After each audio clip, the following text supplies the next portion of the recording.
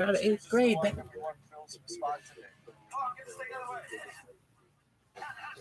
What's a potential? Someone who gets recruited out of 8th grade starts on their Division I team. It's never happened.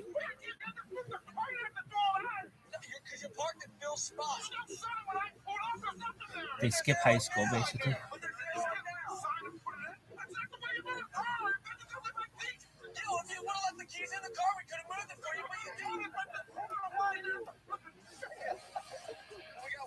Are you picking at your toenails? Yeah. Look at my toenail. Look at this athleticism. This is incredible. Absolutely incredible. Starts right here at Vance Plaza.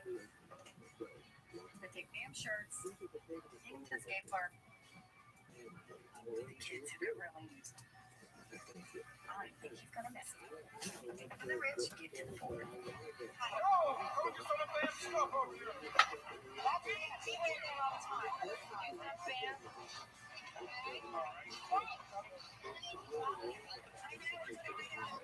Emptied out that closet. They want more. Mission accomplished. All right, so I just did one thing. I made fill a parking spot. Now we got to do something for the kids. I mean, if we're doing it for the kids, I got to beat 8. Why don't we drive into Westchester? We'll pick a cool spot. We'll make it some Manhattan pipe for all the kids. And I'll skate it too.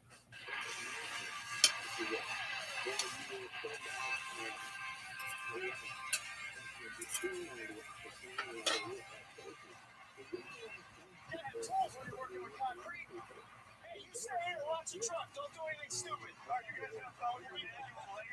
Let's get some rings, right? How about that?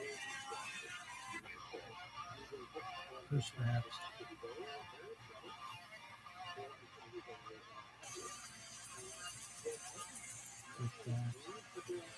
Where are we gonna build this thing? We're just gonna drive around and find a cool spot. How many rings you need, right? Oh my God. What are you doing? What the hell are you doing? That's somebody's freaking parking lot. I was playing with the damn thing. The button's all touchy. What are you playing with it for? I told you to just sit. I was bored. You took forever. Don't worry about it. Just go back inside. I'll figure it out. I told you I watched it. Shut up. What are you doing? This guy was the buttons and poured out the store. That's what I'm saying. You're an idiot. An accident. Shut up. You shut the fuck up. All right, you're 7 in the morning. I'm gonna clean it up. We'll get it cleaned up. This dude is pissed. That guy wants this place cleaned up by 7. I guarantee it won't look like this at 7.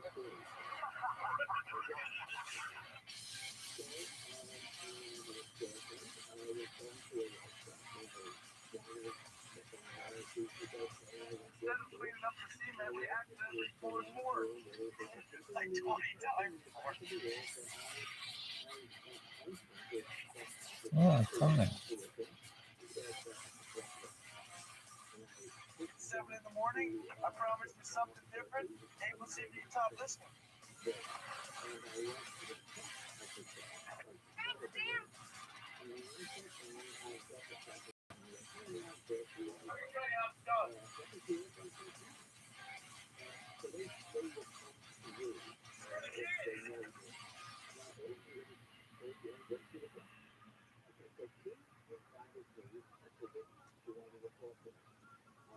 I'm winning the contest. We've been doing all kinds of stuff. Went to your skate park with your own clothes. You're too fat to give away clothes. Your clothes, not mine. You gave away my clothes? Yeah. You never wear them. The stuff in your closet you never You wear. get it.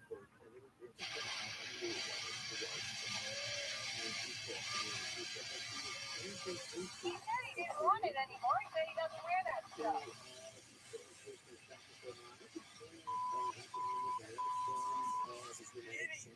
Where'd you put my for real? I gave it to kids. You gave my shirts to kids. He said I don't even wear this stuff If anymore. it's in my drawer in my room, it means that I like it. No, it doesn't. Did you or did you not say that? I'm retaliating right You now. better not.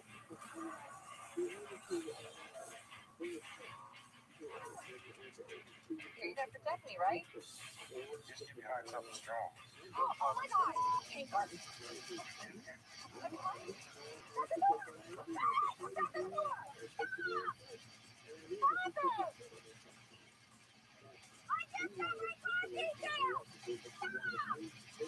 How is this community service? Are you crazy? You guys suck. Shouldn't have given away my clothes. I just got my car detailed. Do some community service and cleaning again. This is not community service.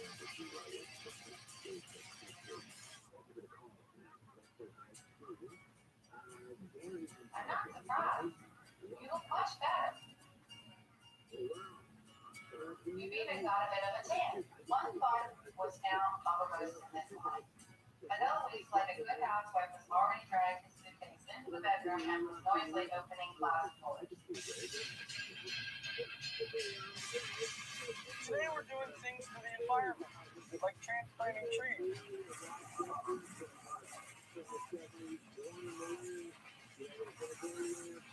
What the hell are you doing to the tree? I'm transplanting trees. How the hell are you going to transplant this?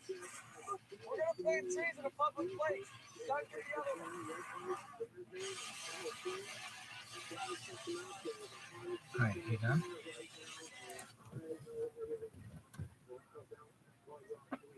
Look at this athleticism.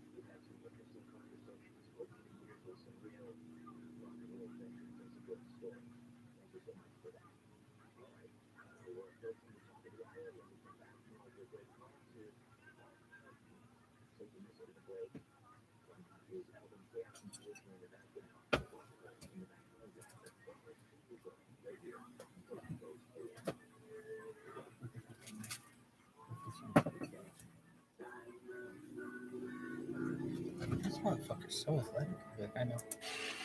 Alright, are you done now? Fine, go fuck yourself. He visited an old folks home. She's doing community service, and I think we should plant the trees there. Yeah, kill two birds with one stone. Let's do it.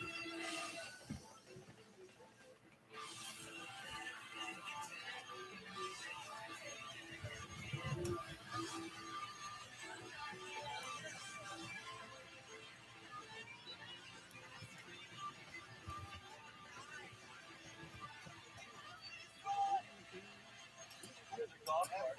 Oh, please say if there's keys. I see. I'm running right here. It's in my ass.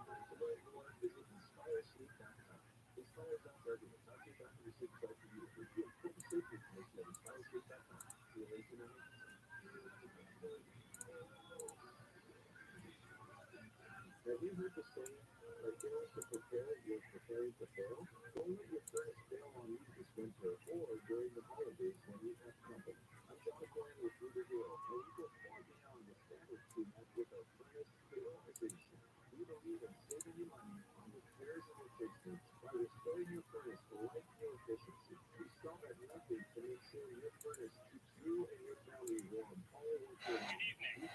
Right now, I'm on a rooftop in the heart of historic downtown Los Angeles, overseeing the final preparations for what could be one of the most astonishing events to ever be broadcast on television. An event that could change a man's life forever. This is Corey, an ordinary guy whose life is in a rut. But 2 weeks ago, I secretly took over Corey's entire identity with one goal in mind: to transform a totally unremarkable man into a national hero.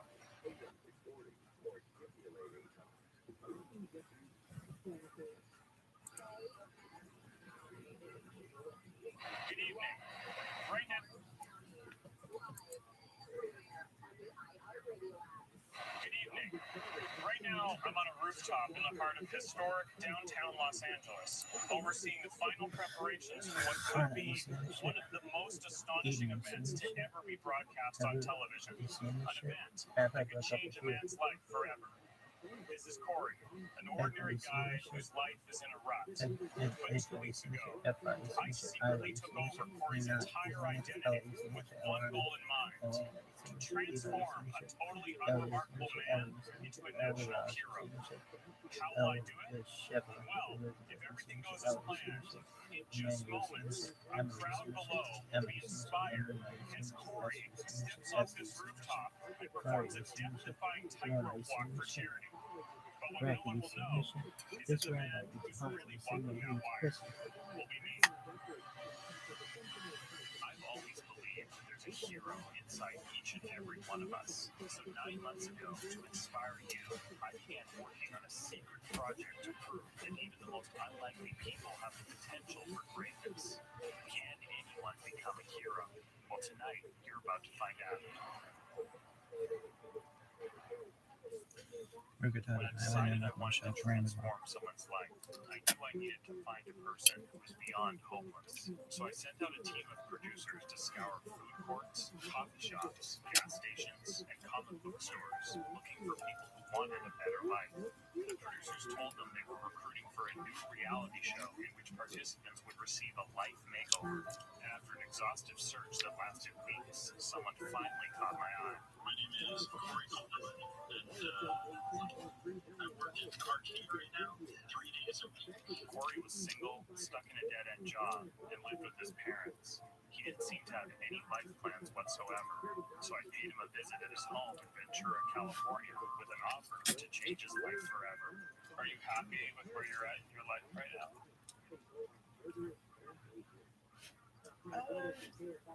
most of the time, I'd say I have those moments where you feel like it could be better. You know, there's things that I still want. I guess. Corey spends most of his days caring for his parents' house where he still lives, playing video games, and organizing his How about eating Alfredo? Magic the Gathering cards. It's a fun little way to pass some time, but since his mom and stepdad are away in Hawaii on business most of the year, his grandparents have become his main caregivers, and they too would like to see more from Corey. He has a great potential. He just doesn't either know how to achieve it or to get into it. He just seems to be gliding through life right now. Sliding away. Corey was the perfect candidate, but I had to make sure he was willing to play by my rules. I should tell you that you won't have much information throughout this process, and once we get started, you will be completely cut off from the outside world. Alright, that is interesting.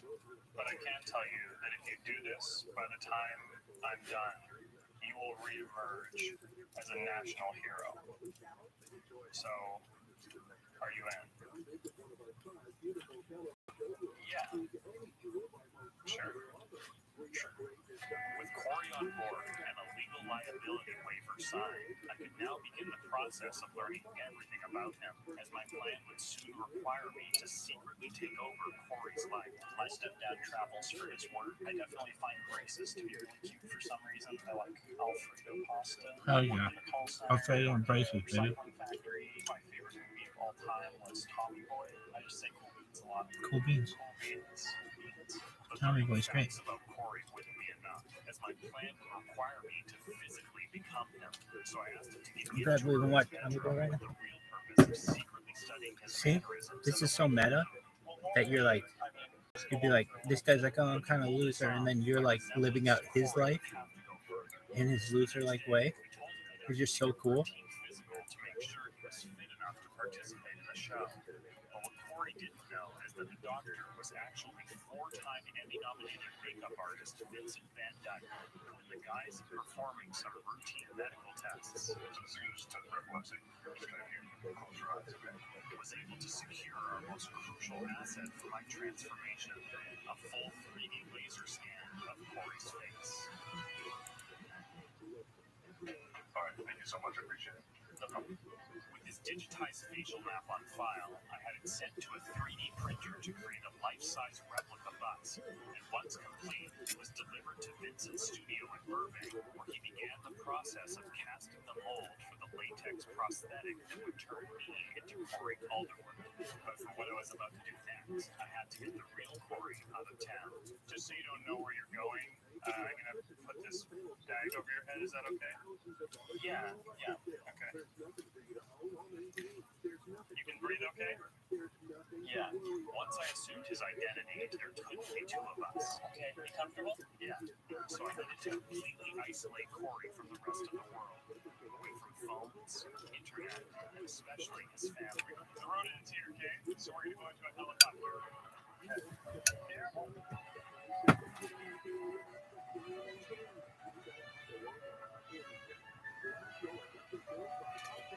Look at all this chicken scratch. Nobody knows what this is. What does that say?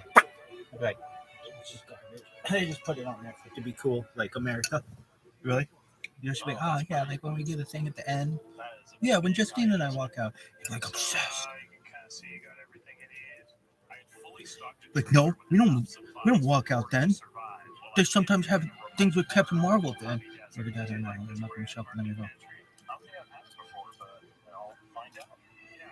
Dude, he's talking about Alfredo.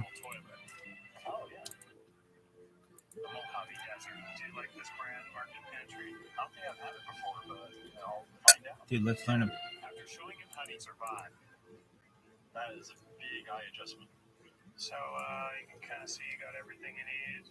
I had fully stocked a trailer with enough supplies for Corey to survive while I hid him in a remote corner of the Mojave Desert. Do you like this brand, Market Pantry? I don't think I've had it before, but I'll find out. Yeah. After showing him how to use the portable toilet, I took possession of his ID cards, keys, and cell phone. Nice case. Where'd you get this? How was my mom? Girl. Yeah. Are you guys guys gonna come by and check on me periodically, or is it I'm out here for 2 weeks, then you show up and I head back? Yes. And with Corey squared away, I was off.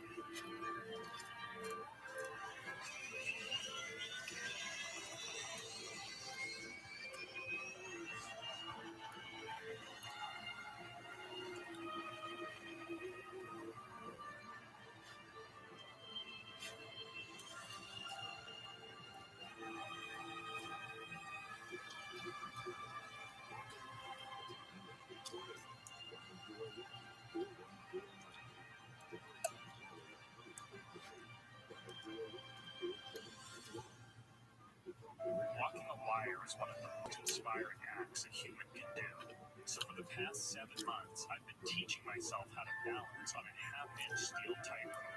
When I first Slacklining, dog. I couldn't even stay on the wire for more than a few seconds at a time. But after days and days and hundreds of hours of relentless practice, I began to get the hang of it. And just a week before meeting Corey, I was finally good enough to make it across a wire suspended 5 feet in the air. But to turn someone into a national hero, I would need the spectacle to be much bigger. So I picked a pair of buildings in downtown Los Angeles to be the platform for a death-defying wire walk.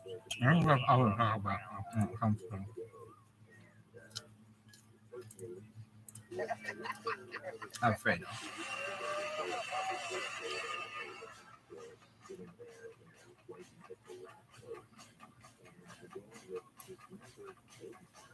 How about which to go? Yeah.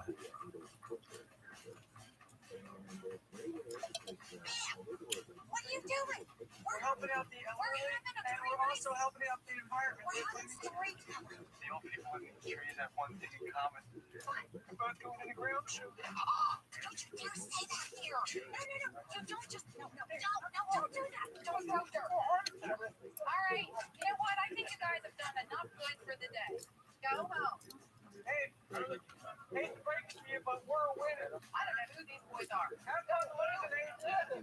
I don't know who you are. Go back to the delinquency home that you came from.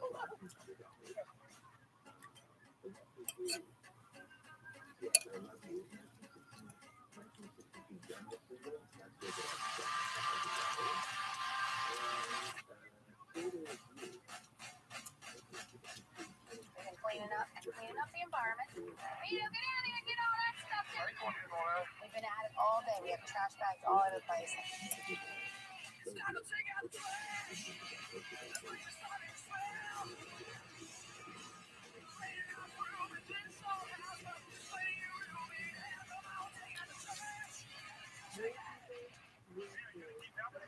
I'm tired. Why you tired? You're not trash all day. Pick up everything. Come on, Vince, you're No, I'm tired of doing all this. I ain't doing no more for me. This It's called community service. It's doing something good for the community community. service is done by people that are in trouble and they make them. No, it's That's like what they do. They make them do. I got prisoners that'll come and do stuff. Don't you feel good doing something I know. I'd rather be home watching Columbo or something. What are you doing? What are you doing? We're going to help you out. You are? I can't believe it. Everybody grab these trash bags and put them in the back of the Hummer. You know, we're helping you out. We're going to take all the garbage and find a good spot for it. Take it to the trash dump, yes. All right, see you later, Abe.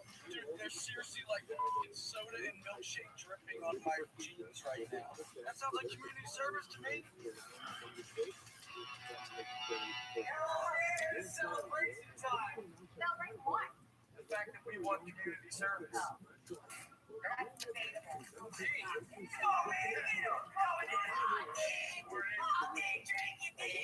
You might have declared yourself the winner, but we did all the work. Sum it up, bitches. Tell them. Yeah, tell me. We did something for the kids. We bought that skate ramp. Environment by planting trees, and we helped the elderly. Last 2 points right there. We picked up the trash, and we made Phil's parking spot. Oh! All right, ready to get dog now? 8. What did you do? Let's hear it. I did haircuts. We did charity work by giving underprivileged kids skateboard stuff. Then we went to the old folks' home and we read to them. We picked up all that crappy trash. We won fair and square. Yeah, did we win or did we win? We totally won. Dude, how didn't her thing get caught planet for environment. She cleaned up garbage, man. We won fair and square. Dad, did we win or did we win? We totally lost. You're eating cereal. Big deal. All right, let's go. What the hell is this? That's your voting for. Are you crazy? What have you done in here? What a mess.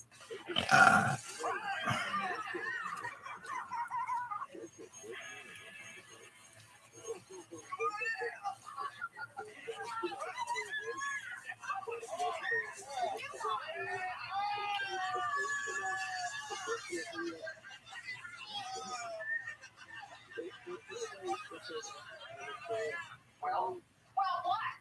go on. If we made a fair and square bet, now you have to pay up. Are you done? Come on, baby.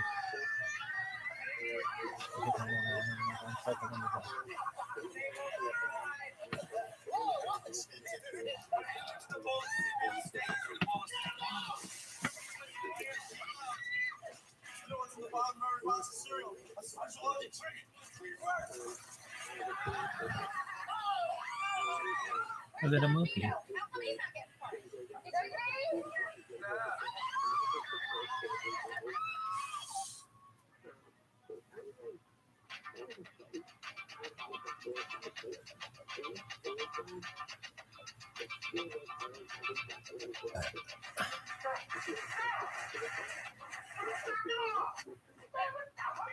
You said to take it to the dumpster, Vito.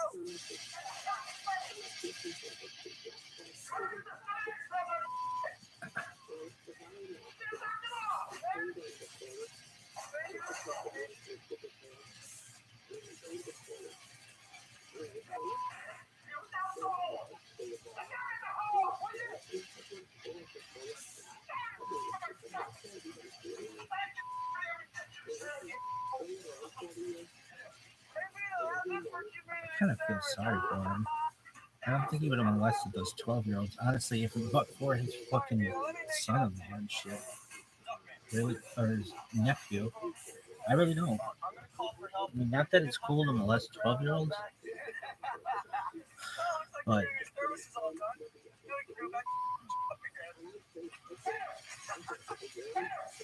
12 years or 10 years of probation should be illegal. Why? Because it's like they're just waiting for you to do something wrong at that point. Wrongly at that point.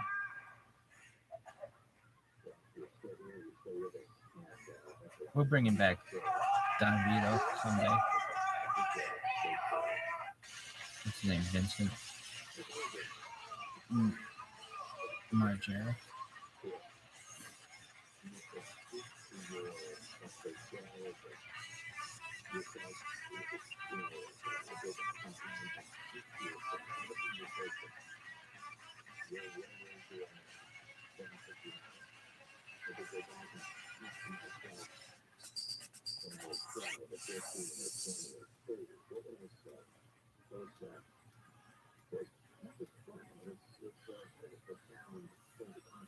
Warning. ViralRabbi features stunts performed by and under the supervision of professionals. The cast, NTV, and producers must insist on no one attempt to recreate or reenact any of these stunts or activities. That podcast, he loves to skate. Also like to check his outfit.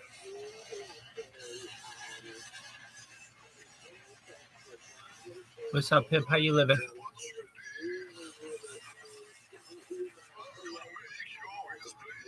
Hope you're doing well. Hope you're living well in the world. From where are you? Where do you live? Yeah. Dude, shout out to South Africa. Shout out to its big 3 cities. Actually, it's got 4 big cities. You got Durban, you got Cape Town, you got Johannesburg, and Pretoria, baby. Shout out to you. I hope all's doing well for you. I'm kicking ass, taking names. Shout out to South Africa.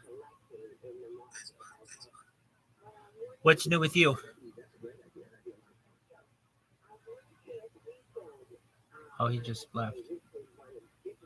All right. Okay. Tell me, Lonnie, tell me. You know, Arbor Day. You're supposed to celebrate trees and stuff. It's no big deal. I was just doing Arbor Day. Hey, there's trees on the damn eggs. Arbor Day started in Omaha, Nebraska. I'm going to celebrate Arbor Day. Go plant a tree and be doing something good. How do you celebrate Arbor Day? I tried to make a nice breakfast and look what turns out.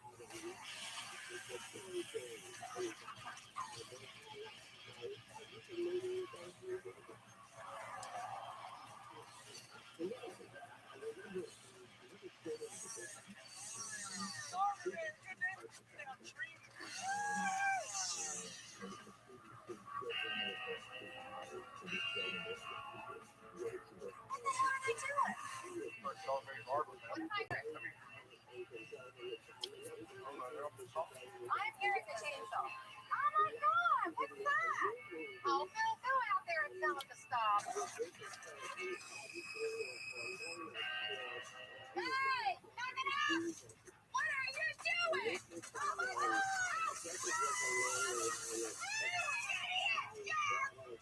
Holiday rules!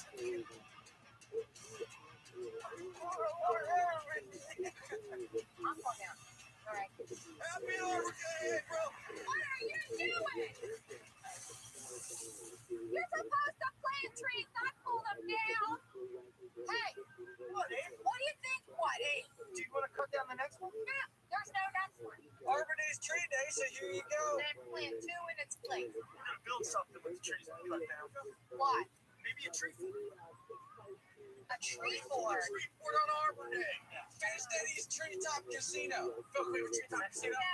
Phil, we have a Treetop Casino. We need a treetop casino. Let's pick a good tree. No, we already have a pirate bar. We already got a castle up there. Hey, these trees need a strength test. I can't believe I'm letting you talk Asian. Take me to this truck and hang it on the trees. What are you doing? We need to test the durability of the tree. No, the whole damn forest will be gone. Hey, where's Vito's keys? What are you doing? You can't park a car on a tree.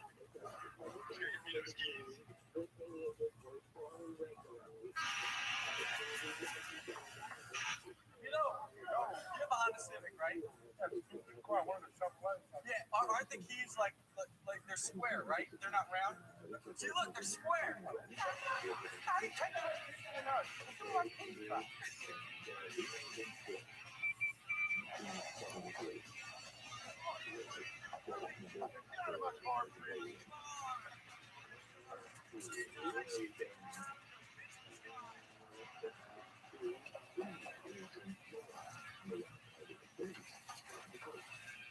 I think that tree will work. I need something to get wrong with. I got time to play all these reindeer games all day long. You know, we're testing the durability on your car. Yeah, thanks, man. It's really needed.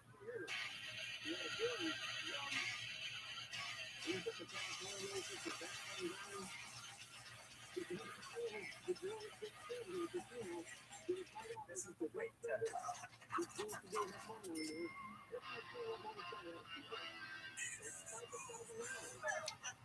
Now you're going to my car, man. I got a bear. What the hell?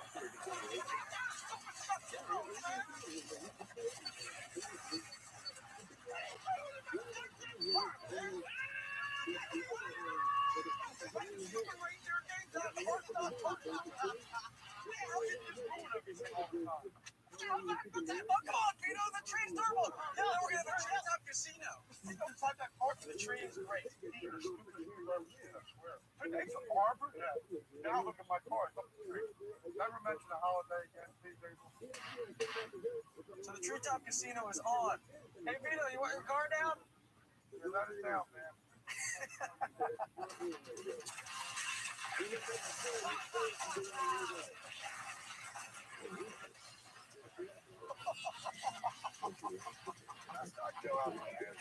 Think we're down to the heart of it. Vito, you pissed? Yeah, can you get my mail? Vito, I mean, at least there's a treetop casino. I got like what? I got mail in there. I was on my way over. I didn't see my car picking up the tree. Don't worry, I'll give you a ride. I'm sure you will. Let's look at the blueprint. All right, so what should we have up here? We definitely need roulette spots. Crabs. We need a zip line. Oh, hell yeah. So another tree. Strippers, spandex. I got it.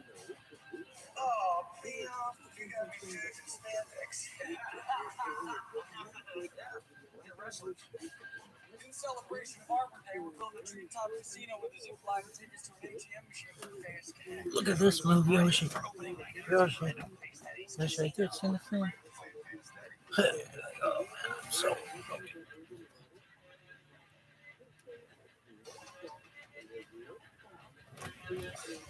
I like it. It looks just like Pam's drawing. Hey, let's throw that zip line in.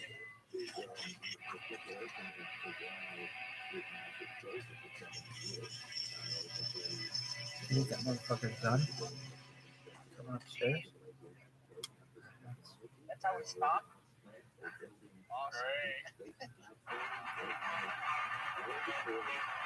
Let's test this thing out. Zip line? Done, you'll be the test pilot. What? You guinea pig. I think you are today. Jeez. Can we try something else first? Yo, dog. I love this song. Ben such a pussy bag. He passed out the zip line with a watermelon before he tried. This would be you. I found this in there.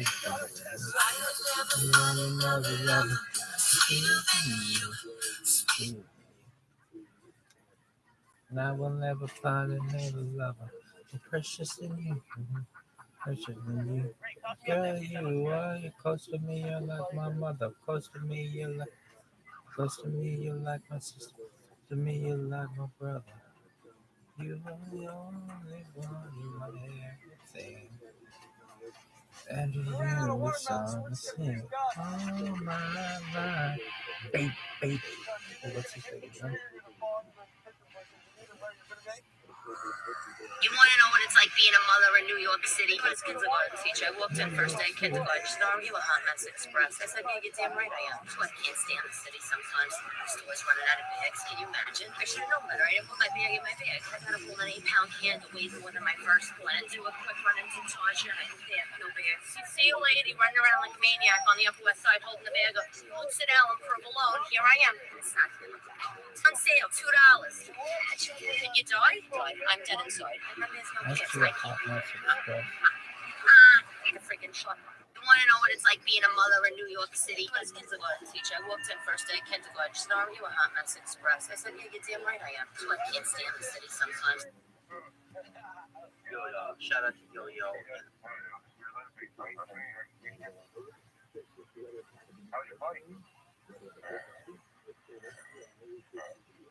What up, Cam? Yo, I hate my voice. This is all my life, but Casey, enjoy.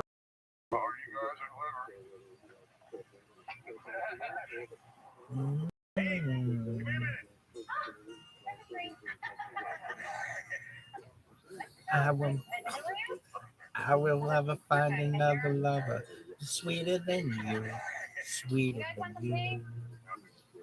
And I will never find another lover more precious than you, more precious than you. Girl, you are, you're close to me, you're like my mother. Close to me, you're like my father. Close to me, you're like my sister. Close to me, you're like my brother. You are the only one in everything. And for you, the song I sing in all my life. Pray for someone like you.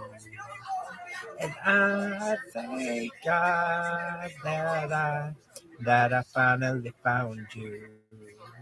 And all my life, I pray for someone like you. And I hope that you feel the same way too.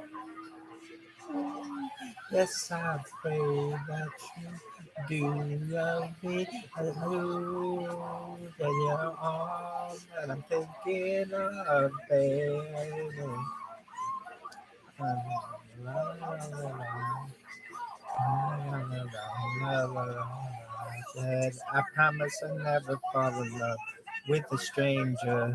You're all I'm thinking of. I praise the Lord above for bringing me my love. I cherish every heart.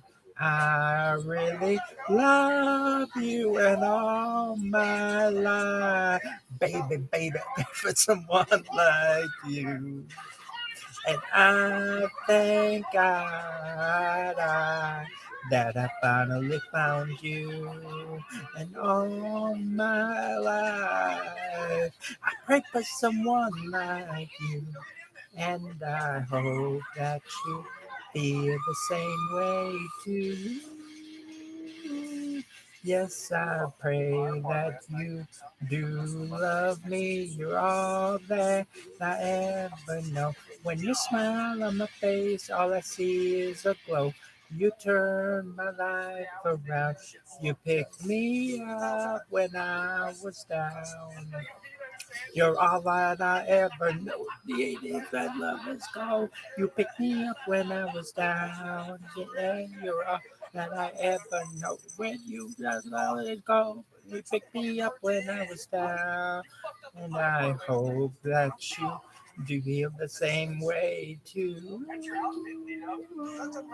Yes, I pray that you do love me too. You all my life. I pray for someone like you. And I thank God that I finally found you. All my life. I pray for someone like you. Yes, I pray that you do love me too.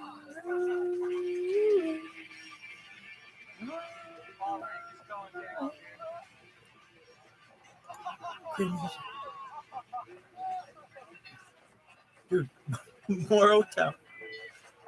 Why not? It's Old Town Radio, baby.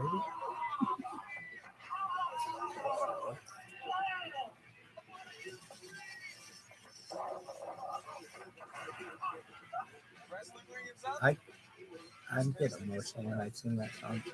Sometimes I get emotional when I think about people and singing it. Maybe someday. And it just makes me.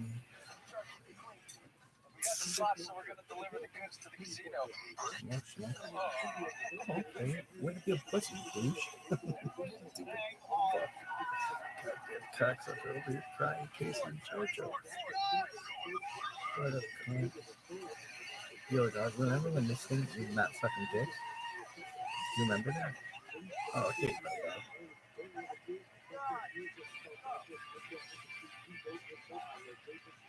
Watch hand. I'd rather watch hand. Dude, I swear to fucking God, dude. You just mock me. Hey, look, hey, you got a credit card. Get a credit card. Hey, look, Brand's Grinch. ironed up. How about you suck this dick? Hey, wait a minute. The casino's now open for business. Arbor Day turned into Arbor Night, so now we gotta get gambling.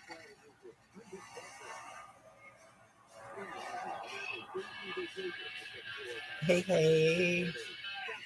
Bye, bye, bye.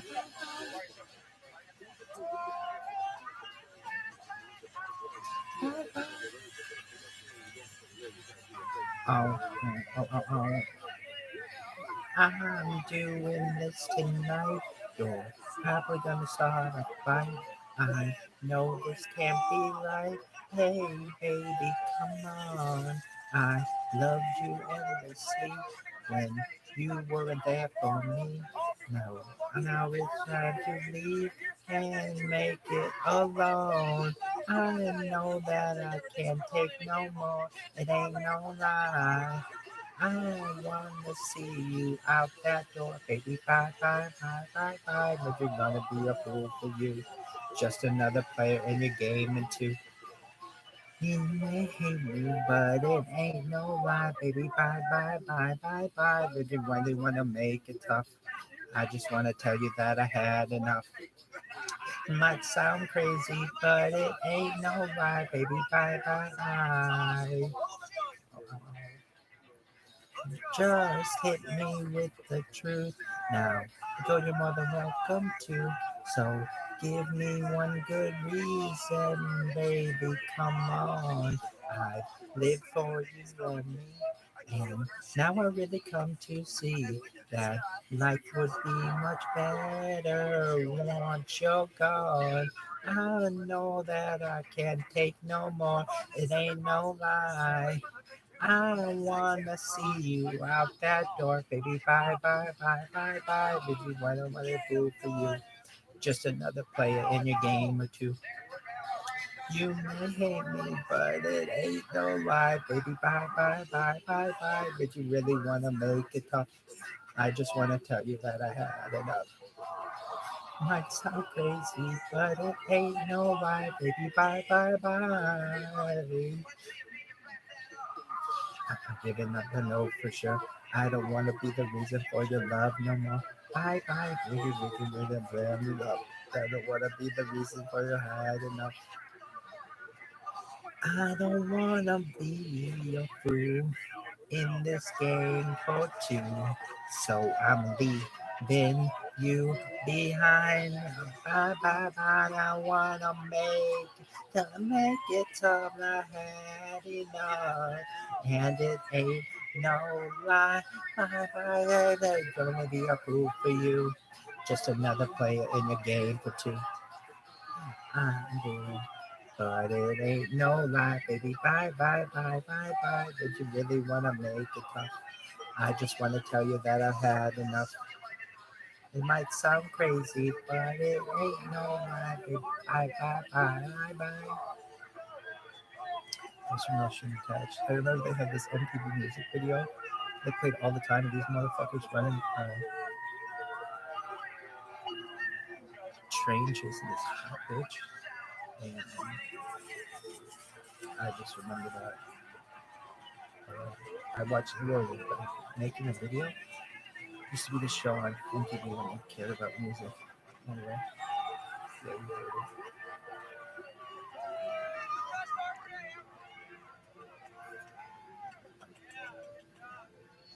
What's going on here? Arbor Day not suck.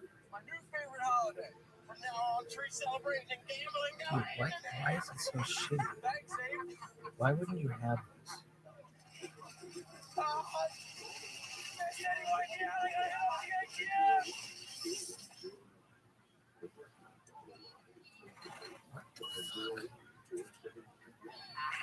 Best, here I come. Do it now. Tearing up my heart when I'm with you. But when we are apart, I feel it too. And no matter what I do, I feel the pain with or without you. Hey,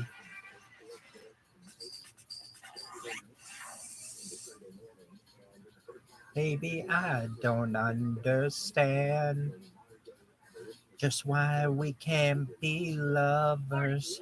Things are getting out of hand. Trying too much, but baby, we can win. Let it go. If you want me, girl, let me know. I am down on my knees. I can't take it anymore. It's tearing up my heart when I'm with you. But when we are apart, I feel it too. And no matter what I do, I feel the pain with or without you. Oh, all right. Baby, don't misunderstand what I'm trying to tell you. in the corner of my mind.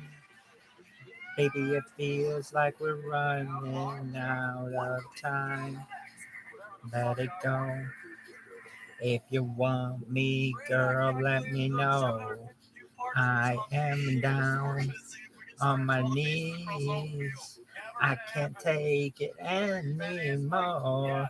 It's tearing up my heart when I'm with you. But when we are apart, I feel it too. And no matter what I do, I feel the pain with or without you. Tearing up my heart and soul. We're apart, I feel it too. And no matter what I do, I feel the pain with or without you. Tearing up my heart and soul. We're apart, I feel it too. And no matter what I do, I feel the pain with or without you. And up my heart when I'm with you. But when we are apart, I feel it too. And no matter what I do, I feel the pain with or without you. And no matter what I do, I feel the pain with or without you.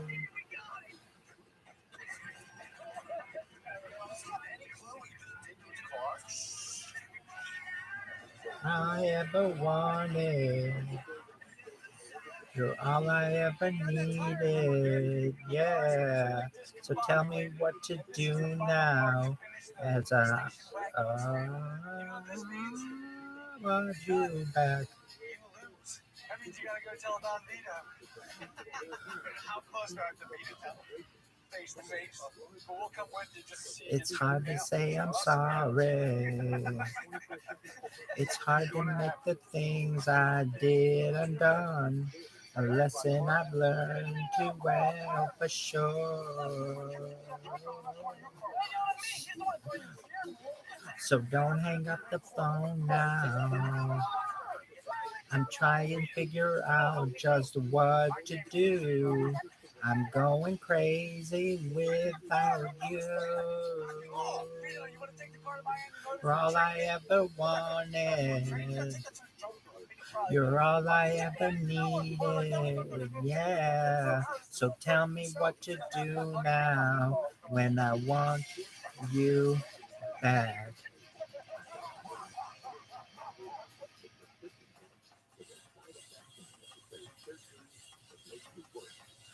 Baby, I remember the way you used to look at me and say, promises never last forever. I told you not to worry. I said that everything would be alright. I didn't know when right you were right. You're all I ever wanted. You're all I ever needed. Yeah. So tell me what to do now when I want you back. Ew, what smell? Oh, why would they sell a truck with shit in it? What about 5 of your cars? 5 of them? Want you back? Yeah. Oh, yeah. Smells like horseshit. That shit right there. Horseshit right Yeah. there. You're the one I want. Trucks, they'll never know. You're the one I need. Girl, what can I do? You're the one I want. You're the one I need. Tell me what can I do?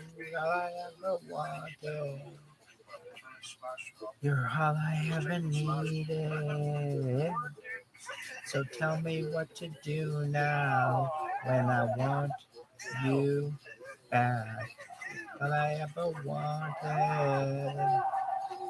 You're all I ever needed. And what you do now when I want you back. Ray, go buy some sick ass salmon over there. That's what it's for. Oh, you gotta hurry. Hurry up. Get with me, right? You got like 5 minutes. I got low. Whatever I do. Okay. Thank you very much. Right. See you next time around. All right. Thank you. Thank you very much. Yeah, I got that. Not what I want. Don't touch me. Don't touch me. They'll never look. No, like get the food off. They're so fat they can't turn their neck. They'll never see it. Dude, dedicate some of these songs. Have fun with it, Vito. This song's sick.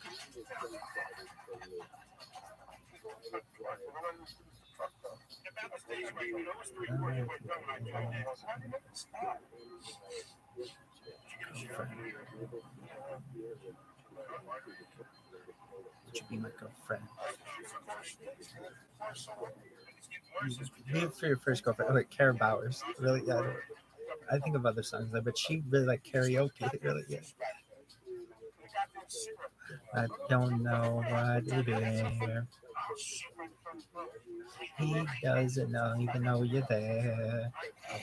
Oh, he don't know your eyes. He don't love your smile. Girl, you out at a fair. The middle of the night. He's gonna be by your side. Or will he run and hide? You don't know, cause things ain't clear. Baby, when you cry, is he gonna be him by your side? Does a man even know you're alive? I got an idea, I'm gonna be my girlfriend. I'll treat you good. Never hear my friends when today you should. Cause if I were my girlfriend, I'd be your shining star. The one to show you where you are. You got that girlfriend. Do you know what you feel? Are you sure that it's real? Yeah, that it's real. Does he eat your mind? Or does he break your stride? You know his love could be your shield. In the middle of the night, is he gonna be by your side? Where you run and hide? You don't know, bitch, I never been clear. And baby, when you cry, is he gonna pretend by your side? Oh, when you running high, I got an idea where you be my girlfriend. I'll treat you good. With your friends when they say you should. Because if you were my girlfriend, I'd be your shining star. The one to show you where you are. Because if you're my girlfriend,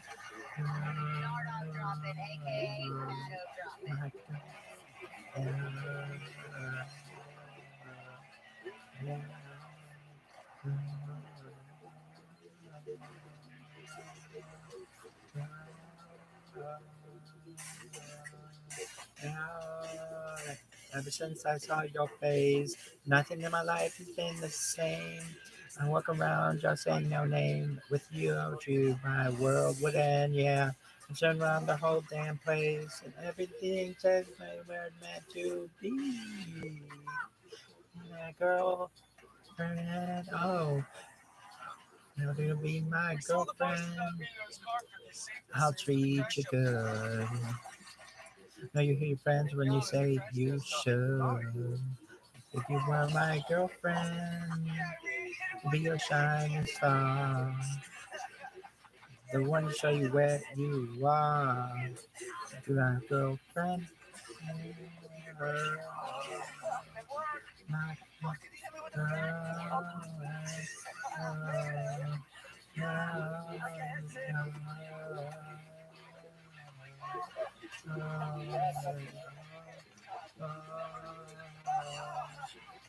girlfriend. My girlfriend. You're my Greg bumped up girlfriend. the tester suit. Now we gotta clean it off for him. You're my girlfriend. My girlfriend. Girlfriend. Thanks for being such a good sport, Oh, Greg. Pick for up whom your is this? pants. I don't know. Occasion showing that I don't never have it. Okay, I'm just meeting girls with me. But I'm some kind of mom, basically. Yeah. So we got raked down a Fast Eddie's treetop casino to try the hog tie zip line.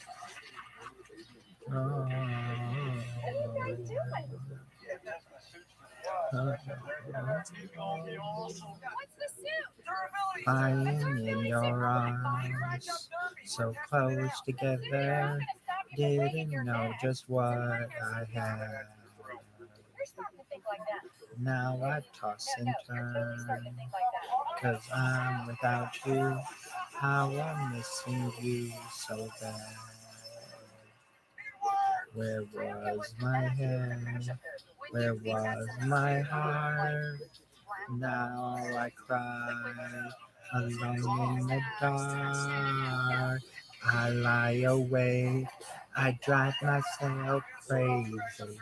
Drive myself crazy. Thinking of you. Made a mistake when I let you go, baby. I drive myself crazy. Wanting you the way that I do. Wanting you the way that I do. I think we're just gonna have to find some other location. I was such a fool. I couldn't see it. Just how good you were to me. You confessed your love, undying devotion. I confess my need to be free. And now I'm left with all this pain. I've only got myself to blame. Oh, I lie awake. I drive myself crazy. Drive myself crazy. Thinking of you.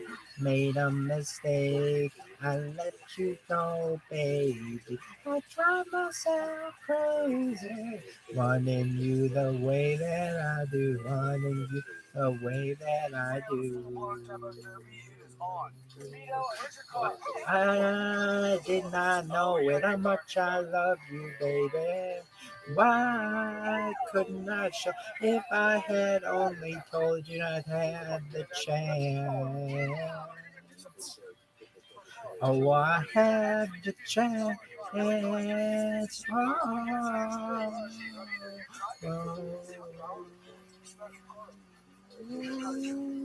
La la la la la. La la la la la. La la.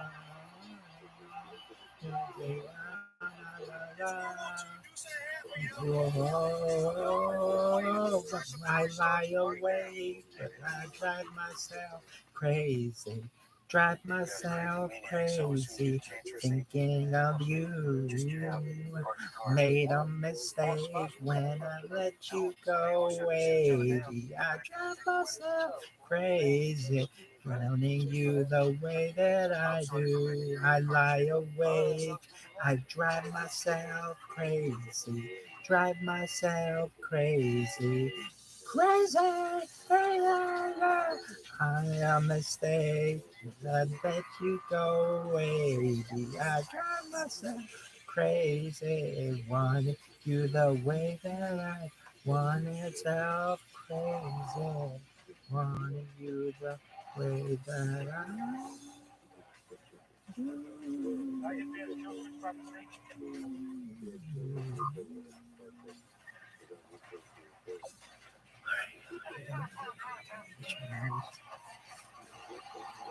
Film is this?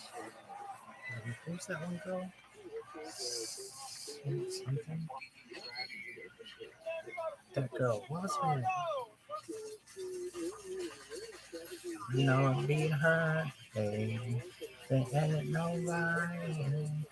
You sing out on and go.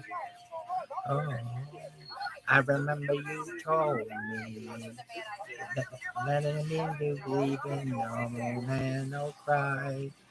Maybe that's why every little thing I do never seems enough for you. You don't wanna lose it again. But I'm not like them, baby. You are lovely. Get to love somebody. Guess what? It's gonna be me. You had no choice, babe. But move on. You know there ain't no time to waste. Cause you behind inside. And you know it's gonna be me. You can't deny. So just tell me why every little thing I do never seems enough for you.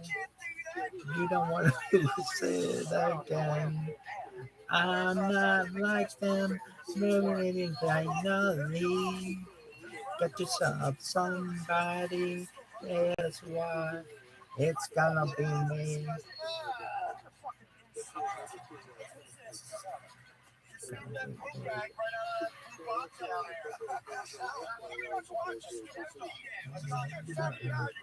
There comes a day when I'll be the one you'll see.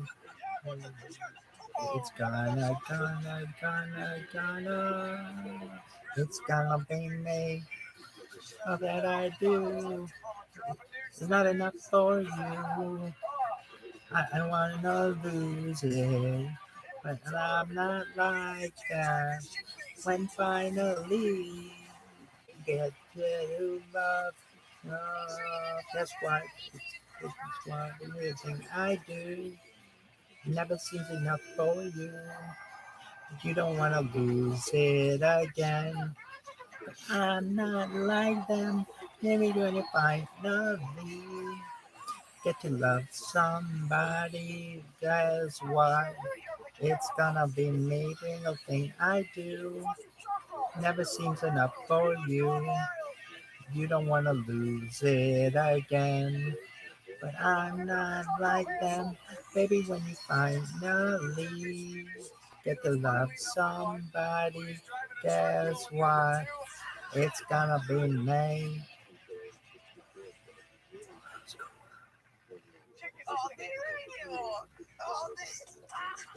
What was that bitch's name? Susan St. James? Saint something. I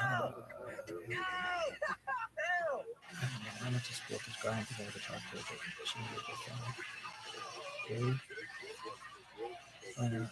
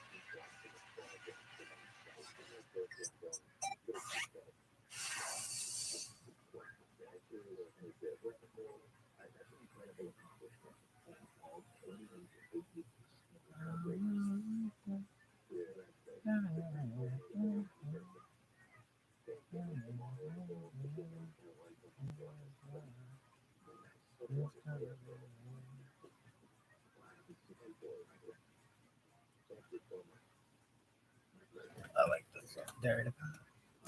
Yo, dog. What was that bitch's name? I don't know.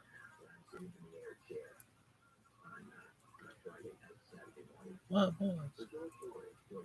I like this show.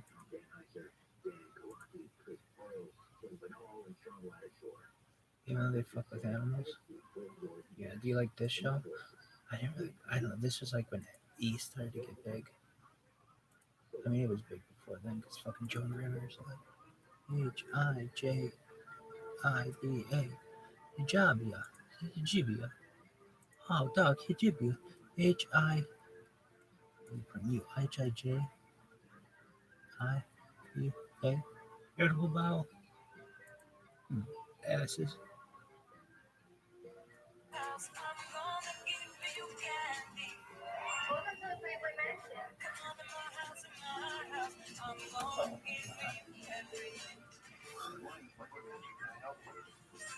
Um, what was this next song?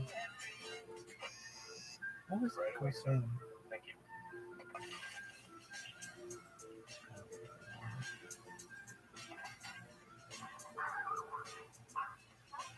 What was this? You just have to name people for the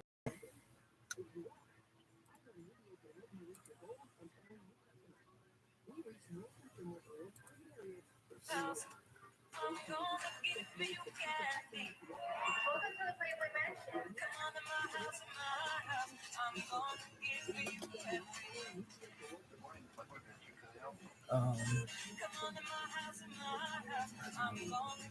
name somebody who's replies. This is for Dara. Really good. Don't ever call her Dara.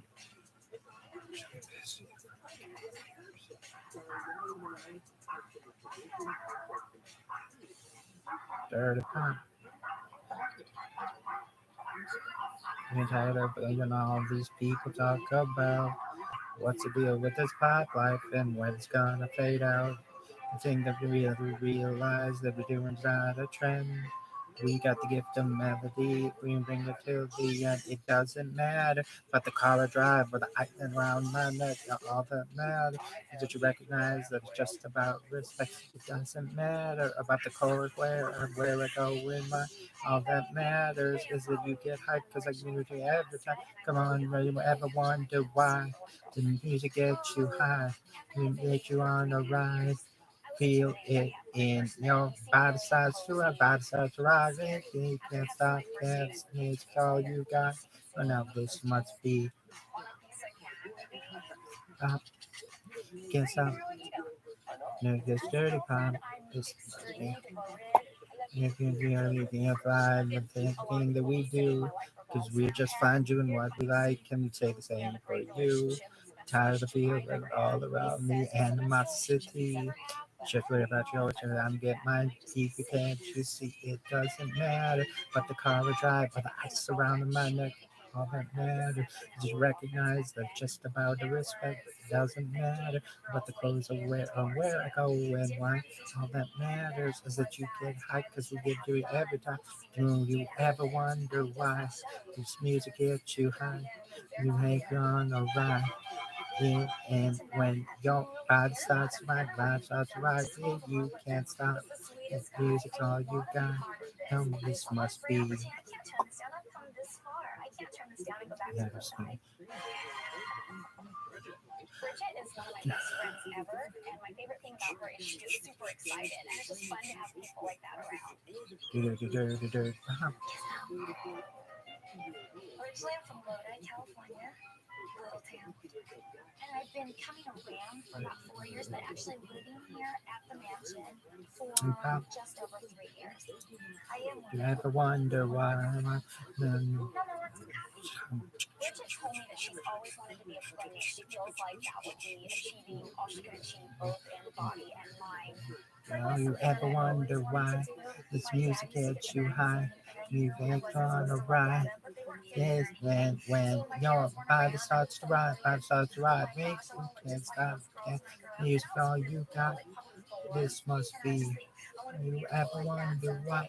This music gets you high. It takes you on a ride. Feel in when your body starts to ride. Yeah, you can't stop. The music's all you got. This must be. Ever wonder why music gets you high? It makes you on a ride. Feel in when your body starts to rock. Yeah, you can't stop. And the music's all you got. This must be. I think Holly does a lot She shares a room with him. She really gives him 110%. Well, that trash. Kind of icing on the cake.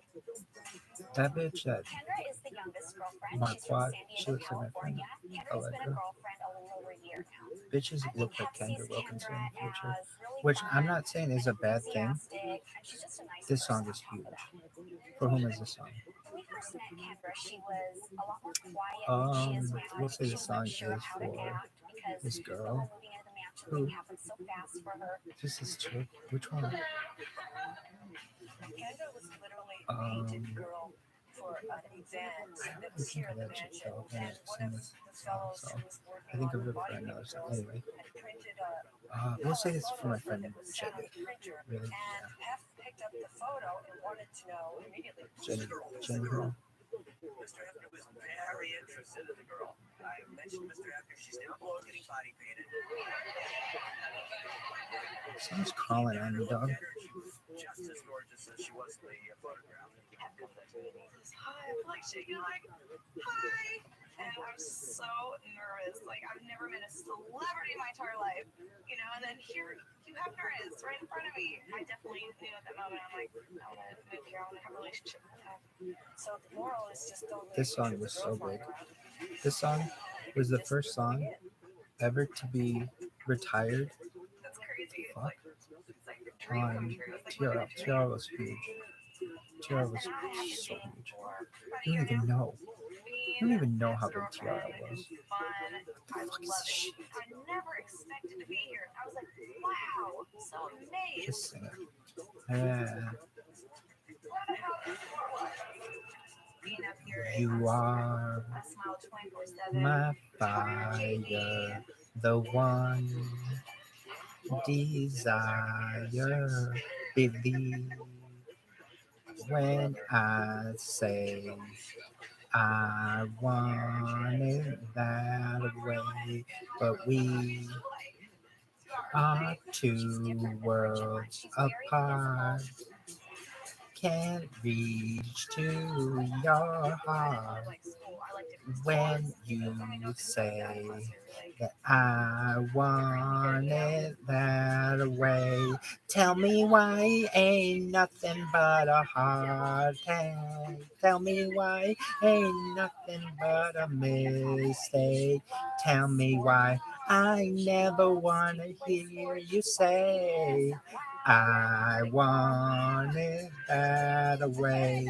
Am I your fire, your one desire? Yes, I know it's too late, but I want it that way. Tell me why ain't nothing but a heart. Tell me why ain't nothing but a mistake. Tell me why I never wanna hear you say I want it that way. Now I can see that we've fallen apart from the way that it used to be. Yeah, no matter the distance, I want you to know that deep down inside of me, you are my fire, the one desire. You are, you are, you are, you are. Don't wanna hear you say nothing but a heartache. Ain't nothing but a miss. Don't wanna hear you. I never wanna hear you say, oh yeah, I want it that way. Tell me why ain't nothing but a heart. Tell me why ain't nothing but a mistake. Tell me why I never wanna hear you say that I hear you. I want it that way. Tell me why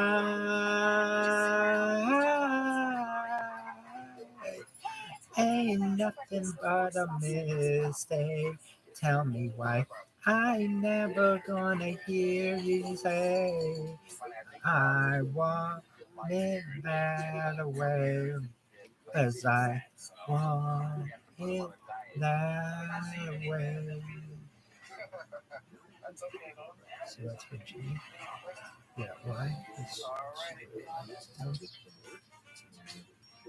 Okay, we're gonna do a pattern section of your thing. I like this song. What's always wrong? Are you sure he's a boy? I didn't know NSYNC sang this. For whom is this? Oh, this girl. Her name starts with an M. And here you go. Looking as fine as can be in your fancy car. I can see you looking at me. What you wanna do? If you're gonna sit there and stare, you talk to me. Tell me what's on your mind, baby. Oh, oh, baby, bring it all to me. But I don't need no fancy cars or diamond rings. Well, baby, bring it all to me. Give me your time, your job, your cash, your energy. Maybe that's a deal. Would I be too forward if I told you how I feel? That's just the way I do my thing. It's over real. Are you feeling my Tim's, my baggy jeans, my thug appeal? Do you like when a man can keep it real? Oh, oh, baby, bring it all to me. You know, bring it on. We don't need no fancy cars or diamond rings. I'm marrying. So, oh, baby, bring it on to me. Give me your time, your love, your space, your energy. Oh, oh baby. Oh, I'll put my pride to the side just to tell you how good you make me feel inside. There's not a single question that we can't make this right. 'Cause it's you I need every day and night. Oh baby, bring it up to me. Bring it on, bring it on. And we don't need no fancy cars or diamond rings. Oh, oh baby, bring it on to me. Bring it on. Give me your time, your love, your space, your energy. Oh boy, oh baby, bring it on to me.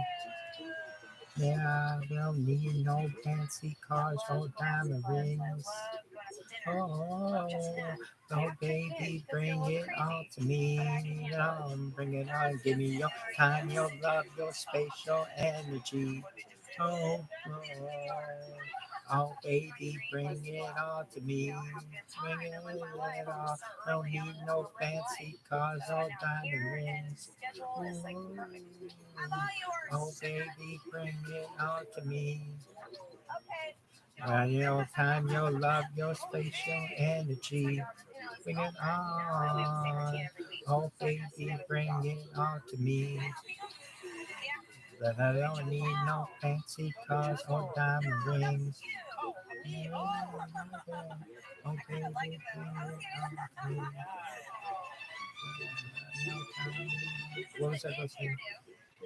It's like Mara or something like that. It's not Mara. It's something like that. Marla? Something like that. Yeah, she's cool. She's hanging after school. After we have what is that shit called? Star Wars fan, so I'm gonna go with my hair done like Princess Leia. That's what acts like you want today. You know? Yeah, he knows. He's nervous. I told him I was gonna do it. He goes, This next song is for this girl. What's her name? Her name. Tuna boo. Interesting. Show.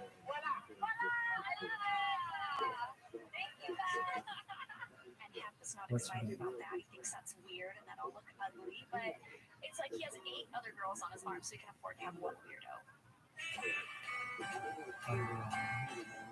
This song, I just remember this song was big. And my friend Luke and I remember picking him up picking him up at his house, and then we went and picked up this girl. What's her name?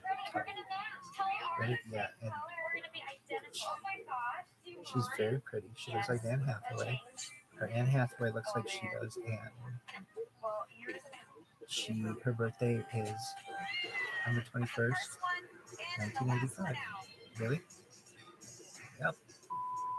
How do you know that?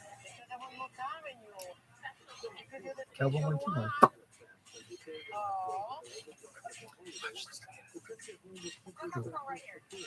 Really? Yeah. Really?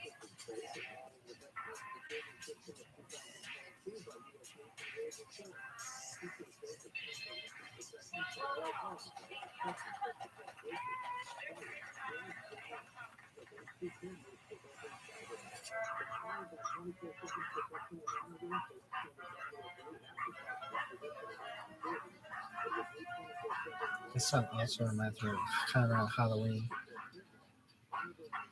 Or this other one does. No, not this one. A different one. Aha! I may run and hide when you screaming my name. Alright.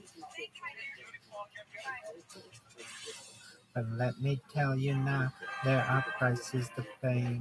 Alright. All of our time spent flashes of light. All you people can see, can't you see how your love's affecting our reality? Every time we're down, you can make it right, and that makes you larger than life. Right. Looking at the crowd, and I see your body sway. Come on. Wishing I could thank you in a different way. Come on. 'Cause all of your time spent keeps us alive. All you people, can't you see how your love's affecting our reality? Every time we're down, you can make it right, and that makes you larger than life. You're alive.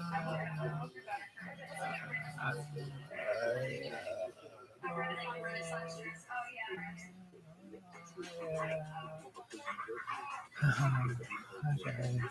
All of your time spent keeps us alive.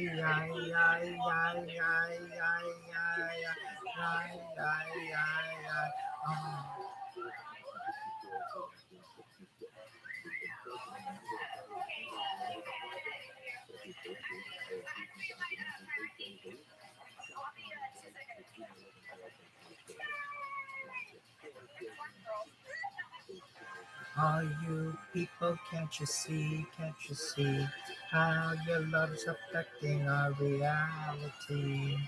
Every time we're down, you can make it right, and that makes you larger than life. Every time we're down, yeah, you can make it right. Yeah, after makes you larger than life. All you people, can't you see how your love's affecting our reality?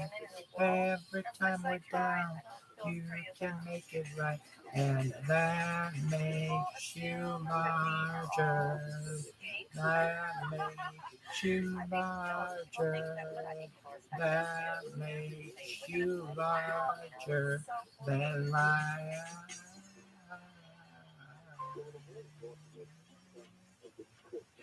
My fetish is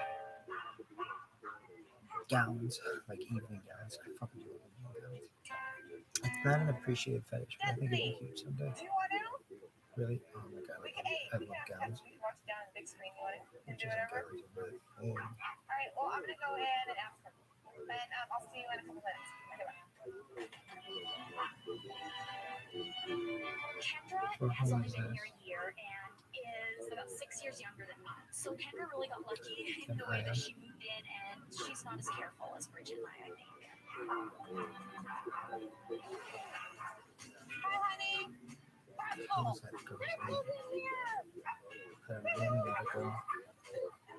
Just random girl. I don't know. Kathy Mackler. There you go. There you go, Kathy Mackler. Knock yourself out. You love me. Napoleon Dynamite? I think you do. My boyfriend. Although loneliness has always been a friend of mine, I'm leaving my life in your hands. People say I'm crazy and that I am blind, risking it all in a glance. And how you got me blind is still a mystery. I can't get you out of my head.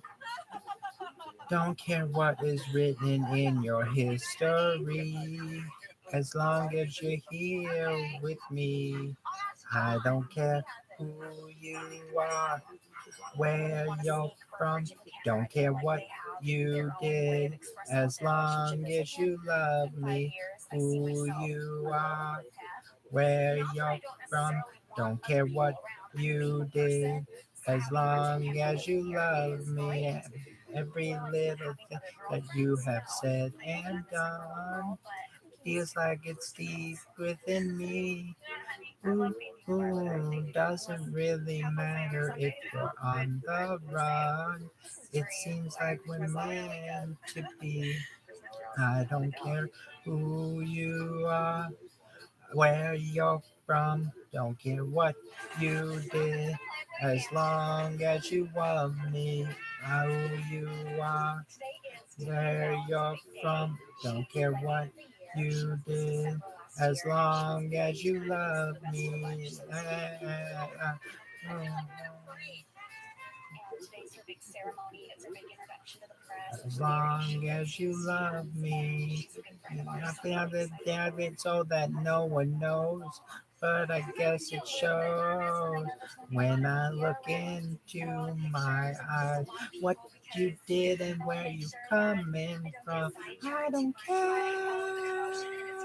As long as you love me, baby. When I see a playmate, I think you're beautiful and think it's nakedness that could name. Don't care who you are, where you're from, don't care what you did, as long as you love me, who you are, where you're from, don't care what you did, as long as you love me, who you are, where you're from, what you did, as long as you love me, who you are, where you're from, as long as you love me, who you are, as long as you love me, what you did, doesn't care, as long as you love me.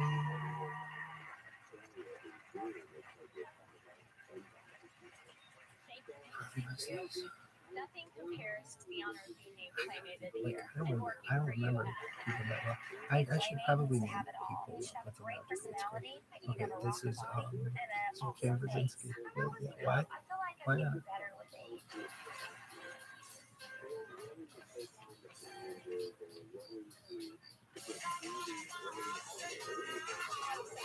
Baby. Oh. Even in my heart, I see you're not being true to me. Deep within my soul, I feel nothing's like it used to be.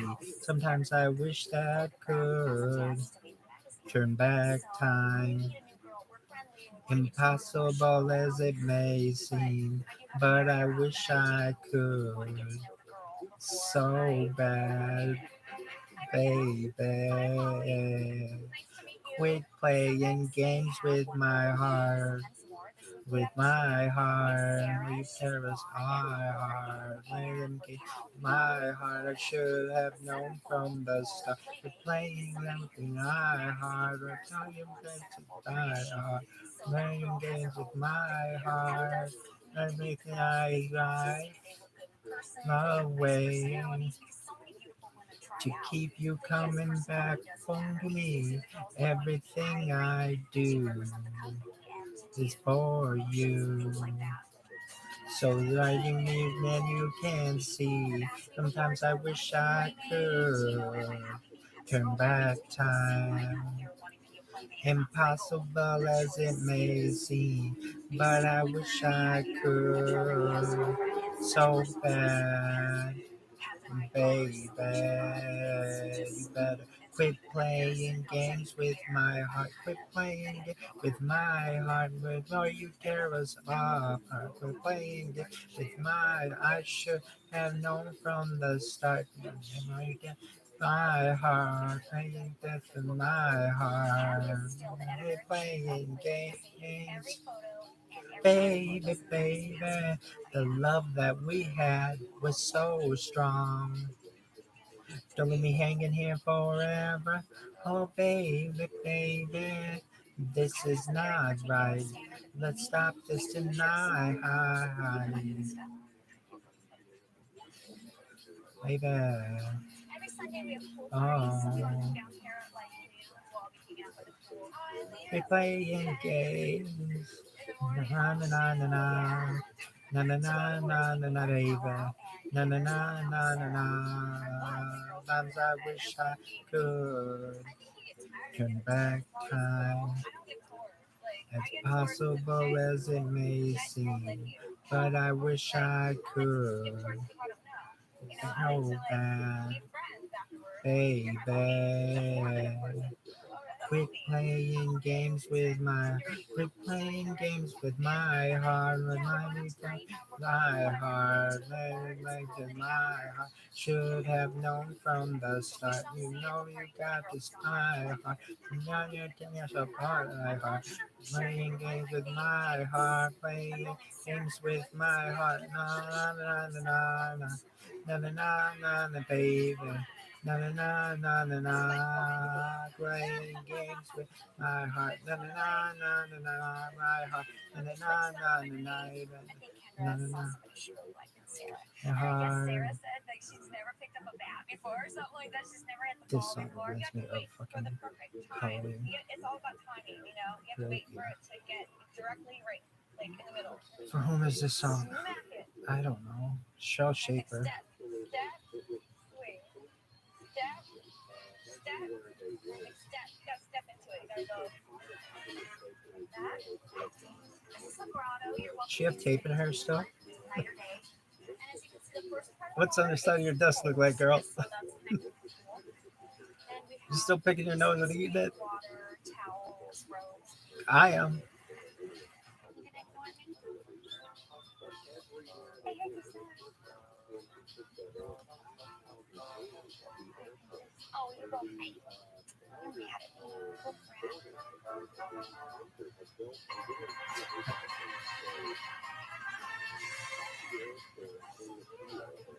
I thought about putting on a funny little skincare. Better than cute. Everybody, rock your body. Everybody, rock your body right. Really exciting and scary. Back streets, back. All right. So that's why I try and show them around and just make sure they have a good time. Oh my God, we're back again. Brothers, sisters, everybody sing.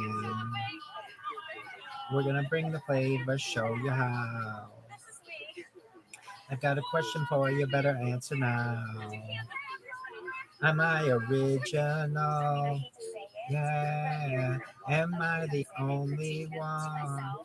Yeah, am I sexual? Yeah, am I everything you need? You better rock your body now, everybody. Yeah, rock your body. Yeah, everybody. Rock your body right. Back streets back. All right. All right. Now throw your hands up in the air. Wave 'em around like you just don't care. We're gonna fun party. Let me hear you yell. Cause we got it going on again. Am I original? Yeah. Am I the only one? Yeah. Am I sexual? Yeah. Am I everything you need? You better rock your body now, everybody. Yeah. Rock your body. Yeah. Everybody. Rock your body right. Back streets back. All right. All right.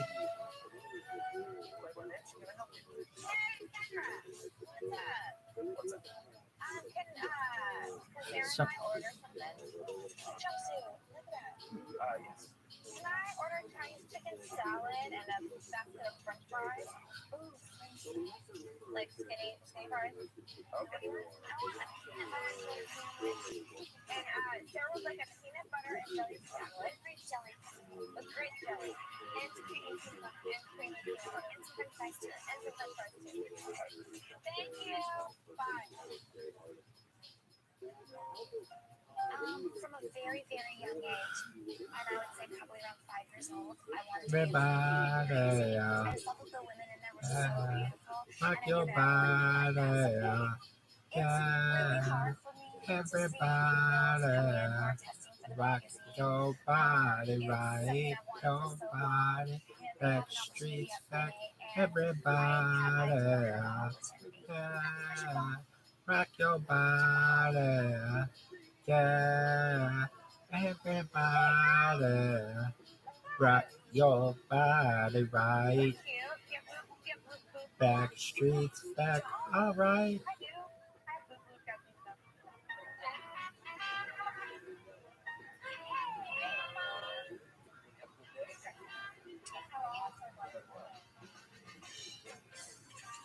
How long is this? Oh, I don't care, no. Lisa McCarthy. No, this will make you cry, but I'm there to make you smile. I don't care a fancy car to get to you. I'd walk 1,000 miles. I don't care if he buys you nice things. Does his gifts come from the heart? I don't know.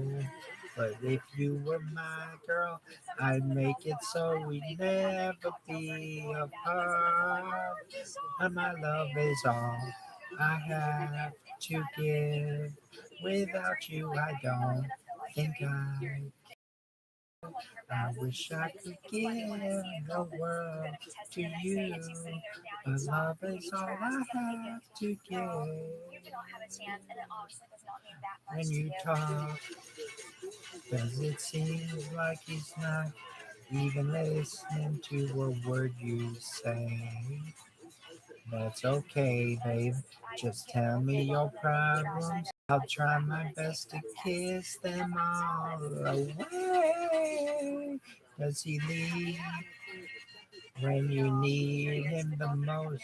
Does his friends get all your time? Baby, please, I'm on my knees, praying for the day that you'll be mine. But our love is all I have to give. Without you, I don't think I can live. Wish I could give the world to you. My love is all I have to give. All to you, girl. Hey girl, I don't want you to cry no more inside.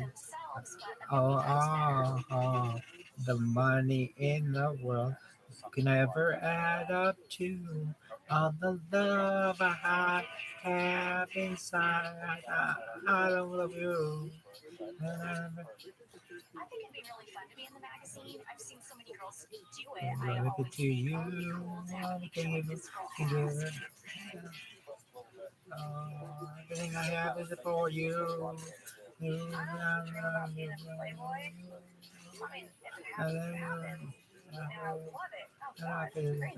I Like, have you.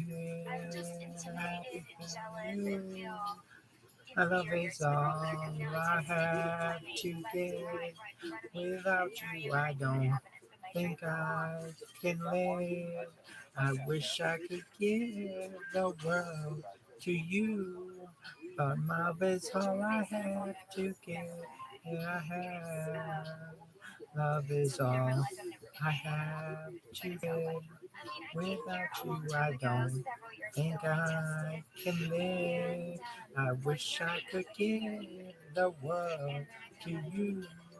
But love Then is all I have I to give. graduated with my master's degree, and then I decided, you know what, I still To wanted to be a Playboy. you. Then I had pretty much said that it wasn't going to happen.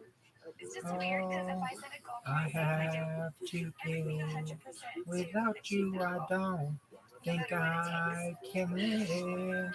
I give the world to you. But love is all I have to give. When I see the All I Playmates in the have to give. magazine, I Love think is all everybody in there I have so to give. beautiful, the most Without beautiful you, girl I I've ever don't seen in my entire life. think It I makes, it could makes me live. work out. It makes me work I out wish I could as much as I give can. Whenever I find time in the day, I to want to work out. you. So it kind of The pushes love me to be is healthy. all I have to give. Hi,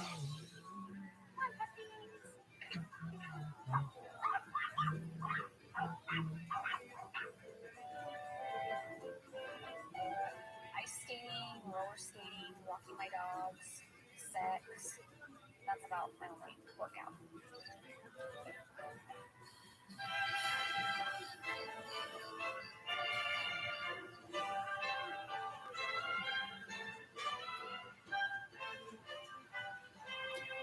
Oh, where is this? I like your blue. Katie Greisinger. You know what green means, right? Party. And you lost when I met you. Still there were tears in my eyes, so out of trust. And I knew no more than mysteries and lies. But there you were, wild and free, reaching out like you needed me. The helping hand to make it right. I am holding you all through the night. I'll be the one, be the one who will make your sorrows undone. I'll be the light, I'll be the light. When you feel like there's nowhere to run, I'll be the one to hold you and make sure that you'll be alright. Cause on my feel, I'm around you. If you from darkness to light, there you are, wild and free, reaching out like you needed me. A helping hand to make it right, holding you all through the night.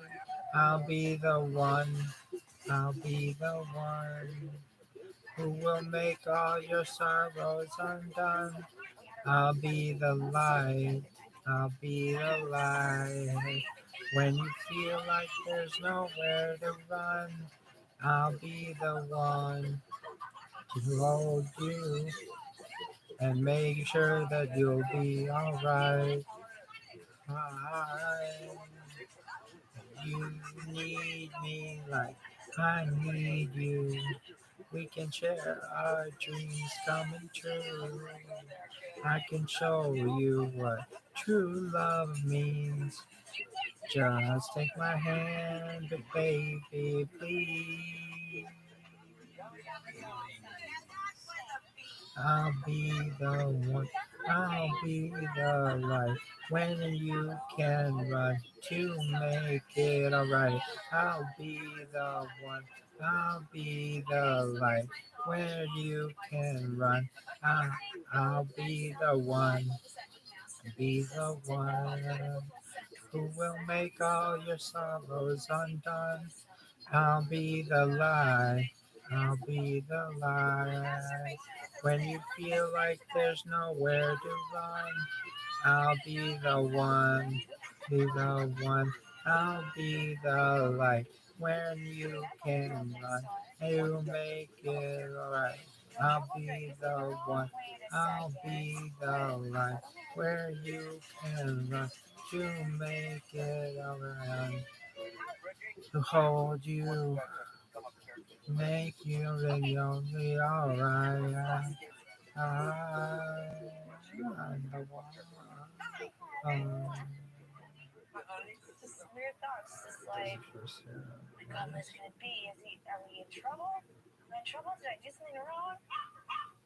Be quiet, mommy, I'm talking about. Do I know this song? So he brought us all in, and he goes, No. I can't promise it. wait a second. What? Who? That I love, baby.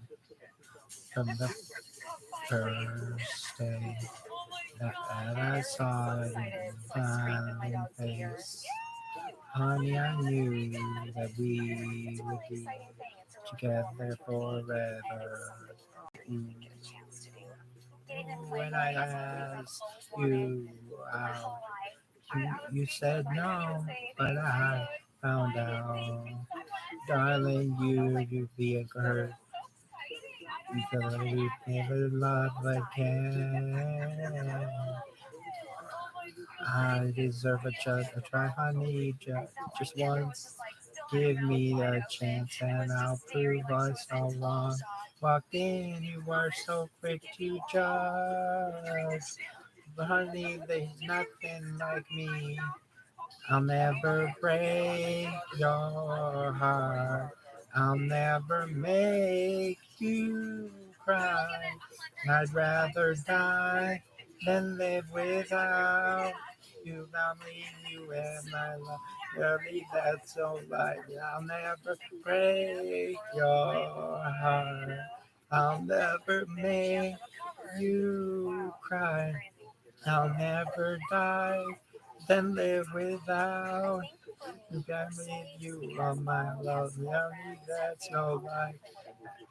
As time goes, you will get to know me a little more better. That's the way love will, baby, baby, and I know you're afraid to let your feelings show, and I sure I'm giving at your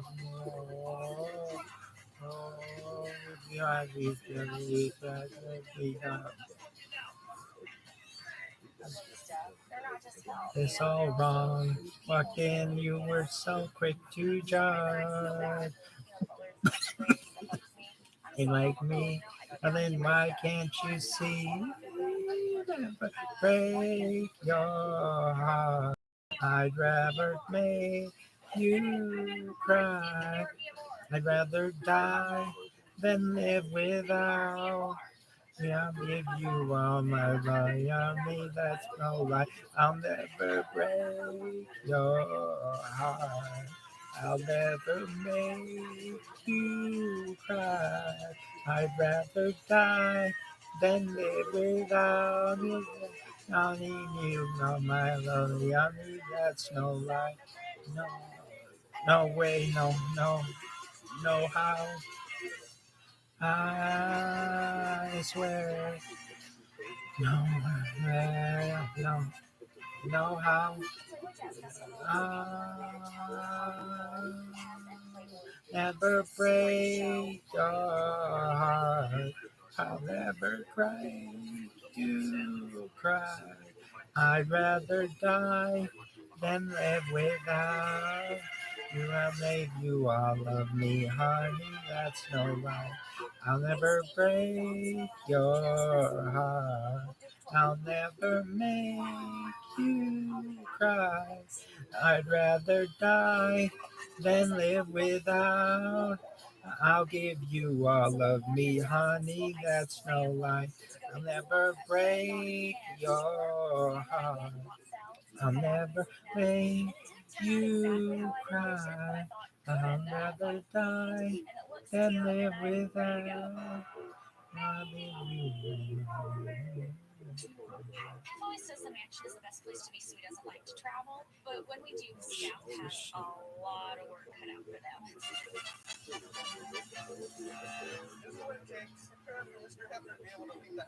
This is a different song. For whom is this? We'll say Kate Powell. Really? Yeah. I need a ventilation. Them things I just don't question.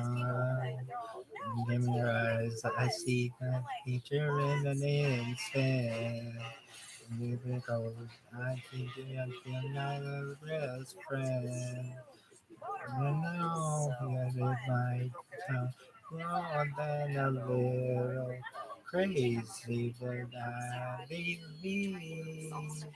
I knew I loved you before I met you. I never dreamed you into life. I knew I loved you before I met you. I've been waiting all my life. Maybe there's no real no reason. And then it seems of completion. In your eyes, I see the fishing pieces. And if you're, I think I found my way home. I know that I might sound more than a little crazy, but I believe. I knew I loved you before I met you. I think I dreamed you into life. I knew I loved you before I met you. I've been waiting all my life.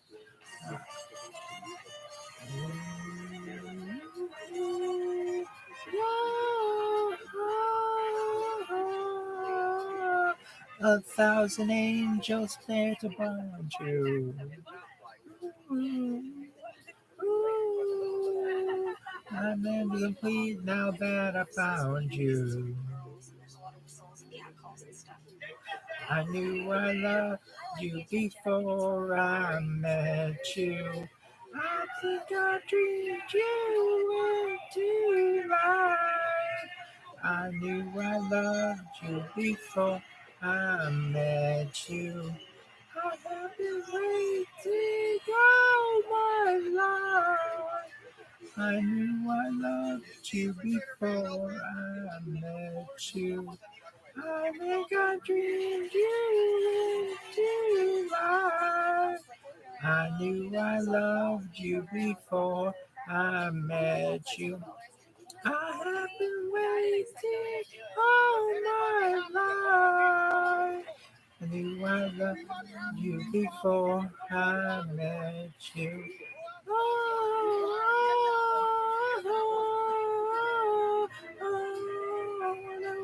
loved you before I met you. I only want you before. I knew I loved you before. Oh, oh, oh, I love you, Reggie. That was that one was more difficult. Why? Well, you'll find out someday. Okay, so for him, was the next just the end.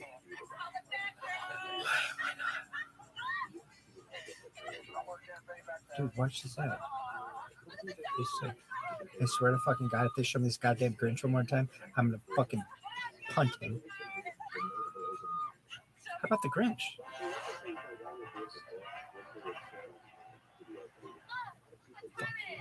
Forgot to be my birthday. 5 minutes, girl. That's serious. Trying to keep my balance in that butt. He's the meaning of being lonely.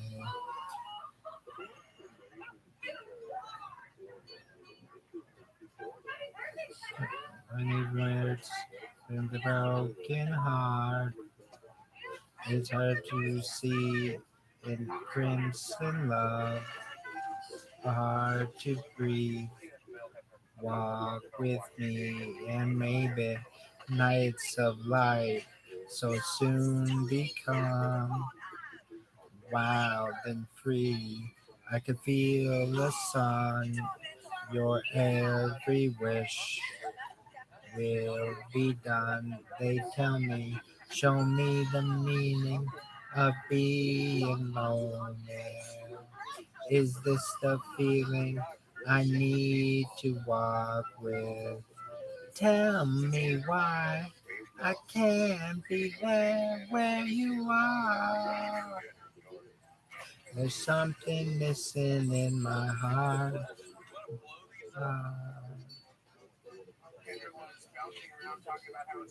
Life goes on as it never ends. Eyes of stone observe the trend. Never say forever gaze. If only guilty roads to an endless hall. There's no control. Are you with me now? Your every wish will be done. They tell me, show me the meaning of being lonely. Is this the feeling I need to walk with? Tell me why I can't be there where you are. There's something missing in my heart. Where to run? I have no place to go. Surrender my heart, body, and soul. How can it be you're asking me? Feel the things you never show. No. Oh, oh, oh, oh. Yeah.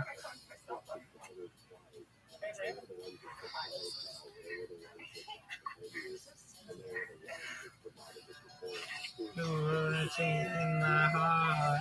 No.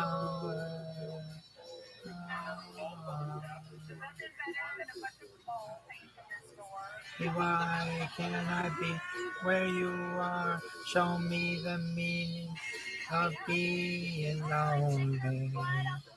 Is this the feeling I need to walk with me? Tell me why I can't be there where you are. Where are. There's something missing in my heart. Show me the meaning of being lonely. Is this the feeling I need to walk with me? Tell me why I can't be there where you are.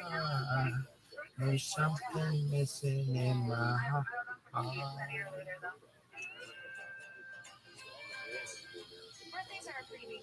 dad looks to celebrate the birthday and likes to make sure he has a present for each girl's birthday to be special.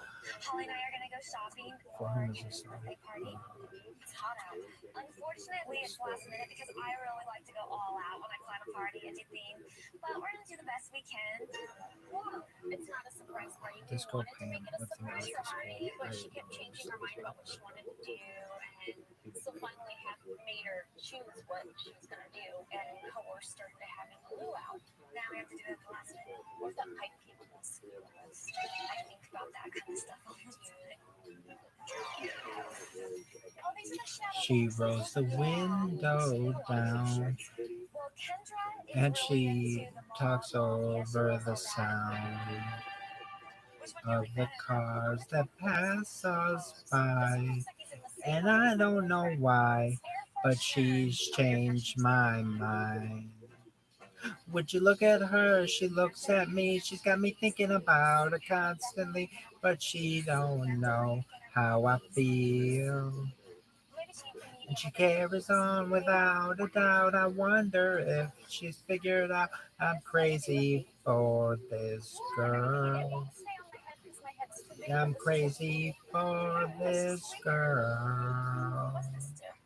She was the one to hold me the night the sky fell down.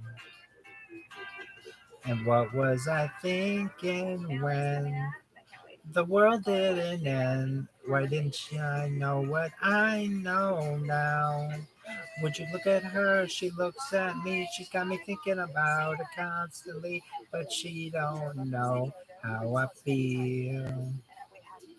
And she carries on without a doubt. I wonder if she's figured out I'm crazy for this girl. Yeah, I'm crazy for this girl. Right now, face to face, all my fears, all my fears pushed aside. And right now, I'm ready to spend the rest of my life with you. Would you look at her? She looks at me. She's got me thinking about her constantly, but she don't know how I feel. And she carries on without a doubt. I wonder if she's figured out I'm crazy for this girl. Yeah, I'm crazy for this girl.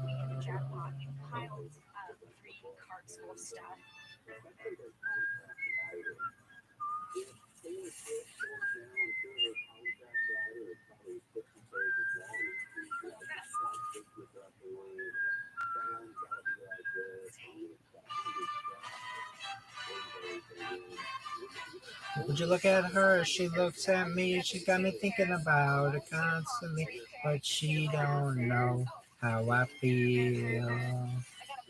And she carries on without a doubt. I wonder if she figured out that I'm crazy for this girl. Yeah, I'm crazy for this girl.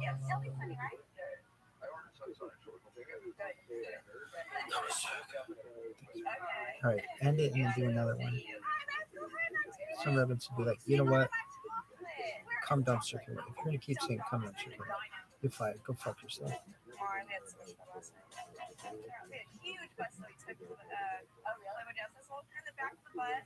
We're like shaking our butt out the window, and everybody was like watching us, like they came up to the window and started tapping the window. You want to know what it's like being a mother in New York City? What is kindergarten teacher? I walked in. Holly and I started decorating for the party. Like, I want people to be able to look at this and say, oh, it's a birthday party. You can't see all of the letters, but you know what it is. It's not hard. It's not funny. Your makeup looks really good. Thank you. I shouldn't have brought this hat. That's what jinxed us. For the sun. And the sun didn't. Put it on and maybe it'll come. That's a pimp hat. You're a pimp. You're a pimp. You're a pimp. A pimp is a good thing these days. Oh, well, in my generation, it wasn't. I have a tender, or you serve this look tender. Not like that. I don't think no, very good like that. I could just see my friends.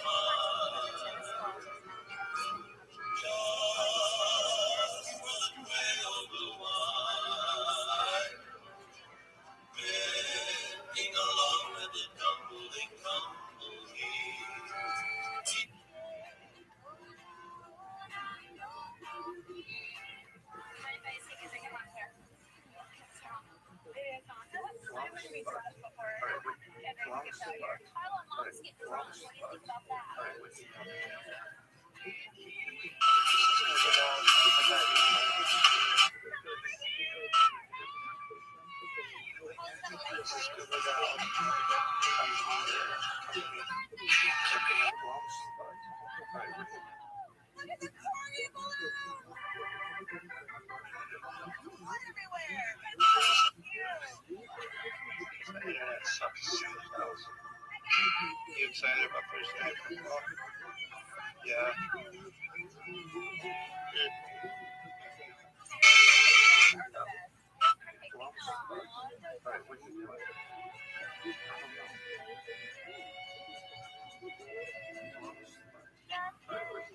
Look at this movie, Yosh. Yosh, look at the athleticism. I've never seen one this much better. Really? No, I'm so athletic.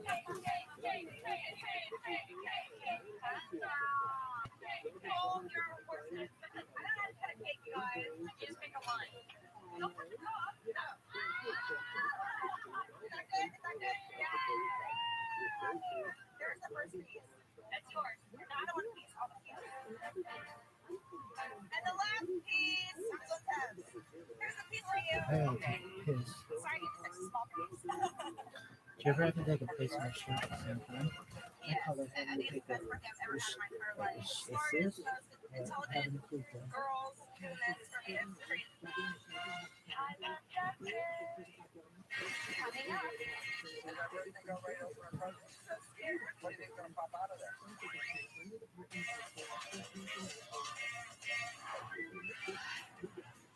Volleyball time. Who's gonna play volleyball? 1, 2, 3, 4, 5, 6, 7. Come on, Holly, let's play volleyball. Get your little ass here now. Holly, wake the up. Ready?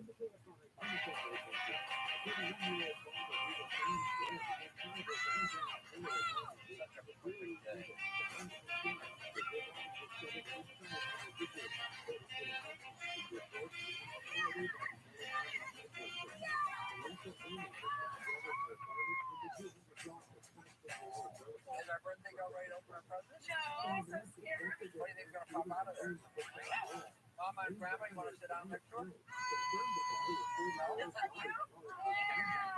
Love sports my whole life. My mom was an Eagles cheerleader, so that's how come I love the Eagles so much, you know. But then I'm from San Diego, so I grew up loving those Chargers too. The class Charger thing and a class Eagle thing. I'm in mob movies like Scarface. Scarface, baby, Scarface. May your coconuts never hang lower than your grass skirt. Okay, here. I'm getting walked on my island. Laughing too much. I got John's on. Look at my kitty. I love this picture. I love it. So much. I gotta go in my room now.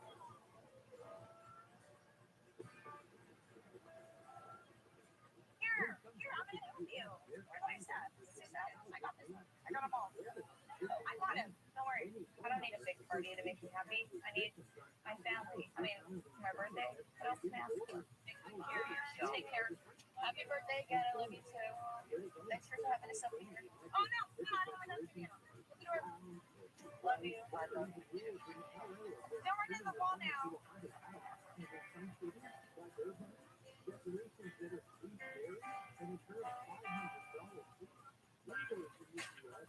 so much crap now. I don't know what to do. I had dreams about his birthday for so long, and it's crazy how those come true, you know? Don't have a moment. No moment. Yeah, I just want to thank you guys. That's really made me happy. Thank you, Holly. You're like the best day of my life. Let's not have a moment. Seriously, guys, sorry that I had dreams about such a perfect day.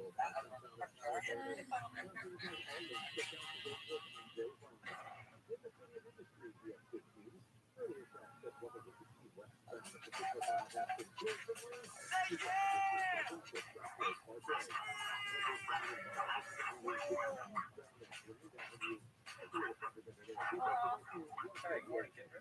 It's your 4:30 wake up call.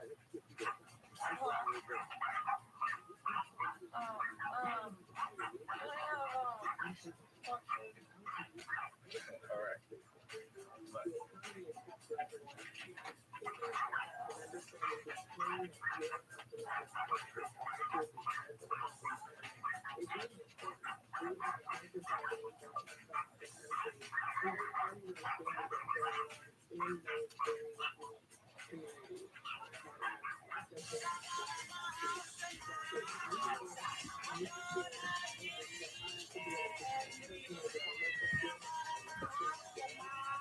Look at this artist. I've never seen anything.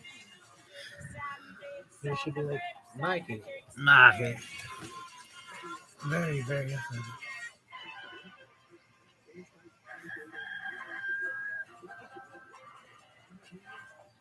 Our friend Carmela was Playmate of the Year last year, and she's having her birthday in Vegas.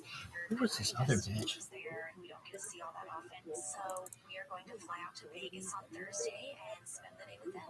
We're more night people, so getting up early is a little bit of a stretch, but if you have the right motivation, and Carmela and Destiny in Vegas certainly are, we can roll our butts out of bed.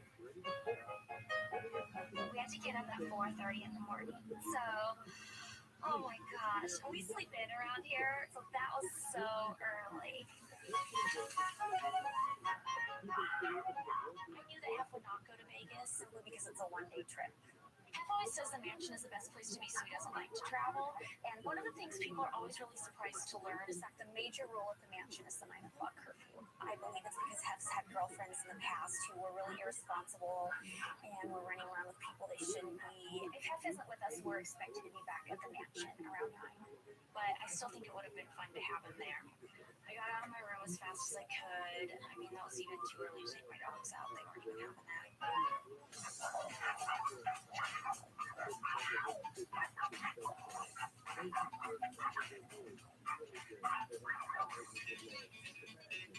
We had to get up early to go to Vegas because we could only spend one day there. We couldn't spend the night or anything like that. So we were leaving at 5:30 for the airport, and we needed to be at the airport around 6 because our flight left at 7. We don't have the kind of expense account that Hef has to plan for a trip, so we do everything on a budget. So fly Southwest, coach. So you have to get there early, get your boarding pass so you can all sit by each other.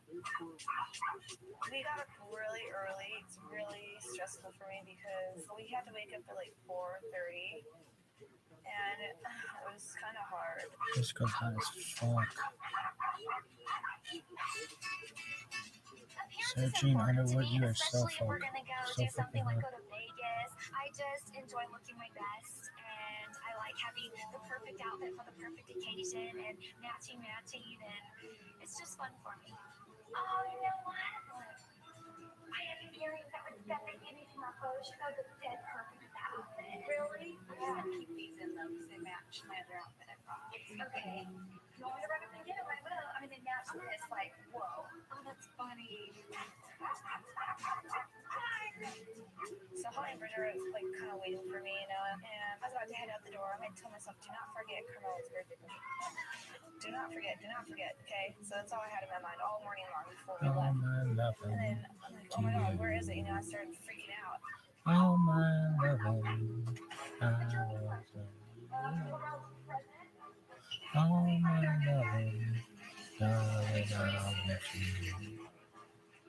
Oh my loving, oh my loving. I was kind of pissed when we found out that Kendra's birthday present for Carmela was missing because we really needed to head out of the door and we couldn't find it anywhere, and you know it just doesn't walk away.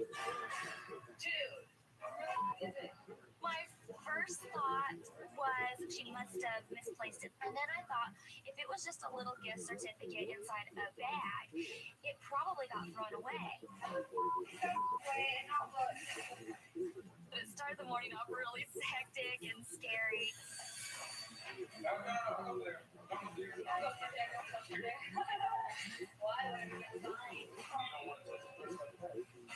I just remember that it was in a bag. I bought like $20 worth of makeup. I bought like a bra. It was like a nice push-up bra, and it was like all this cool stuff in there, and you know, Carmel's present. There was no way somebody could just throw that away. Okay, what the hell am I gonna do? Tell me you're gonna send it to her because we're gonna miss her. Like, what is this? Move, dog. Bonnie, come here. I'm looking at the time, and we're supposed to leave at 5:30, and it's already going on 5:40, and I'm just like, okay, we can't do this. We have to go.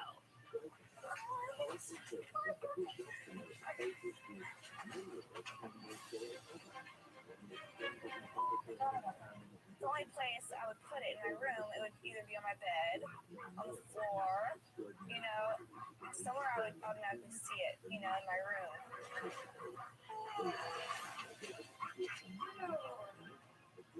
Kendra's room is a mess, so it'd be easy to lose something in that black hole.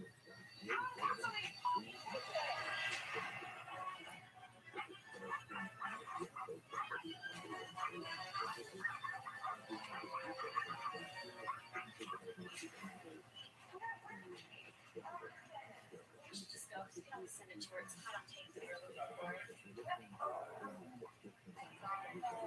have to get something else, but it's not a big deal. We'll tell her. It's a big story. We can send it to her. I don't have anything. I don't have my glasses. I can't believe this stuff happened. So responsible. I don't know what happened. I have no idea. It's weird. Oh no.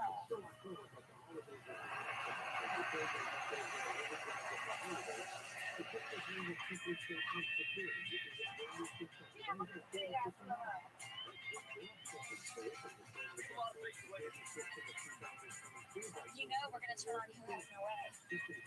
Shut the hell up, I swear to God. Oh my God, I never knew that.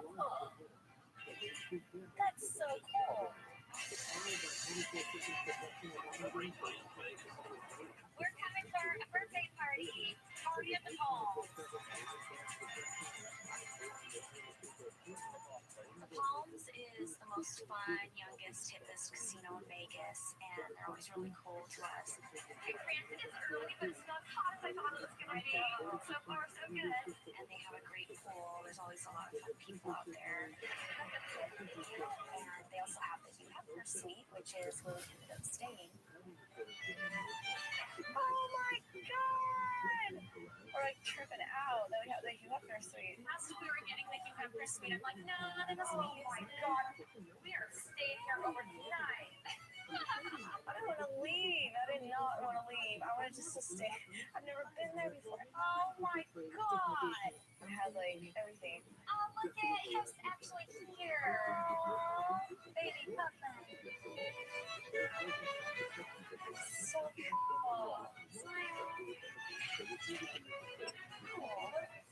Oh, those things are moving and it kind of scares me, those ropes.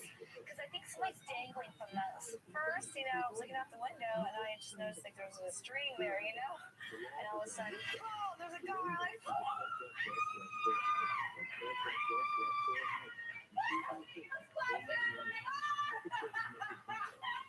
It was so scary and funny. It was like the funniest thing ever. And this little guy was hanging from this wire, you know, over like 50th floor of the Palms. Kind of teased him a little bit. So I just moved him a little bit. He's not appreciating it. Yeah. When we got to the Palms, Kendra needed to get something for Carmel, so she went down to the gift shop and she got her like stuffed toys and a Palms bag and thongs for brides. Ride the bride, I love it. Let's get it. Carmel's not married, but whatever. We knew it was just going to be relaxing and hanging out by the pool and drinking and eating all day long. That's just all we planned. So we had to wait for Carmela. Come in! Surprise! Surprise! Who is it? Surprise! Carmela arrived in Vegas a few days earlier with her boyfriend, Jeff Garcia, who's a football player. She's a playmate of the year and a really great friend of ours, and we're really excited about it. Carmela really liked the gifts we got her. Smell that. I'm addicted to birthday cake. I love candles. We might have to smell later. We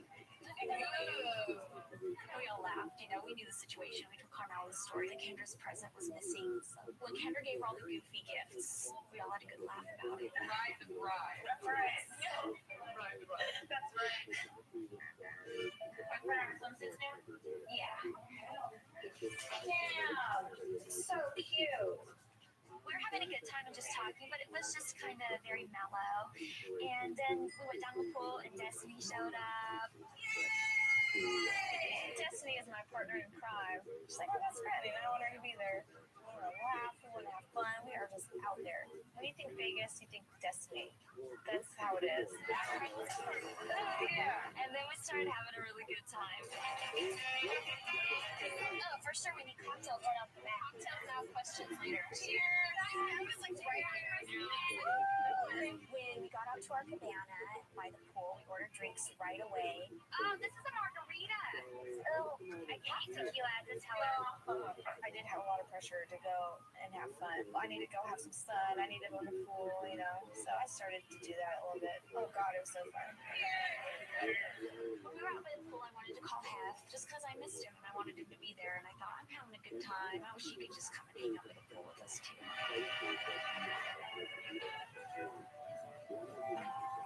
Hi, baby puppet. Hi, honey. I miss you. I love you, sweetheart. I love you. You should get a plane so you can go everywhere like that.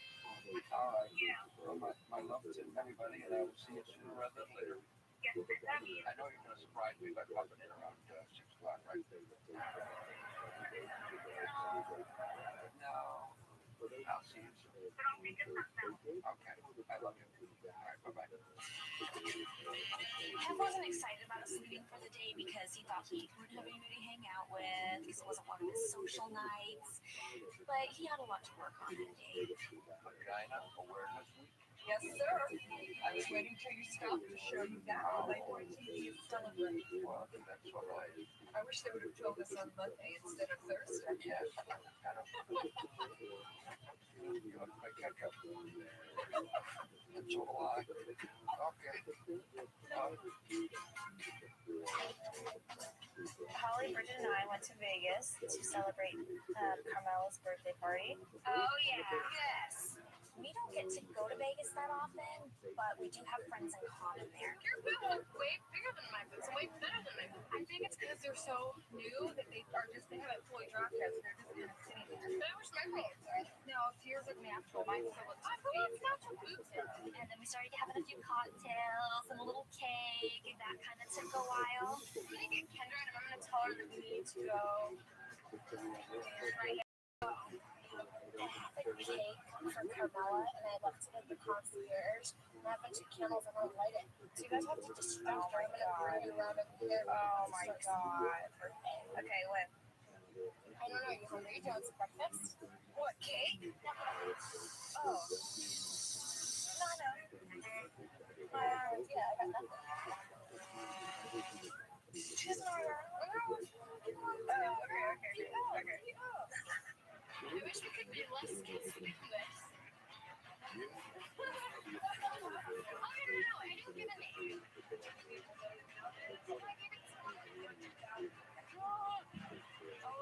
It's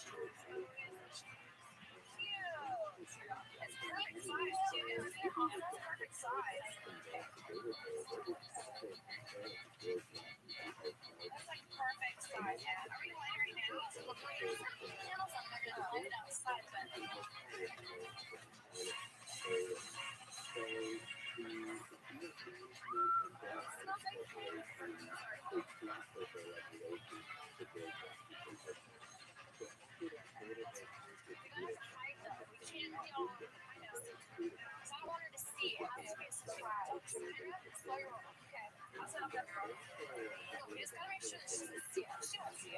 I'll keep a lookout.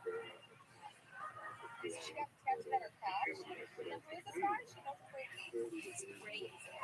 We kept us surprised by ducking and we were trying to hide. And there's actually a lifeguard that really helped us out. Like kind of blocked us when we were walking because she was like in our view. You know, she could totally see us. Wow. Oh my God. So I heard a funny story the other day. My girlfriend told me. She was like, running. You're fine. Come here. And we kind of ran and dug and all this stuff, you know. And Good we're saying, bananas, well, we I'd don't like say. the candles because we have candles to light. We're just gonna light them over here. I'm like, okay, it's gonna be kind of windy. It's gonna be kind of hard. When we walk, it's gonna blow out. See? All right, the damn candles would not light. I mean, it was so stressful, and we're burning ourselves, you know, with candles. God, it's so stressful. And then we're just gonna surprise her, and then we're gonna have her light them all. That's so retarded. That's a big person in front of us. Our parents are gonna catch on fire. I'm gonna catch on fire. The first is everybody's gotta ruin things for everybody else. Happy birthday to you. Happy birthday to Mella.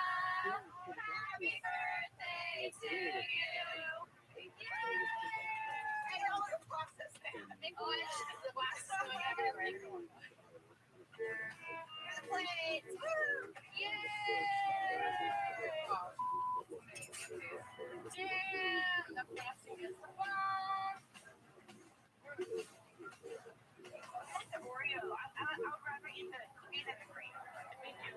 Me too. I don't think so. Most people, I think they would all eat the cream or the cookies.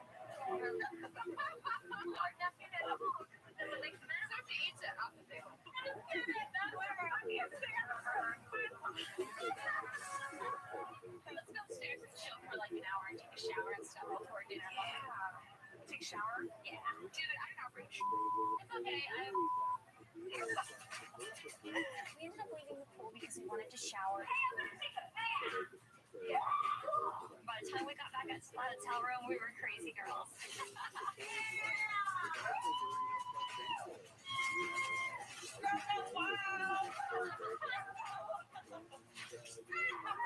We all just took a shower there and splashed water all over the place. Large dancing around and passing out on the couch. But that's what Vegas is all about. I miss you.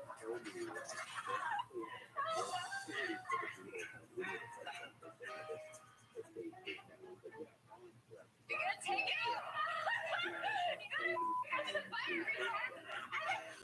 There's a curfew of 9 o'clock at the mansion, and I think it should be done away with. I don't really have anything I want to do late at night because Heath and I are always hanging out and whatnot. But I think it bugs the other girls a little bit. It kind of sucks, you know. I just wish it would be like 10 o'clock, please, you know.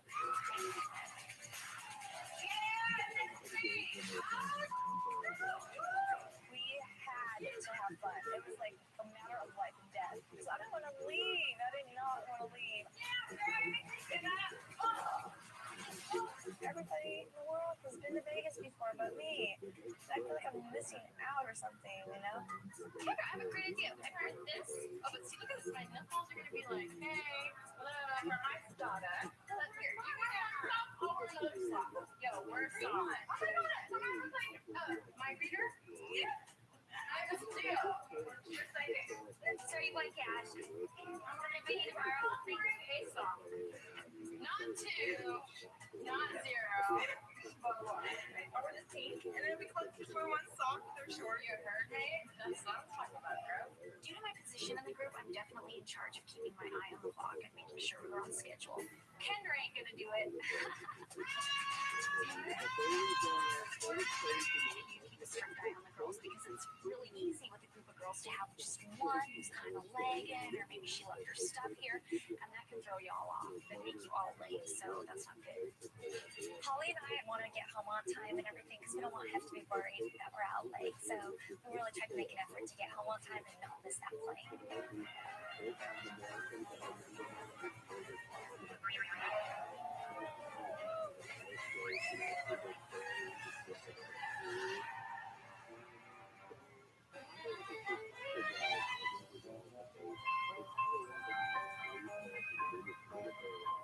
There was a 45-minute delay on our plane, which is just kind of a bummer. So we were late, and once you're late, you're just late. It doesn't matter how late you are.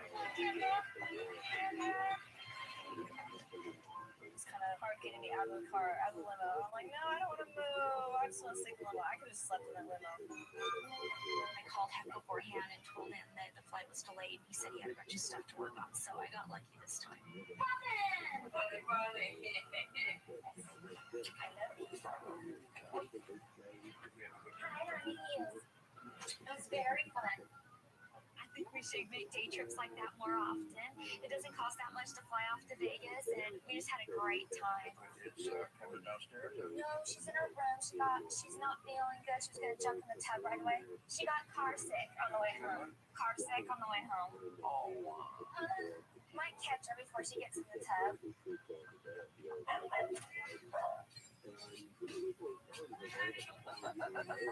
had so much fun, honey.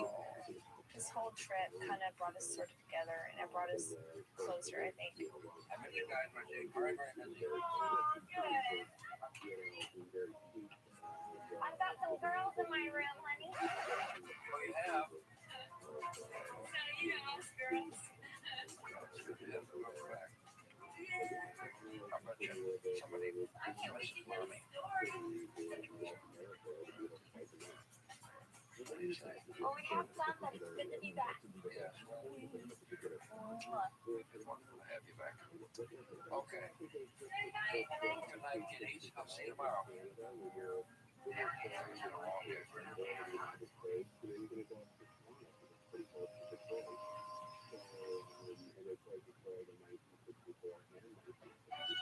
Today, I'm so excited because I'm getting a new puppy. Hi, Sarah. This is Bridget. I still really, really like her. She's so cute, and I want to go ahead and get her. Okay, excellent. I know, I saw the pictures. I'm like, there's no way she's going to say no to this puppy. I know. I showed everyone, even Heaven has like, oh my gosh, she's the cutest little thing. You can't say no just because of that little white spot. I'm also really excited because my sister Anastasia, who's staying with me for the summer, is coming with me to pick up the puppy at the airport.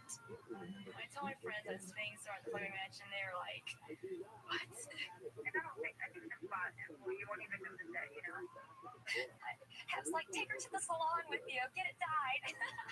The looks of the dog aren't necessarily so important other than the fact that I want it to look like my cat. What? I tried from the time she was a little baby to get her to walk on a leash, and she was just not having it. I've learned after I've had her for 8 years now that she's never gonna act like a dog. So I want the next best thing, and that's a dog that looks like her. Gizzy, you're gonna have a new sister. Are you gonna be nice to her? Okay, well, I'm going puppy shopping then. Bye, Gizzy.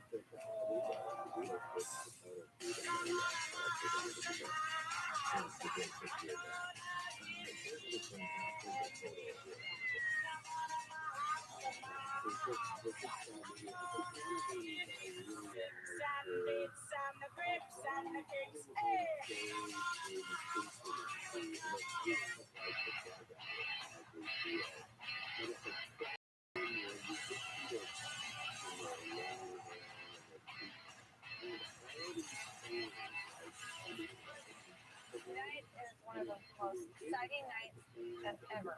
Fight night. Fight night is totally fun. We have several boxing matches, which is taped live for ESPN, and it's really a big event. We have 800 people coming to this. Front row seats for everybody. It's a great event. Jump in the ring. Yeah, I want to box. I want to box so bad. You can go in there and get her ass kicked. You go up in there trying to act like, hey, nah, girl. I'll use my feet and my knee. Down. Got to be a what? A girl fight? Hey, I can beat anything. Just jump in and see what happens. I'm just kidding. So I was waiting at the airport and I started to get really nervous. The puppy was an hour late coming in, 10:17. She was supposed to be here at 9:40. 10:18. Supposed to call. She's here. Her little collar. 10:20. 9:22. 10:31. Give me my goal. Oh my gosh, she's so cute. Oh my god.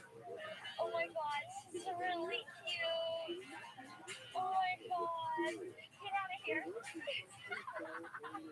here, honey. Oh my goodness. You're so pretty. Look at you, baby. Baby girl. This is your first limo ride. Oh, what? Oh, finally. Where's our movie pass? Finally? Sorry, finally. I'm an athlete. I love watching sports. This is like a dream come true to me, being here with the top athletes in the world. Do you know who's coming out? Like, is there like Mark saying like who? Oh, this is just the list. So just for you to look at, you can see who might come, and then you just okay. Cool. Thank you so much. So excited. Thank you so much. Thank you so much. I love you so much. Yes. Thank you so much. I got the guest list. I got the guest list. Guest list. Everybody. Okay. Damn, who's that guy out there? Thank you. That's a mannequin.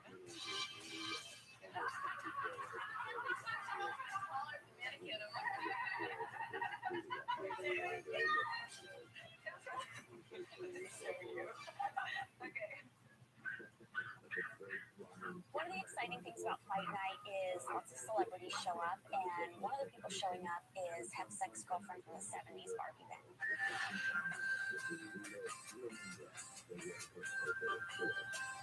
And she lived in this mansion. I think Barbie is one of the more significant people Hep's dated because he dated her for a long time, and she's probably the most famous out of Hep's girlfriends because she was on a few TV shows and she was on the cover of Playboy a lot. I'm a little nervous about Barbie coming because I want to make a good impression.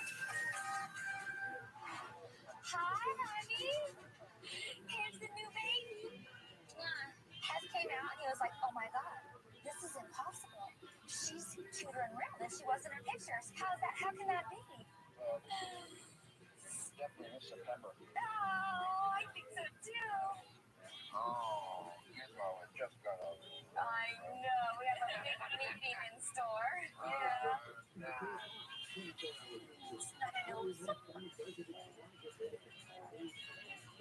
Let's go meet Kizzy. Okay, are you ready, little baby? Ready to meet your sister? Hi, Kizzy.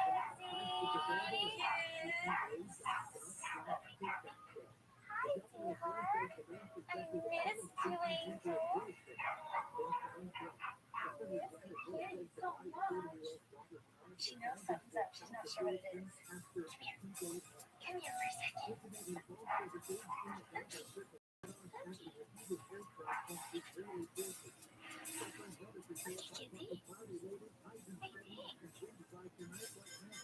No comments? I got them kind of close, holding them together and stuff. Gizmo's not excited about it, and she's a little bit pissed off.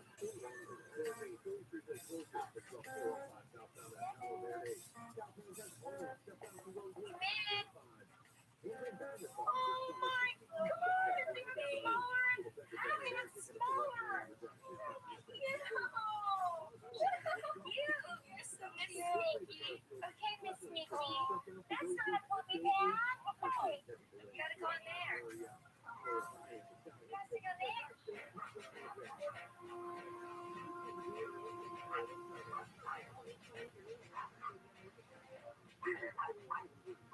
Barbie will be here any minute, and I'm a little nervous about it because I don't know how the day is going to go, how comfortable everybody's going to feel. I'm stressing.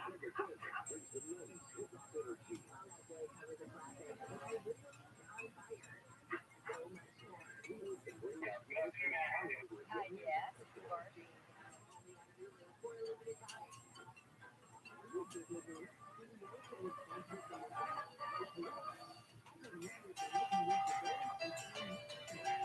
I was with Hef for about 8.5 years, and bought the house probably about a year after I met you. It just seemed like I was going home. It feels a little awkward going there when I'm not living there. Hi. What's a cute necklace? Oh, thank you. How are you? I'm fine, thank you. How are you, girl? Hi. Well, in 1958, I did a show called ROTHSCHILD.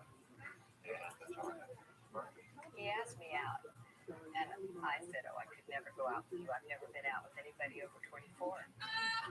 And he said, neither have I. And looking at this table, he still hasn't. When I met Barbie, she was like really focused on her age. She's like, so how old are you guys? You know, F doesn't date anybody over 24. Kev took a liking to me. We hit it off the first date. Barbie bought the shop. Oh, really? Good job. Do you really want to back up? Bought this place for $1.2 million. And he did not think it was big enough. And that's because the living room in the Chicago mansion was 4 times as big. It had the pool table there. That had some action. That went over your head. Whoever was playing on the pool table. Nick, Jackie, except they're not old enough to know the Rolling Stones. Have you met all their mothers? Yes. Some stuff she had to say wasn't that really like she was looking us up and down. Damn, this is a candy. No. Good face. Yeah. Really? This one's real. These are real. It's real. Any of you cook? No, the cooks don't let us back there. I decorate with these as far as I've gone. I have a question. I don't know if this is too personal or whatever, but like, have you ever been to the Olive Garden? Yes. Yeah. Yes. Do you like avocado? Yes. Did you guys go to Africa or something? Which Africa? How was that? Well, Cap's not big on Olive roughing Garden, the do you like terrain. avocado? You guys ever been to Africa? That's fucking. We ended up in Morocco. Do you remember what we had there? Oh my god, it's funny. I'm not really jealous of the situation in the present tense because she's too old for him now, I guess. Sorry. Coming up, Where did these girls come from? She has a tattoo. times have changed.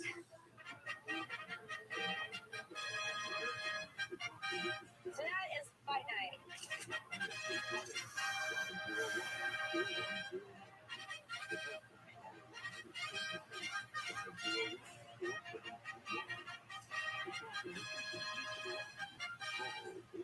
Close together. I like one up, one down. My favorite thing is the Playmate Ring Girls.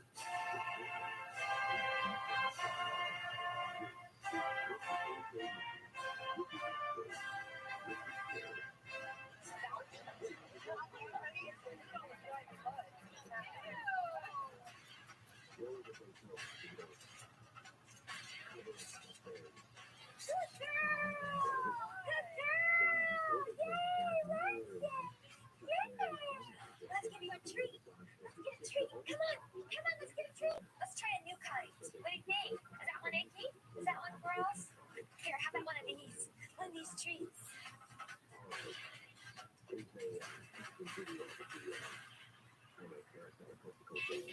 Yo, dog, these girls are so masturbatable. It makes me sick. Lashes. Oh, my lashes. Okay, I'm having lash technical. But that one bitch. That new bitch.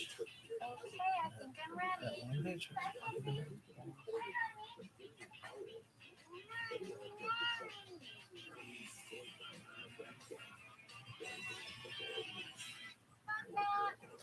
What's amazing to me, oh my god, is that shit was over? Is that they would say how nasty that fucking house is. Not that I expected that. So I just thought he had all this fucking money. He could just knock it down and build another one. He did not. $100 million. And that's not even like, he wasn't like a super, he was like a billionaire. You need to be a billionaire to support that kind of lifestyle.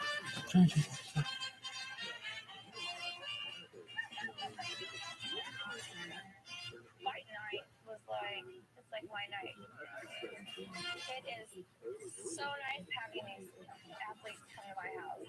Everybody I've always wanted to meet is right in my backyard. It's like crazy. I could not sit down. Hi, Ray.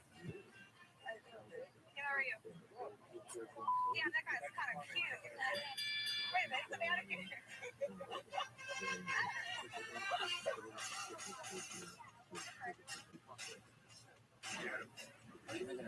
Oh, so you forget everything.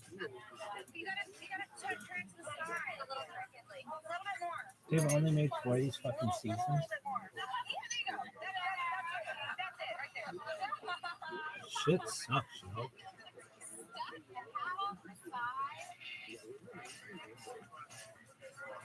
Hey, Manny. I watch these athletes so much that I feel like I know them. Hey, Manny, get your ass over here. Peyton Manny needs to come say hi to you. Peyton Manny. Yeah. Hey. Yes. Oh my God, I need a picture. You don't have a picture with him? Oh my God. Hi, I'm Kendra. Nice to meet you. Hi, Bridget. Nice to meet you.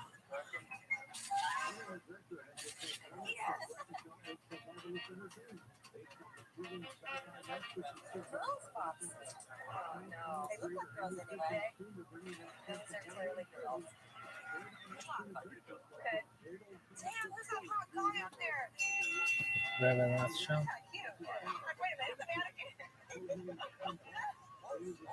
She looks uptight. Here, I'll introduce you to King Pepper. This is his brother. Hello. So, how are you?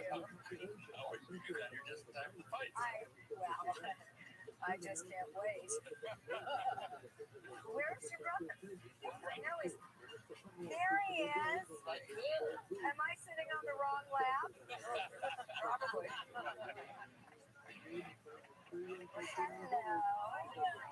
This is Diana. Hi, Diana. Small. Oh, yeah, I've heard about you. Thank you.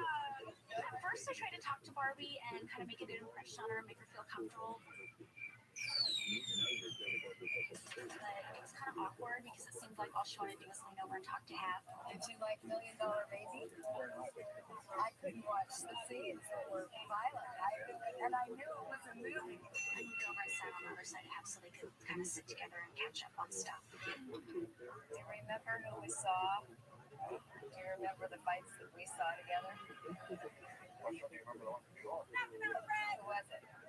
Muhammad Ali and Frazier. And in the first round? No. Barbie had a lot of questions for Hap. Now, where do these girls come from? Mhm. Hollywood. How'd you meet Bridget? Astoria. Well, I don't know how you avoid the cat fight. Do you still see Sandra? Yes. I see, I wouldn't put up with any of that. That's called giving him. And where's Kendra? I see her. There she is. Kidding me is calling my girl. It's okay. You're in big trouble, fella. You guys gotta cheer for me, okay? This is how you know I'm comfortable. Is when I go up in the ring and I shake my ass in front of everybody. Football players, they go in their in zones and they do their dance, you know, and they want the world to see it. For 5 seconds, I want people to know who I am. She is adorable. Puerto Rico! Woo! Puerto Rico! Is that a tattoo? She has a tattoo? After one of the rounds where I was a ring girl, I heard Barbie and Hap talking, and Barbie was saying, "I can't believe you're dating a girl with a tattoo." I remember when when you got so upset that I pierced my ear. You said, why don't you just get a tattoo? You said, I'm sorry, I can't sleep with a girl that you did too. You did too. And you said, I can't deal with it. And it was the same to you as the, you know what, which we just talked about. Times have changed. That was a million years ago.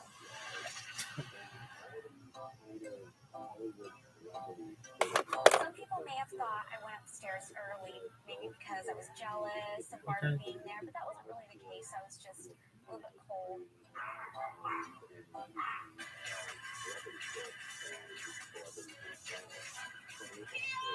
I think I enjoyed Friday night more than Holly and Bridget did. I'm the jock in the group, you know? Of course I'm gonna like it more than them. And they, I can do that.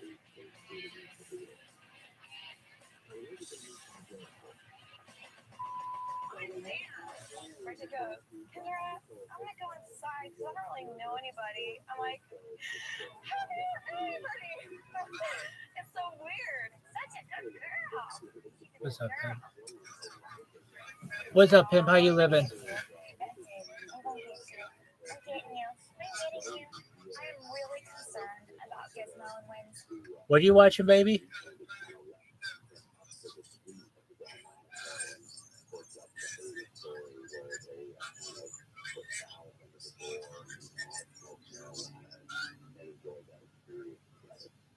That's tight, baby. Oh, you're watching Sonic. That's tight. Shout out to you. Hope you're living like a pimp, baby. Her to death, but nothing will replace Gizzy. And Gizzy will always be number one. Yeah, they're all in the house. I'm not partying. Out of Holly, Bridget, and I, out of everybody that was there at fight night, I was the last one standing. I'm always the last one standing at parties because I can't get enough. Not your purse. Hey, purse. What's you? Wait, what was it? If I had a choice to party for like a week straight without sleeping, I would do it. I did, and then still at my best. I think that whenever you're with somebody that long, you are really good friends. I think Barbie will be welcome back. I mean, not too much. Better protect Holly and Hester relationship. I'm going upstairs. Okay.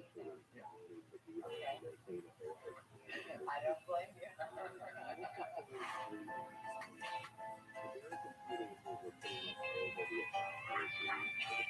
don't care about the past. In fact, I think it's kind of cool, the life Hepha's lived, but Barbie was a significant girlfriend in Hep's life, but I know I'm more significant.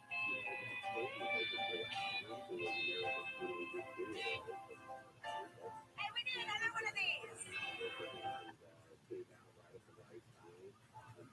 If I'm looking up the hose, you can probably see, and there's a boom chart down at the bottom. I'm hoping to use it sort of as a stop.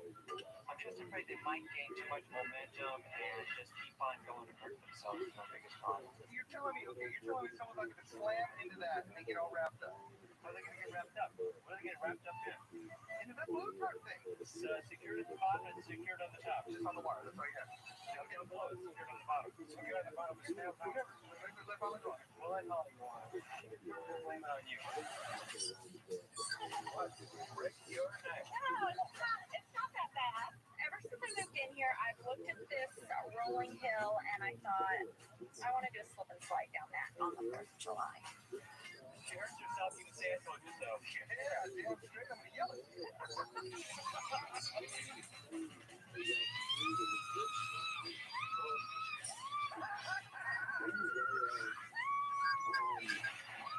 Oh my God. I like the Safety in the end. The beauty of this job is, I can still be a 14-year-old kid because this is the kind of stuff I do.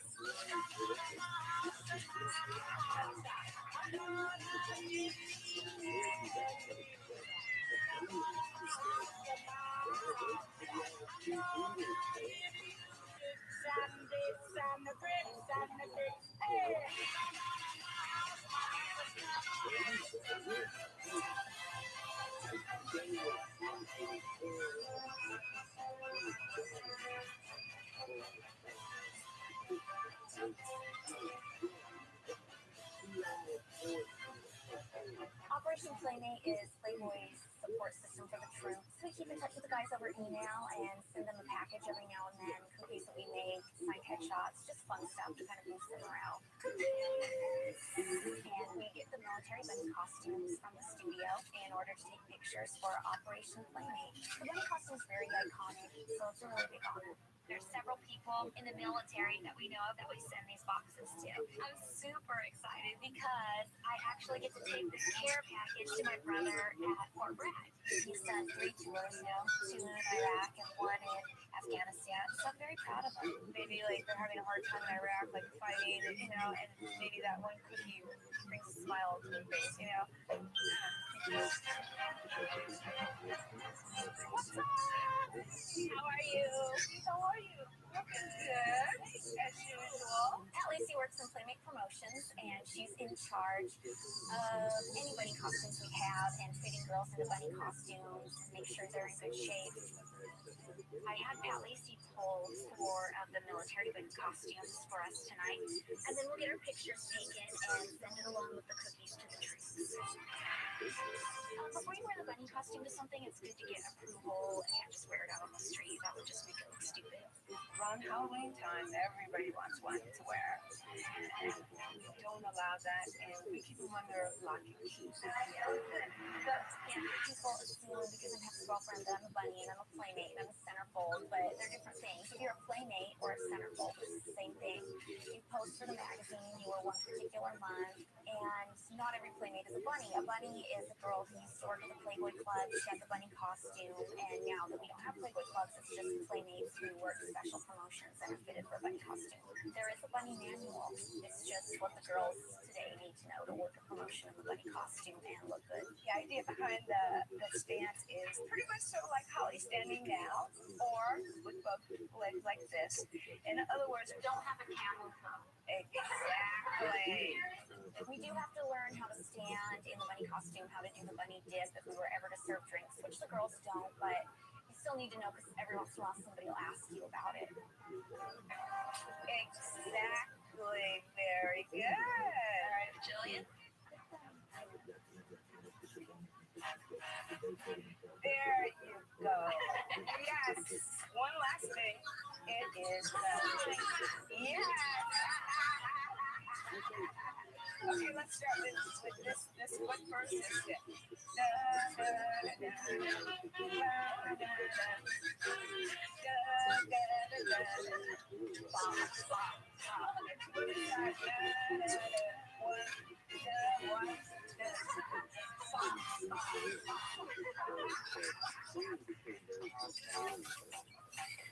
Calling Bridget, they love the whole glammed up bunny, and I can see why. It's the way they are, I'm 20 years old. I feel like I'm a little bit of a rebel around here.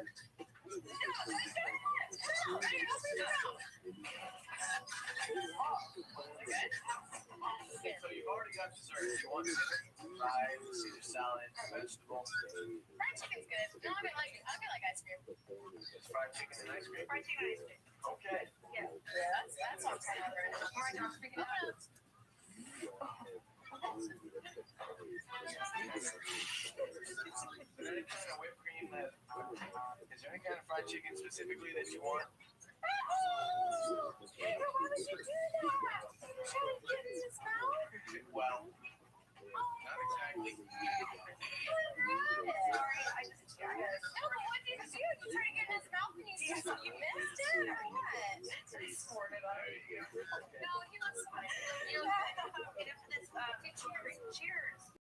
We're gonna need name tags. You weren't quite sure as to which playmates you're going to do. So this is in case That can be substitute for Kendra, yeah. And definitely Audra. I'm gonna have Bridget, who already has one, and then Jillian. so it needs to be Julian. I have Jess. Okay, why not? More flour. Can I get a 10 more flour, please? Yes. I'm not really the cookies making type of girl. Oh my god.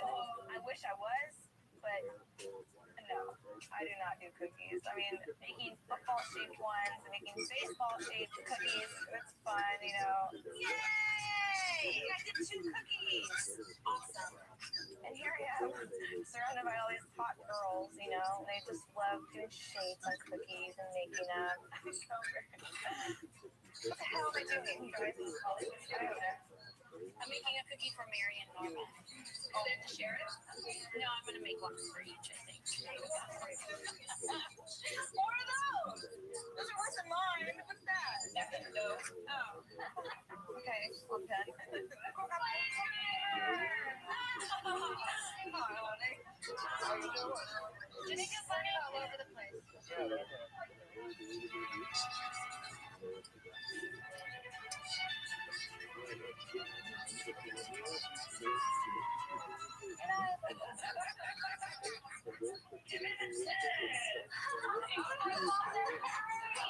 You have to do a little red right around the neck. Okay. Look how your penises are. I like it. My hair is so white out. Yeah, those penises are cute. They're so blue. You want to get blue balls?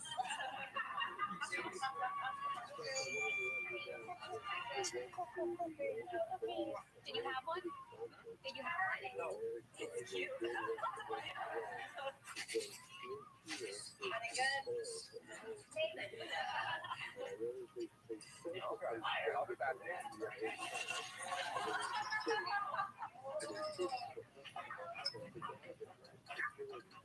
We made you some cookies. Oh, good. Okay, this one Penny for Captain Bob. But then she felt bad she can't eat it. But it's so cute. That's a big dildo. I made one for Norma. Did you see my penis? Is mine as big as yours? It's fine now. Yeah. There's Let's look at it. But half of all this nice with my cookies, even though you did bust my back. Hey, you want to come in and get your costume on? It's not a big deal. Oh, no! Yeah, I mean, if you don't want to do it, I can always put it on. It's just not a big deal. I'm going to sleep, Kirby. Just because it's cute and have one of us take pictures in it, we're not. Oh, that's right. Even though Kendra hasn't been through the bunny orientation, we knew that Hazel would like to see her in one, and that we would want her included in that. Okay. Should we do it? No, she wouldn't. When we were getting ready, we were fitting Audra into the sailor costume. It was a little tough to get her into it. With the military costumes, you either fit in them or you don't, because there's only one of each, so you don't fit in it, you don't wear it. I'm so close. I can't get it. Oh.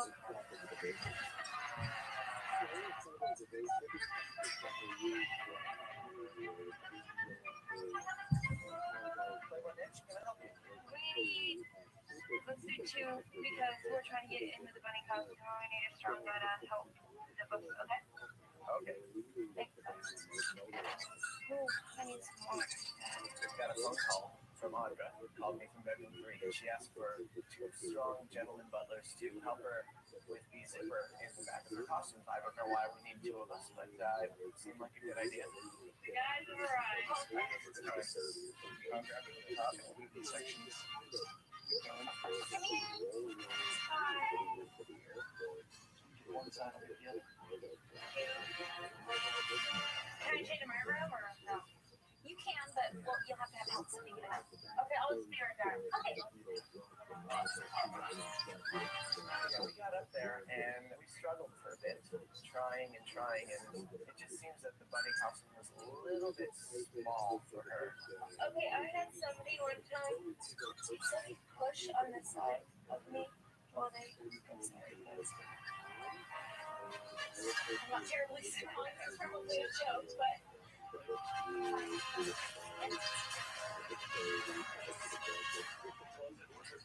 Sorry. Oh, that's great.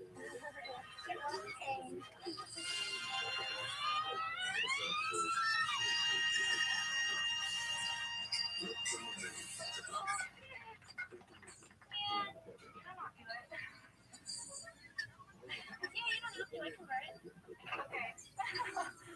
Getting in a bunny suit. I don't want to do it. It's just, if you're gonna be miserable in that thing, then why do it? I'm down, but I'm comfortable with it. All right. If you don't want to wear it and you aren't really excited about the outfit, fine, you shouldn't wear it because it won't be special. I'm so excited about the bunny costume, and I think Holly feels the same way. I feel like it's such a privilege and such an honor. It's really weird and strange for us to see somebody who's not really interested. If they made a bunny, like a Jersey bunny, like a sporty bunny, don't tell anybody. Don't tell anybody. I just thought of that. I don't understand why nobody doesn't want to ever be a bunny. Looking back at Playboy's history and everything else, I just think it's like such a cool honor to get to be a bunny. Pat Lacey says you have to earn your bunny rights. You know, like I had to earn. That's why I earned bunny. Yeah. Like unless somebody really wants one, what's the point?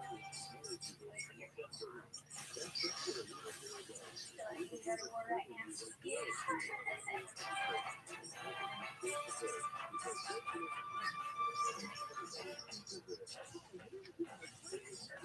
You're downstairs, honey? Yeah, Joey, what?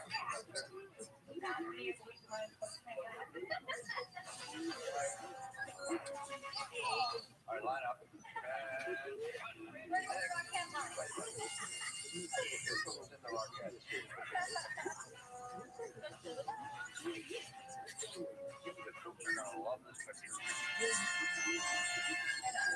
Like crazy.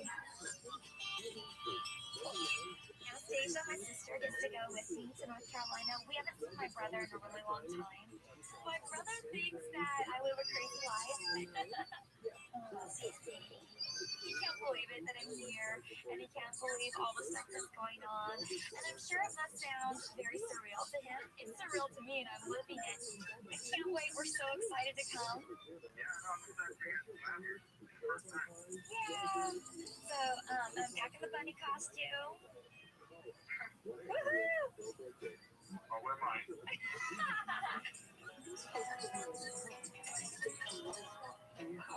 Anastasia's naked. Oh, okay.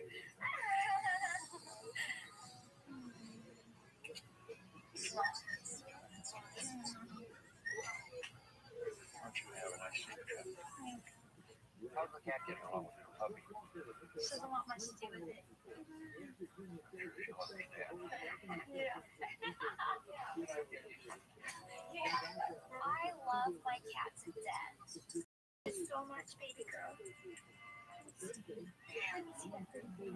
I would love to have my cat go with me. Where are you going? She's just not having it. She gets mad at me. She gets scared. Dizzy, come in. You think you can fit in this? Take it out. Oh, I feel like she looks sad and that she knows. She looks evil.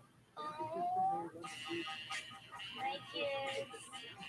We still love you. North Carolina or bust? What does that mean? I don't know. We used to ride it on the car for spring break. I don't like to leave the kitty. Poor kitty.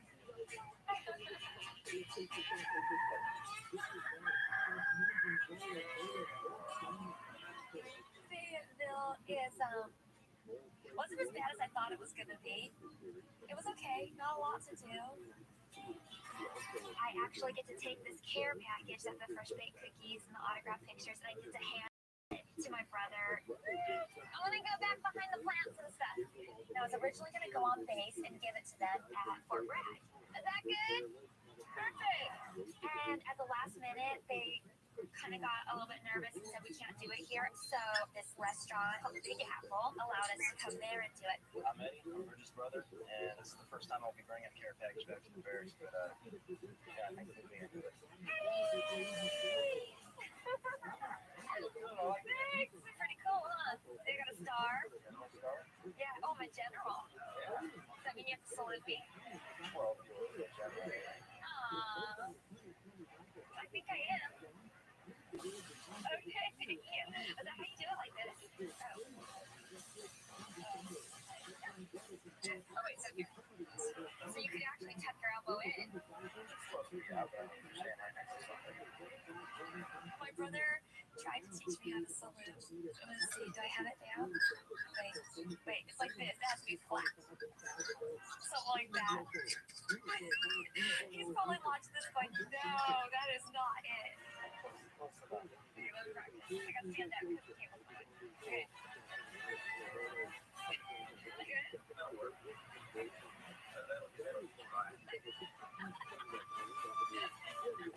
My brother brought a bunch of his buddies and they all met me there and I gave them the care package. So we got pictures for you guys of fresh baked cookies. I see a broken one already. Really does look like apples and oranges. Okay, 1, 2, cool! I'm very proud of my brother. He had a whole career and a life going and just dropped everything after 9/11 to join the Army. I know he's going back to Iraq, so I'm very proud of him. We had a great time visiting my brother, but the trip was so short. It was really neat to see him and it was really sad to go. He is so good to see you. Coming up, the 4th of July, we're going to have a slip and slide.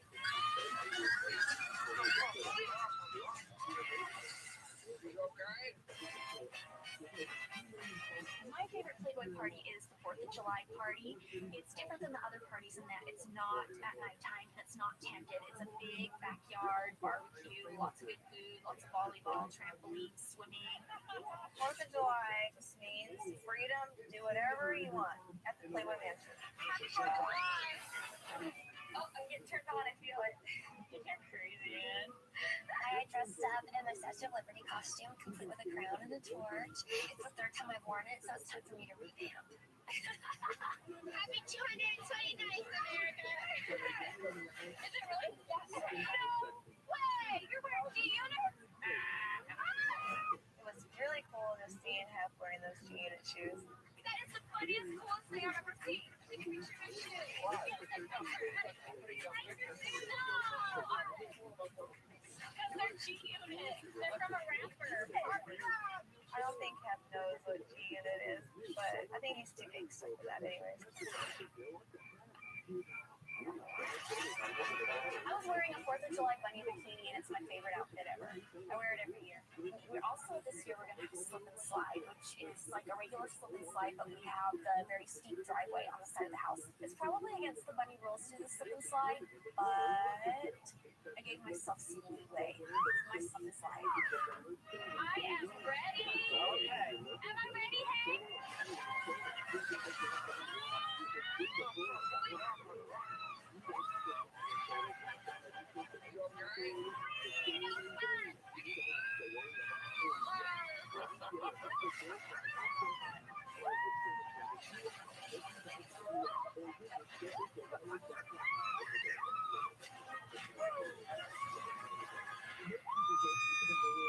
My tail got soaked on the slip and slide, so I had droopy drawers the rest of the day.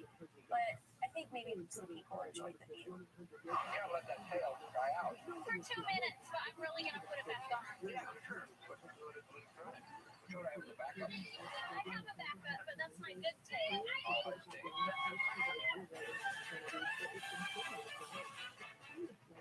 My 2 favorite things about 4th of July are the 2 F's, food and fireworks. The fireworks are so Hef's the only private owner for the fireworks permit in Los Angeles, so it's just really very special to see. And bonus for our neighbors.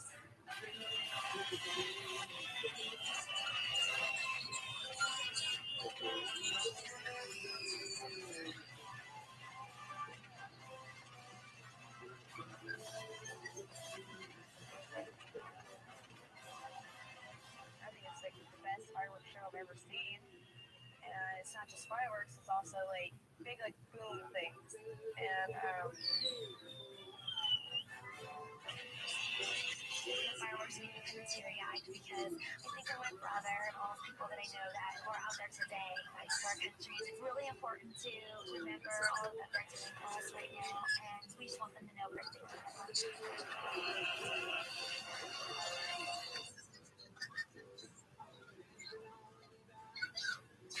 Previously on the Girls Next Door. I can't promise you. Especially the picture today. Getting in Playboy is one of the things I've always wanted my whole life was something we were all wondering if we'd get a chance to do. I was speechless. I couldn't even say anything. I'm so excited. Thank you so much, honey. We promised to give you our all.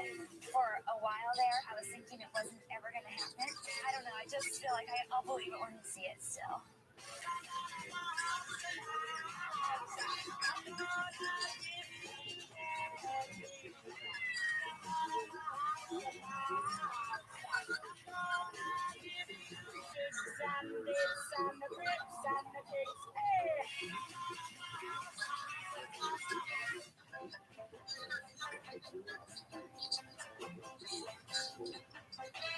I'm really excited because today we're shooting our pictorial.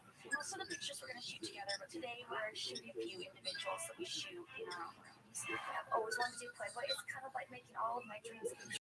Really. Okay,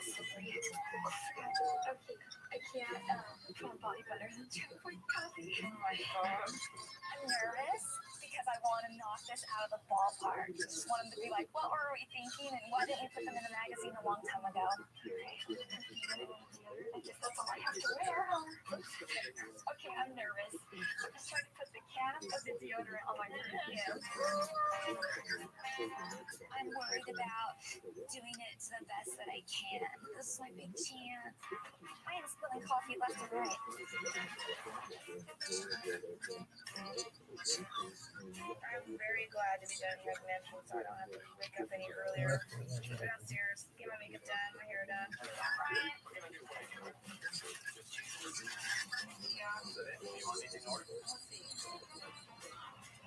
Chicken strips. Chicken strips, okay. No, it's Mary. I can only take the order, I can't take the time. Okay.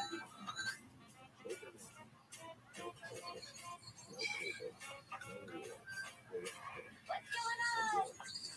Holly, I thought you were second, but I guess I did Kendra second. Oh, I thought you were Holly. Oh, Holly, I thought you were second. I totally thought you were Holly. Your hair looks good. Thank you. Yeah. Today is kind of like my day. Like, I want to look like me, express who I really am, but with makeup on and nude, you know?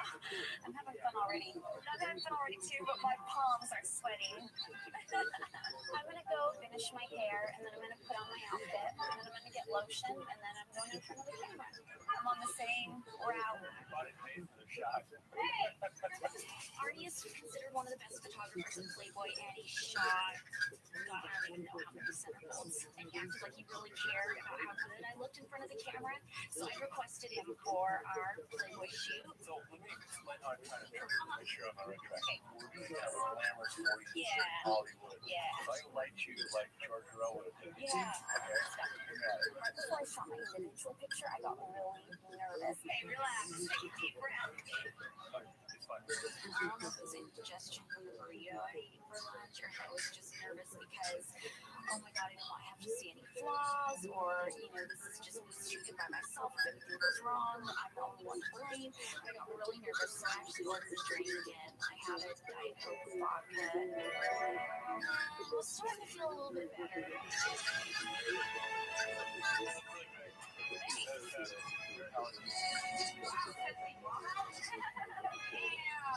The individual pictures represent who we are. Holly's looks gorgeous, represented who she is, Glamour Barbie. Love it. Tuck the shoulder down a little bit lower. That's one. There you go. Nice. Okay. It's kind of a Playboy cliche because every centerfold says it, but they always say when I first came in to do my shoot, I was so nervous. I didn't want to take off my robe. And by the end of the day, I was walking out of the studio naked. But that's the way it is because everybody on staff is so professional. They act like they've seen it all before. They act like you do have clothes on. So why would you want to put anything back on? I know Hef doesn't like it when I walk around naked in the house because he's a little more old-fashioned sometimes than people think. But you tend to forget you're naked when you've been shooting naked all day. At first, it was like kind of awkward, being naked in front of everybody. But then after I got naked, I started getting loose. I need to get naked, guys. I need to hurry up and get naked, you guys. I'm sweating my ass off. Mom, I need to get naked real quick. My favorite part about this whole shoot is taking pictures pictures of who I am, sexy, classy, nude pictures, you know? Right, like a and you check the video all the way down the body. You see the cloth? I need to sit on the cloth because it's gross. Yeah, this is weird here. It's like I don't want to go in and watch because I don't want to think you're nervous or anything, which might not be, but First, my nerves are jumping in there, but I'm actually really happy because right now I feel like my body is in the best shape I've ever had it, so I think it's perfect timing. What's the hat? If we do the hat, I think we should do it totally nude with just the hat and the socks. What do you think? Andrew, can I look at your Polaroid? Yeah, super cute. Oh, it's hot in here. A little fan here? No, I am good. I like sweating means you're losing weight. I think that being a playboy will lead on to good things. Hopefully, a lot of football players will be hanging me in their lockers. See that? That is me and that guy right there. And I have signs and all, and I have all of his action figures.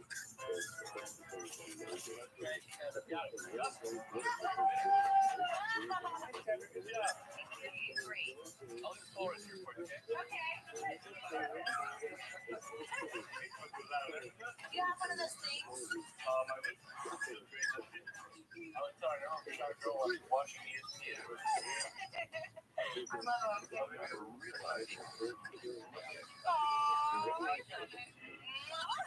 Makes my job easy. Thank you. I'm most nervous about my own body and just how it's gonna look. Just feel unprepared. Feel prepared, I guess. Are you looking at it a little bit? Yeah, I go. I just want it to be perfect, and I want to be happy with the pictures. You can kind of make your own personality with them.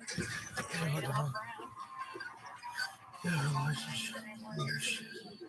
what I've always dreamed of. So the pressure's on. This is my only chance at it, so it's got to be good. The girl next door.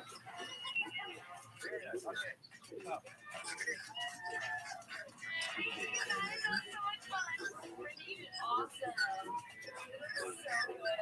I'm like, wait, I'm just getting started. So fun. Thank you. That is amazing. I love it. I love it. I love it. I want posters. I want puzzles. I want. It's so cute. It's everything you dreamed of for me, too. It's not even done.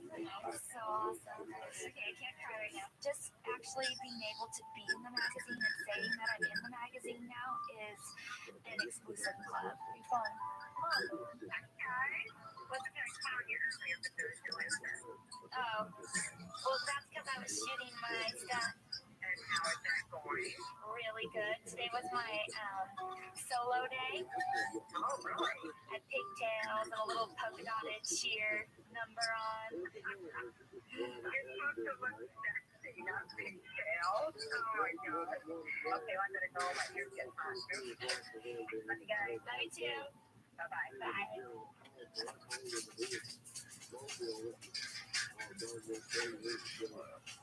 So we're going to say Pet had some constructive criticism for us. What's so funny? Am I deer in the headlights in that one?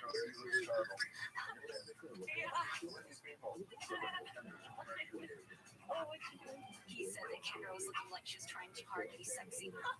She looks tough. Look, this is so good. Coming up, today we are shooting That's all good. three of us. As we take a final, Bridget had to leave to go to school, so Kendra and I took some pictures in the shower. Really great seeing two hot chicks naked. It's not fair.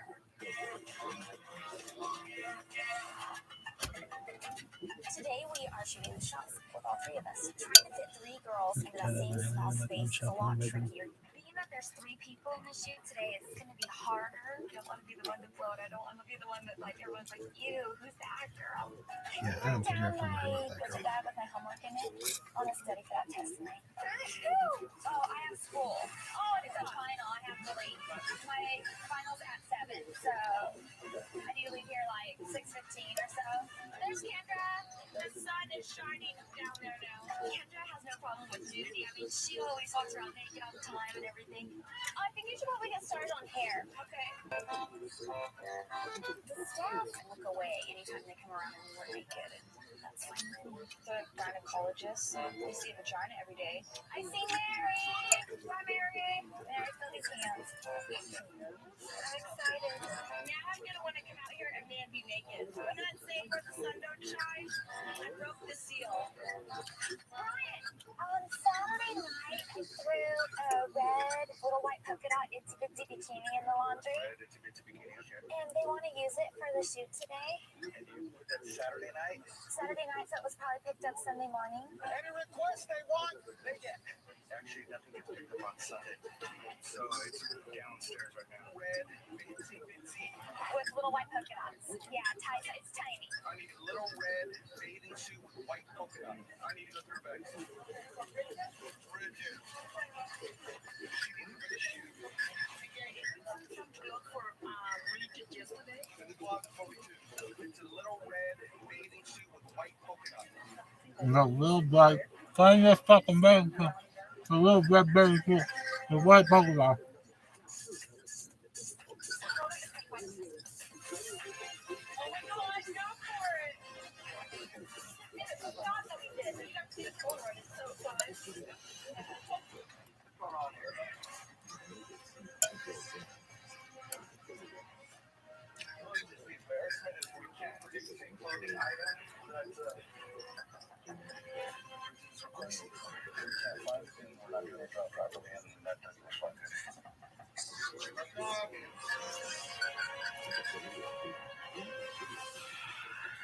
Sigh of relief. It was never sent out, and here it is. How do they fucking Thank you, yes. Perfect. Thank you so much. Now, do you want us to? babies getting? I don't get no watching babies. Are you sure it's okay? You want it? We'll do it. Okay. Thank you. Sure, no problem. Depending on, fixing your hair and makeup, I'm not doing this. That's right. That's perfect. That's the plan? I'm gonna run upstairs really quick and email one of my teachers. I have to go to class tonight and I'm rehab, and I tried to email my professor to see if there was any way maybe I could take the final on another night. Bridget's ultimate goal is to get a PhD. Right now she's working on her second master's degree in broadcast journalism. I just left a message with one of my professors to see if I can not take the final tonight or have him just email it to me. So I just wanted to let you know so that you guys take a message and then bring it out to me. Okay, bye. My professor emailed me back and said I couldn't retake it at another time. You should what time it was? Maybe 5. Oh, I want this one. Thank you. Could not. I'm gonna be a professional. My professor emailed me back and he said I couldn't retake it at another time. Good for that profession. Maybe 5. Oh, I want this one. Thank you. I'm gonna be a professional hula hooper. That's all. I don't know. I think Kendra's the worst hula hooper, but only because I haven't given her my super hula hooping class yet. Bridget's already taken it.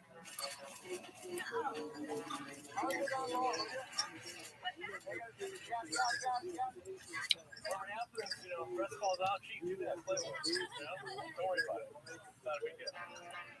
I think about each other's bodies all the time, or not all the time, but like when we're shooting or whatever. But I'm happy with my own. I mean, I know where my flaws are, and I see Kendra's got a totally flat stomach, and I'm like, oh, I wish I had that. And she's got a good butt, and I'm like, I wish I had that. But I like my butt because mine's like bigger. I like booty shots. Really came to the right guy. Get ready for the butt thing.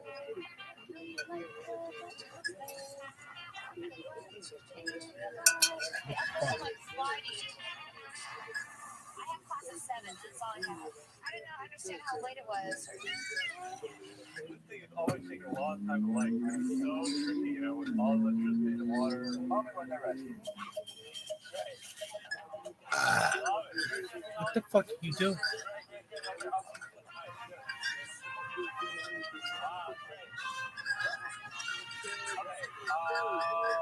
One more. Indian? You know what? It's kind of lopsided though. Oh, all right, let's do it.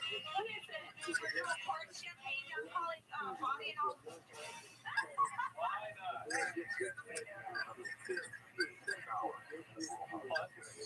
So we're shooting, things are starting to get kind of late, and they decided to add on a shower scene in the bathhouse. I've already tried to do it today.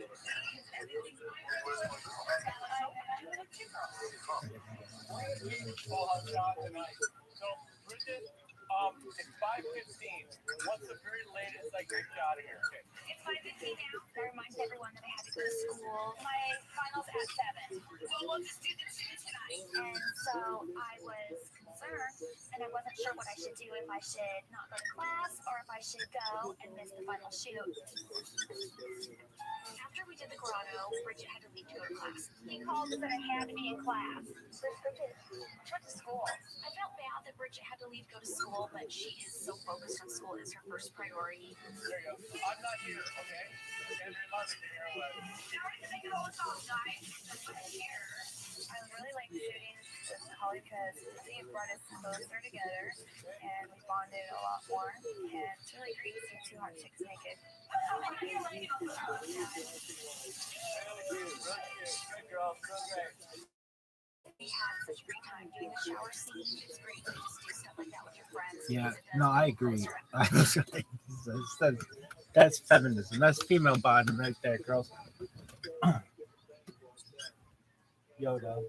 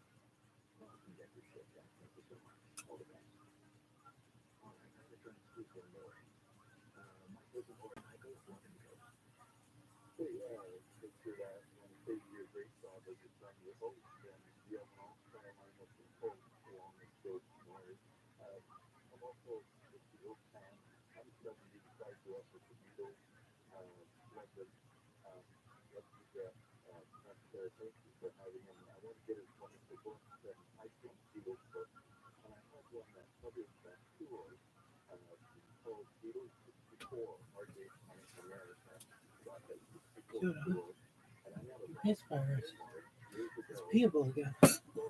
I'd say it's not been peeable. I feel like this whole Girl, you're so masturbatable. It makes you want to scream. I want to tear around genitals off and eat them. You're so hot.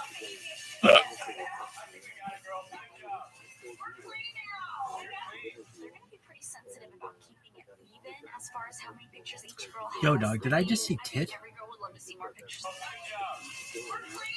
Ooh, close. They're going to be pretty sensitive about keeping it even as far as how many pictures each girl has. I mean, I think every girl would love to see more pictures of herself, but at the same time, that wouldn't be fair to the other girls.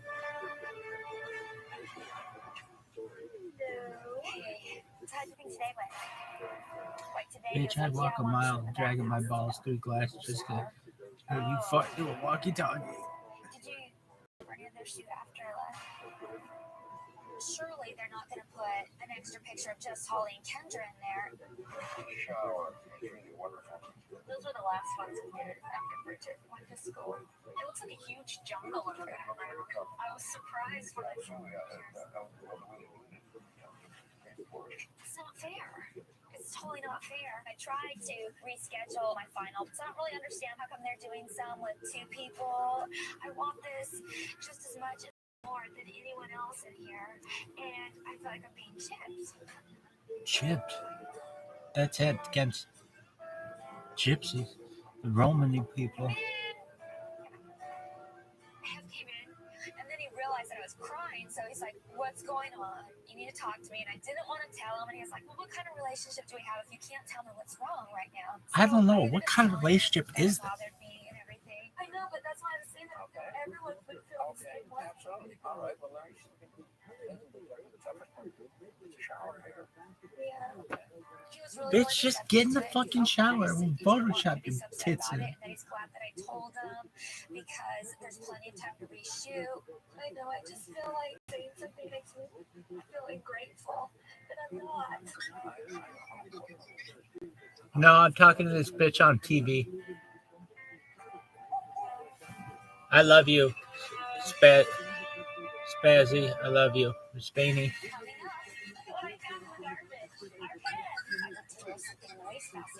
You rock.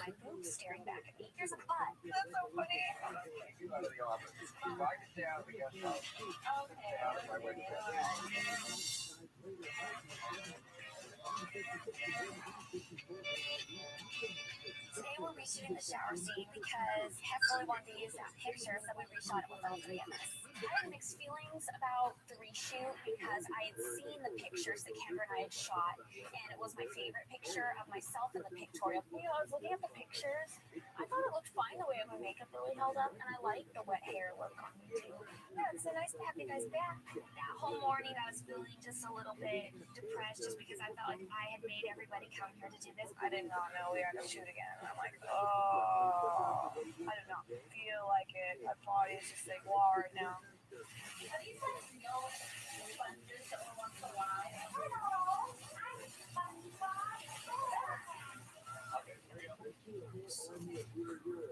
I take her up again. Upside. I like it really low too. You know what? I feel like I spoke up for something that was really bothering me, and we were able to reshoot it, and I feel like it's a win-win situation for everyone now. Okay, you got it. It's a body out there. Shut up. Are you kidding me? I swear to God. What is our So what I found in the garbage, our pants. Here we are.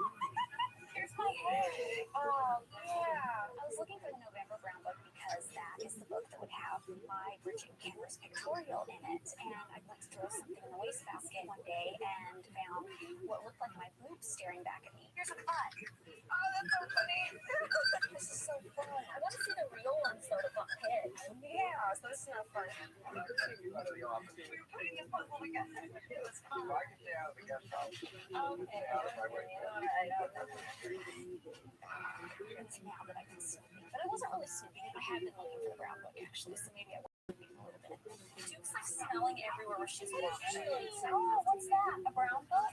What brown book? A brown book. What brown book? It's been missing from the office. No way. One thing to get our attention away from that. What the brown book is it's a mock-up of the future issues of the magazine. Have can insert copies of the final pages in and take them away and write comments and things like that. I like this. I like the color of this. That's nice. Ditto, I dog. love that one. When I saw the brown book, I thought it's real. I want you to know that it's definitely from the moment. I'm still in shock. Like I feel like it hasn't fully hit me yet, but I just feel like at any moment it can be taken away. I'm gonna just wait till I see that magazine come out and then I'll believe it. For sure. Thank you. I'm more excited. Oh my God. Thank you. What the hell kind of relationship do these people have? This is crazy. I have to learn, what is this?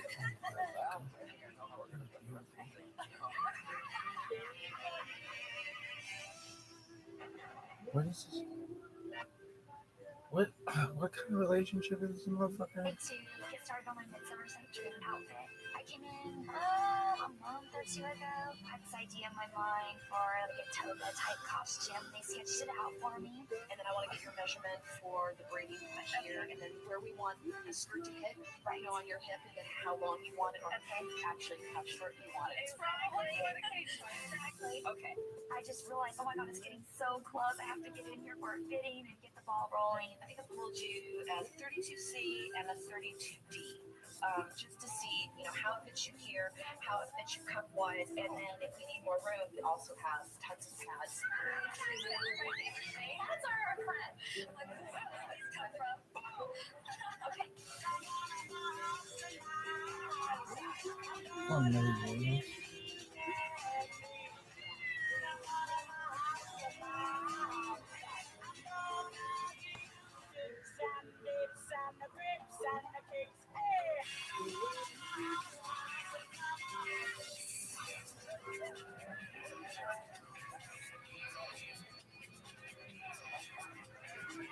This week is the Midsummer Night's Dream Party. The Midsummer Night's Dream Party is the coolest party in Hollywood. I'm very excited because this is like one of my favorite parties because it's a celebration of the middle of summer, I think, or the end, whatever.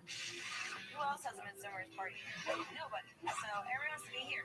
It's just like a modern day version of the Cinderella ball. We pack the guest list with celebrities and beautiful people. The backyard is decorated so you don't even recognize it from during the day.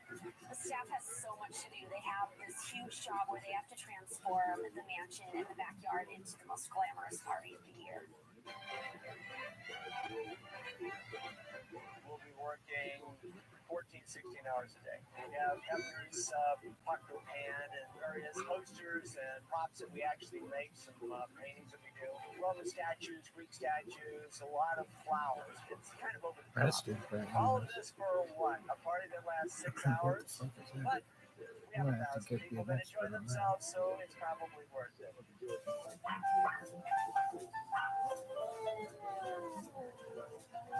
It's okay.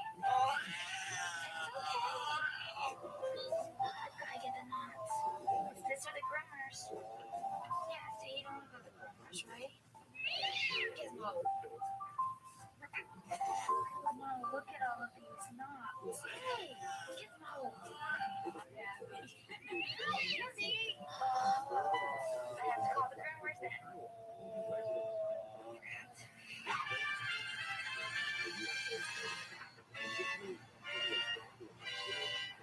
Hey, want to go surprise on stage, okay?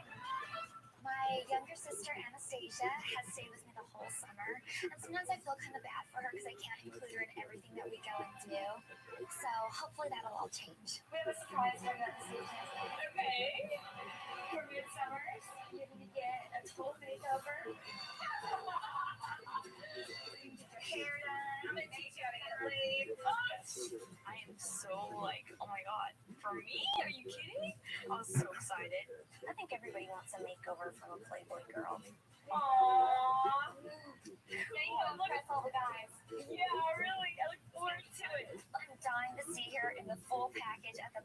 she can be awesome makeup, awesome hair. I think she's gonna look worlds different. Oh my god. Okay, after hair extensions, I am not gonna look the same person at all. Oh, we got a thing at a waxing place for bikini Uh-oh. And whatever else you get done.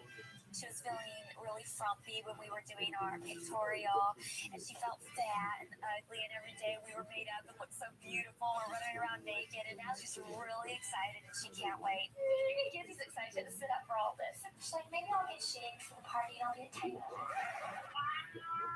She's such a brat. Learning how to get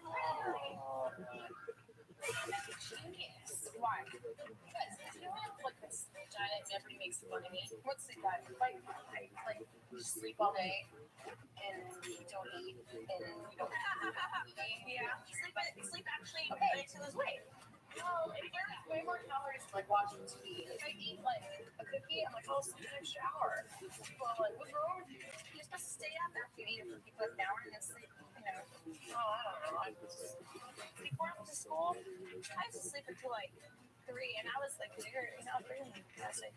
And plus also because I just be out on like nachos and stuff every night. When you sleep for so long, you miss breakfast, you miss lunch, you know, and there you go. You miss all the eating, and then you're skinny.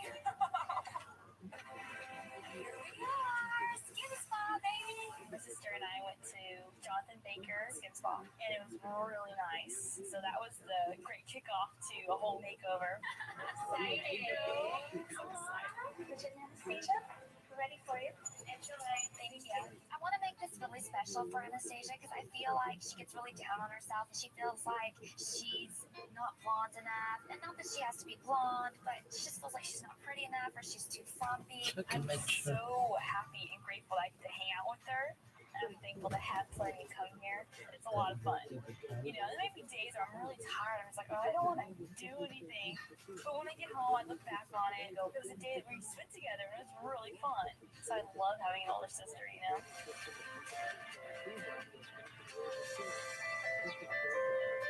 Thank you, guys. Have a good day. You too. I'm taking her shopping to get her the cute outfit and the shoes. The windows always look so pretty. Oh my god. And I just think that this is going to be really cool. Look at this lettuce. This is incredible.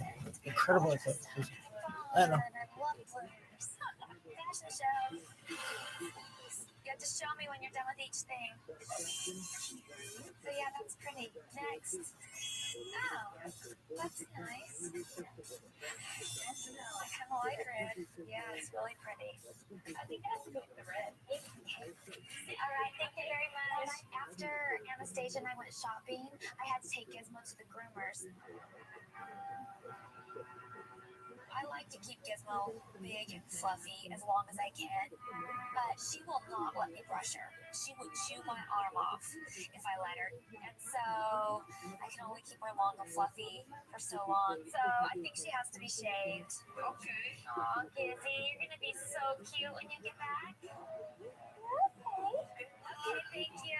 Bye-bye. Bye, Gizzy. Bye, Giz. I helped Anastasia with her makeover a little bit. I bought her some fake boobs to stuff in her bra. Here's before your makeover and after your makeover. Like it. What? Wish I had boobs like that.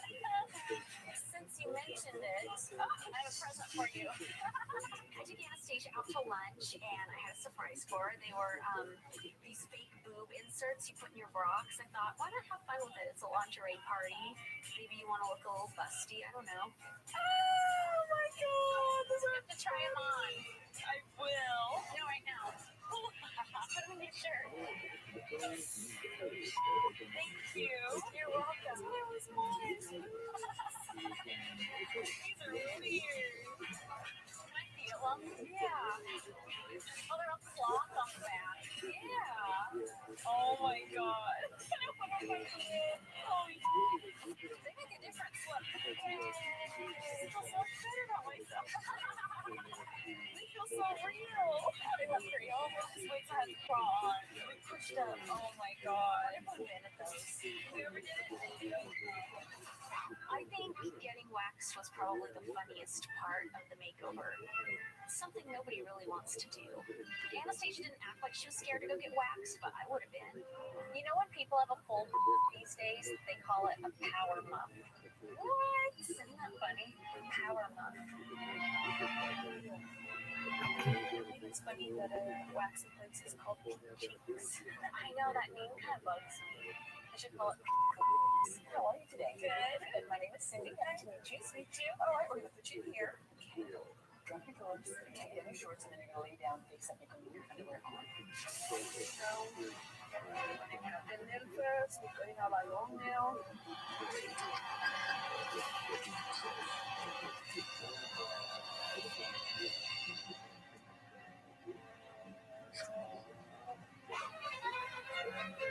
Why are you waxing me today? Because I'm going to party. You are? Midsummer's extreme bad. Oh my gosh, that is a famous party. Yeah. Have you ever seen him in person? Oh yeah. Is he as handsome in person as he is on TV? Of course. Have these smiling eyes. Yeah. Well, we've got 3 girls on his arm. Yeah. Do you think you'll ever be one of those girls? Oh, it's just 2 girlfriends, so that would be weird. Yeah, I guess. One of the families enough, huh?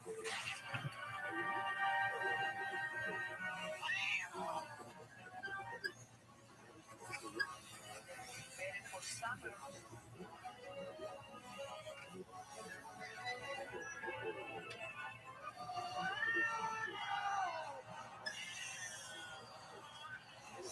Pretty good. Beautiful, baby.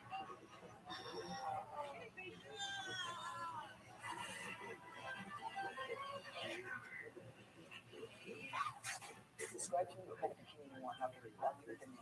The edges are waxed. It's just like a strip down the middle. Yeah. Okay. And would you want me to take your earlier? Shine? Yeah.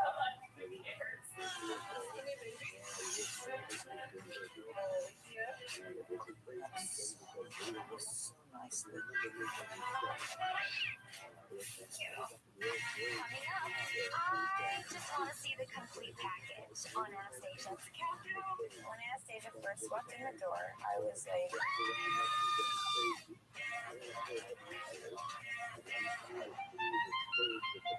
day of Midsummers is chaos. There's so much stuff that needs to be done, from the kitchen to maintenance to decorations to all kinds of people that are coming in setting up. We have 10 bars in total for 1,000 people. This is the biggest party of the year. So I guess listed is pretty big, and the attire is lingerie. 2 platforms for nude painted dancers. They're totally nude, but it looks like they're wearing clothing. You'll see. It's a great look. You ready to party? I'm ready to party. I sent the pictures of all the girls that Mr. Cooker has it. His choice comes in, and if there's a girl in there before and she did a good job, she's basically just going back on in. And all the new girls that Mr. Cooker goes through. I try to select something that's flattering to their body type. It also gives them a lot of energy. Around, they're dancing, they're serving shots. It's got to be just like when they go to a store and pick out something. It's like that's the worst part about the job is getting it off after. If you scrub it off with an exfoliator, or there's some kind of cream you can get. I think everybody here is big boobs with me. I believe Kendra started off as a painted girl, and then she became one of Hub's girlfriends. Maybe I'll follow in Kendra's footsteps. I don't know I'm coming for it. I was running behind on finding an outfit. I was kind of trying to make something, but it didn't really work out. So at the last minute, I found an amazing outfit. I decided I'm going to save a lot of time and effort wearing a burqa in the summers. Want to see my Midsummers outfit? It's awesome. Yeah.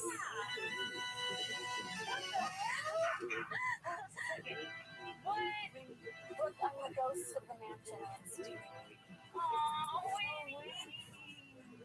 Winnie likes it though. Yeah, she's in. Check it out.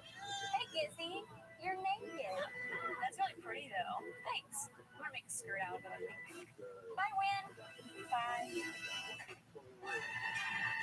Today's the day of the party, so Anastasia has left the most dramatic part of her makeover for last. Good. I want a big makeover. I too. And now, because he's done, Okay. I don't know. Oh my god. So good. Voila. Now extensions. Now, ascension, come. I'm ready. Oh, yes.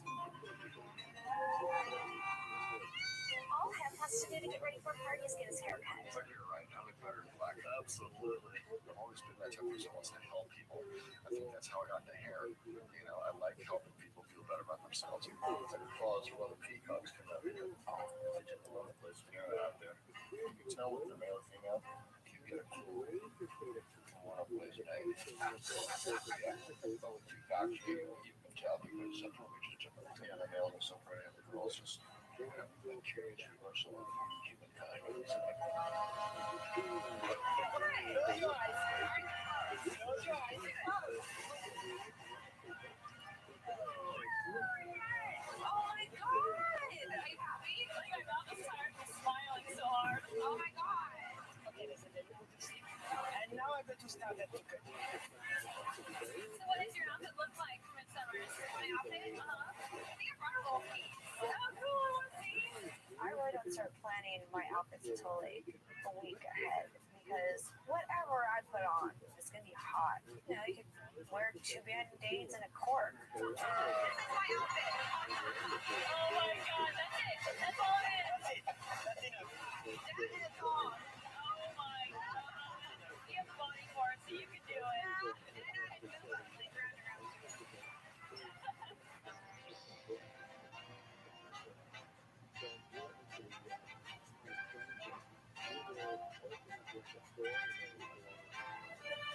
It takes a lot of work to get ready for an event like Midsummer's. We're at Hef's table, so we really want to look our best, and we really want to put the extra effort into it. So I don't want to show up next to Hef after I've just rolled out of bed and have people go, "That's what Hugh Hefner's dating."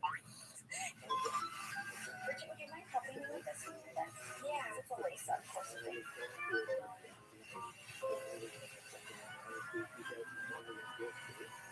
Getting ready for Midsummer's is a long process. It takes getting your hair done. You have to get a shave and get to tan.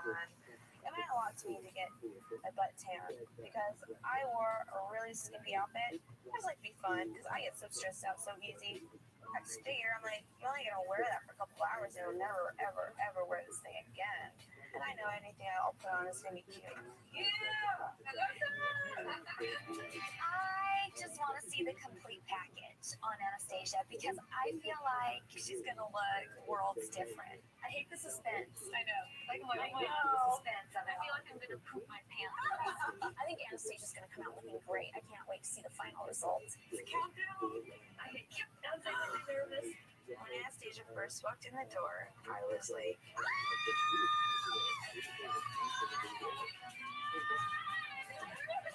I was going crazy because she was so beautiful. Oh my god, I think I'm gonna cry. When I saw Anastasia, I was amazed. I had to do a double take because it was such a big difference. I thought it was Bridget. It was way better than I thought. I thought it would be like, oh my god, look at you. But it was like, oh my god. I was like, oh my god, they scared me. Anastasia felt like a princess. She was so excited. We were doing this for her and very shocked. Even half commented that he thought, oh, you know, she's gonna look like the same person with a little more makeup. But he had to do a triple take. He didn't know who she was when he walked in the room.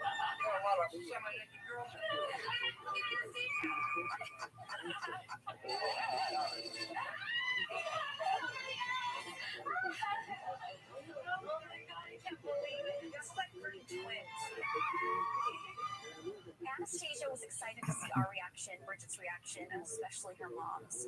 Oh my god, mom is gonna die. Coming up, I think maybe Anastasia's mom might not recognize her daughter. Next time on The Girls Next Door, I'm gonna throw a barbecue across the street. I don't feel like it's going very good because I can't tell when something's done. I made you a baby burger. Honey, how was the baby burger? I put onions on it, but they all fell off when I put them in. I've kind of dogged my baby burger, but I think it was okay. I didn't kill anybody.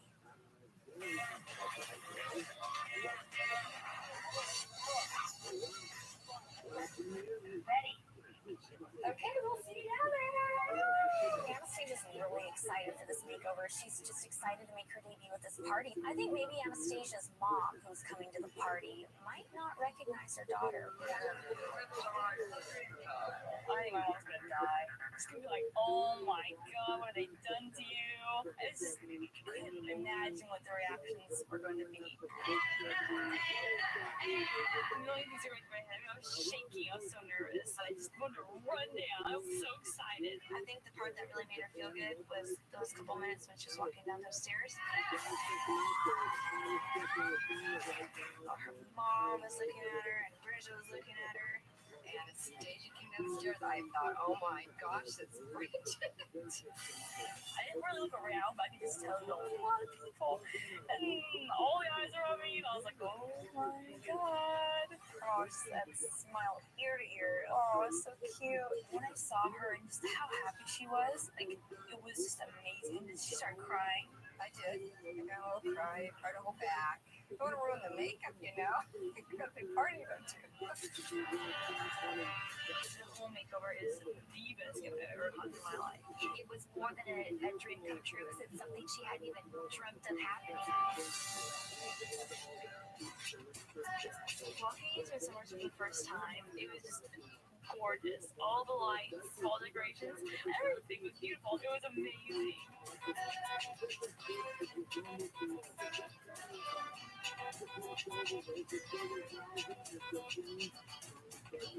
This Midsummer Night's Dream was the best because we just had a really great group, and having Anastasia here just made it the best party yet.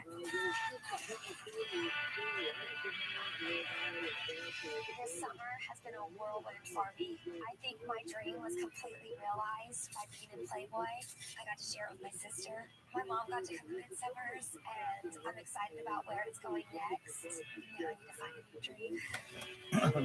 I have a lot of goals for myself. One, I'm going to get my degree someday. And my other goal is to have kids and maybe get some more dogs. I'm full, so. Stupid for being in this relationship, but actually I'm wise enough to know that it's very rare to meet somebody that you feel is your soulmate. I'm not sure how it fits into my entire life plan, but for right now, it's I really don't have a certain goal in mind. All I want to be is okay. I don't care about living in a mansion the rest of my life. I don't care if I hang out with freaking Paris Hilton. I don't care about the fame. I don't care about money. I just want to live a normal life. As long as I'm still smiling and laughing, I think that's the most important thing to me. I think Pep's already living his dream. He likes 20-year-old. Holly Bridge and I think we make him happy too. He makes me happy, and I make him happy. We're all gay together. Baby is happy.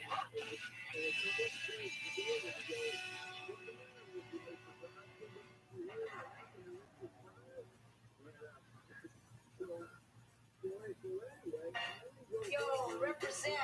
Alright, West Coast, here it comes. My preferably is the butterfly. Or the bat. That was 60 on it. No, that's 96 actually. 96.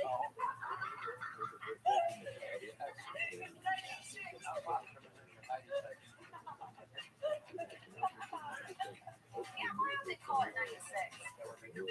They can call it, I think they can call it. Oh, yeah, right. That's why 96 never caught up. Oh, I get it.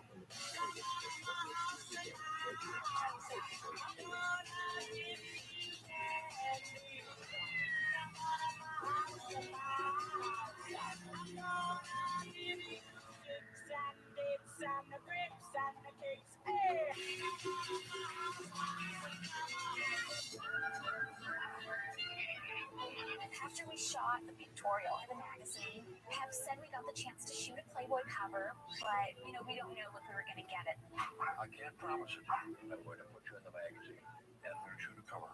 Yay! I was just talking about if we did end up on the cover, it'd just be an amazing opportunity because the cover of Playboy is reserved for celebrities and people who are a really big deal. We don't know.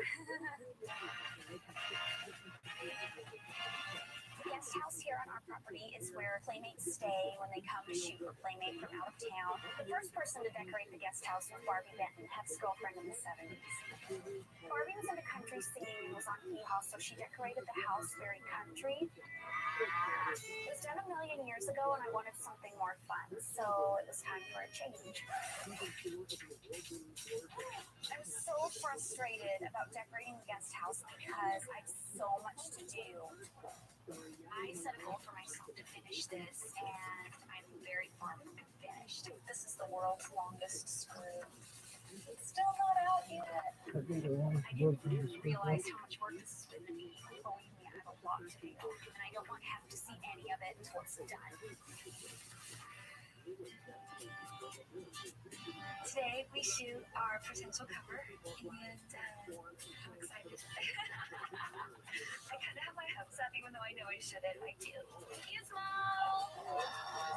I told Hef about it. What's the contract for the cover? I said the three of us laying in a bed. It's all perfect.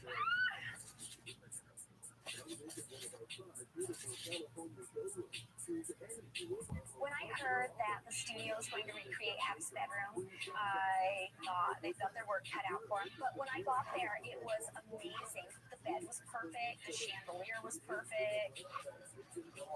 I think the pictures we're shooting are very appropriately themed, but it's a little more of a fantasy version than what really goes on at the mansion. Ken and originally Hollier looked right. It's actually really each other.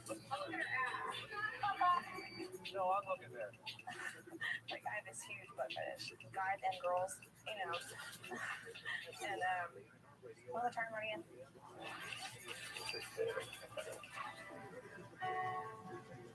The actual cover shoot was on just a mattress with satin sheets on it. We tested it in white sheets and then in black sheets. We're waiting for Hef's phone call to see if he likes the black sheets or the white sheets.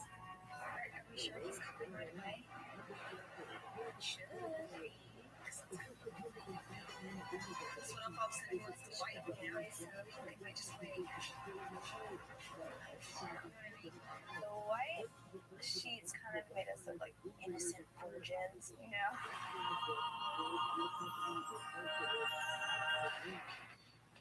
The black ones look like erotic, Oh wait, I meant like exotic.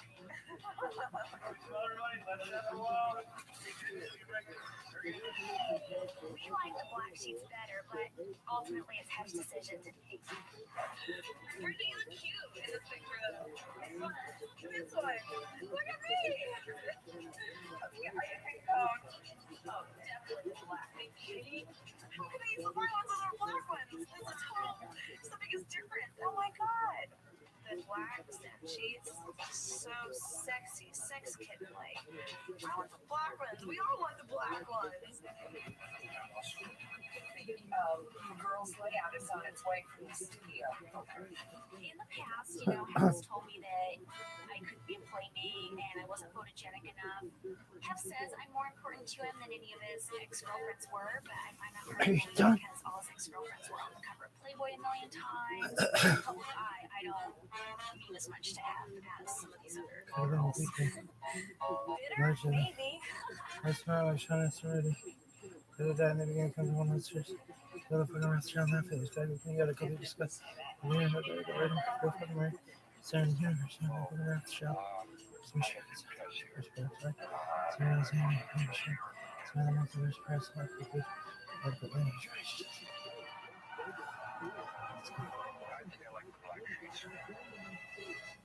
He likes black. What do you say? I think I like the black sheets. I knew it. I knew that Hef would love the black ones better. Thank God. These are way sexier than the white ones. Black is always better. Get a little sparkle in the eye for me. Our post today is pretty easy, so I think we're all gonna do fine. It's just a matter of changing the facial expressions a little bit. Love it, love it, love it, love it. Now you're talking. I did my signature pose. My signature pose is something like this. It means I'm thinking dirty. Hot. Very hot. Ears, I like the ears. I know that these ears have a personality. Like you can bend them any way you want, but these on an automatic personality. Like you. Just think with concentrating and then I'll be doing it. So much fun. I think Bridget was sad to leave. If she could post for Playboy every day, I think she would. I'm sad. I don't want to leave. We're gonna spend the night. We're gonna make us an all-nighter. Bye, guys. Bye, girl. Thank you.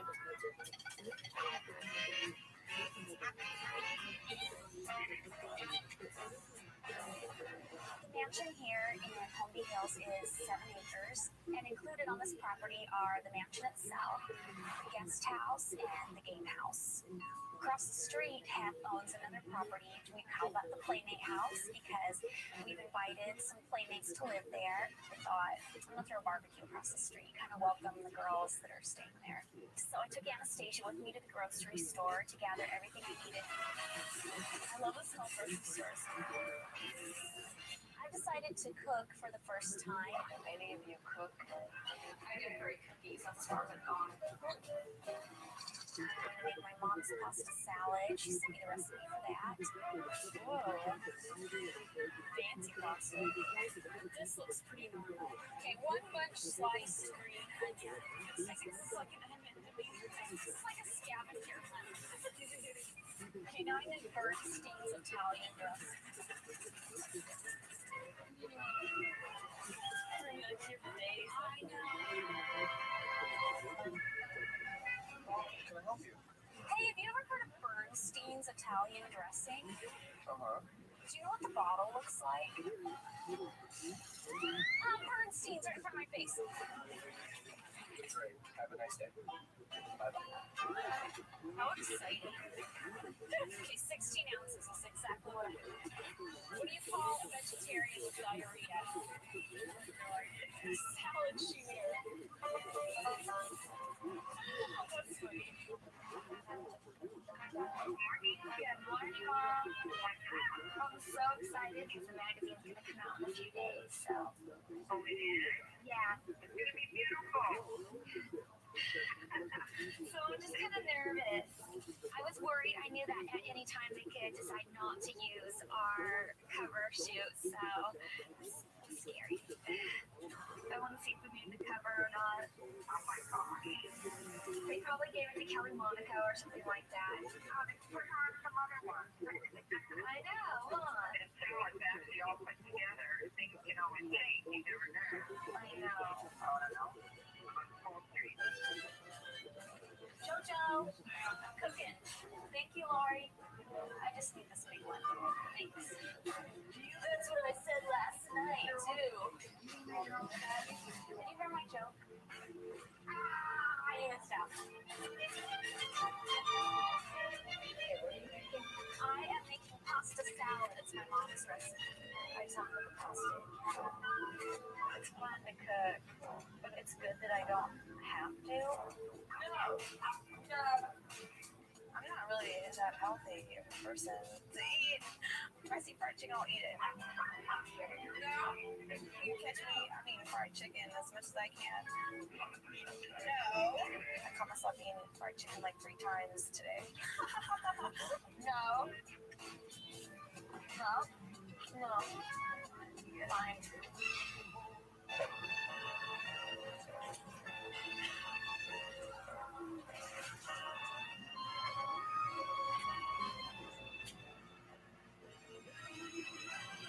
I'm cooking. Start feeling threatened.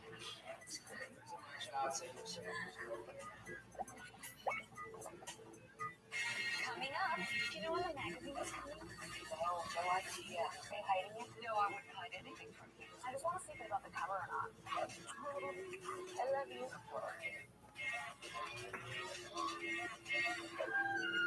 Hey, do you know when the magazine is coming?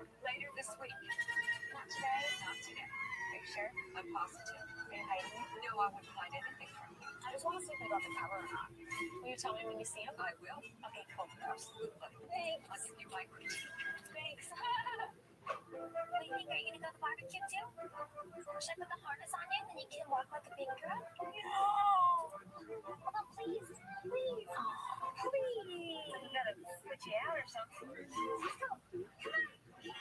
Come on, lady. Come on. Come on. Come on, silly. You were doing so good.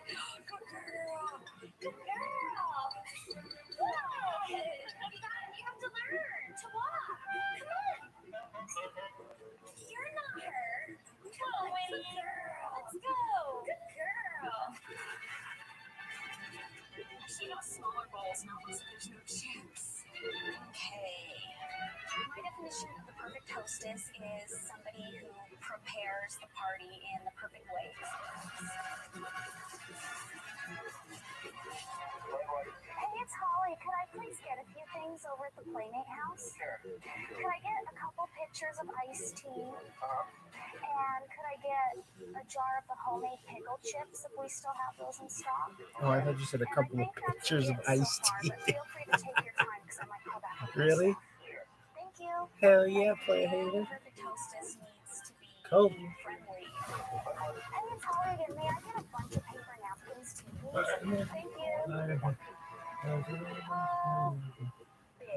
Thank you. So I thought it would be fun to have just a little dinner party where us girls can all sit around and gossip. Could I get a couple of pictures of iced Hey, tea? it's Holly again. I thought of another thing. Jack Daniels. This one's for him. You're a good girl. Wednesday. Keep coming. Why are you stopping? Tired. You're tired already? That's what I thought. You're doing really good, Lenny. Next, we'll go on a hike. That hike's gonna take an hour.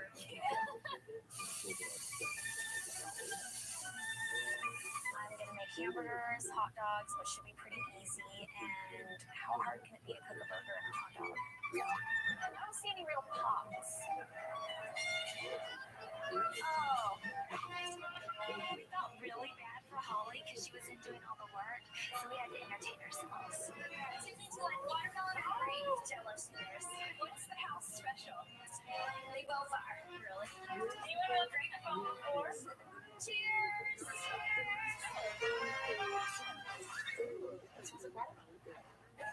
How are you? You look so cute. So are you. Look at you. Yeah, I've never cooked before. Usually, yes, I'm a housewife costume. I'm wearing a housewife costume because if I'm gonna do something like cook, I want to celebrate it with a costume. The only reason I'm doing as well as I am is because I asked the kitchen for pointers last night. So they kind of gave me the news on how long you cook a burger and stuff like that. So we'll see. The judges are out there.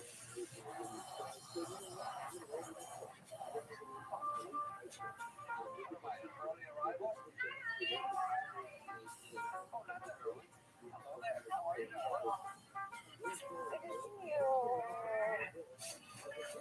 I don't feel like it's going very good because I can't tell when something's done and I don't know how long to leave it on for.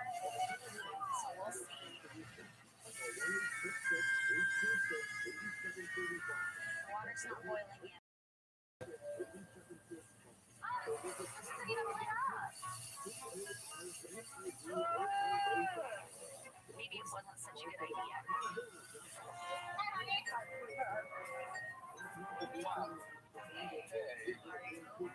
I'm gonna test these out because I'm not that confident.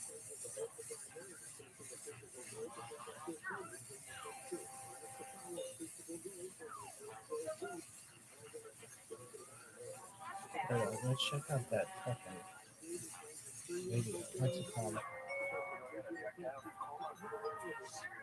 Yoga. Something. I made you a baby burger. Interesting. Baby burger!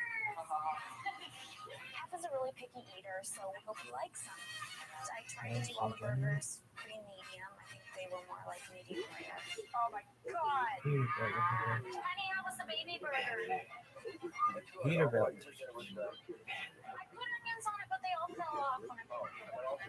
I think they mix it in with the meat somehow. Peterbilt. Oh yeah, I forgot. Peterbilt. That's kind of dog my baby burger, so I guess you can't win them all. Peterbilt. I thought that the cooking would go really fast and then I could just join everybody and eat, but it took all day and you can't really cook and entertain at the same time. I think if I throw another party, I'll hire a cook. I like Wednesdays. Because you're a good girl. Except for I smell something farty coming out of you.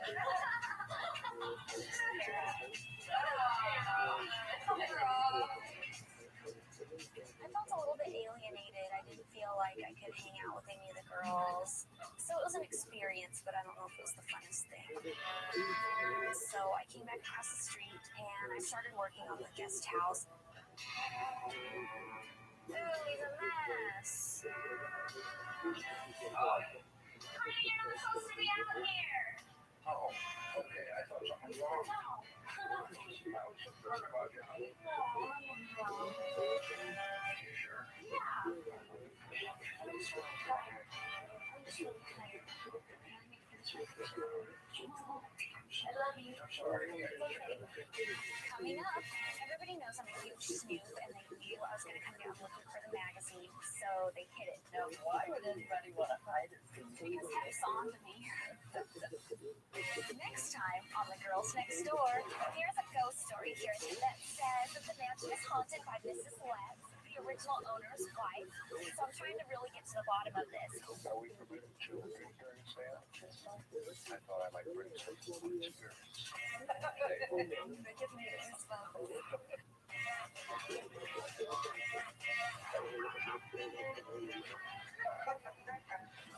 You know when the girls are going to come out there to shoot come out? No, it's fun. I like it. FedEx trains here, so probably coming out today. That's so much. They are going to go nuts when they see that. They really are. I like to see it first. Did the FedEx come? I think it did. Can we open it? No. Why? We get to seal it. We can't. But if we can open it, Mary, we can seal it up. They'll never know. Cat is opening it. Only Cat. Now he's going to be down here all over us to see if it's come in. I won't say a word of it. Say when it's your life is on this thing. I'm mute. You've never been mute in your life. You don't know mute. I do. Hey, dogs! What are you gonna do? What's up, Larry? Are they here yet? The magazines? I don't know. Everybody knows I'm a huge snoop, and they knew I was going to come down looking for the magazine, so they hid it. Has anybody seen a November issue this morning? No, we haven't seen it. Because they were supposed to come in today. Really? Is there anything special about the November issue that you're more interested in than the other issue? Maybe. I don't see anything, Mary. I think it's being hidden. Now, why would anybody want to hide it? Because Heck's on to me. So I went down to the office this morning to try and get the magazine, and he told me it hadn't arrived yet. Oh, boy. Do you think they're hiding it from me, or do you think it really hasn't came? No, 100% they're hiding it. They are hiding it. Yes. I'm kind of nervous. I just want to see if I got the cover or not, because that's a mystery. It's killing Monica. I know. She won't get it. 3 hot blonde chicks over Exactly. No, That's what I'm thinking. He has to live with us after this.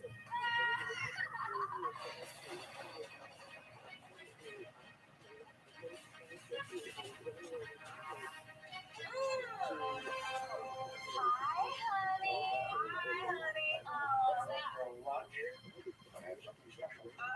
What is it?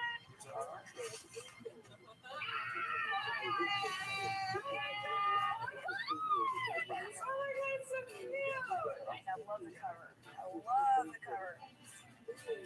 Oh, beyond my expectations. It was really nice. You know, I was really excited because it had my signature pose on there. Let's see. When Hef showed us the magazine and that we got the cover, I was really emotional and it was just so cool. That was more than I'd ever even imagined. I can't believe I got the cover. This was like a milestone. I know. Oh, I'm so happy they airbrushed my out. It's one cover was something that I never even dreamt of. I'm so excited I decided to use it. It means more than I'm so excited about the bunny too. That is my favorite. I think the cover's my favorite. I don't even know what's my favorite. There's too many to choose from. I think for me personally, just because all of Hef's girlfriends have been on the cover of Playboy a million times, for me, I feel like it kind of legitimizes me. I feel like he's finally saying he's proud of me, and I made it in that one little aspect of like here at the mansion.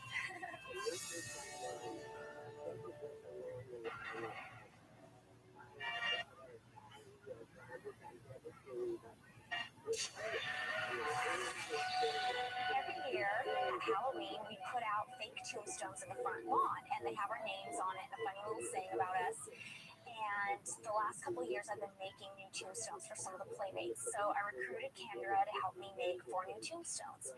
What do you think I should say for Jillian's? I thought of Jillian Grace shot in the face, but then I thought that kind of sounds pornographic too. So that's good. Should I put that? That's a good thing. But it's fun to get little things to say about him. You know, like we were trying to think about something to say about Destiny. We're PIC, partners in crime. My PIC, now a dead body.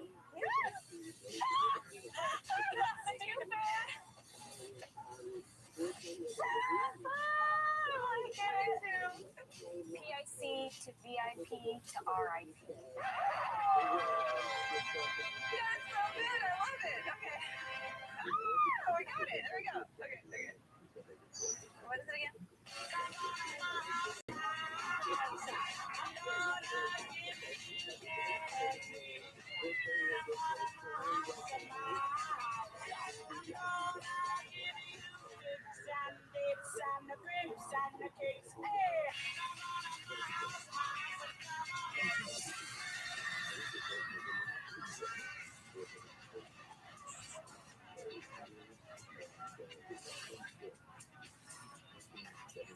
Halloween is a major deal at the mansion. It's one of Hef's favorite holidays, one of the mansion's biggest parties. I haven't had this much fun since the last time I died. The biggest and best Halloween party in the world. Would you like a run, Chop?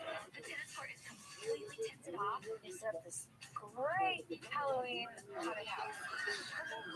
Like last year was so fun. And all the great people come here on Halloween. We have lots of decorating to do. Bye-bye pink room. Hello Halloween dungeon. I absolutely love Halloween. It's my favorite holiday of the year. This is like really authentic looking Black Widow spiderwebs all over the room. How long do they last? For a long time. But even so, you could make them and then throw little fake bugs in them and see how many catch. Yeah, fake spiders. End of August, I decorate my whole room into like a haunted house because I want to live and breathe Halloween for at least a full month, if not longer. From a little girl, I've loved horror movies and ghost stories. I think it's a really cool bond that Hef and I have together with his love for horror movies and Halloween. I just think it's a really neat bond. Wednesday is named after the Addams family. I always thought if I have a little girl, I would name her Wednesday. I just happen to have a little puppy first, so. Here's a ghost story here that says that the mansion is haunted by Mrs. Letts, the original owner's wife. And the mystery is that she jumped from the balcony to the marble floor and died. People have seen things, have heard things, have felt weird things. I 100% believe that there is a ghost here at the mansion. One night, I was sitting in my room on my bed with my sister, and I saw a woman standing in the doorway. And when I turned to look, Free and are not guaranteed. Cox terms apply. Other Fix restrictions may me. apply. Look at this athleticism. I've never seen this thing like this. I'm just gonna tell you right now. This motherfucker's a potential 6-star. talk to you guys or something like follow. Astonishing legends who sometimes present a story so obscure you've never heard of it. Other times, we'll share one you've heard of, but don't find personally intriguing.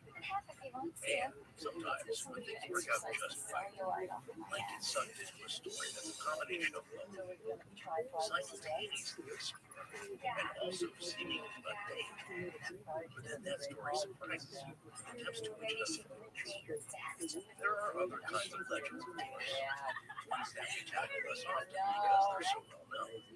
Legends that have been covered by every other show in every format 1,000 times. We tend to stay away from those unless, well, unless we feel we can bring a new perspective to them. Tonight's episode represents the first part of the series with that exact goal. October 20th, 1967, Roger Patterson and Bob Gibson were in the Six Rivers National Forest together. The experienced cowboys and amateur There is a lot of talk about the mansion being haunted, and I don't necessarily believe in supernatural things, but I want to believe in them. Well, remember when the toilet flushed on me? As they emerged around the log cabin, they were startled by the sight of a 6.5 to 7 foot tall, over 500 pound, very bipedal creature walking away from them on the other side of the road. I think she Their doesn't horses believe in it. became agitated. Patterson actually fell apologies, but having rodeo experience, he managed to collect a 16mm film camera he had with him as he came down. He ordered Gibson to cover him and began running, stopping at least once, where he could steady the camera on a wall. There's creepy stuff in He it. attempted to film the creature the entire time. So That Calvin creature Gary Taft, he is a famous paranormal investigator here in Los Angeles, and asked him to come over to the mansion and In the investigate for ensuing us. 50 plus years, that film has now been analyzed more than any other film in history, except for the Zapruder film of JFK's assassination. Hundreds of experts from all walks of life have examined it frame by frame, using every form of emerging technology available, all to answer one question. What did Roger Patterson and Bob Gibson see that day in 1967? Possibly we've seen the Patterson people film themselves. Maybe if you didn't realize that's what it was called. And maybe you made your mind up the second you finished watching it. Maybe you think it's obviously a hoax and there's nothing more to discuss.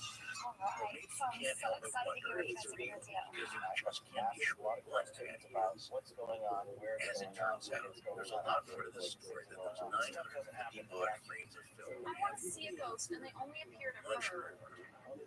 That's what we become.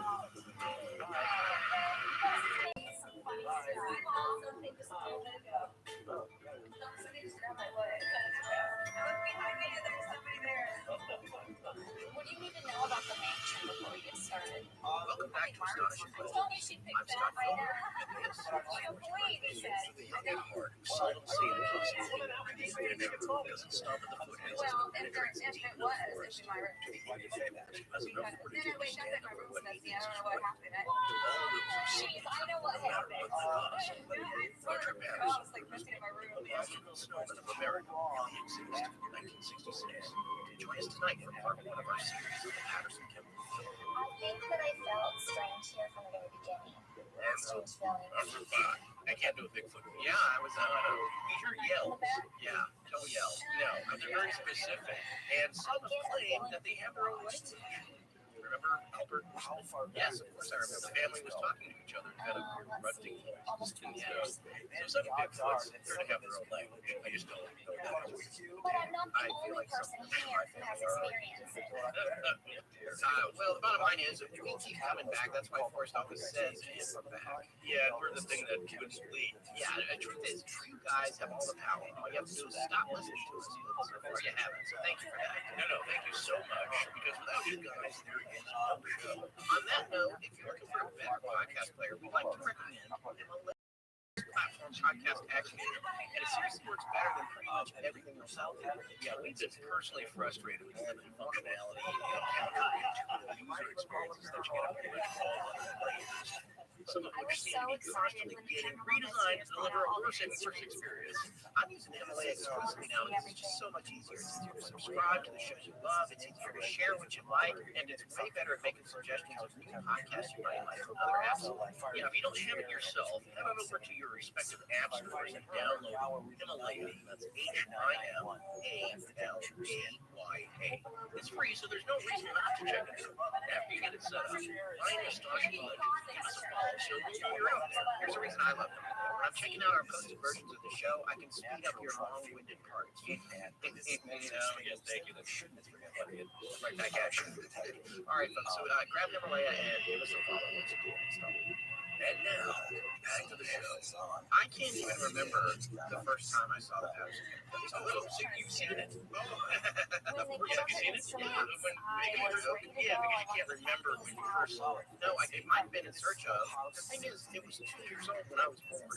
So that's interesting. Yeah, Bigfoot and that sort of thing didn't come into my consciousness until I got much older. And in terms of something I'd be fascinated with beyond the scope of anyone else who would be fascinated with, that would be right. But it really is the consummate representation of Bigfoot. When you think of Bigfoot, when you go to any Bigfoot festival, what you're going to see is Patty from frame 352. You know that film. Pretty much everything is funny. Somebody swinging arms, there's going to be a Bitmoji. Yeah, that is, the joke is believe in yourself. Yeah, you put your Bitmoji face in there, but it is Patty swinging her arms in that pose. It is the most iconic, famous, cryptid Bigfoot photo image out there. In evidence, just in general, of any cryptid anywhere. Nothing comes close to it in terms of its fame. It is the American Gothic of cryptid film footage. I guess you're right. It's been out there so long. I would say most people interested in this genre have not seen it. I'd be curious to find somebody who hasn't seen it. Like the one person who hasn't seen Star Wars. But I know a few. I know one. We have some in our organization. This person works in the film industry. Yeah, in film marketing. They've never seen Star Wars. They've seen all the new ones. But they're not interested. That's not a tangent. That's actually a point I was trying to make. It's been around so long, and we see all these other cryptid videos and films popping up here and there, and those are digital formats, or they're taken by a cell phone, and you pay attention to those. And maybe it's news for a week, or somebody makes a claim and it goes away. This thing has never gone away. And I want to make a philosophical point here, but I will look at the very end. Just philosophical for me sums it up, is that we've all seen it, and most people have seen it, and you go, well, that's pretty cool. Don't think about it, or you just ignore it like nothing. Shut up. There are two conclusions I read from this film. The reason we went to We barely started part one. I was worried that people were it's like, oh, who cares? Come on, man. We've all seen this film. What's the big deal? That's what I think about that. There probably are some younger listeners who haven't. I mean, I'm forever going on Reddit. People are like, oh my God, Queen's amazing. I'm like, oh yeah, that's certainly good. So they're pricing younger folks. And by the way, if you're one of those folks and you're not driving a car or stuck on the subway, stop what you're doing and go over to films and know what we're talking about. Patterson, PATRSON, PMLGIMLLI. Find this and it'll pop right up. Trust me. Yeah, and watch both versions. There's the original version of everything that's up there. And also ones that stabilize. Yeah, talk about the stabilization. Yes, we have links to some of the stabilized ones. So my philosophical point about this short piece of film, if you have seen it and you've kind of forgotten about it, haven't really thought about it lately, but are curious about it, or if you have seen it and just don't care, you think it's a hoax, it's like why even discuss it, hang on a minute, because to me, again, there are two possible that I personally think about this film. One, if it is a hoax, it remains to this day one of the best film hoaxes ever. And especially for the paranormal themes. Number two, if it is not a hoax, it's actually fleeing Bigfoot. Unlike you, I'm not going to go with my conclusions right here, but some of my conclusions. But what I am going to say is, even though I'd seen it several times, before we started researching it, I had something in my mind about it. Yeah, and it's completely changed. Now that we've dug in, now that we've drilled in, it's exactly my point, because we've all seen this film. You know, it doesn't register what it is. I mean, when I was a kid, I think I first saw it, and it might have been Surge Up, or there's plenty of shows on there because it was such a popular topic during the 70s. Yeah, well, that was the era. Joke about it a lot. It shows up in Close Encounters of the Third Kind. And another paranormal game show, another movie shows up in The $6 Million Man, and all these other shows of the era make a reference to it. If I'm not mistaken, that was a bionic Bigfoot. No, I think it was real. We talked about this before. I think what was funny and maybe a little prescient is that they had a computer system hooked up to Bigfoot so they could communicate with him. Yeah, it could answer simple questions based on visualization. And that was, it's also Andre. No. Ted Cassidy. Yeah, he played Bigfoot. No, wait, I was right. He is an alien cyborg created. So you don't know what he is. You know what you're talking about. He's an alien cyborg created by a group of aliens visiting Earth, instructed by the alien Shaman, imitation of a form of life from the alien, using a technology called biosynthetic, an advanced form of bionics. So I told you Bigfoot was bionic. This is from the 60s. Really? Okay, so I saw actually half of it on the end, but they were trying to communicate with it through the runs, which I thought, it's studying vocalization patterns. The point being is that it was everywhere around that time. It was such a popular thing that did increase a lot of reported sightings. So we kind of see a history of this where people had reported it prior to this late 60s time here, because people want to say, this phenomenon of Bigfoot, that didn't really happen until the 70s. That's kind of a modern thing. That's not. Long Creek area had footprints, and people noticing them and taking photos and measurements starting in 1958. But of course, that was happening before then in different areas. There are stories from the 20s. There are stories from the turn of the century. The Native Americans in their respective regions have had stories going back centuries since people have been there. So it's not a new phenomenon, but the reporting of it became new with this film. It was the first time somebody got pretty clear footage and motion picture footage, not just a still, not just a blurry photo off in the distance. Somebody got motion picture footage of it, and that blew up.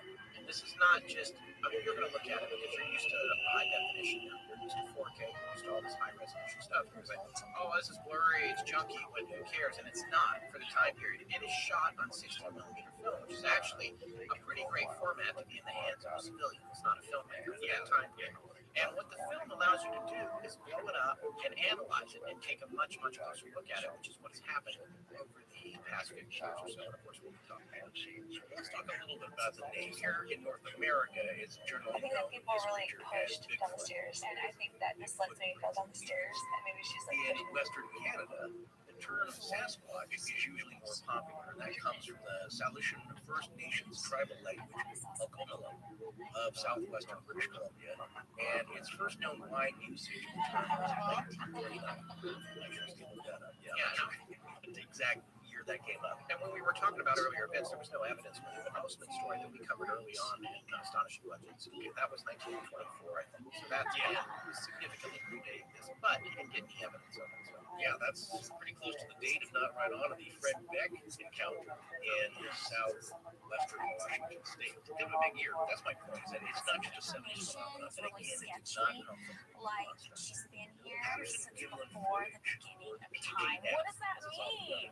Patterson Gillis film. It was shot on Friday, October 20th, 1967. And it's the first thing that pops up if you go to onthisday.com. Yes, I'm up to go there. Whatever we're doing, I always want to look at that before we start talking about it. So it was kind of a big deal then, as you'll see. Not there's no negativity in this house. quickly ramped up into something big. That film was shot by Roger Patterson, his friend Bob Gimlin nearby, while the two were on a horseback ride in Northern California in Del Norte County, near Loveland. I believe it's just probably near the county line of Humboldt County to the south. Okay. Because when you talk about it, like people will say, well, that's coming out of Humboldt County. But if you look at it, I believe technically it's Del Norte, which is right on the border of California. This was almost exactly 2 months before the Silver Bridge collapsed. These things seem to kind of go in sine waves here. This was a lot of activity around this time. So let's talk a little bit about the technical aspects of the piece of film itself. The film sequence was shot on 16mm motion picture cameras, a Kodak K100 Cine Special, the Easter style camera, which means There are 3 lenses on a plate, depending on what lens you want to use. There's a wide angle, a slight telephoto, and something in the middle that represents more like regular picture. Yes, so a 35mm camera is about 50. Yeah, we have some pictures of this camera posted with this episode, and there's some of them going on eBay even today for $500. Yeah, so not cheap. They're kind of rare now. Well, this camera was expensive back then, so Roger Patterson had to rent it.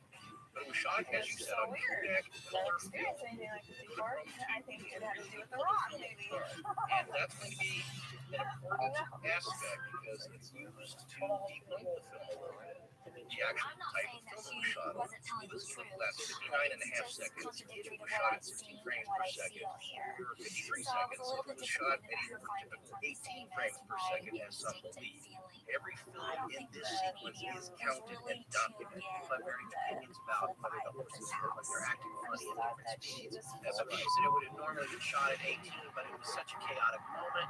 There's some debate over what that frame is. You typically film camera and when you choose between several different film rates. Nowadays, motion picture film is shot at 24 frames per second for sound and video. Well, this sequence is composed of 954 frames, or 900 originally, as 2 extra frames were later discovered that should be included. Yeah, this is really like, but the reason is, this is like the Supreme film, because people are trying to match this up, because it is kind of an important question to answer.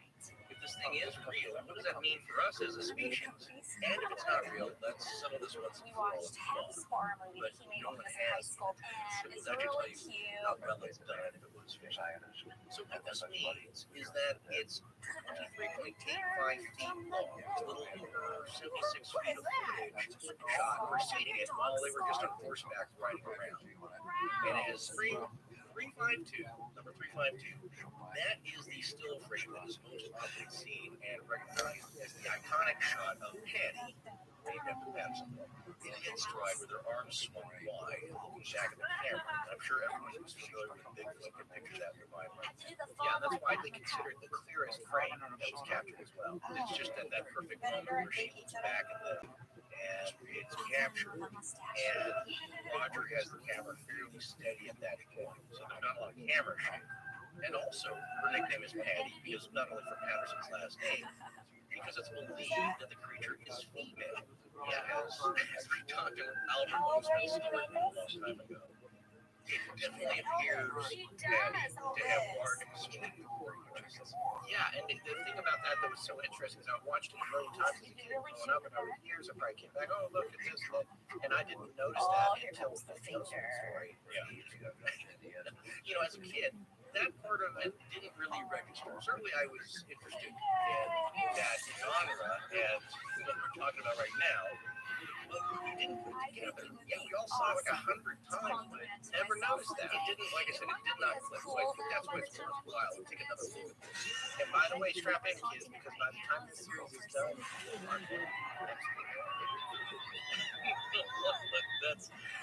let's continue on, shall we? Yes, let's crack on. Now, I want to talk about motion picture film here, and I know this feels really kind of funny to have to explain this because we are of a certain age, but there are a lot of younger people who have done work with editing programs, and they've seen video frames, right? So they kind of get the idea. But these basic rundown for those kids out there that might not know how motion picture film works. A motion picture camera is taking a series of single frame still pictures rapidly in sequence at a specific rate. Before mentioned 18 frames of film shot without sound. 35mm motion picture film, like what you usually saw in the theaters, and occasionally still do. Tarantino, of course, famously shot in 70mm in his gloves front. You still love film. I love that feeling to it. Well, that's usually shot with a standard 24 frames per second for sound capture. When you project it back at the same rate, your mind puts the frames together and perceives it as continuous motion, visually captured and displayed. Persistence of it. Exactly, that's the principle that it works on. You're being tricked. Your mind is being tricked with its continuous motion. And it looks real, but it's not. Again, it's a series of still frames being shown, which is why every frame of this film has an animation. The very old silent Hollywood films were shot with camera that initially required so much more footage and crank the film with the camera trying to keep it at an even pace. And this is before there were crystal sync camera motors, which is why it was used when projected with that was funny. Yeah, Keystone Cops. That's what they. Yeah, there's a guy actually who's trying to keep the rhythm counting in his head and cranking. You know, the Keystone Cops films, I'm pretty sure they were shot not too far from here. That's true. Well, there's the Max Studios, which are close by. Well, to this day, the Patterson Gimlin film is actually considered the best piece of visual evidence of the cryptid, Bigfoot or Sasquatch, and one of the best pieces of evidence of any cryptid or paranormal stuff. Yeah, you can include ghost or UFO footage. Yeah, there's certainly bits of it, but like poor animals with mange that people say are chupacabras. Right. There are bits of that all around, but none of them have been as lasting, I'd say, as the media. Since it became known, it's withstood attempts at debunking, which is why everyone is still talking about it. Now, that's in large part because it was shot on motion picture film and not digitally captured. That's kind of counterintuitive, don't you think? Yeah, well, digital images are easily manipulated nowadays, and with the state of computer programs and movie magic, no one can believe anything they're seeing. But the motion picture film is chemically based. It is what it is. You can blow it up to a high degree and analyze the film great patterns. You know, Patterson was actually a ways away from Patterson's Gimlin. Those images of the film we often see online today, and especially framed on have been enlarged so she seems closer than she was. Yeah. If there's any criticism of the event being real, it's not that the film itself has been manipulated or altered. That would have to be an optical film printing technique done with a very sophisticated professional machine. The main criticism is that Patty is just a guy in a gorilla costume. Yeah, that's a really important aspect of this because that's what happens nowadays. You look Captain Disillusion on YouTube and he will break down how to stage these kind of video events now using After Effects, and he's a tremendous whiz at it. I love that. Yeah, I kind of want to have him on the show. But it's very curious for us. Well, all these clips that you see nowadays are this can be fake. Like he shows how to create a vortex and UFOs get sucked into or come out of it. Yeah, and it's very clever how he does it, and it takes him like 3 minutes to explain. Yeah, After Effects, which is one of the greatest programs of all time. However, to the point that we're making here, it renders everything we see that's digital easily fake. You know, that's why I said this is really interesting piecework because if you watch shot on a high-def 4K video and we saw it today, yeah, I mean, the good part about that is that if you did get serious, you can see some really detailed adding. I think for an anthropologist, a primatologist, that would be exceptional. If you even paid it any mind. But in that case, people would just say, oh, come on, that's just digital. Even if it's a guy in a suit with a hands. Because we see that all the time, especially in ones with Wayne Johnson. There's a big albino gorilla thing he's acting with. It looks pretty good, right? So it's ironic that this film is shot with movie film with a pretty decent film stock and with daylight conditions on a nice camera. Pretty decent camera at the time. Yes, getting to why he had such a nice camera.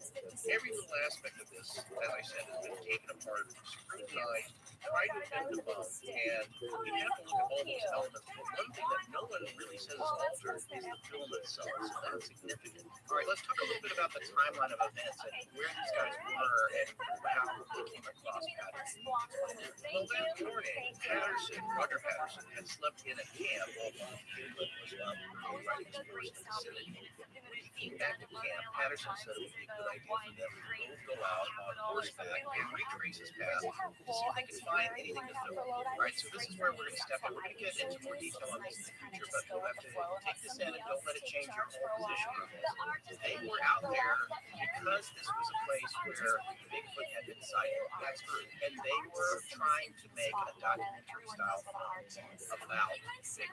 Yeah, this was more Roger Patterson's idea. He was very interested in the subject because he'd heard a lot of stories. He interviewed a lot of people about it just on his own.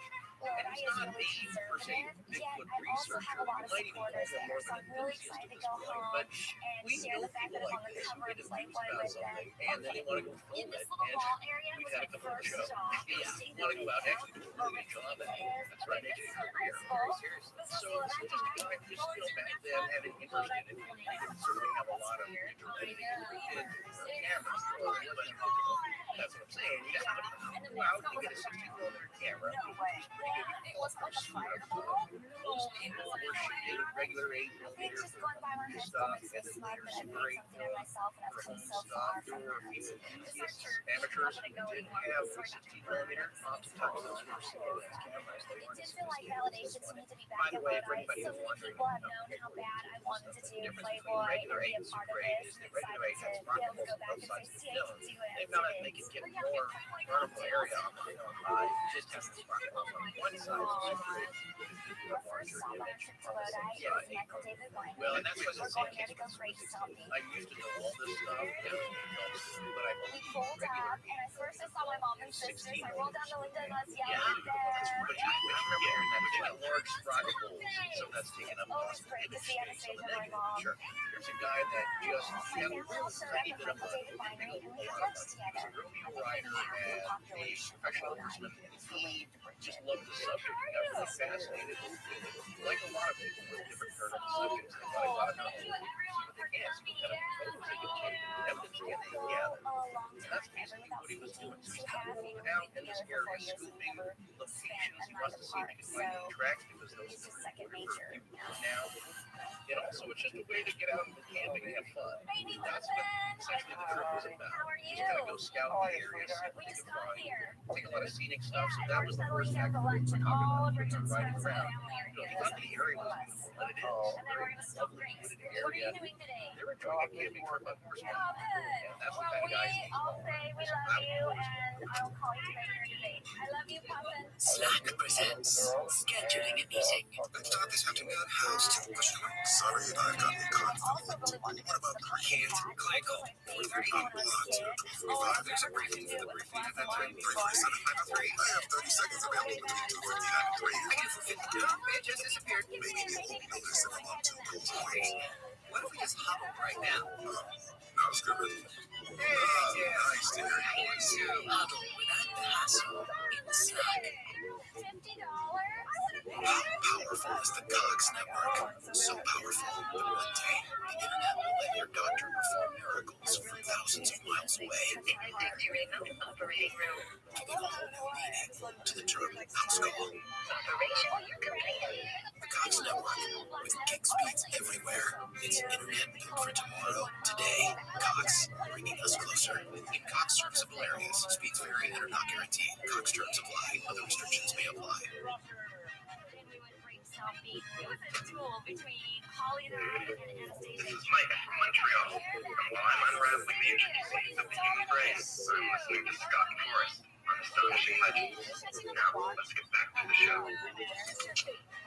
Here's a very brief rundown of the cable we're talking about, and we're going to break this down into a lot of minute detail. It is important to but some point at a clearing on a sandbar at Bluff Creek, they can do excursions, very dense, rocky terrain. They ride their horses around this large woodward curve spot, which is a result of 1916. Yeah, well, yeah, you can look it up because I know it affected popular floods in 64, and you come out and the city. Look up the city floods in 64. Yeah, and this is way out in the forest, but this is the damage that's left behind after a flood like that. The felled trees and things that are pushed downstream tend to, when the flood recedes, they settle, and they just sit there pretty much forever or until the next flood. And that's what was still there. Right, so this upper overturned tree, the tree trunk, the root system, is on its side, and it's big. It's about 10 feet long. It's water, so it's the size of it. So as they ride around to the other side of this large root system, pretty much at the same time, they both see this very ape-like creature, massive. He was crouching, he was already kind of in motion. Some reports, they say it stood up as soon as they moved, and it starts walking away from them, swinging its arms, and that very characteristic gait. That's all it's called. And I'm going to use that word. So a lot of people that have been looking at this, it's kind of like Oak Island and these other stories, people have been looking at this stuff for decades, and we're just coming along and covering it now in that way that we do. We're not pretending to be experts on it with decades of experience. So by this step, you can send an email. I'm not going to write you back about it. I'm just going to admit that I might have this wrong, but it's my understanding that the felled tree, in a way, was obscuring where Patty was. So it was almost like a parallax shift where as they got closer, this object was between them. almost perfectly hit her until they kind of popped around it. You just made me now right now thinking of the ocean. You've been driving in your car and there's a pedestrian walking alongside you on the sidewalk, or you're crossing the street, you're shooting or something, and they're blocked by the angel and they're perfectly obscured. And at the speed they're going, this happens with other cars too, the speed they're going, or the motorcycles going, or the bicycles going, or whatever it is perfectly blocked, and then you don't see it. The plastic lot of accidents happen that way. Right, because this pedestrian is being blocked by the pillar, which usually, now they're not that bad, but that can happen. So you gotta watch out. Back in the day when I took driver's ed, my instructor would not say, find a pillar, you go, what? You go, there's a big truck. I never forgot that. Yeah, just always assume that there's something behind it. Well, that may have happened with Tammy. She might have been dripping as they were riding around, so it was a surprise to them and their horses. Roger's horse rears up, and they both go down on the ground. Roger is momentarily pinned.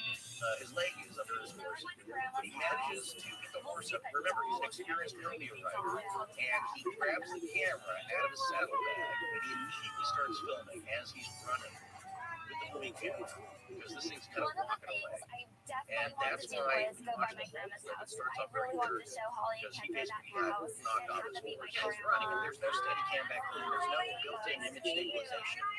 Some of you may know this, but if you don't, the more you're zoomed in, depending on where the lens is, if you're zoomed in, the shape of his horse is exaggerated exponentially by the distance to whatever you're filming. So he's basically caught off guard. I mean, I think the most terrible this is that was fairly common around that area, that people should get through. As we said, since 58, there's been a rash of sightings and footprints, but no one had seen Tammy. Other people have, but that's pretty rare where they have a in-person encounter where you see them. But it's happened. So I don't think this was on his radar, and certainly not Bob Gimlin. He didn't start off believing in this. I think he was more doubtful, like, well, I don't know, I really don't know if they exist, but if they do, we need not to shoot them. We're just going to take footage of it. So I think he was pretty doubtful that he'd seen anything. Remember, these guys have years and years of experience out in the woods. Very experienced. So Roger's horse rears up, not exactly bucking, it's not kicking down, but it rears up, and they both go down. And he is an experienced rodeo rider, so he knows how to kind of get out of it, how to follow it. But he's trapped for a little bit. But he gets out of the horse, the horse gets up, I believe, and at that moment, he doesn't grab the rifle out of the scabbard, he first grabs the camera. So he's able to get around the other side, grab the movie camera out of the saddlebag, and immediately start shooting. Yeah, it was in the left saddlebag. Right, so he hits the ground, and he immediately starts filming. That's why the front part of the film is so dirty, and he's running along, trying to get, keep pace with Patty, and then at some point he drops to his knees and steadies himself against the log that's on the ground. Very famous log now. And all the photos and diagrams. There's a good 3D model that's been made. You can see where Roger was at that point. Yes. That's why at that point the film steadies out, because he was able to kind of drop down, and she's still walking away from him, as you can see diagonally, and she's keeping pace, and at some point she quickens her pace, and doing that weird swinging gait, and flat-footed, looking down on the ground, not really a toe motion, not very graceful, but she's making her way off into the woods. Now, Patterson at this point, because he was shooting scenic stuff all day, in the background, in the woods and the area, a documentary about the search for a Bigfoot creature in the area. Very casual, just so our listeners know, there is a reason that they were in this area attempting to film something. There's something that brought them to you about that. Right. I mean, their aim initially was to film any evidence, tracks, maybe a clump of fur. Most of the time, people see tracks, footprints in the ground, and that's pretty good because they're unusual. Sometimes people think that the ground in the middle of nowhere is very unusual, unless you think it was Roger. Roger had been shooting the business of people. You go to see interviews being done or a documentary.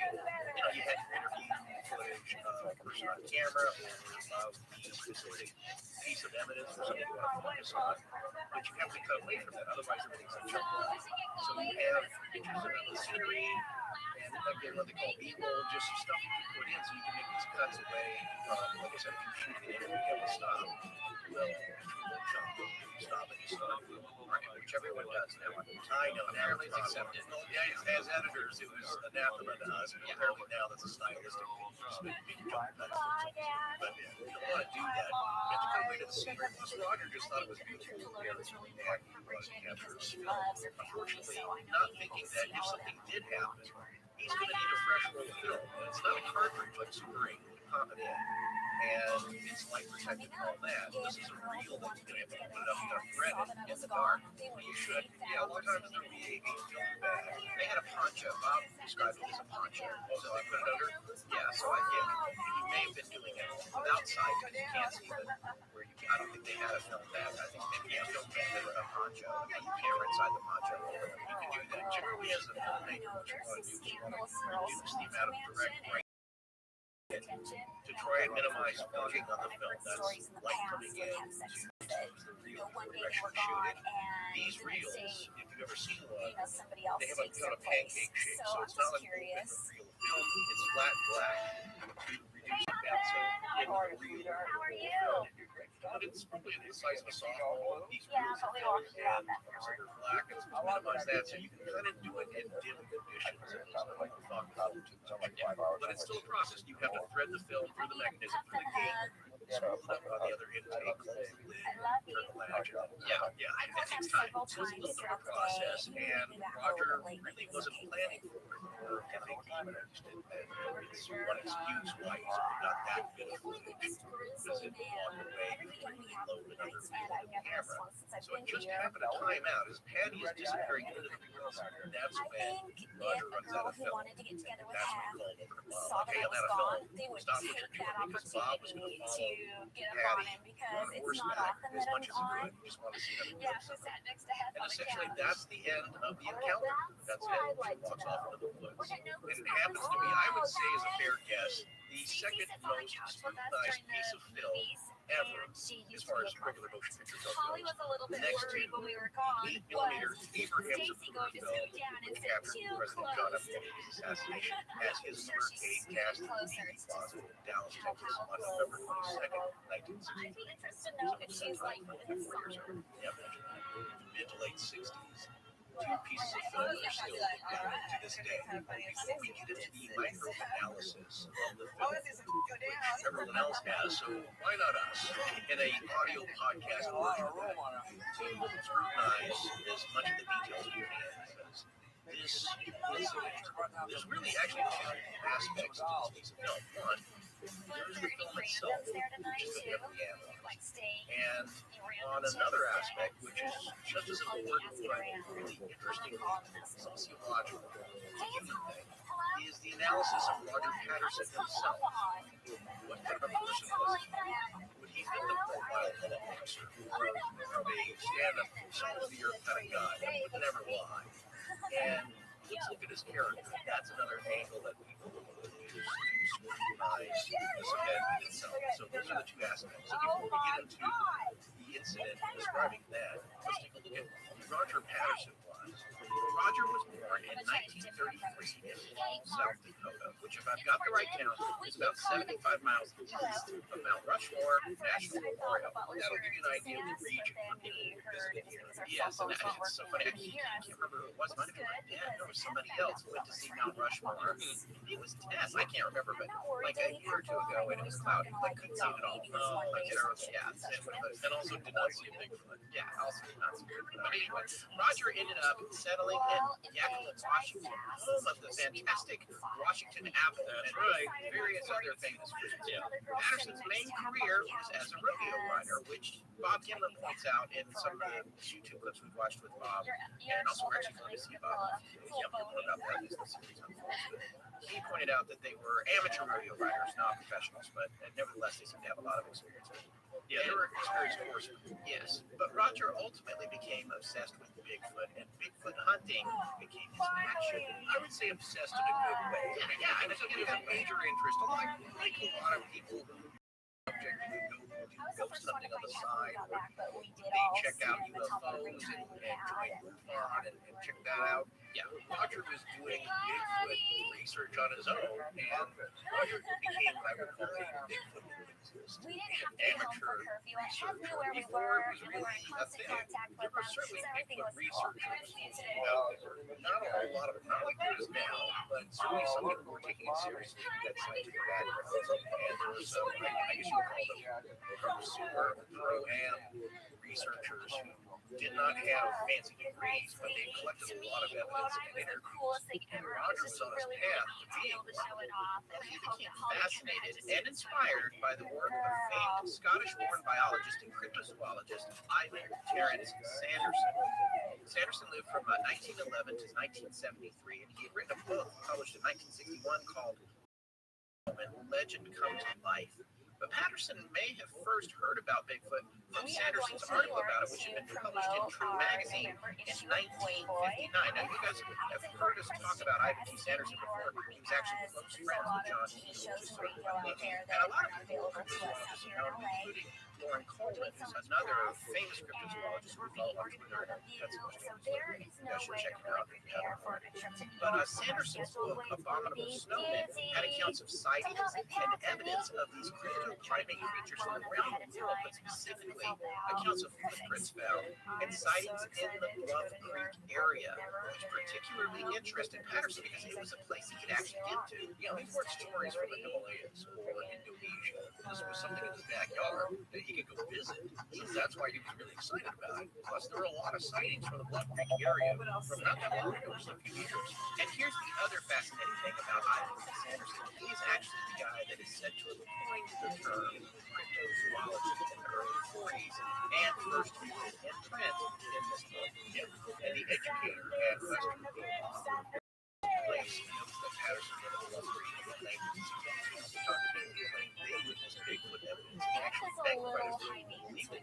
Then in either 1963 or 1964, Patterson went back to the area and met a lumberjack named Pat Graves, who took him to their meadows about 12 miles north of Bluff Creek, where Patterson saw fresh Bigfoot prints that logged him.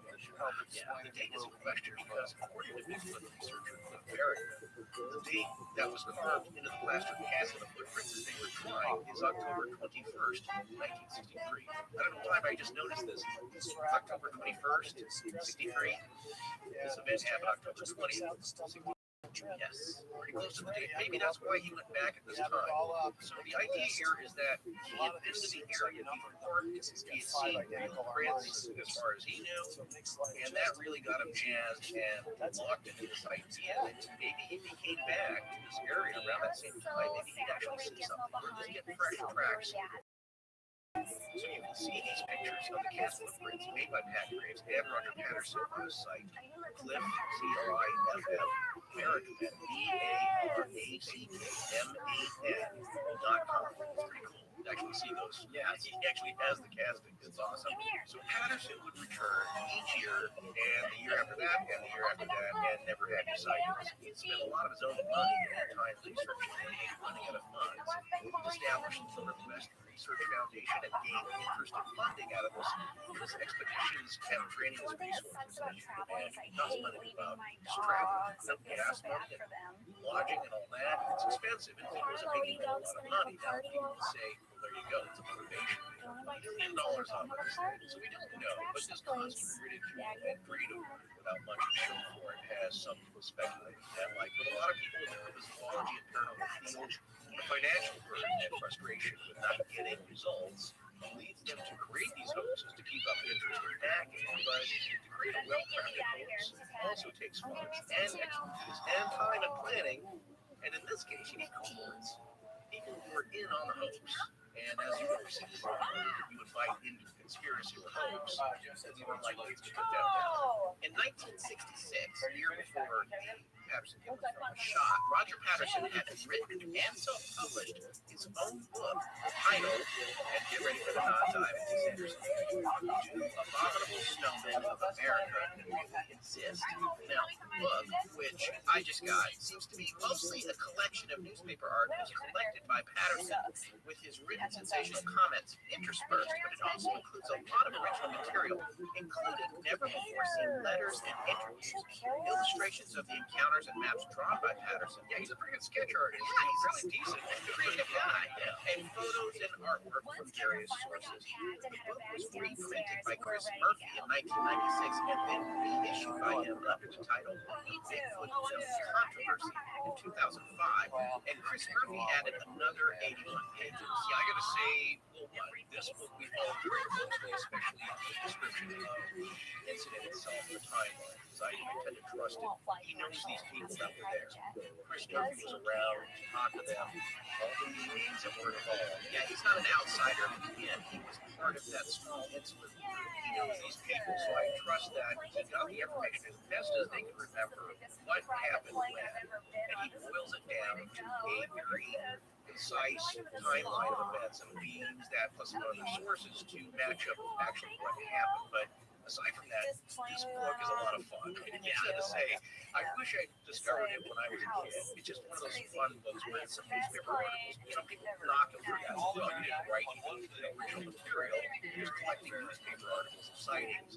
My point is, would you rather trust those than, him making up some prose about it? Go ahead and show me the newspaper articles that you collected about this. He's like one of those guys that's a Charles Fort. He's just collecting all these things that people do and compiled them. And he did get a lot of original interviews. Some of these were reprinted in the book, were retellings of the stories. So that's a fun earlier portion of the book. And he actually has some hand-drawn maps, which nobody usually does. Yeah. And like I said, he's not a bad sketch artist, so it's a lot of fun. But ironically, Patterson's original book does not include encounter because it happened before the book was published. I'm sure he would have loved, like, man, if I just waited, I would have included that as a great whole chapter in the book. And probably would have doubled its length, having his own sighting. Not only that, capturing it on film, which no one really had done before. But the great thing that Christopher Murphy did, Christopher is known as the research, is add these 81 pages of good detailed account plus photos that you don't usually see. And it was a great addendum to this really fun book. So I recommend picking up that book, checking it out if you're really interested. And it does have the end that this film is real. Here's the thing, though, about it being, I wonder how many people have bought that book and then wondered why he didn't mention film. They didn't pay attention to the timeline, or they didn't really understand. They just wanted to get a Facebook. They're like, but this Roger Patterson, how come they're not mentioning it? Right? It's because it was before. But on the other hand, to your point about, if you'd only waited or written it a year later, you could put this new section there, would have been amazing about the movie. That's true. But you know what I would submit, based on what we've seen in hindsight with regard to the reaction to the Patterson Gimlin film, if he was in the process of writing a book and then he had captured that film, people could live in more doubt into whether or not the film was accurate. They would say he's just trying to sell his book. Absolutely right. That is something to consider. And I don't think we would thought of that, but we know how these things play out. Like, oh, you timed out perfectly, then you just happen to discover an actual Bigfoot get film of it. You made this all up. Yeah. Well, no matter how good the film is, right? Yeah, that's the point. So there is the other angle of examining this case, of course, and that is the skeptical one, which we have nothing against. You should look at the skeptical. But there is a way to do that you'll see in the literature. Like, according to Greg Long's book, The Making of Bigfoot, The Inside Story, that takes a critical view of Patterson himself. Because after writing his own book, Patterson then wanted to film a docudrama starting around May through June of 1967 about a hunt for Bigfoot. And the setup to the story was that some cowboys on horseback were being led by an old miner and an experienced Indian tracker. That's my customers at that time. And the Indian tracker would be played by Bob Gimlin. Now, I know you might say that silly, but Bob is one quarter patchy and pretty good at tracking. He was an avid hunter, outstanding at tracking. We'll go into more depth on that. But if you watch any of the videos on YouTube of him talking, it's real clear that he is an expert tracker, an experienced outdoorsman, and enforcement, as we said, the guy you want out there and has a lot of wisdom about the outdoors. But this film especially, he calls the docudrama. Not so much a mockumentary, or as you'll see in the tone of some literature that is critical of this, a pseudo-documentary. It's pretty stupid word pseudo. Documentaries have been made this way since the dawn of documentaries. In fact, even if you go back to what I mentioned it on the show before, one of the first documentaries of all time, Manic of the North by Robert Flaherty. Flaherty faked everything that Manic did. So, and then the whole fire burned up, and he went back and shot it again and staged everything. So just a thing about docudramas and pseudo. People are coming along and saying, "Oh, Roger's making it."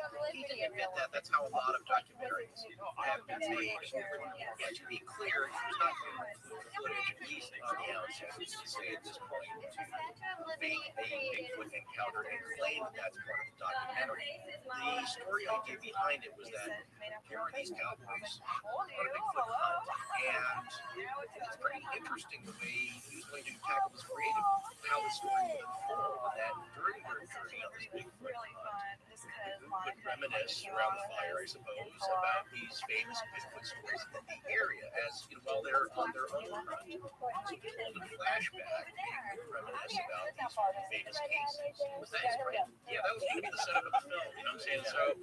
So that makes sense. So like the Bluff Creek becomes this place where there's been all these sightings, becomes the backdrop for these cowboys, for these real simple casual on a hunt, and they're probably not going to find anything, but they can talk about all the stories and do it like in the area that a lot of sightings happen. It's a narrative style. You know what I'm saying? Think about these cable shows where they killing Bigfoot, or they go look for something in Egypt or the Sphinx, and it's like they're not going to find it. Josh Gates does not find Atlantis. But that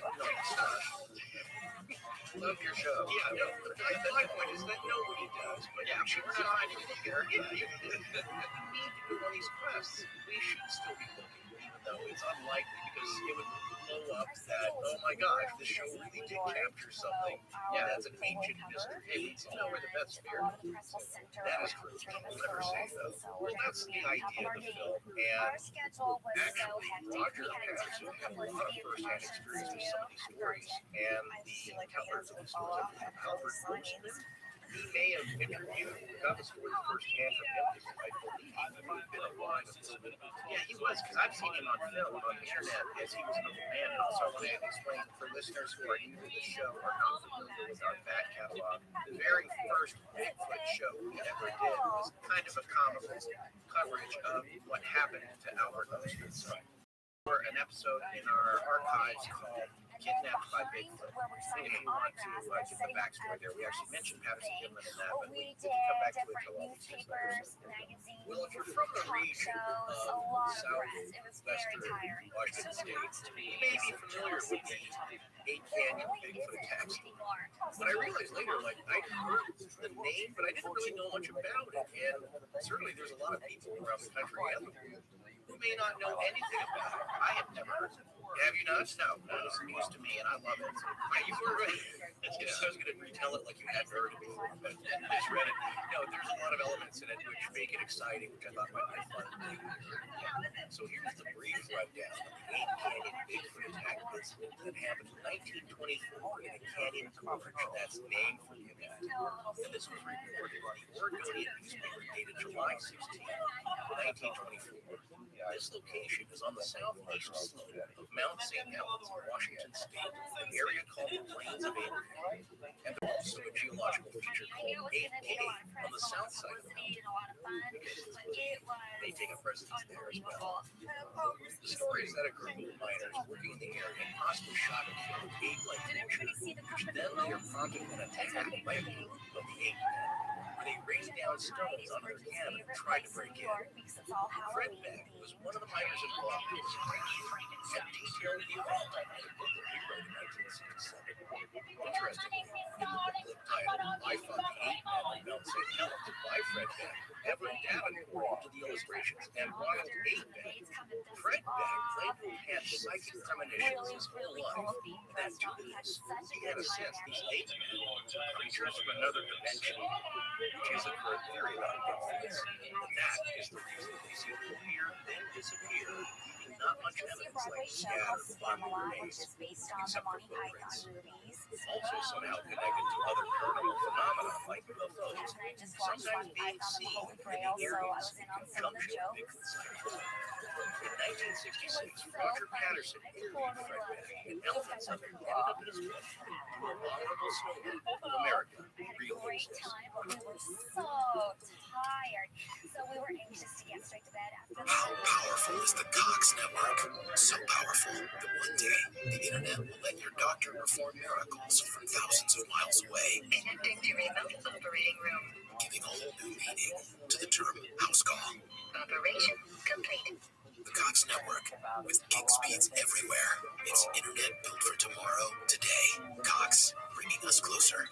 In Cox serviceable areas, speeds vary and are not guaranteed. Cox terms apply. Other restrictions may apply. I'm excited to go on the beach. As the days get cooler, something super is always in store at the Northridge Superstores. Warm up with super prices on a super selection at 11 convenient locations. From West Covina to the Cerritos Auto Square, Huntington Beach to the Irvine Auto Center, Vista, and San Diego. You're never far from the Northridge Superstore. Shop America's most popular brands: Ford, Lincoln, Hyundai, Genesis, Volkswagen, Toyota, and Honda. We have all your favorite new models in stock. Looking to trade? We want to buy your vehicle. Any make, any model, any year. Plus, enjoy total peace of mind with your purchase thanks to our exclusive price protection guarantee. If you can find the same new vehicle for less within 5 days, Northridge will pay you the difference. Buy your vehicle back. It's that simple. Ready to find your dream ride? Take a test drive today at the Northridge Superstore location closest to you. Like the #1 Honda store in the world in the Cerritos Auto Square. Or shop our entire inventory online anytime at northridge.com.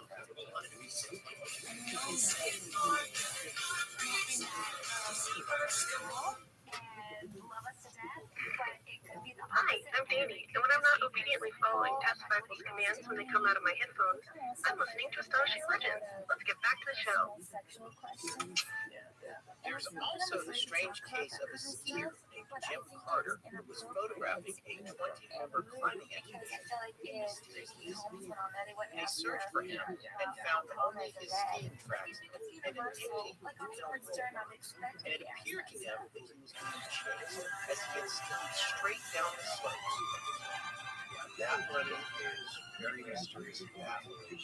And the conclusion by some of the learned members of the party was that he ain't gonna work.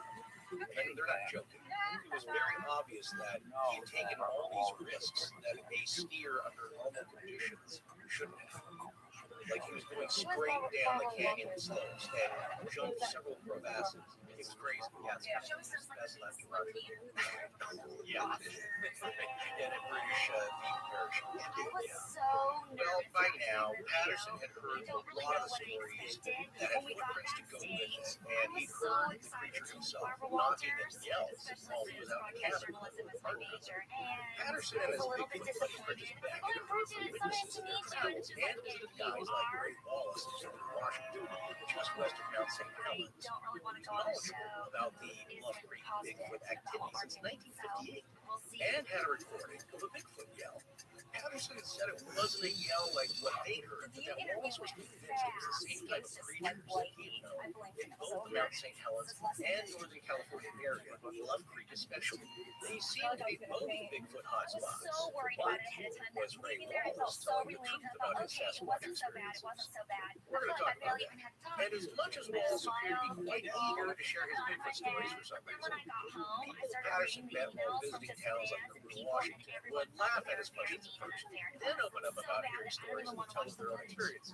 So Patterson was interested in the massive lava tube caves of Mount St. Helens, which cemented plans for him to tour Northern California that summer. So that's an interesting sociological aspect right there that Patterson describes. That they were at this cafe and everybody made jokes at the waitress. The joke was that, you ever seen any 8 men around here? Big hairy 8 men? And the waitress said, yeah, he owns the gas station across the street. Everybody laughed. And then they saw that they were serious, that they weren't there to like make fun of people. They were genuinely curious. And then they started something that we noticed.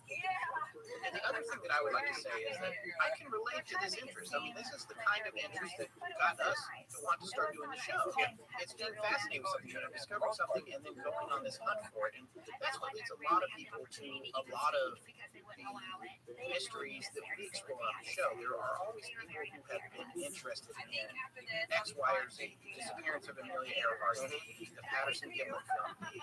And we can relate to all of that. That's why we're doing the podcast. And I say this in defense of Roger Patterson, because I guess my point is his character has been called into question by people in not very nice ways, because they're saying that the nature of what he was looking for makes him untrustworthy.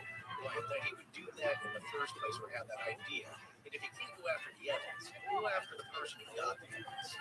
And what we see here to start that we know is that he has some experiences, like hearing the yell and seeing the Fresh Prince. The Fresh Prince. That's not Will. No, he did not see Will, but the footprints.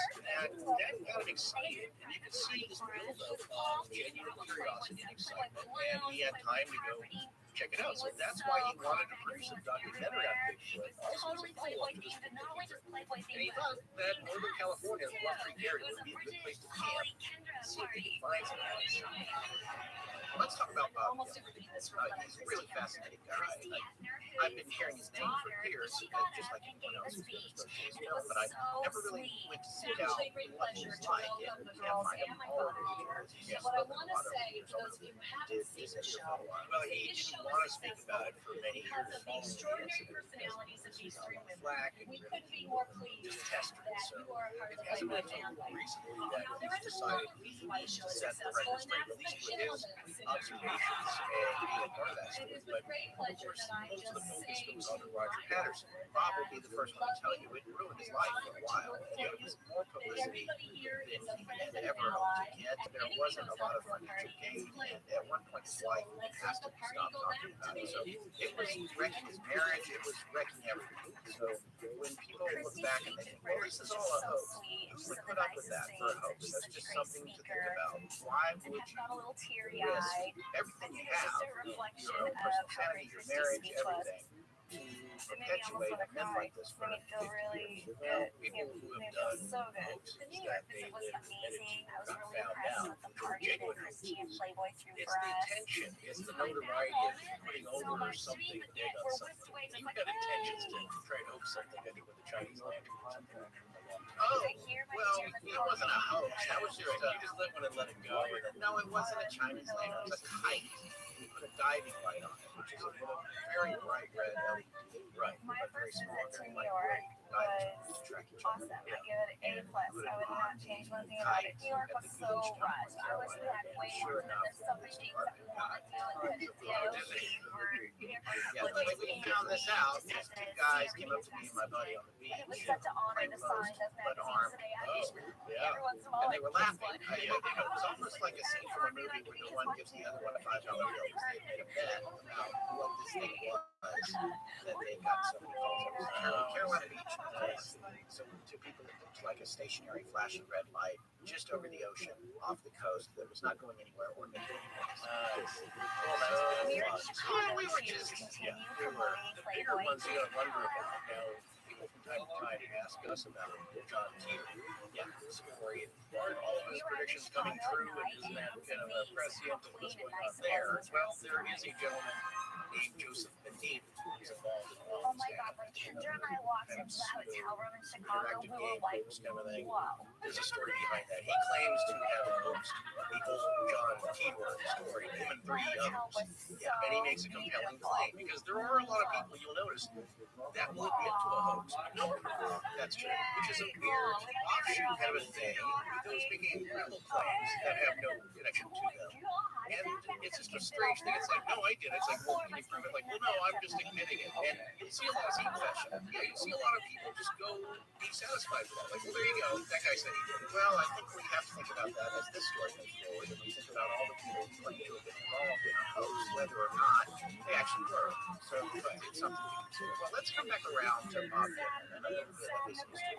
Bob and Roger actually met up in 1966, I think. Then Roger realized it would probably be really helpful to take someone along who was skilled in tracking. That Bob was an experienced hunter and tracker and was border patching. Bob said he'd be delighted to help try and track Bigfoot. On September 23rd, they left with their horses and gear in a truck and decided to go on one of Patterson's pre-expeditions, which this time was to leave Yakima and head to Ape Canyon, starting at the bottom. Quote, there were several more trips such as this that were rewarding in information, but were not too fruitful in sightings or tracks. However, they bring us closer to that one expedition we anticipated. And scouting expedition, you say. Indeed, this is not something we were aware of until we started watching these videos with Bob online. And as I said, in a few days, we're actually going to see him. That's something we talked about in our last episode of the show. We're actually going to see him speak in Fresno on April 6th as a guest of Paranormal Central and its host, Jeffrey Gonzalez. But one of the things that I found, or Air Force and I both found, is Bob, is that Bob and Roger were pretty good friends when they were younger, just like anybody growing up. And they fell in and out with each other communication-wise as they lived their lives and grew up in behind the same regions. They were both cowboys, experienced cowboys. They both were involved in rodeo, as Bob would say. And they had different skill sets. I mean, Bob himself said that Roger was never so great at breaking the force, but that he could ride him and that he was good. And Bob's skill sets, as we just mentioned, were tracking and understanding how to break forces and all that kind of stuff you need to be really good at if you're a cowboy. So when you think about the two of them setting out on this expedition, even though they were in their early 30s, think about a couple of guys who grew up together. They were acquaintances, they were friends, they did things together, they knew each other. So this wasn't just a couple of strangers. I think about friends that I would have done this kind of thing with back in the day, people that I talked into doing things, like my friend that I still with, who kind of light on it, and the switchboard. So there's these folks in your life. So I guess what I'm trying to put that out there because I want you to have some perspective on the nature of their relationship. These are a couple of friends out trying to help each other out and get something on film, get something interesting. It sounds like fun. I think in Bob Gibbons' case, as he was quoted as saying, is that he wasn't sure if they existed. It's not something he loved just think about. He'd never seen Bigfoot or any evidence, I believe, himself. He's certainly seen a lot of big game, bear and I'm sure deer and elk and all that, and hunted them, but thought I think it would be a fun adventure, a chance to go out with the force of camp and kind of have fun and lend his expertise in tracking to Roger's project and go on a fun little adventure. Okay, so far we've told you a little bit about what happened and introduced you to Roger Patterson, Bob Gibbons, and some of the other players. Now we're going to drill down on the events that unfolded that day. A moment-by-moment analysis of the day. But I want to make a note here about this section before we start.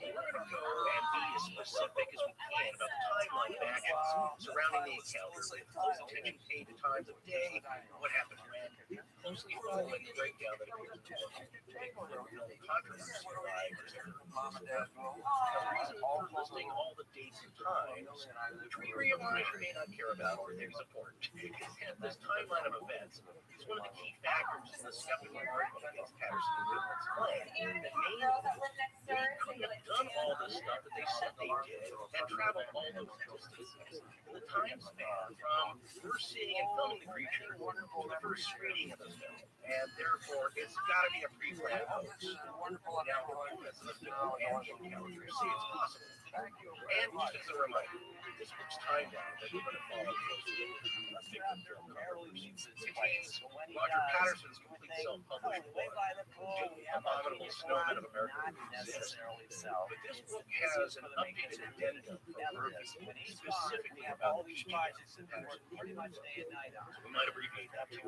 Patterson himself doesn't talk about his film in his own book because, of course, the book came out in Encounter. So you know, like, why isn't he covered in his why is Chris Murphy? That's the house. All right, now on to the most famous Bigfoot encounter in history. If you know a bigger one, please let us know.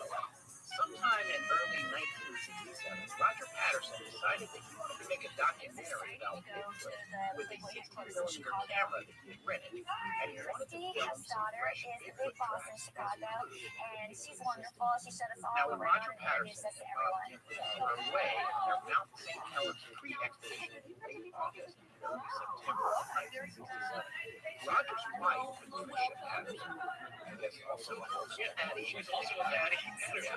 She got word of a discovery of a series of large human-like footprints in the Bluff Creek area from a man named Al Hodgson, who had a 5 and dime store called the Willow Creek Variety. Patricia Patterson, Patty, told her husband Roger about these tracks once he got home from the Mount St. Helens trip. Yeah, this discovery that his wife told him about occurred around August 28th, and in the days following, the Bluff Creek footprints were being investigated by Canadian Sasquatch researchers John Green, a journalist, and noted Bigfoot investigator Renee Dunn. Now, these specific footprints were found on the Creek Mountain Road in the Bluff Creek area.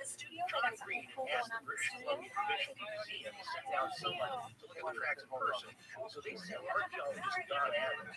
Now, although the road construction foreman called up the works of the footprints would be investigated, usually by the time it got there, the prints had been destroyed because the foreman thought that they were done with their investigation. That always happens. Everybody knows it's destroying. I know. Well, just imagine if nothing was destroyed. Yeah. Yes. Well, that's the point I was going to make. Is that he was trying to imply, like, screw you, we're going to continue on with this road building. He's like, okay, well, hold up. He just thought they were done. Yeah. And so they get a time limit. So that happens. But a lot of times up in this area, though, keep in mind, it's a lot of loggers, forestry people, and road construction crews who see these things because they're the ones who are first out in the middle of nowhere, putting in roads and power lines and managing the timber there. To that end, you know there's a conspiratorial story that suggests that logging companies did indeed know that there were Bigfoots in the area and actually rounded them up and killed them so that they would not have to stop logging. Are you kidding me? Not kidding. But more on that later. Can you imagine, like, going to the grave with that story? Yeah. Well, we had to shoot the film. We were on schedule. Well, as we mentioned earlier, this same area had seen a lot of Bigfoot activity. In 1958, 9 years earlier, and at that time, as we were just talking about here, a road construction worker named Jerry Crew had found enormous cumulative footprints. It was because of the resulting press release on this finding that the term Bigfoot became a common term used in the United States. Well, after hearing about this Blue Creek Mountain Road finding, Patterson contacts me, and they decided to investigate. They took Bob Gimmel's truck, horses, and supplies, and left on or around October 1st, 1967. They arrived and set up camp at Lavis Camp. Not the revealing name, no, for a campsite. This is telling you what you're going to end up with. Well, this is at the confluence of Notice Creek and Plum Creek.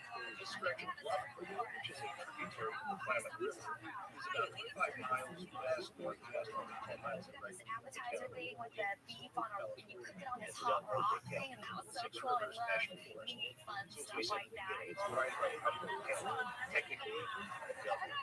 The actual spot of Nova Shot is about 38 miles south of Oregon and 18 miles to the west of Pacific Ocean. The actual site of the site was once terminated because of vegetation overgrowth. After the flood in 1964, but was rediscovered in 2011. Oh yeah, there's some really great clips looking at that and analyzing that. And we have links to that posted here. Each day that they were there, Patterson and Dillon went out on horseback exploring the terrain. Patterson thought the landscape was beautiful, so he actually shot the first 76 feet or 23 meters of his first 16mm high-quality film just to the sky. This is sometimes referred to as the beginning horseback footage. Yeah, you'll hear that term basically when people say it's the horseback footage. This is all the footage he took before actually seeing the head. That's right. Now, at night, they drove the logging roads, but we didn't get a night sight. On the morning of Friday, October 20th, 1967, Bob Gettle woke up early and he went for a ride by himself while Patterson slept. When Gettle came back to camp at around 10 a.m., Patterson wasn't there, but returned home. So basically, the guys just like, hey, go camping. Wake up at different times. Maybe, yeah, who knows, off the list himself, but the idea here is that, oh, where did he go? Yeah, out staging something. So Roger asked Kevin where he'd gone. Bob told him what area he did ride around. And Roger suggested they go back and check out an area they had previously. Kevin agreed to both left camp on horseback.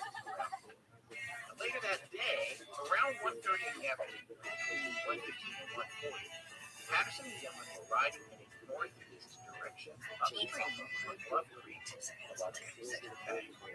At a turn in the creek, they came to an uprooted tree at a large radio show out of Chicago, and I believe it's syndicated. Once they rode around it, there was a log jam, what's called a crow's nest, that had piled up on a sandbar from the flood. That was going to be a fun experience. As soon as they came around that, that's when we saw about 50 feet or 15 meters.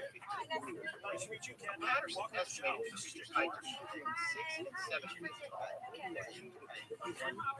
maybe a little bit taller, and weighing between 350 and 400 pounds, or 158 to 180 pounds. He later raised his estimate to about 7.5 feet tall. Some analysts, like famed anthropologist and Victor Krantz, thought this later estimate was a good. Unlike Roger, Bob actually estimated the creature to be about 6 feet. Yeah, so Bob thought he was going to hurt enough, and Roger upped his estimate. Later on, is a thing that critics will see hard to criticize Patterson's stories. And most well, what got that wrong? Now it's even bigger. It's like the fish he caught. It was this big. That was even bigger, you know. So you're seeing it as a big fish story. There's no fish at all. But yeah, but to me that's ludicrous. But we can talk about that. Yeah, right. We will talk about it later. The height exactly right. When you estimated in this shocking moment from 50 yards away how tall this thing was that you'd never seen before. Well, that's what my stories are.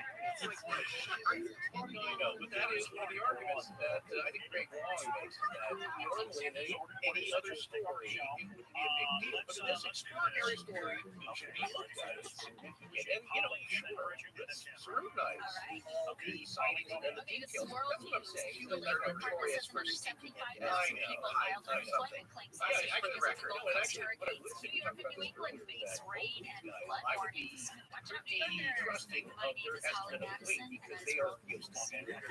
Yeah, that's true. Horses and families, so you see the banana, you see the massive up there. You know, it's like Bob says, this horse was around 100 pounds. Yeah, you know, these guys know the relative weight depending on mass. But anyway, speaking of horses, Patterson immediately got and reared up, causing both horsemen and riders to fall over. What you tell you is that Patterson was momentarily pinned underneath. What had happened is that the whole stirrup bent around his foot on the bottom side. He was just stuck into the saddle. Yet for just a moment, and he was able to pull his way out. Like I said, this is pretty useful, but his foot was really hurting. So he scooted out, and he managed to grab the camera out of the saddlebag. At that moment, to grab the gun, the rifle out of the scabbard. I think because of what Bob said, she was walking away. Yeah, they knew that might have been it was now or never for the camera. Yeah, no, if had she been walking towards them, that might have changed. Yeah, that might have been a part of it. Or Bob grabbed the gun and all. Yeah, but I think they didn't feel scared. They were just very excited. That's why, like, yeah, measurements, initial sightings might be off. It was crazy. Jiggle himself saying later that you can see a mild state of person. Areas where the horses, also someone's horse, the pack horses, also got spooked. Bob's horse was said to be a little origin. I think it was TRILLIONAIRE. The pack horse, I think, was smaller. So it spooked and ran off and ate the whole float. So he's kind of rearing up, but at some point he has to let it go instead of his own horse. So that's kind of what's happening. These horses are going nuts. Patterson's horse, it gets up and runs off, and the pack horse, I think, follows it, or they join up. That's what's going to take off together. Patterson, again, so he was an experienced rodeo rider, so that kind of helped, and it was remarkable that he had that composure to write himself, grab the camera, and immediately start shooting as he's running. But as you see in the original film, that's why, again, it's very shaky until he can steady himself. So he was shooting the film continuously. He ran and he stumbled, I think, getting across the river, getting across the street there. It's very rocky, but it's sandy, and he didn't really stabilize the film until he got stationary behind the following car.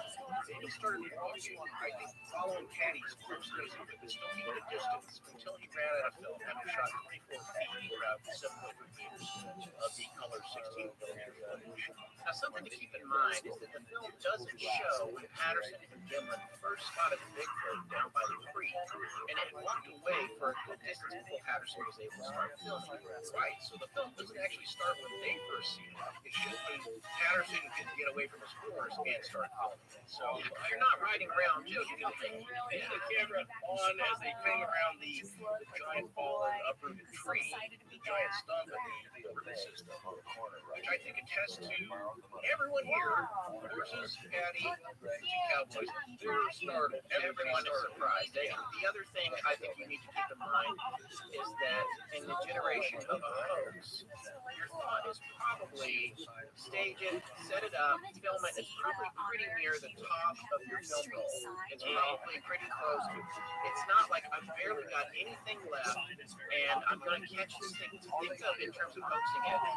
It's a sophisticated, creative thought process as a film director to Blair Witch it, to be like, I'm going to make this look like it's completely random. That would have taken a lot of thought, especially back in 1967 with a film camera. Like I said, like I always say, it's a hoax. It's a nice touch. It's a nice touch because it adds a little bit of doubt to it. Now, Bob said that the creature definitely looked toward them as soon as they saw it, but it didn't initially react negatively. Now, the reasoning for this by authorities who know wild animal behavior is that the Bigfoot probably just saw or comprehended seeing three horses get spooked by its presence, and not initially the humans. Okay, the horses are not a threat, so at first it just kind of casually walks away. A moment later, when Gillen said the creature looked toward him, which wasn't captured on film because Patterson was stumbling at first and having just fallen, it didn't react much because it might have still been comprehending it was just a horse, not a man on a horse. It wasn't until the Bigfoot saw the two men off their horses and standing on their feet that it looks back at them with either a mean or fearful glare, and then it picks up its pace as it heads east towards the safety of the woods. It might have also been the noise of the movie camera motor and the wind that made Patty worry and start to walk.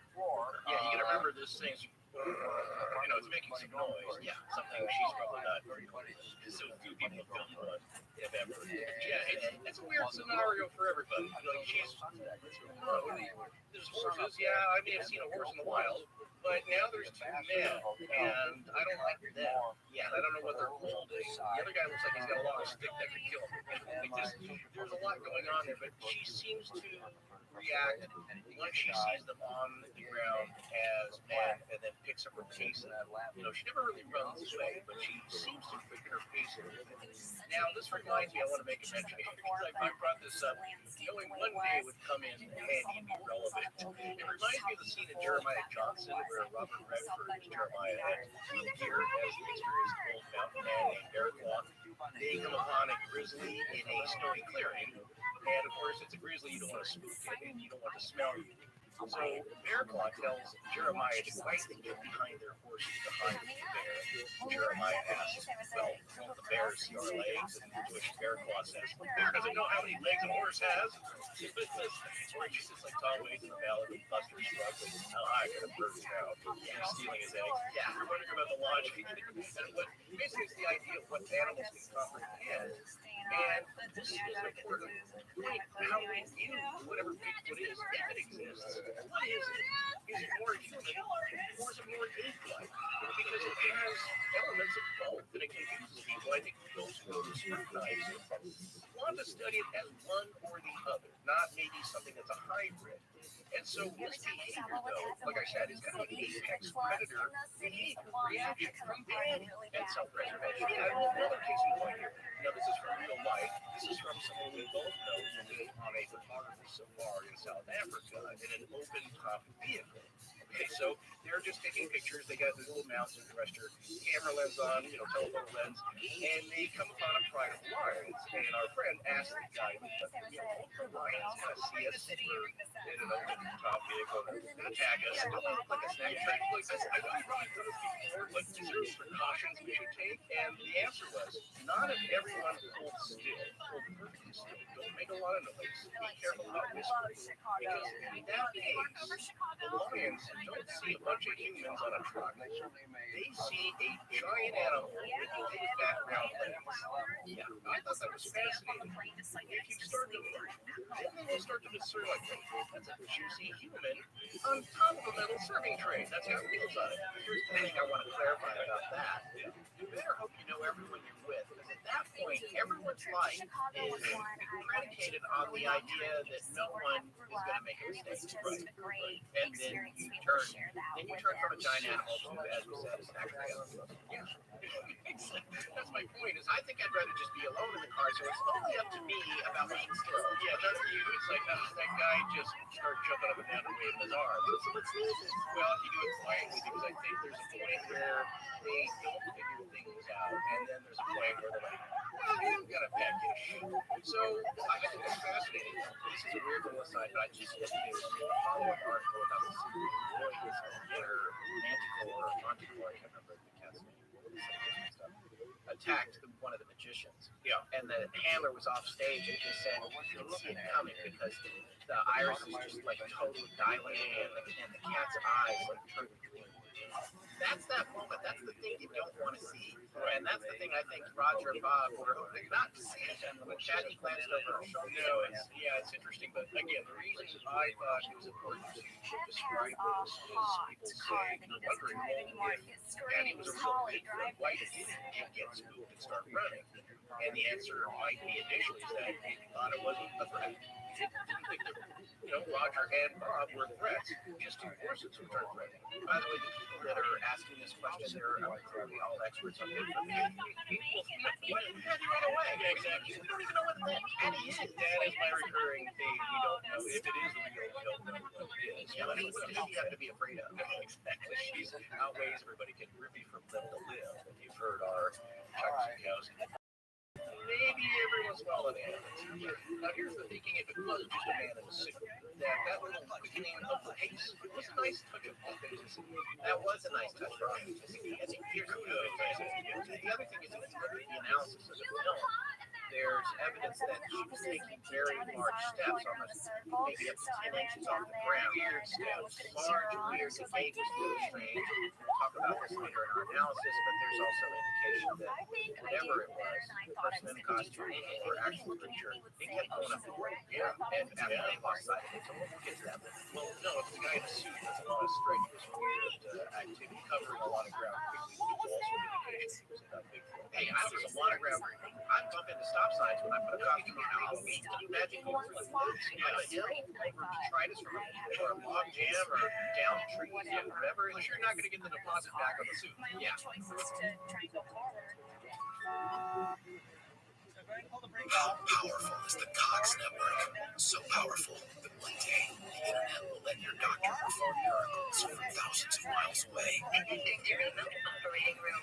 Giving a whole new meaning to the term house call. Operation completed. The Cox Network, with gig speeds everywhere.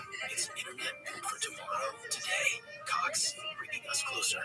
In Cox serviceable areas, speeds vary and are not guaranteed. Cox terms apply. Other restrictions may apply. As the days get cooler, something super is always in store at the North Superstores. We're up with super prices on a super selection at 11 convenient nations. From West Covina to the Cerritos Auto Square, Huntington Beach to the Irvine Auto Center. most popular brands: Ford, Lincoln, Hyundai, Genesis, Volkswagen, Toyota, and Honda. We have all your favorite new models in stock. Looking to trade? We want to buy your vehicle. Any make, any model, any year. Plus, enjoy total peace of mind with your purchase. Thanks to our exclusive price protection guarantee. If you can buy the same vehicle for less within 5 days, your rate will pay you the difference to buy your vehicle back. It's that simple. Ready to find your dream ride? Take a test drive today at the North Range Superstore location closest to you. Like the #1 Honda store in the world in the Serena Photo Square. Or shop our entire inventory online anytime at NorthRange.com. Every year,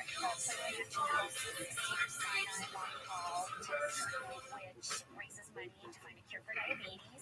This is Ray Assistant. I'm not making jokes, but on Twitter, I'm listening to astonishing Second year that Kendra's going to play in the tennis tournament because she's a good tennis player. While Patterson was filming, I think Jesse and I are playing against each other, right? out of the clearing and towards the edge of the forest, and then heading upstream, turning directly.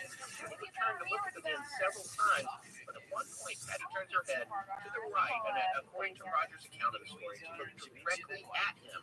Her slightly twitching her face, giving us probably the most famous and iconic image of a Sasquatch, frame number 300. Yeah, everybody knows that I'm sure you have that picture in your mind. And here's what's interesting that Bob and Roger said it turned to look at them, but definitely it's looking at the camera. Yes, it is looking at the camera. I don't know who's sliding up behind. You know what I'm saying? I don't know. They might have both thought she was looking at them, but the other thing is that Bob had said specifically in one of the talks that he gave that we saw, he specifically said that time that she turned and looked that is captured on the film, frame 352, specifically aligned with when he stepped off his horse.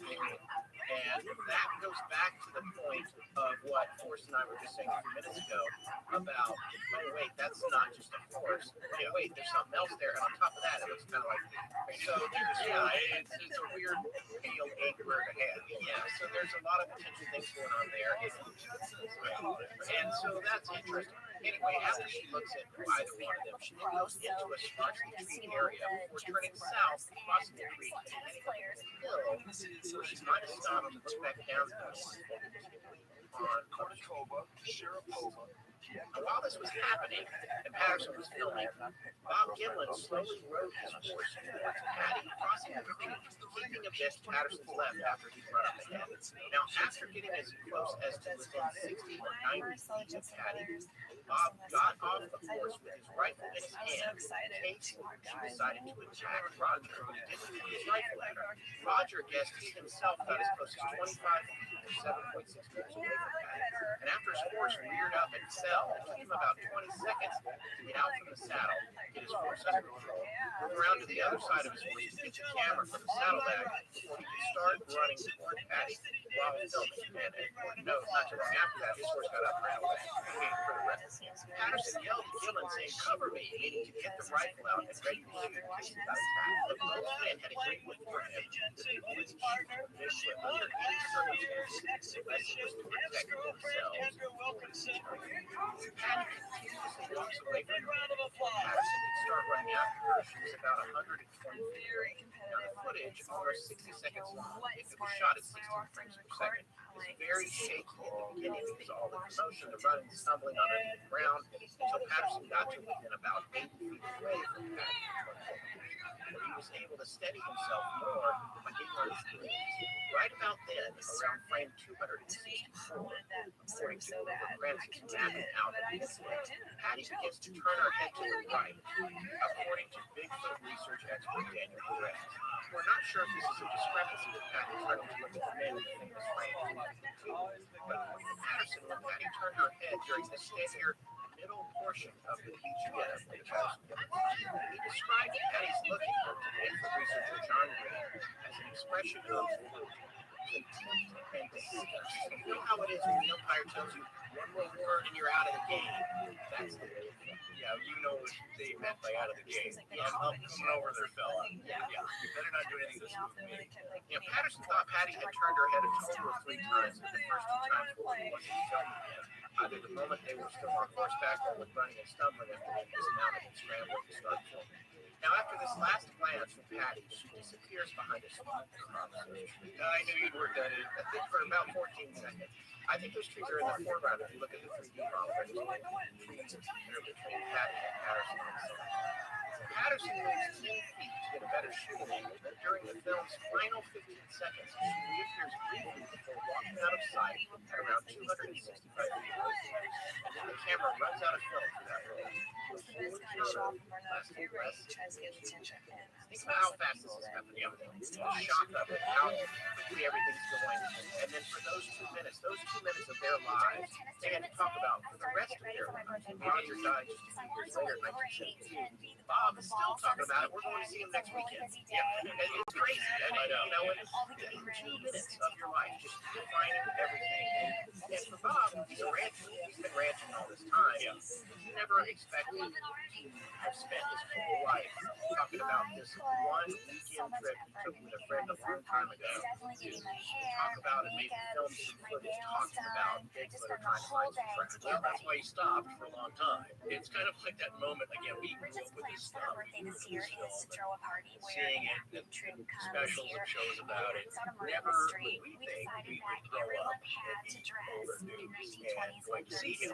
I never did. No, so that's kind of wild. It's kind of like us watching sightings, and I wonder if I'll ever talk to that family. Yeah, you will. Family about you don't know it, but you will. Yeah. Well, actually, one thing I wanted to remind here about talking about film and seeing stuff years later. There is what we can see on the film, which is pretty good. Like I said, that's amazing, and it's astounding that it's that good. It's good enough that it can be analyzed this closely. But the descriptions that the men have, remember, when you see things, that's pretty high def. You see it with your own eyes.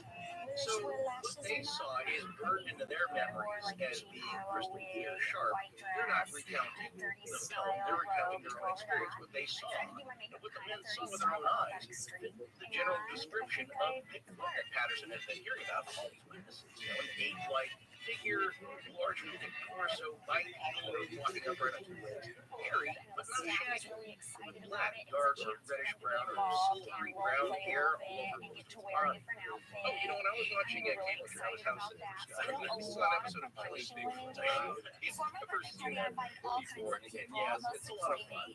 Well, I saw analyst and Bigfoot researcher Rabbi Davis on the show Killing Bigfoot. He says he thinks the authentic hair samples that he see, the hairs were super and translucent, unlike other animal hair from like a bear or a horse. It made me think of the silverback gorilla. Now, here's some features that Patch had that you don't usually find on gorillas. Yeah.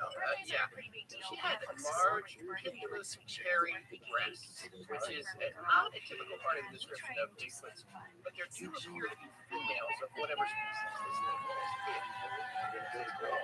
And there have been a few reports of people encountering a female orangutan that a hunter refused to shoot. And William Rose encountered in 1985 during a hunting trip. He also refused to shoot a female Bigfoot, also with large breasts. You know, Roger Patterson, I interviewed him, or that story is recounted for one of the two long-playing LPs, vinyl. It's a record that's old-fashioned records. If you do have his glove, you gotta get these. I was looking for him, I can't find him anymore. Yeah, hey, anybody out there that has them, let us know. Yeah, we'll record it. Anyway, after Patty disappeared from sight out in the street, Gimlin got back on his horse and started to cautiously follow the path of the creature for a ways until Patterson shouted at him to return, which Gimlin did. Patterson was starting to get worried that he'd now be alone on foot. His horse, after he got the camera out of it, got up and ran away. And it ran away with Roger's rifle still in the scabbard on the horse where it should have been. And Roger had concerns, because I don't know if you remember us talking about this, but part of the reason that they went there in the first place was because there had been reporting of tracks in the area, different size tracks, and the tracks were 3 different sizes. So the first thing that Roger thought after his horse was gone and his gun was gone and Patty was also out of sight was that she might not be alone. Yeah. And he didn't particularly want to be sitting there by himself in the creek bed with an injured foot and nothing more than a camera to protect himself while Bob wandered off after that. Right. Well, if you reloaded, it might be great footage of one running towards you. And then that's all you see. Yeah. So they went and found the two horses that had gone downstream of the initial encounter and got spooked. And Roger loaded the movie camera with a second roll of film. And as they followed Patty's tracks, they began. Yes, they tracked her from between 1 to 3 miles and found scuff marks in the gravel in the creek bed, which they thought may be an indication that Patty started running once she was out of the creek. Some distance away, they discovered a rock that had a wet footprint on it. And from that rock, the creature's path led up into the mountains, where they lost her trail because of the heavy movement. Again, there's ways to break this down. If Bob is not in on it, Bob Gimlin, and Patterson is hoaxing him, he just wants a credible witness to his hoax. The guy in the suit took off into the brush where they couldn't even follow, and also ran way down the river and left a wet footprint on the rock. Yeah, like there was like a half footprint. He's really committed to this role. Yeah. He said, you're probably ruined the suit. It's expensive. It was expensive back then. So that's a little bit of it. And if you believe that, then you have to believe that Bob Gimlin was also in on it because he's then now lying about this part too. So both the guys, Patterson and Gimlin, then went back 3 miles south to their campsite to grab their plaster and casting supplies, and they returned to Patty's path at the film site along the sandbar. Now, something we heard in the interview with Bob is that they knew at this time of year it gets dark real quick. As soon as that sun sets down behind the hills and the trees, it gets very dark, and they didn't have a lot of time to work. So they're rushing. Imagine this. We got to do something with that film now. The one good thing about the soil where they were, that part of the creek, is that it has a lot of blue, gray, sandy clay, which makes great footprints. And so they were able to make really good plaster casts of the best footprint of the right and left footprints that they found. So they took one of each, which is the good thing. They were not side by side. It was the best version of the left and the best version of the right. Yeah. They also took more movie footage of the prints with a second roll of film and measured the footprint dimensions and step lengths of the tracks. The footprints themselves measured 14.5 inches long.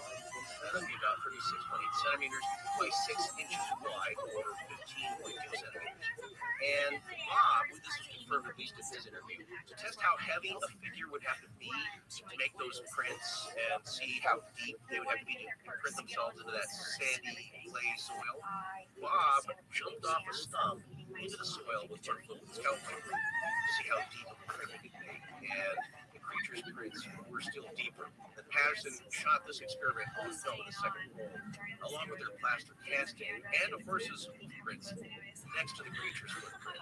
And didn't he say in his interview that his horse was 1,200 pounds, distributing weight on 4 feet? So he surmised that there were several hundred pounds on the horse's front feet alone. Yeah. And those weren't making the same depth of impression that Patty's footprints were. There's one other thing that I want to mention that we took from the YouTube video of Bob talking about the incident, and I want to say because I gathered from his statement that he had been criticized about the fact that they didn't have the picture with them or whatever they were using to cast. Oh, that moment they had to ride right back. Yeah, they had to. They went to recover the horses. Then they had to go get the materials and then come back to the track. And he said in the talk that we watched, the reason they didn't have that stuff with them is because they'd been out there a long time. I can quote him as saying, "I was completely exhausted," and he said, and I'm sure Roger was too. Because they've been riding around shooting. I don't know if you know what a day like that's like in the wilderness, let alone just hiking or even just playing or hanging out in the woods. It can be very tiring. And then on top of that, they were filming and camping and getting up and going on horseback rides and back and forth. Yeah, at night we were in the truck riding a logging road, so it was a nighttime encounter. Yeah, so they're doing all this work. So that was his explanation for why they didn't have the ability to record right then. process. It's kind of funny because you're out for that specific purpose and days go by. And also keep in mind, Roger had been on other what he called pre-expeditions, testing stuff in the area, and he'd seen some prints or he'd heard stories, but he never got any great evidence on his own. This hasn't been paying off for a long time, so you're not expecting it. You're thinking in the back of your mind, like, we'll never get anything good, but might as well try. And then you do, and then you're totally shocked and unprepared. You just weren't, didn't expect going out. If you believe that, they were not expecting round a massive tree stump and actually see one. That's the case. If you think about it, it's used for comedic purposes and drama. If you watch it on television or whatever, when you read about people, I guess it's a human trait. You get all geared up for something. You're ready. I'm gonna go out and I'm gonna capture this thing or do this thing or whatever, and then the moment comes and you win it. It's just part of being a human being, and it takes experience to get good at being ready to do something on the fly. Well, a lot of times, as you saw in that series Hell Year, you tried and tried, and it's just out of reach. It's always just out of reach. You never quite get there, but occasionally you'll see something amazing, and a lot of times, you just weren't ready. Well, in case in point, not to get too far off the path here, but when we went to Sally's house, I didn't even take our digital recorder. Yeah, I had it right there. I went back to get it because my son had to go to the bathroom at the hotel, and he was just still in the house. So I went back, you know what, I should get this. I'll go back and take it there. And I was not taking the house seriously enough. And we weren't expecting to get anything because this rarely ever happens. Yeah, so anyway, but that's one of the reasons that this makes us unique, is that they did get something. And of course now, the next pressing thing was for them to get the film developed. But keep this in mind, this isn't a digital camera, which most everyone is familiar with nowadays. You don't immediately see what you photographed, and the film needs to be processed first and then projected to see a large enough image. Also, a lot can happen to screw up capturing a good image on film. For those of you who've never operated a manual camera, not everything's automatic. The unexposed film could be fogged or prematurely exposed to sunlight. It could be out of focus, as the camera was not automatic. I don't believe this. Well, it certainly didn't have autofocus. I actually own a Filmo, which is a 16mm wind-up camera. You may have seen one of the tapes of Stephen Queen's on it. Oh, yeah. And they were used sometimes, I believe, as gun cameras in World War II. Very rugged, durable camera, short lens. But I don't believe it has a light meter on it, so you have to do that estimation, the bright sun, f22, f16. That older photographers know how to do. So a lot could be screwed up, and the iris of the lens could be the wrong f-stop, like I said, and just not at the right exposure. So it's really easy to goof this up. These guys are very anxious. They don't know if they captured anything, and as they say, they weren't sure that they captured anything good. And Bob Dylan is quoted as saying, "We weren't sure from Roger stumbling and falling down on the single bar and getting up and running. We didn't even have an idea that we had anything on the film at that time. In fact, it was doubtful that we did have anything." And imagine how this would feel if this is not a hoax, if this story is not a hoax. These guys really saw something that they couldn't explain. And they went through this moment as they described, stumbling across this creature, having it react to them, the horse falling down, running, grabbing the camera, trying to film it while you're running, and also falling down. And now the thing is gone, up the river and in the woods, it's gone. And that was your moment. For them, you have to be thinking, that was it. We missed it. That was it. That was the chance we had. We'll probably never see another one as long as we live, and we don't even know if we got it on film. Right. And it's a horrible feeling out there. No, I know. And so they had plans that they were going to return later and try to get some more evidence or maybe see. Right now, the most important thing to do, you got to get that film to a safe place to be processed. To that end, they decided to send the film immediately for processing to Patterson's brethren, Al Diatley, who lived in Yakima, and he could tell them if they got it. If the footage was good, they could pack up and leave for home. If not, then they would stay and keep searching for another encounter. Chris Murphy said in his book that Patterson likely had 2 rolls of film that had been processed by the film because he had shot the second roll of the tracks from plaster casting. The closest film lab that could process Kodachrome 2, the 16mm film Roger used, was in Seattle, Washington. Seattle is 142 miles away from Yakima on I-90, or about 2 hours and 17 minutes. So Al Diatley could have plenty of time to get to Seattle, have the film processed, and return to Yakima within 8 hours. Yeah, that's the proponents of their story say it's possible, whereas The detractors say not enough time. Yeah, the reason to pay attention to the timing here is that the question of being able to process the film in time, as Roger has claimed, is used by skeptics to claim that perhaps the film was taken possibly much earlier as part of a hoax, having everything set up and ready to go, so to speak. So this is where people, the skeptics, are coming in and getting all daylight. That's why we are. He could have gone and come back, and so this is something to know.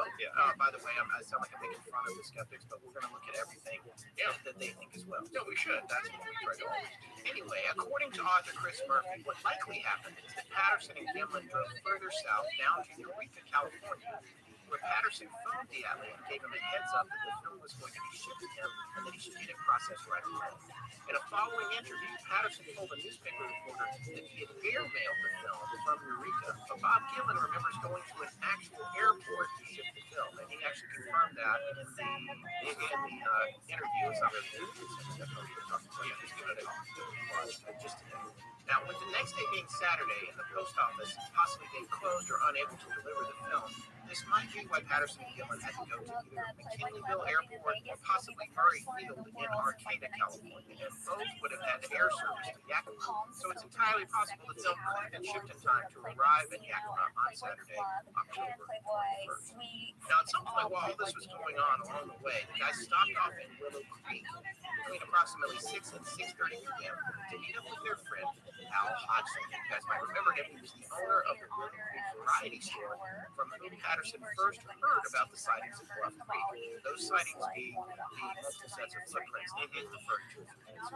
Now, if you Google map it, Willow Creek is about 38 miles south of Bluff Creek by Highway 96. But to get from their campsite to the 1967 roadhead and then down south to Willow Creek is a little over 54 miles. The timing here is also important because it's used by skeptics to claim that there wasn't enough time for Patterson and Gimlin to accomplish all that they said they did in the time.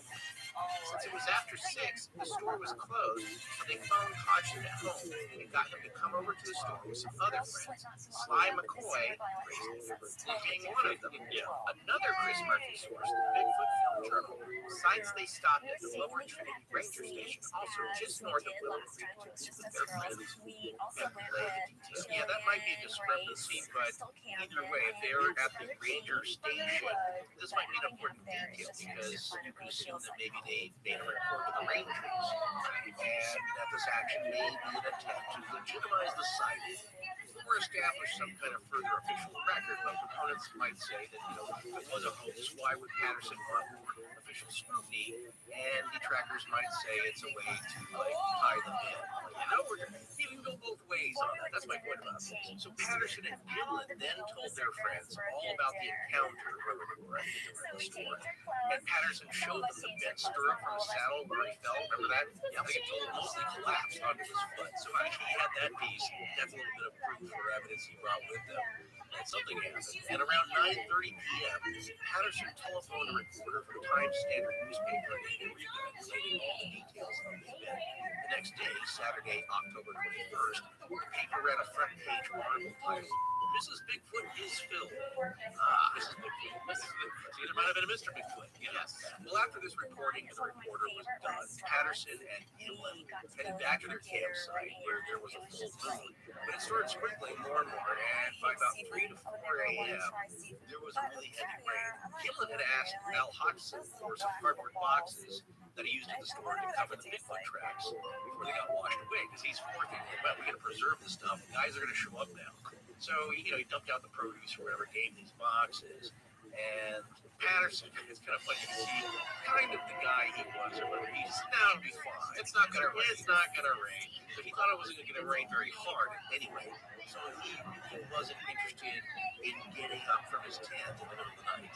So I guess Bob had a hard time getting him up. But Gimlin thought it was going to downpour, and it did. And it rained so hard, the boxes he got from Hodgson were soggy messes, so he went around. This is smart. He covered the tracks with big pieces of bark.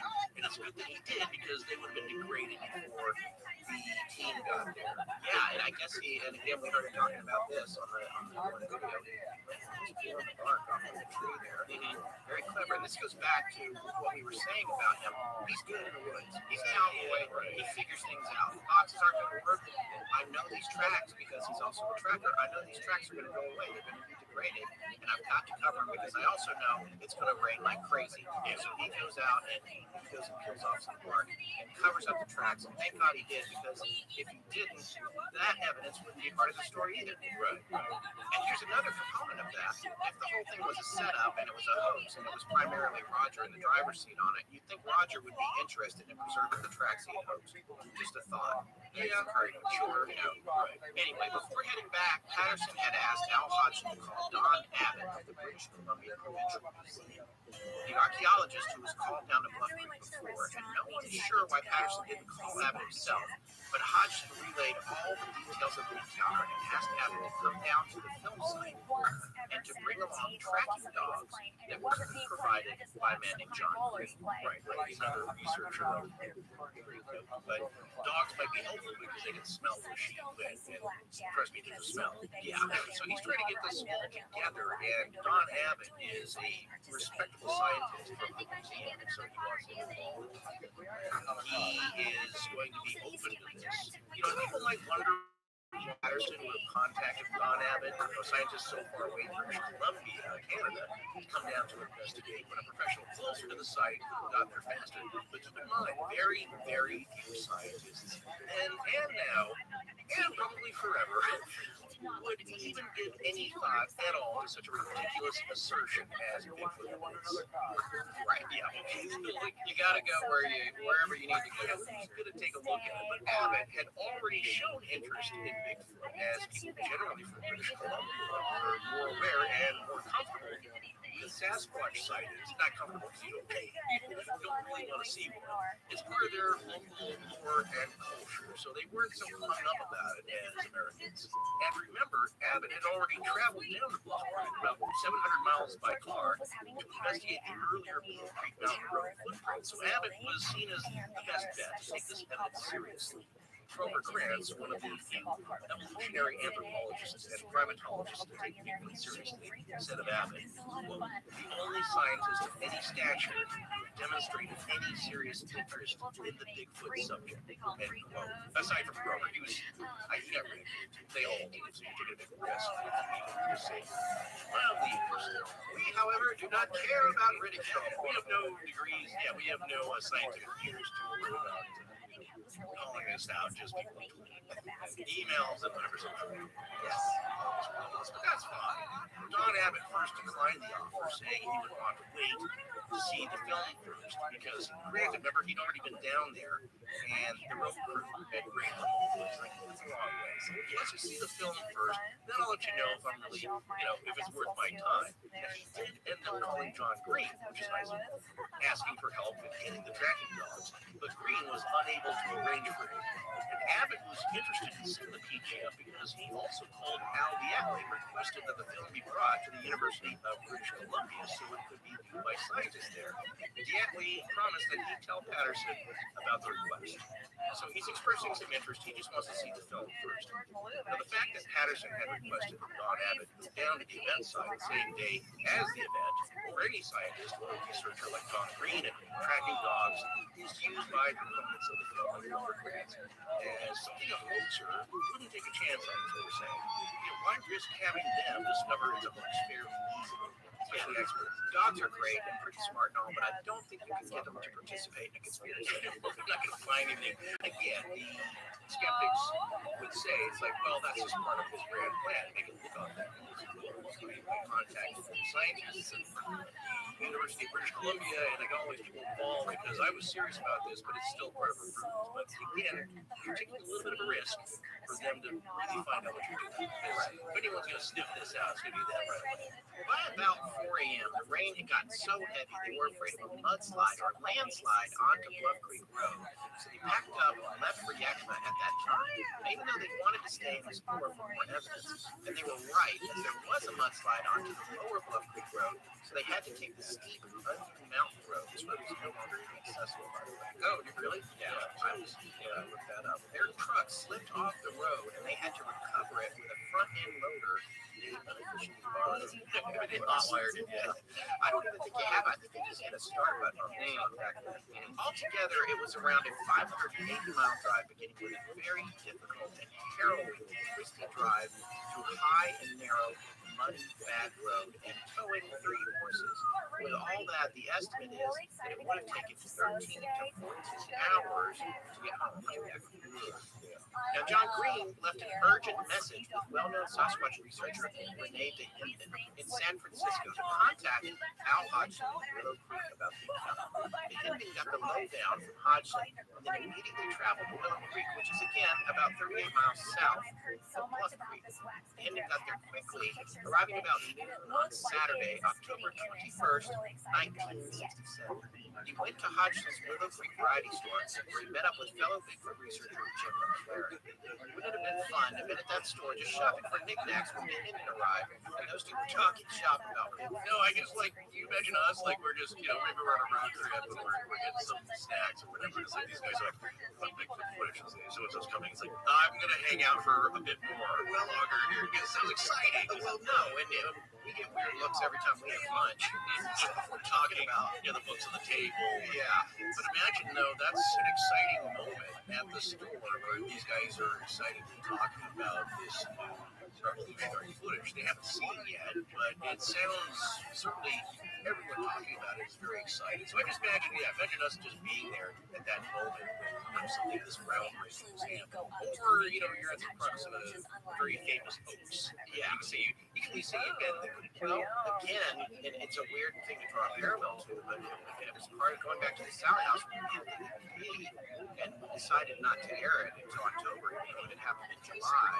That was a weird one for me. So sitting on it? Yeah, sitting on it, and then like, what is it? It's just hard to describe being in that position. I gathered some evidence that you think is convincing, and then you get a letter or a comment from somebody that's like, why did you guys hype that for 6 hours? It was nothing. Yeah, I get that. Yeah, unlike this film.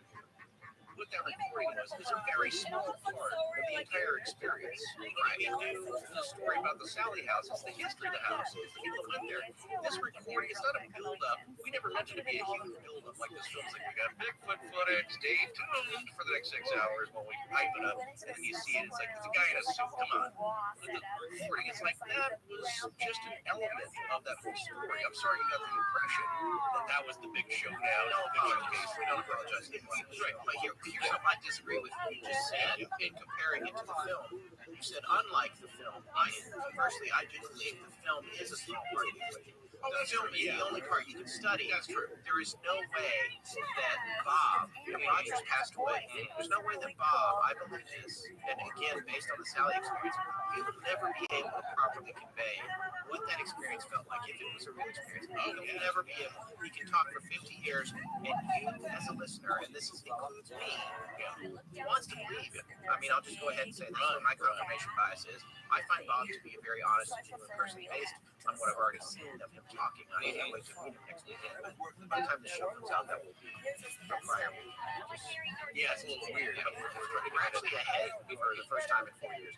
But the point is just that he'll never be able to convey what that actually felt like as much as he tried, and even the most earnest believer will never be able to understand it.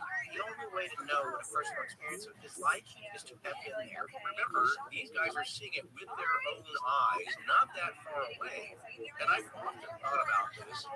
What would it feel like to see something that remarkable, that goblin in the garden, whatever weird work did you see with your own eyes that just as added to your, like I said, the visual repertoire of things that should be possible, and you see it, how do you even process that? What is that feeling like? Your feeling hearing the recording was of course different from mine. Mine was more like, we got Bigfoot footage. I heard that recording, it's like, man, we got something.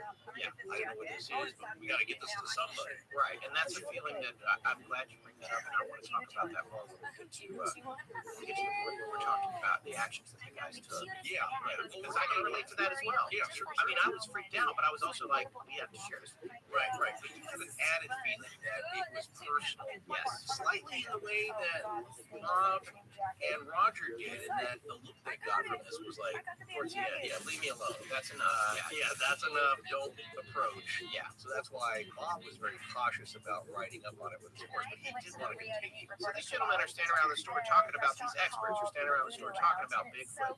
Patterson is about 26 miles north of where they're at in Willow Creek, and he calls them from the town of Orleans, California. And he told the Indian about the encounter and how they had to leave the incident site because of the heavy rains. Now, after the phone call, Indian and McLaren left for Yakima because they wanted to go and see the film at Al Diablo's house where Patterson had sent it. And John Green was also on his way there. So this next sequence is a little bit controversial because this is also something that is heavily scrutinized as being impossible to some and possible by others. Diatley had received the film that morning, Saturday, October 21st, overnighted, and had managed to get it processed that same day. Now, Patterson and Greenwood arrived back home near Yakima either late that Saturday night or early Sunday morning. And for some reason, Patterson wasn't able to tell Diatley that now there was no rush in getting the film processed. Because remember, if the film was good, if they captured something, they could go home now. Yeah, if Diatley had it processed, and the film was screwed up, they would stay there, continuing to record evidence of Patty, right, and get another sighting. So that was their plan. Like, look, if it's good, this is pretty good. So he's hanging around waiting there for word. They had to head back anyway. But as we'll see coming up here, it might have been better for the story and for Patterson to get one if they had waited to process the film.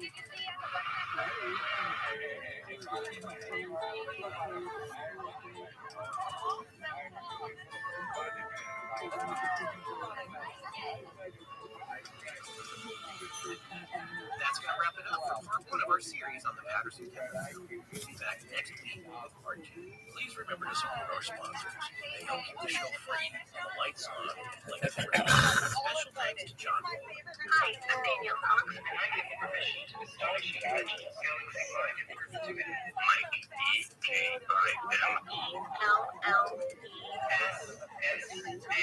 Our show is edited by Sarah Voorhees and co-produced by Tess Franklin, who is also our head of research. Our theme, which is available as a ringtone, was composed by Judson Crane, and our sound design and additional composing is by Ryan McCullough. Special thanks to the Astonishing Research Group. But most importantly, we want to thank you, our listeners. Visit our store at astonishinglegends.com or interact with us and other listeners on Twitter, Facebook, and Instagram. You can also support the show at patreon.com/astonishinglegends, where patrons have access to additional bonus content. No part of this show may be produced anywhere without permission. Copyright Astonishing Legends Productions.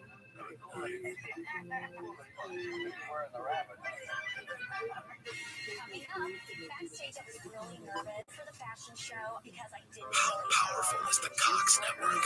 So powerful that one day the internet will let your doctor perform miracles from thousands of miles away. Connecting to remote operating room. Giving a whole new meaning to the term house call.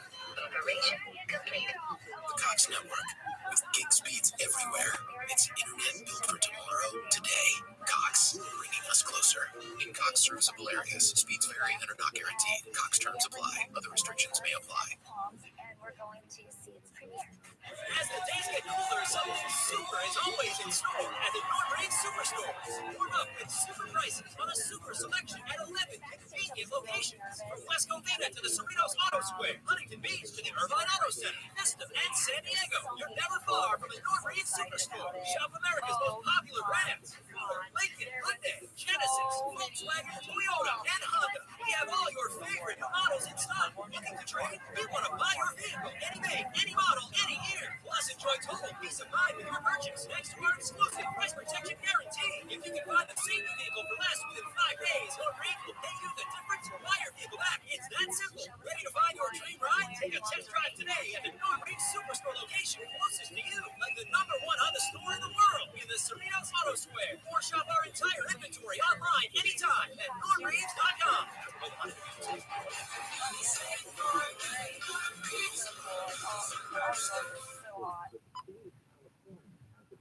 How powerful is the Cox Network? So powerful that one day the internet will let your doctor perform miracles from thousands of miles away. Connecting to remote operating room. Giving a whole new meaning to the term house call. Operation complete. The Cox Network, with gig speeds everywhere. It's internet built for tomorrow. Today, Cox, bringing us closer. In Cox serviceable areas, speeds vary and are not guaranteed. Cox terms apply. Other restrictions may apply. Astonishing Legends would like to thank Squarespace, Babbel, Ethos, Robinhood, and our contributors at Patreon for making tonight's show possible. How does one investigate the unknown? Where do we begin when there is little to no empirical evidence? We're usually forced to resort to a type of analysis that many find unacceptable when it comes to determining the truth. Study of oral history, lore, and the often maligned eyewitness account. In doing that, however, we've become pretty good at getting to the root of a story in the face of limited hard evidence. Conversely, we've also learned how wrong it is to completely disregard the human component of these stories. That must be taken into account. The character of various individuals has to be evaluated to the best of our ability so that we can attempt to understand how information might be filtered by the source it's coming from. The Patterson-Gimlin film is different from our usual legend. The film itself is empirical evidence. It is not circumstantial. It is not hearsay. It is not anecdotal. It's a 16mm film, shot at a time when camera trickery of the type it would take to hoax it was impossible for the layman, and also impossible to conceal upon close inspection by today's modern methods of technical analysis, which the filmmaker could never have conceived of becoming available a half-century later. An interesting thing happened when we posted part 1 of this series. Comments began pouring into various threads on all of our social media platforms before the show was even available for playback. Most of you were excited we were finally taking a look at the PGF, and many of you had already made up your minds about whether it's real or a hoax. And in many cases, that was because you've researched it yourself. Sometimes a little, sometimes a lot. We're glad to have you folks here with us now because by the time we're done with this series, you will have heard from an actor and friend of our show who wore a monkey costume in a feature film, an expert costume maker and film analyst who's done years of analysis on the PGF, digitizing nearly 30,000 frames from every available copy of it at up to 5K of resolution. And believe it or not, you'll hear from Bob Gimlin himself, whom we met and spoke to personally just a few days ago as of this recording. So if you've already drawn a conclusion about the film based on a very limited intersection with the evidence surrounding it, we're excited to have you here with us now. It's you that we want to hear what we found during our investigation of this landmark piece of cryptid history. And it's you we want to assure that there is so much more to this story than you think.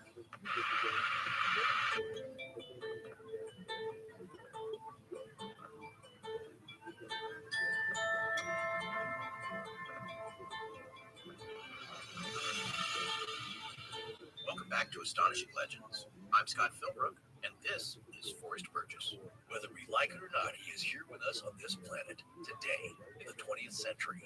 A creature of enormous historical significance, a ghost from a long-dead day that should whet the imagination of the young at heart, the adventurer, and the eternal individualist, Roger Patterson. Join us tonight for part 2 of our series on the Patterson-Gimlin film.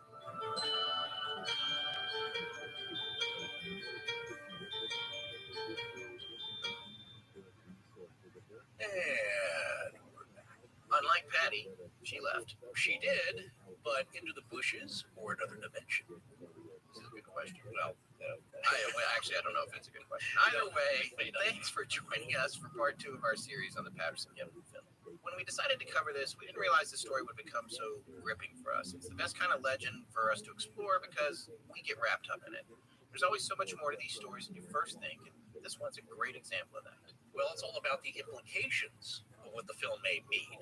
And I know there are a lot of players, there are some interesting personalities, characters, you might say, and a lot of information to take in. Before we get started on part 2, folks, we wanted to take a minute to recommend our favorite new podcast player, Himalaya.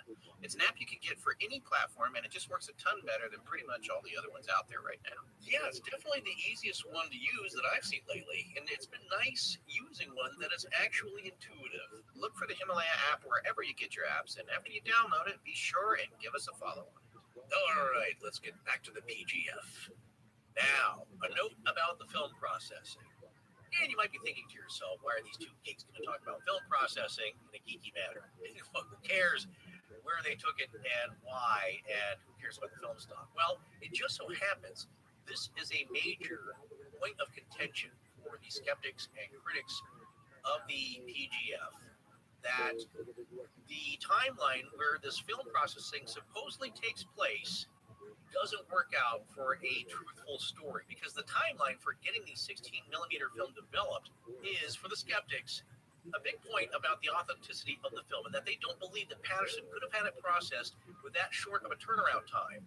Therefore, to the skeptics, it was more likely that the PGF had been staged and shot earlier, and that was part of an elaborate hoax by Patterson and probably Gimlin and some others like Diatley, with Bob Hieronymus wearing an ape costume. Yeah, people really get hung up on this, and I have an overall bone of contention with regard to people fixating on the timeline of the film anyway, because for me, the film itself is empirical evidence, and it doesn't really matter when or how it was processed. It all comes back to look at what's the on film. it, sure. Yeah, you look at what's on it. If it's a hoax, you determine that by looking at the film. Well, the film Patterson used, as we've stated, was 16 millimeter Kodachrome 2, which is a color reversal, meaning it has no negative. The processed film is in positive, so you can actually look at it like slide film. Well, it's considered a slow speed film with an ASA rating of 25, an ASA being an arithmetic measurement of film speed or its sensitivity to light, developed by the American Standards Association. That's what the ASA. If you're an old film buff like me, you do that. But nowadays, film speed is measured by an ISO rating. So the slower or lower the film speed number, the longer an exposure or lower f-stop or wider aperture necessary to produce a properly exposed image, so it's better in bright daylight conditions. Now, this will be important later because we're going to examine if Roger knew what he was doing with the camera, and Or was he just an amateur that got a hold of a nicer camera? Because the 16 millimeter camera is a nicer camera to be shooting with under these circumstances. Right. But yeah, and so what you're talking about here technically is really about the sensitivity of the chemicals on the film. How sensitive, how much light does it take to expose it and get the look that you want out of it? yeah, exactly, because with a slower film, you get a sharper image, and it's a major reason why the PGF was able to be blown up for close scrutiny of the details. Now, Kodachrome was the world's first successfully commercial color film, which Paul Simon sang about, and which was also used by Abraham Zapruder to film JFK's assassination, the world's first most scrutinized piece of footage. Unfortunately, due to the digital photography age, Kodak announced on June 22nd, 2009, that Kodachrome was going to be discontinued, which broke the hearts of a lot of old-time photographers because it was a much-beloved film stock. Very sharp, very good quality for what you got. That's why that 8 millimeter and 16 millimeter film, color film, can be projected and blown up, and even the slide film was excellent. So that disappointed a lot of film photographers. But the problem the skeptics see is that Kodachrome must be developed using the Kodak K12 process, which at that time was only available at licensed laboratories in certain major cities. Now, interestingly, the film is only black and white when first exposed, Kodachrome. 3 complex development steps are required to mix the 3 primary colors that form the spectrum of color you end up seeing on the film. This is unlike any other color film which has its colors built into its layers. When Roger Patterson was asked about the film's processing, he replied, "I had them done in a private place. It would jeopardize the man's job if it were told." Now, we can assume Roger didn't process the film himself, and that his brother-in-law, Al Diatley, took the film to someone for processing, but sadly, it made me look suspiciously. Diatley claimed that he didn't remember, and still claims to this day, that he doesn't or didn't remember where he took the film for processing. And I mean, we've heard him interviewed, we've read interviews with him. He cannot recall a single detail, at least that's what he says, about how the film was processed or where it went. Yeah, or even where he picked it up, when it was done, or anything about it. He doesn't know anything. Right. So that's where I begin to have questions. Does he really not know anything? But there was a lab in Seattle that could have processed the film. It was the Kodak Technicolor Laboratory, but it was closed on Saturday, October 21st, 1967, which is the day the film should have been processed by the timeline. Now, author Chris Murphy, whose timeline of events we've been following here, speculates that Diatley may have arranged for an employee of the Seattle Film Lab to process the film on his own, off the record, while the lab was closed. Murphy further speculates that even if the lab was open, Diatley could have still arranged for special handling of the film, like for an employee to run it through off the books. Murphy also says that he was informed by professionals that the film could have been privately processed in a home laboratory, although the machinery needed might cost upwards of $60,000 or more.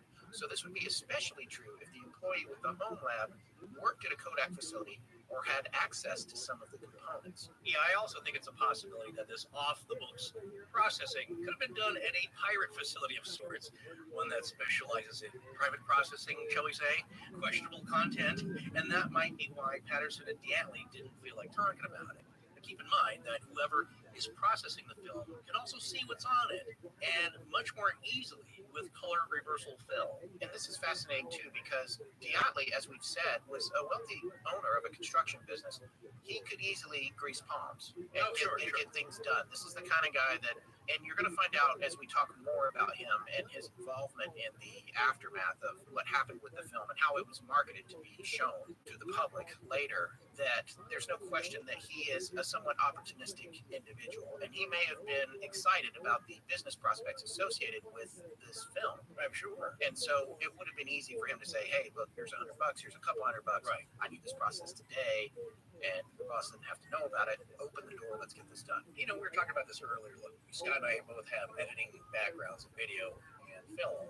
Film transferred to video. But the idea is that, you know, where I worked, I had keys to the edit bay, and I often went in on the weekends to get work done that I, you know, couldn't finish during the week, or just to get myself ahead. You know, and then there's other employees that would say, hey, could you edit my wedding video, or just, you know, cut some pieces together of it, or make some copies. I have some VHSs here. Could you just, like, make some copies, you know? So it didn't cost the company anything. I was already there, just my time. But, you know, it wasn't a sanctioned session. It was just other employees who wanted a favor of, like, yeah, could you make this videotape copy? Here's the original and here's the tape stock. I want you to copy it to. It's like, sure, that's not a problem. I just have it running in the background. So I don't know what it was like, of course, at the Kodak Technicolor Laboratory in Seattle. But if there's guys that have access to the lab and the equipment, and they're in there working, and it's off the books, kind of, like I said, maybe they're just getting some stuff done. And Al knew about these people, or somehow got told, like, oh, you should talk to so-and-so over there. You know, he comes in on Saturday, maybe you can run that through for you. That it wouldn't be that hard to do. My other theory on this is that, like I said, with the private pirate labs, is that there are films, of course, that aren't in the mainstream, that have made the rounds, let's say, in certain genres, and those get processed somewhere, and it's not a Technicolor. Because, as I said before, you can see what's on the film. That doesn't mean that someone saw a ape creature out in the woods on Patterson's film. They may not have been paying attention, but you can easily see what's on them. You know, when I was in film school at USC, there was a lab at USC called it cinema. I'm studying the cinema. Would you want to call them USC talkies? I don't know. Film. I think film would be a less snobby word for what I'm studying at USC. It's the proper. They all call it the School of Cinema. It's the proper term for it. Rather than you know, getting back to getting film processed, though, all those students, of which I said there was no rich kids, at least going to cinema that I knew of, that had their own private labs. You had to take your film to a local place, which anybody in the area or at the school will know who they were. They were kind of a mom and pop operation that processed, I believe, mostly Super 8, maybe some 16. I'm not sure if they had sprockets for that, but it was the Super 8 cartridges that they just ran through hundreds and hundreds of those every week for processing the students' film. Now, I had a friend that she was doing a vampire-themed movie. You know, she had some costumes, other students dressed up, and I think she filmed it in a graveyard, which he got permission to. It's all above board. But the owners of the lab were known for being very religious, and they saw what was on the film, and they took a marker and they just striped it all the way through her whole film. They sent her a note saying, "We do not approve of your devil-worshipping student film," or something to that effect. She's like, "What? No, it's a vampire film. I'm making a horror movie. It's perfectly acceptable." So my point was that they see what was going through on the film, and if they didn't like it, yeah, they would return it to you defaced. Yeah, which is their prerogative, I suppose. We'd be hard-pressed to kind of take them to court, but whoever did this, I'm wondering if they saw saw this and just saw, like I said, the horseback footage is the first reel. We don't know if both reels were processed at the same time. That's another point of inspection. What exactly was processed that day? Because it wouldn't take that long, maybe an hour or two to run it through the machinery if everything was warmed up, the chemicals are going and all that. Another thing that we had conjectured on with regard to the unsavory content was that there were places that obviously were processing, like you said, processing that kind of film. And it could be that Al Diatli found out how to get something processed at one of those places. So we decided to look into that a little bit about the possibility of stag films, which were in the waning days in the late 60s, but they were still around, being maybe shot or processed in the Seattle area. And it turns out they were. We spoke with an expert, Dr. David Church, PhD. He's a lecturer and program coordinator of cinema studies at the Department of Comparative Cultural Studies at Northern Arizona University. He's a former Seattle resident, which is how I found him through online research about the possibility of these stag films or smoker pictures, they also call them, being produced in the Seattle area. And he said they definitely were, and it's entirely reasonable that they may have found a way to process this film there. However, he also said that the bulk of those films were actually shot on Super 8 or 8 millimeter. It would be unlikely that they were shot on 16. He indicated something pretty interesting to us when we talked to him on the phone, that it actually started out with a higher production value and devolved as time went on into less expensive and lower quality stuff. So he said, I can't imagine really that a 16 millimeter stag film would have been shot in the late 60s, and therefore that begs the question, would they have been able to process it? Now, here's the thing, I don't know about how the processing works in the machines. I know with transferring film to video, because I've done that with many hundreds of thousands of feet of film, you have to have a different gate that's appropriate, and the gate is the device that carries the film through past the scanning equipment, whatever your scanner is. So you have to have a different gate for 8 versus 16. I would imagine that if you were processing the 8 chemically, you would need a different hardware setup, but it might be interchangeable to process 16. But the bulk of the machine that does the processing is probably you just need to change the gear that's actually running the film through the chemical baths. So, yeah, the sprockets are the same or the gearing is the same. I have seen it done once. And what's really the same is the chemical process bath, because what you realize that Super 8 Kodachrome, too, which they had, and 16, and the slide film, it's all the same film. It's just cut up differently. Right. So I believe the chemical baths are the same. It's just how it's run through. And again, these are all on long sprockets where the film is kind of running through slowly, and it gets processed as it runs through these 3 separate baths, which is, again, that's fascinating. It starts off as black and white film. Yeah, that was amazing. I didn't know that until you told me that during the course of this show. That's really fascinating. And it's, the colors are added chemically, whereas nowadays the colors are embedded within the film layers. Yeah, if color film was still around now, of course, it's all digital process. Anyway, so our overall point is, it is our personal feeling, even though this is really speculative, and we did a little bit of research on it, and we talked to the one gentleman who had experience and knowledge about the possibility of stag film production in Seattle and that sort of thing. This is all primarily very speculative, and he would have said that as well. Dr. Church would have said that as well. Our point is that just because you can't necessarily nail down how this film was processed doesn't mean that the timeline for the film is impossible. Because the other thing that we found out is it only takes an hour to process it. So the idea of this timeline not being able to be verified doesn't make the entire film a hoax, and again is irrelevant to the detailed analytical study of what's on the film. Before we move on, I just want to put that out there. Yeah, it leads to whether or not Patterson already had this thing shot and staged, and this was a big setup to fool these other people closely involved, these other Bigfoot researchers, into thinking this was a spontaneous kind of thing. We got to move fast on this. This just happened Friday afternoon. We're coming back with some amazing footage. Let's get it processed Saturday. Let's set up a screening Sunday. So in regards to that, let's get back to that story. What was happening back at the Diatli house? Well, John Green was at Diatli's house, having arrived around noon or the early afternoon on Sunday, October 22nd, waiting for Patterson to show up. Here's a little background on John Willison Green, who he actually just passed away in 2016 at the age of 89. He was a Canadian journalist and one of the big names in Bigfoot research from that generation. He compiled a database of more than 3,000 sightings and footprint reports. Sasquatch, the Apes Among Us, regarded by the Bigfoot Field Researchers Organization, or BFRO, as the best written book on the subject. That was his book. Yeah, that was written by Green. Yeah, one of the classics. He got interested in Bigfoot research in 1957 when he met fellow Canadian Rene DeHinden, and they decided to collaborate in the research. A year later, in 1958, Green had seen a number of 15-inch Bigfoot tracks along a sandbar at Bluff Creek that were so deeply pressed into the soil that whatever made them was many times heavier than what a human being could make by themselves. Green went to investigate the rash of tracks in Bluff Creek that summer. And that's a really important point. I want to add something to that. It's not hard to fake a track. What it is hard to do is fake the amount of weight it takes to make the impression. Yes, well, we're going to later talk about a famous hoaxer of tracks, or self-proclaimed hoaxer of tracks, that even his family, after he passed away, said, oh yeah, he told us he hoaxed them all. I believe by using giant wooden feet, just on either his own feet, taped to his shoes, or on stilts.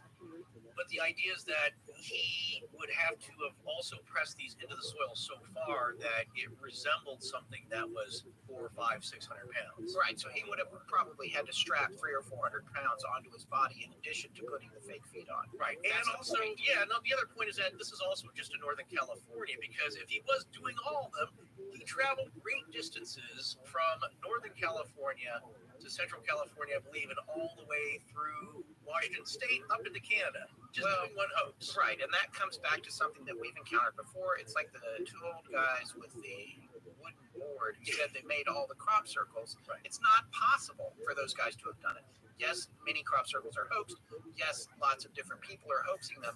But what happens, there's this thing that happens, and it's happened with this story as well, and you'll see as we continue to discuss this legend, is that one idea comes out, and it's like, oh, yep, I did that. And then a huge portion of the population says, that's it. Mystery solved. Here's the thing. It upsets people to think about it. So you want something that will allow you to stop thinking about it. Cognitive closure. And what it is like, yeah, it's just one guy, right? Okay, we're done. There's no big giant apes out in the woods when I have to take my family out there on a camping trip. I don't got to worry about it. We're safe, right? Because it's just one guy with big wooden feet. Yes, and he seems like he has a good sense of humor. Yeah, so that doesn't hold up, but there is a direct connection we'll talk about later directly to Patterson having come across Ray Walls' path, shall we say.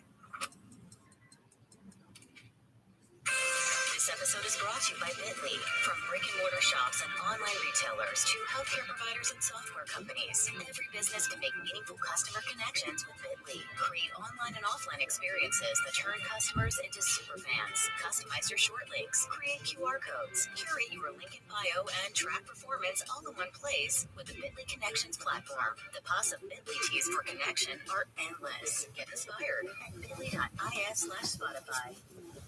U.S. Bank is ranked #1 in customer satisfaction with retail banking in California by J.D. Power. Since California is home to most award shows, we've prepared a thank you speech. To Californians everywhere, we've been proud to help you plan, budget, and save smarter. Our goal tracking and budgeting tools would have no place to shine if it weren't for you, and we can't thank you enough for that. And thank you to our real-life humans who go above and beyond for our customers every day. Bravo, U.S. Bank! For J.D. Power 2023 award information, visit jdpower.com/awards. Member FDIC. This is Amanda Snyder. Thank you for listening to Astonishing Legends. Let's get back to the show. Well, once Patterson arrived at Diatley's house, Diatley took him to the basement to show him the film by himself. And after that, it was shown to John Green. Now, that's going to be an exciting moment, right? Even if he thought it was a hoax, just seeing this thing, yeah. Because again, to a lot of people, it does look schlocky, mostly to people who are special effects costumers for various reasons. But to a lot of people, even these scientists, it's compelling enough, even if they don't want to admit it. There's something about it that you just can't shake. And imagine seeing that for the first time. Now, Bob Gimlin wasn't at the house that day as he was home resting from that very strenuous drive back to Yakima. To refresh your memory about how brutal this drive was, The road was washed out. The truck got stuck with horses in the back of it. They had to hotwire a front-end loader or some kind of heavy equipment to rescue the truck. It was crazy, and we've seen Bob speak about this, and he talks about, I wouldn't wish that day on my worst enemy. He said something to that effect. And I would like to make a continued point here that if you're hoaxing something, why would you go to a location that is that difficult to get in and out of for the hoax? Just a question to put down on your notepad. Well, the other one was that maybe Patterson, if it was shot earlier, maybe he didn't go all the way to Northern California. Maybe he shot it near Yakima. And all I can tell you about that before I forget, because I want to make a point about that, at least in the surrounding vicinity of Yakima, does not look anything like the terrain we see in the film, which looks a lot more like Northern California. Additionally, we will later be discussing verification methods for the location that was shot in. Oh, very good. I'm glad you have that on board. Well, around 3 p.m. that Sunday, DeHinden and McLaren showed up to the house, and then Patterson showed the film to everyone present. But just the portion with Patty in it, not the first 76 feet of scenic horseback footage or the second roll of film of the tracks being casted. If he had that process by then as well, the researchers there were impressed by the clip, and there didn't seem to be any feeling that Patterson and Gimlin were trying to hoax anything. So I don't know if that was their emotional exuberance about it, but apparently they were on board with what they just saw.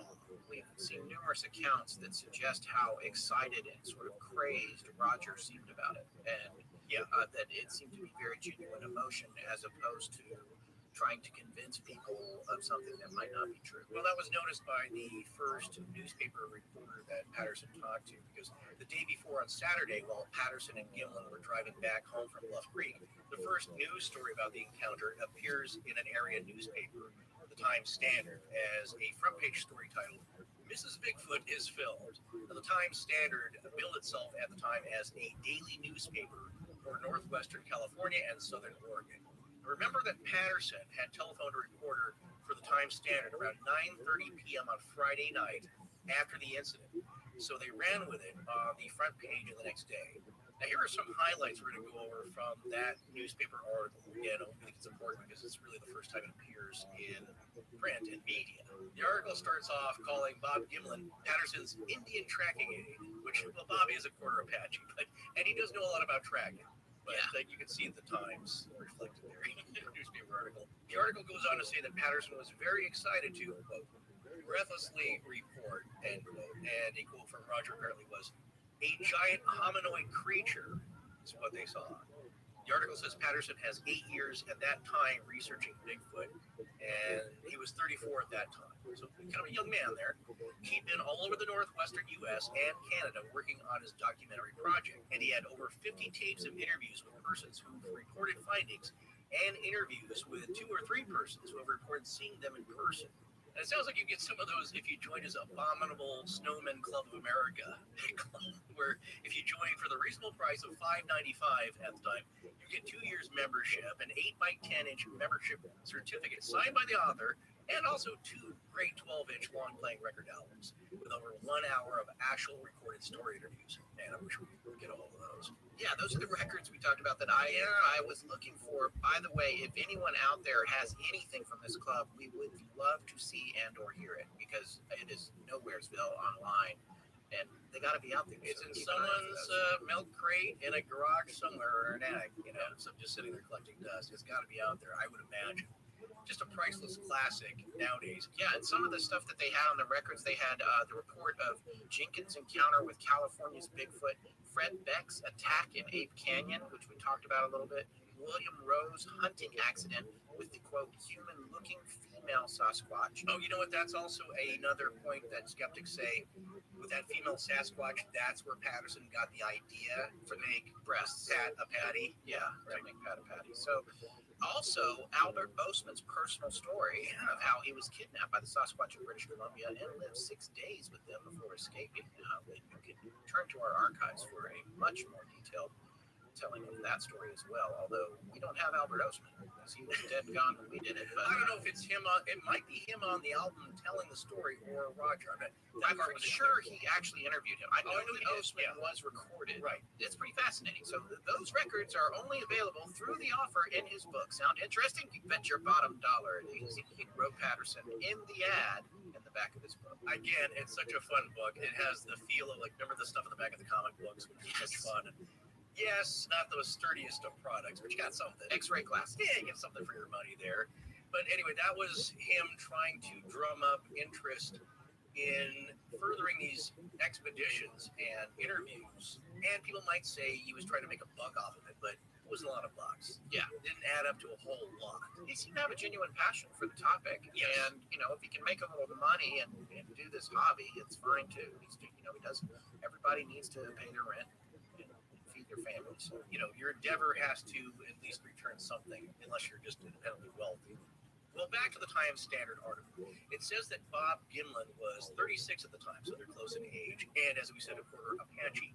And it says that he's been associated with Patterson for a year, at least at the time of this endeavor. Now, it said Patterson had visited the area before. I asked you, would you admit it if you were trying to hoax it? That, like, yeah, I'd been there before, or would it be better to say, like, I'd never been there before in my life. I couldn't have staged anything. Yeah. No, so I'm not trying to paint it one way or the other. It's just, we're trying to, maybe that. I mean, we definitely have confirmation bias at this point, but I just want to quickly interject here about that. When we went into this, I thought the film was a hoax, and I no longer think that. I'm just going to say it now. But you're spilling the beans now. No, I'm going to get more specific in the conclusions, but I want people to understand that we did not start, or at least I didn't start this particular series with the idea that this film was real. I just want to make that okay. My goal for this is really not to persuade you. It's for you, the listener, to consider everything without throwing it out beforehand and making prejudgments about it. We certainly have our opinions, but I just want everybody to just consider everything. Consider all the possibilities and hear this case out and all the details. Then make your mind up in the end and set aside any preconceived notions you may have had. Even if you heard about this as a kid or just now about what this film is, just approach this topic with an open mind and open eyes and see what happens later, see where you land. So Patterson, I just wanted to point out, though, was being fairly open about what experience he had, at least with the area at the time, because that's another point of criticism, that he had gone there and staged it. He knew the area well, so it was familiar and an easy place to stage something. But really, if you believe him, Patterson, it was last month that he received word of the latest findings there. And that's why he wanted to go to the area, because he thought it was a good chance of finding some fresh tracks. At least those were the reports he'd been hearing. And it says that Bluff Creek is 65 to 70 miles north of Willow Creek, where it joins Notice Creek. So that lines up with what we found out. And 2 miles into a canyon, where it begins to flare out, and that's the flat spot there where the creek is, where the sighting happened. And the reporter for the article said that Patterson was still an excited man some 8 hours after his experience. Quote, his words came cascading out between gasps. He still couldn't believe what he had seen, but he is convinced he has now seen a Bigfoot himself, and he's the only man he's heard of who has taken pictures of the creature. And the article goes on to say what Patterson reported. It was about 1:30 with good daylight and riding over a sandbar where they'd been 2 days before. Patterson says, quote, I guess we both saw it at the same time, end quote. Patterson yelled, Bob, look it. And at least in this article, Patterson says this, quote, giant humanoid creature, quote, stood up and was about 80 to 90 feet in front of them.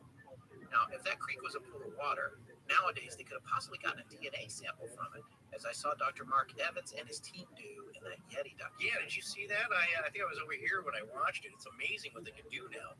They were doing an expedition with Dr. Mark Evans up in the Himalayas, and they had a French biologist with them on the team, and she said that, if you just get water, where this thing, look, every creature has to drink eventually, and if it had been drinking or bathing or just walking around in the water, they could take a sample of that water, they put it through a strainer, and they could filter out DNA from that, and there are some very interesting conclusions that they reached. Yes, and unexpected. And that makes the additional point that it's another reason that it makes sense for this creature to be in the creek. It's by the water. All these animals need water. That's where you find everything. Everyone knows that who's seen any Disney film. There's always the watering holes. That's where you got to go. Yeah, you get grabbed by a croc, but everybody's got to go there. Yeah, and that's even to the point where if you might be in danger, but you have to have the water. So it's another reason that you might have seen this creature in a creek bed. That's where every animal's got to get to sooner or later. Exactly. So Patterson's horse actually reared up and fell over, and it fell down so hard it actually flattened out the stirrup that he had his right foot in. The horse's weight came down on it, and he actually kept the stirrup.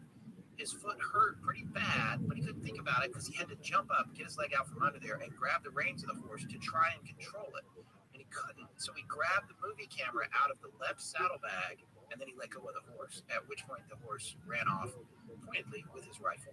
Gimlin was seated on an older horse, which probably shouldn't have spooked, but it did, and he let it go. But that's another point of contention, too. People were saying his horse never spooked. I think the person that loaned him the horse, Bob Hieronymus, said, no, that horse shouldn't have spooked. It's older, it's trail worthy. But he wasn't there. He wasn't there, and how do you know what a horse is going to do if he supposedly is, in front of a 800-pound, super tall, hairy creature, or an 800-pound man in a ape suit? Yeah. Okay. Yeah, again, I think this article is significant to note because it's really an accounting of Patterson's first recollections. And it's an important note to consider because this is the freshest recollection of what he saw with his eyes.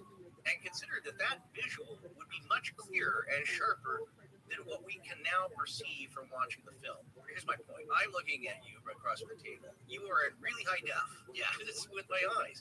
If I had, let's say, an 8mm camera or Super 8, at the time, and I was looking at a film of you where I am now, of course that image would be much less clear. And if I was 50 feet away, if I was 80 feet away, and I had to blow that up, it'd be very grainy. I can still see you and recognize you. My point is that imagine actually seeing it with your eyes and just that image burned into your memory if it was real or if Bob Gimlin wasn't in on it and didn't know what was happening, what he saw and had burned it was like, oh my gosh, what is that?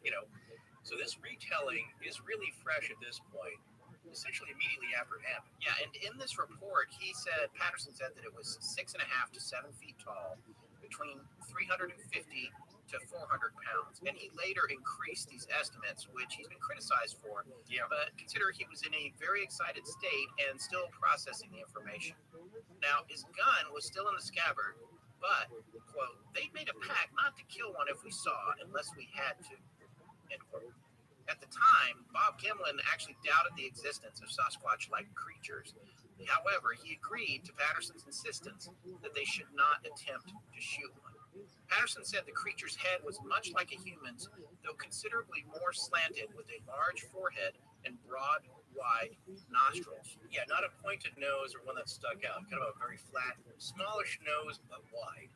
Which is how you would describe a gorilla's nose, really. Yeah. He said, quote, its arms hung almost to its knees, and when it walked, the arms swung at its sides. And then that look that we all know now, and everyone who's seen that film, you can't forget it.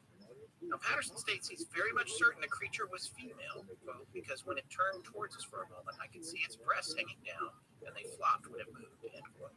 He said the creature had what he thought looked like silvery brown hair all over its body except on its face around the nose and cheeks. The hair was 2 to 4 inches long and of a light tint on top with a deeper color underneath. Rogers quoted as saying, she never made a sound. She wasn't hostile to us, but we don't think she was afraid of us either. She acted like she didn't want anything to do with us if she could avoid it. He said he had her in sight for about 200 yards before losing her in the trees, but Bob Gimlin caught a brief glimpse of her after Roger lost sight. Now, here's a fun fact that we've not yet heard described, her odor. Patterson says, quote, but she stunk. Like, did you ever let in a dog out of the rain and he smelled like he'd been rolling in something dead? Her odor didn't last long. Where's she been? What does this remind you of? Skunky! Well, there you go, Christopher Hamill. Hope you're happy. I don't know if he's still listening. I don't know. This guy has been pursuing us for years online to do a Skunk Ape episode, and I don't know if he finally gave up and quit listening. I haven't seen a post in a while. Right. Well, I know he wanted the Florida one. That's where the Skunk Ape is, right? Florida. Well, that's the official one there. But how about just an ape that's kind of skunky? Yeah. Well, that's a common trait that's often described, which this is another point of contention in that people will say, like, well, you're so far away, how could you smell her? But I've come across some people just in the car with the window rolled down, and let me tell you, I could smell them from like 20, 30 feet away. Well, and I think it's also an interesting point that the odor didn't hang around. And that matches what your experience is. A lot of times, like if you have a stinky dog, a dog that's been out in the rain or whatever, they smell really bad, but when they leave, it doesn't linger. Unlike a rotting corpse or something like that, that's a pervasive smell that sticks around even after you remove the offending dead creature. Right. This is a different kind of thing. It's really pungent, but it also doesn't have hang time. Well, that also depends on who you believe. If you think it's a costume, who made the costume? Because if it was rented, you just kind of ruined it, and now you're not getting your deposit back. Where's the smell coming from? That's true, yeah. But if, again, you believe Patterson and that description is true. Well, the article concludes by saying Patterson and Gimlin were anxious to return to their campsite and horses right in the middle of the primitive area to hopefully get another shot at filming the creature. He'd been to Eureka, California on Friday afternoon to airmail his film to partner Al Dialli, who has helped finance his expeditions. He thought that there might be a family of these creatures in the area because footprints of 17, 15, and 9 inches have been reported found.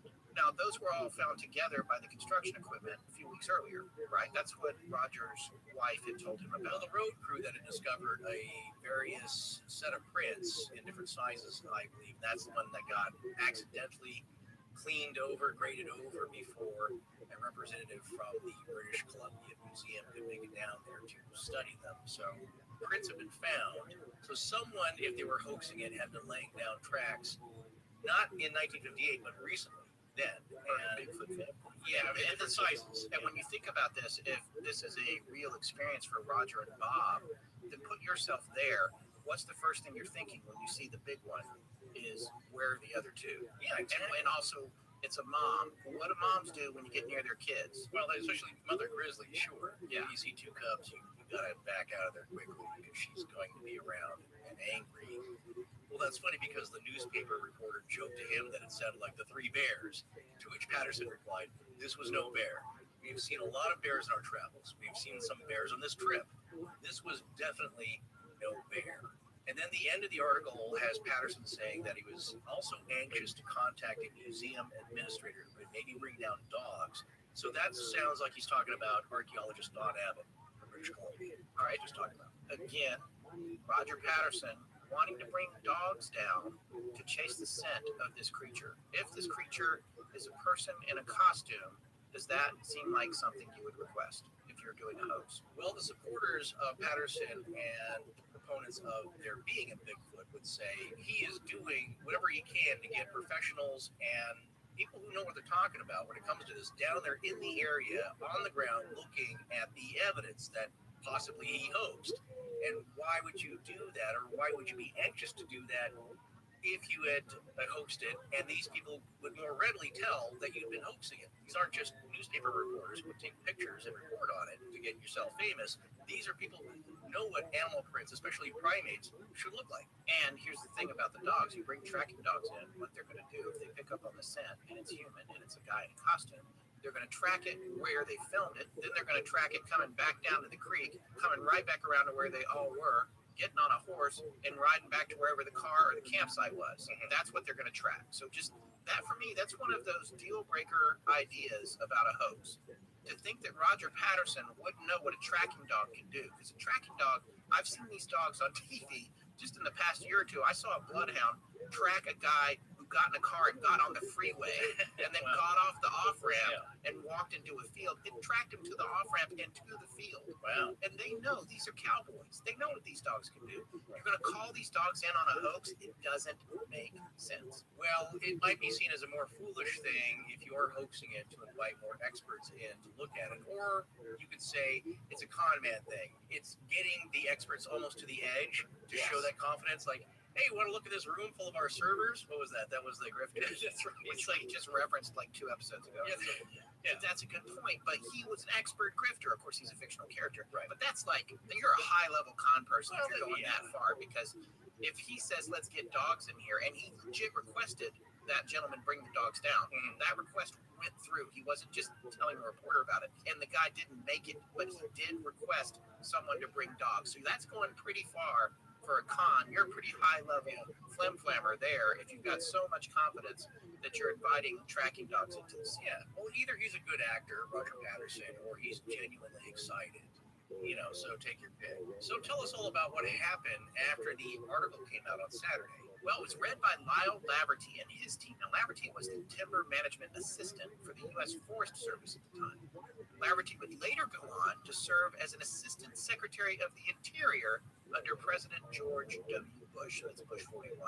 Lyle Laverty recalls that he and his team of 3 guys had passed by the sighting area in a Jeep either on the 19th of October, the Thursday before the sighting, or sometime on the 20th, the actual day of the sighting, and they hadn't noticed any footprints.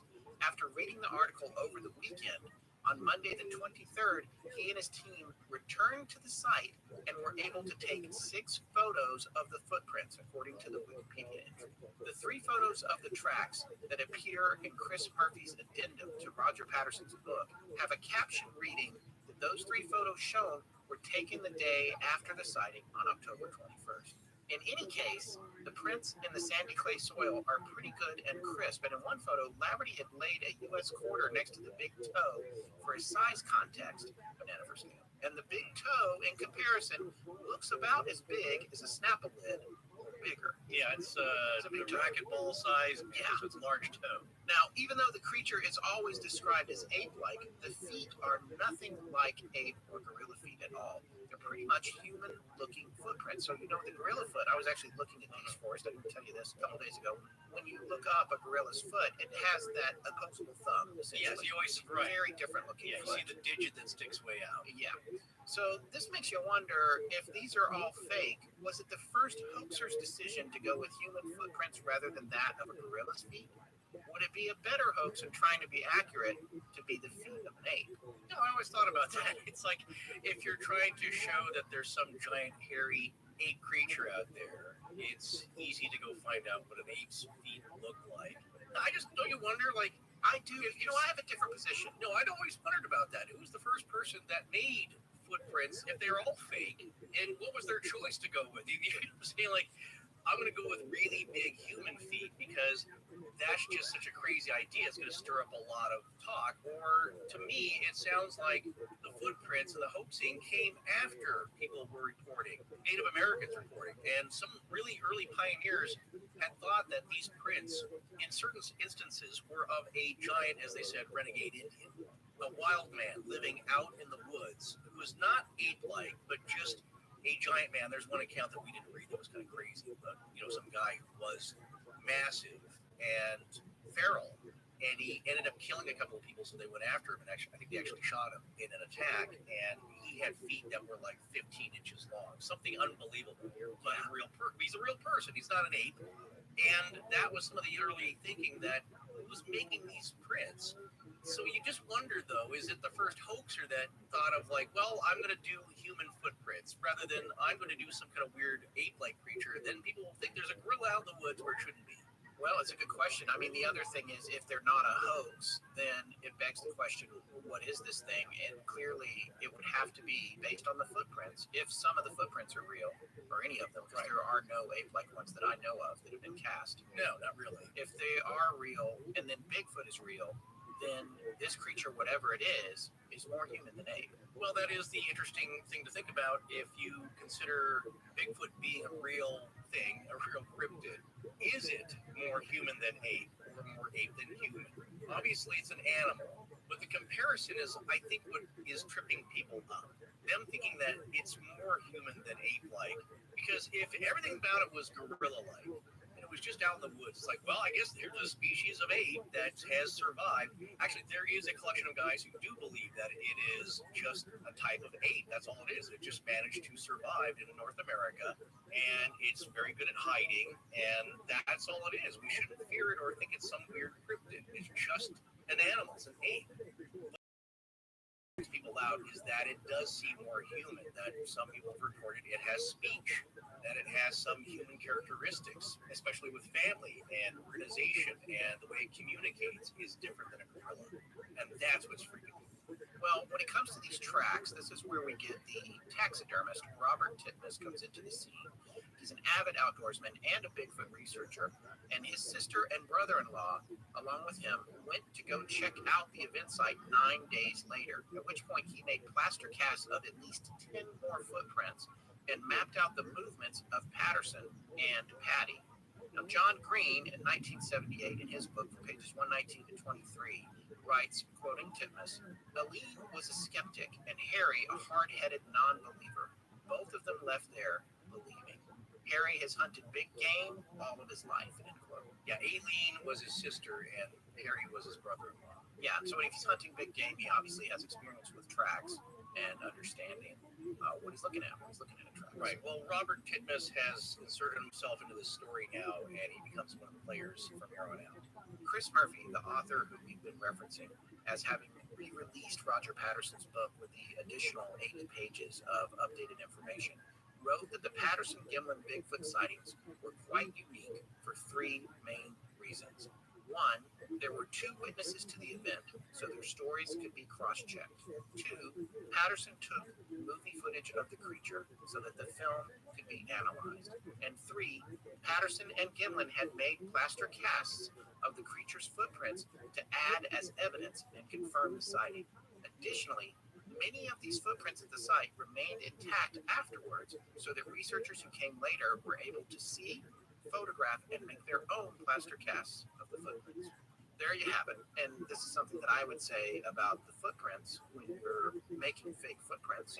But generally, wherever they start, you probably would have to start on a harder surface or something because you've got to be a costume on. There's people with you. And then at some point, you've got to vanish or walk somewhere where you can no longer be tracked so you can remove the costume and return to the comfort of your tent, truck, or horse.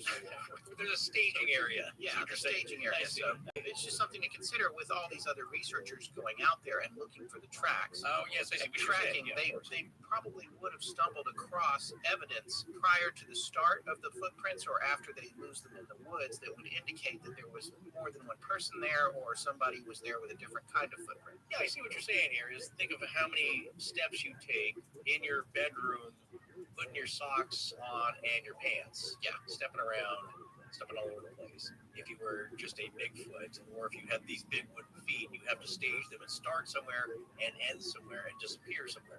Exactly. Again, people would say it's just a very clever hoax what he did. He had it all planned out and mapped out, but the evidence was still there. So he left some things behind, if it was a hoax, to cement the idea that it was real to other researchers who would show up later.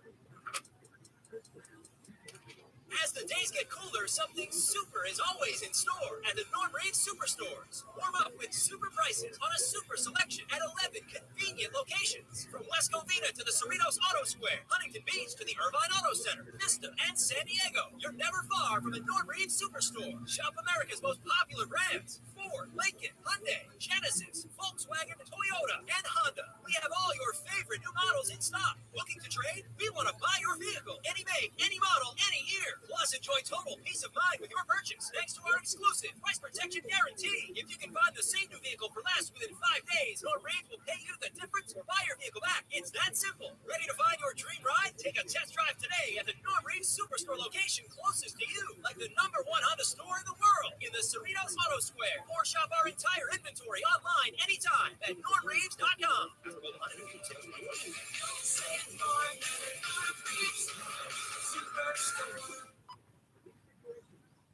How powerful is the Cox Network? So powerful that one day the internet will let your doctor perform miracles from thousands of miles away. Connecting to remote operating room. Giving a whole new meaning to the term house call. Operation complete. The Cox Network, with gig speeds everywhere. It's internet built for tomorrow, today. Cox, bringing us closer. In Cox serviceable areas, speeds vary and are not guaranteed. Cox terms apply. Other restrictions may apply.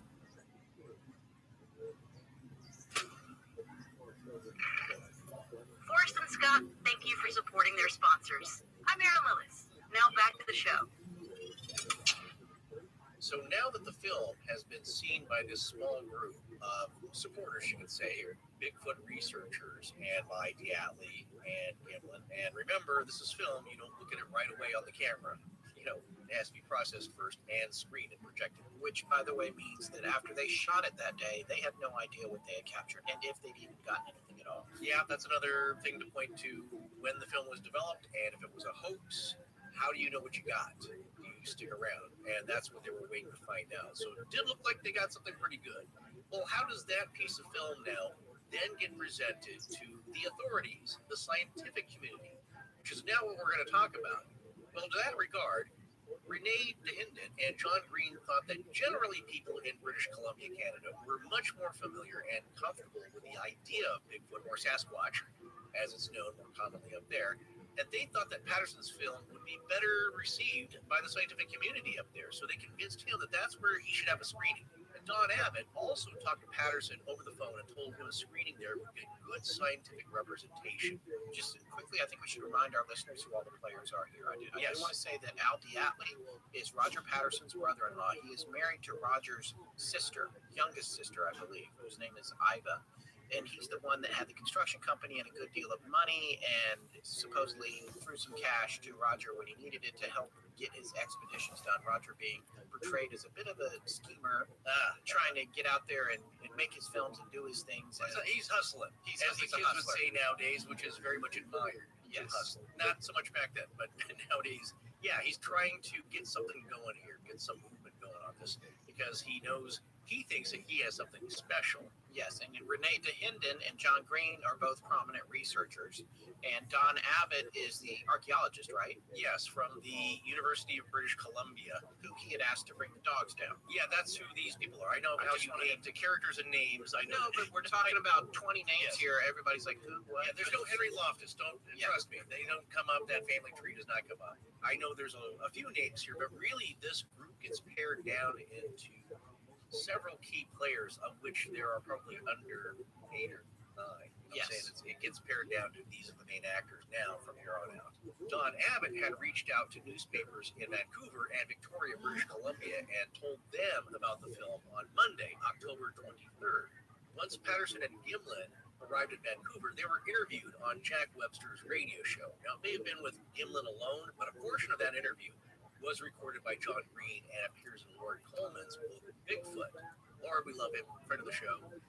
Yeah, check out his books too. Of course, he's written fairly extensively on the Bigfoot phenomenon. Yeah, he actually knew Ivan T. Sanderson personally. No, he's a major contributor to the field of cryptozoology, but I believe he'd be the generation after these guys, but certainly very close to them and knew a lot of the people, and I believe spoke to them when they were still alive, as we just seen John Green passed away not too long ago. Well, a screening was planned for the scientific community there on October 26th. We're mentioning all these dates so you can get a sense that this was all moving very quickly. Yes, we said this before. It's just a few days after the incident. Yeah, exactly. And again, the year is 1967. Right, so that's why I thought it was important for us to keep track of these days here, because if you think this film is real, it's all moving very fast to get that information out there as quick as possible. If you think it's a hoax, then it's all been orchestrated to happen very quickly, or just the momentum is picking up very quickly here. But whatever's happening between Friday afternoon and now Sunday and Monday and Tuesday, it's starting to build up awareness that this film is out there. This is what's been captured. Let's get some real scientists to look at it. So a screening of both rolls of film took place at the University of British Columbia with Dr. Ian McTaggart-Cowan directing the event. In attendance were representatives from the Provincial Museum, a few scientists, Patterson and Gimlin, Renee DeHinden, John Green, David Hancock, and Bob Tibbs. Another screening for the press was held later that day at the Georgia Hotel. And Bob, again, was the gentleman who took the plaster casts, the Bigfoot researcher who went up there 9 days later to take the casts. Yeah, as we said, Bob Gimlin did a clever thing by covering up some of the tracks with bark so they'd be preserved. Yes. Figure that into your paper story here about how that was handled and what you would do if you were or were not hoaxing.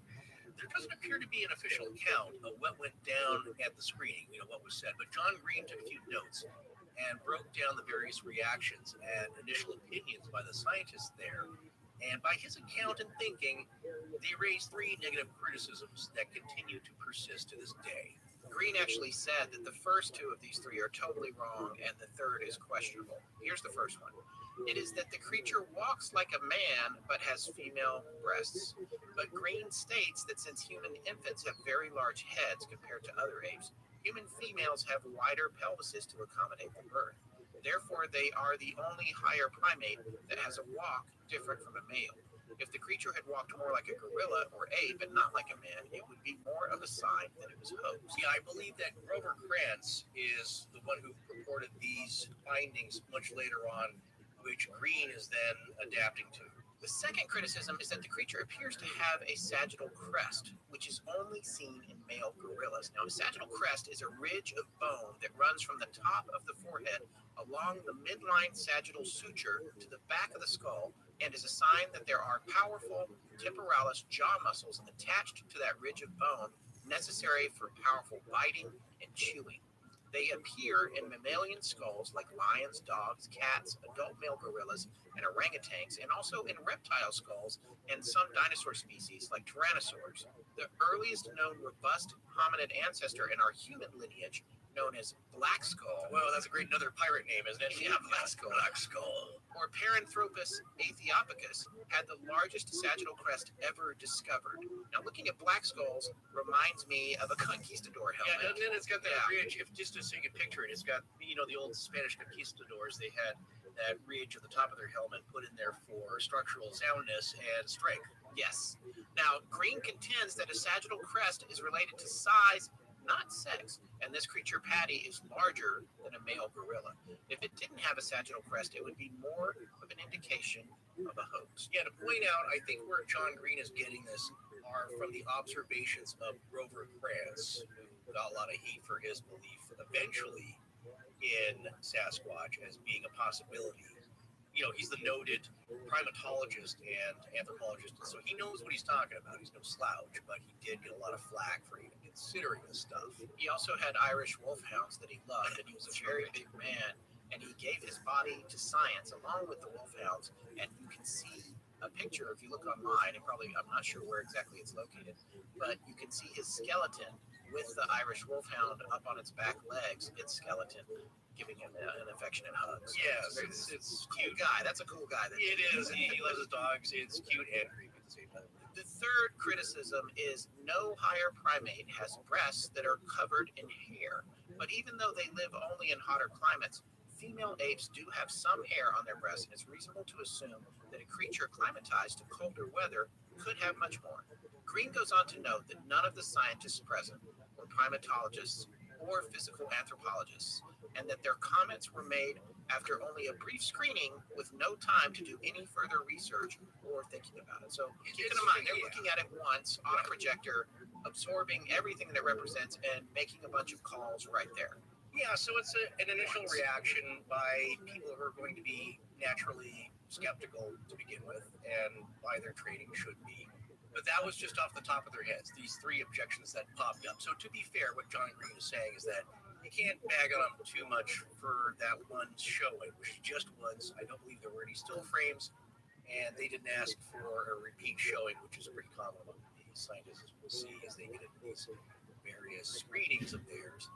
That's just the first thing that pops up. So John Green does have a problem with people who still bring up those arguments, because he feels that those have been batted down. By the end of 1967, they had a total of 7 scientific screenings, with 1 later in Beaverton, Oregon. So that was how Patty became known to the scientific community. At least the very few, the very, very, very few who would even bother to look, sadly. Well, to our point, sadly. I can understand why folks would say, like, I'm not going to bother with that. I'm not going to dignify that with a viewing. Well, it's kind of like, hey, we found a coelacanth. Oh, no, really? That's been extinct for millions of years. I'm not even looking at that. Yeah. Or it's that guy who said to the Beatles, rock and roll's on the way out. We're not signing you. Right. Anyway, that was Ivan T. Sanderson's position, too, that you shouldn't be too quick to judge, because we say this a lot, and then they find one eventually. And there's several instances of animals and lineages long thought lost but have popped up later on. Well, speaking of nature and nature films, back in the 70s, there were a lot of nature films that were distributed by a grassroots, sometimes one-person distribution method called four-walling. This is where the filmmaker or whoever was exhibiting the film would take it town to town for local screenings. Do you remember Warren Miller's skiing films? Oh yeah, remember that? Of course. That's what he did. He got very, very successful off doing just that, where he would just book a theater and take it, and it would get announced to local skiing communities, and people would get excited about that. But that's what he was doing. And remember the surfing film, Endless Summer? Oh, yes. I believe that was also four-walled, or that's how that became kind of a cult hit. Also one of the greatest movie posters of all time. Yeah, so that was a technique that people were doing when you could rely on major distribution from the studios or the distribution companies. Oh, you remember the fun family movies of Sun Classic Films in the 70s? You may be a little young for that. That's not something I'm familiar with. People probably don't know the name, but I did because they had a lot of kind of fringy films at the time. What we would call indie now, and that's what they did. And they had a lot of paranormal themes, actually, that I remember seeing or getting excited about as a kid, but you had to go to the theater, or I don't think drive-in, but you had to go to a theater and a special viewing. Well, in the mid-70s, they four-walled a documentary called Mysterious Monsters about Bigfoot, and this included clips from the PGF, and it was also about the Loch Ness Monster. And this film had aired on CBS and was co-produced by the Smithsonian Institution and was quite popular at the time. Now, with four-walling, what the filmmaker did themselves, or they had a group of people, a small group, basically, like I said, it's just a small group of people that would be doing this with indie distribution, or their own little company there. And what they would do is take out ads in the local newspaper and run ads on local TV stations. And then they would rent a theater for a few nights and then show the movie themselves with their own print and keep the box office sales.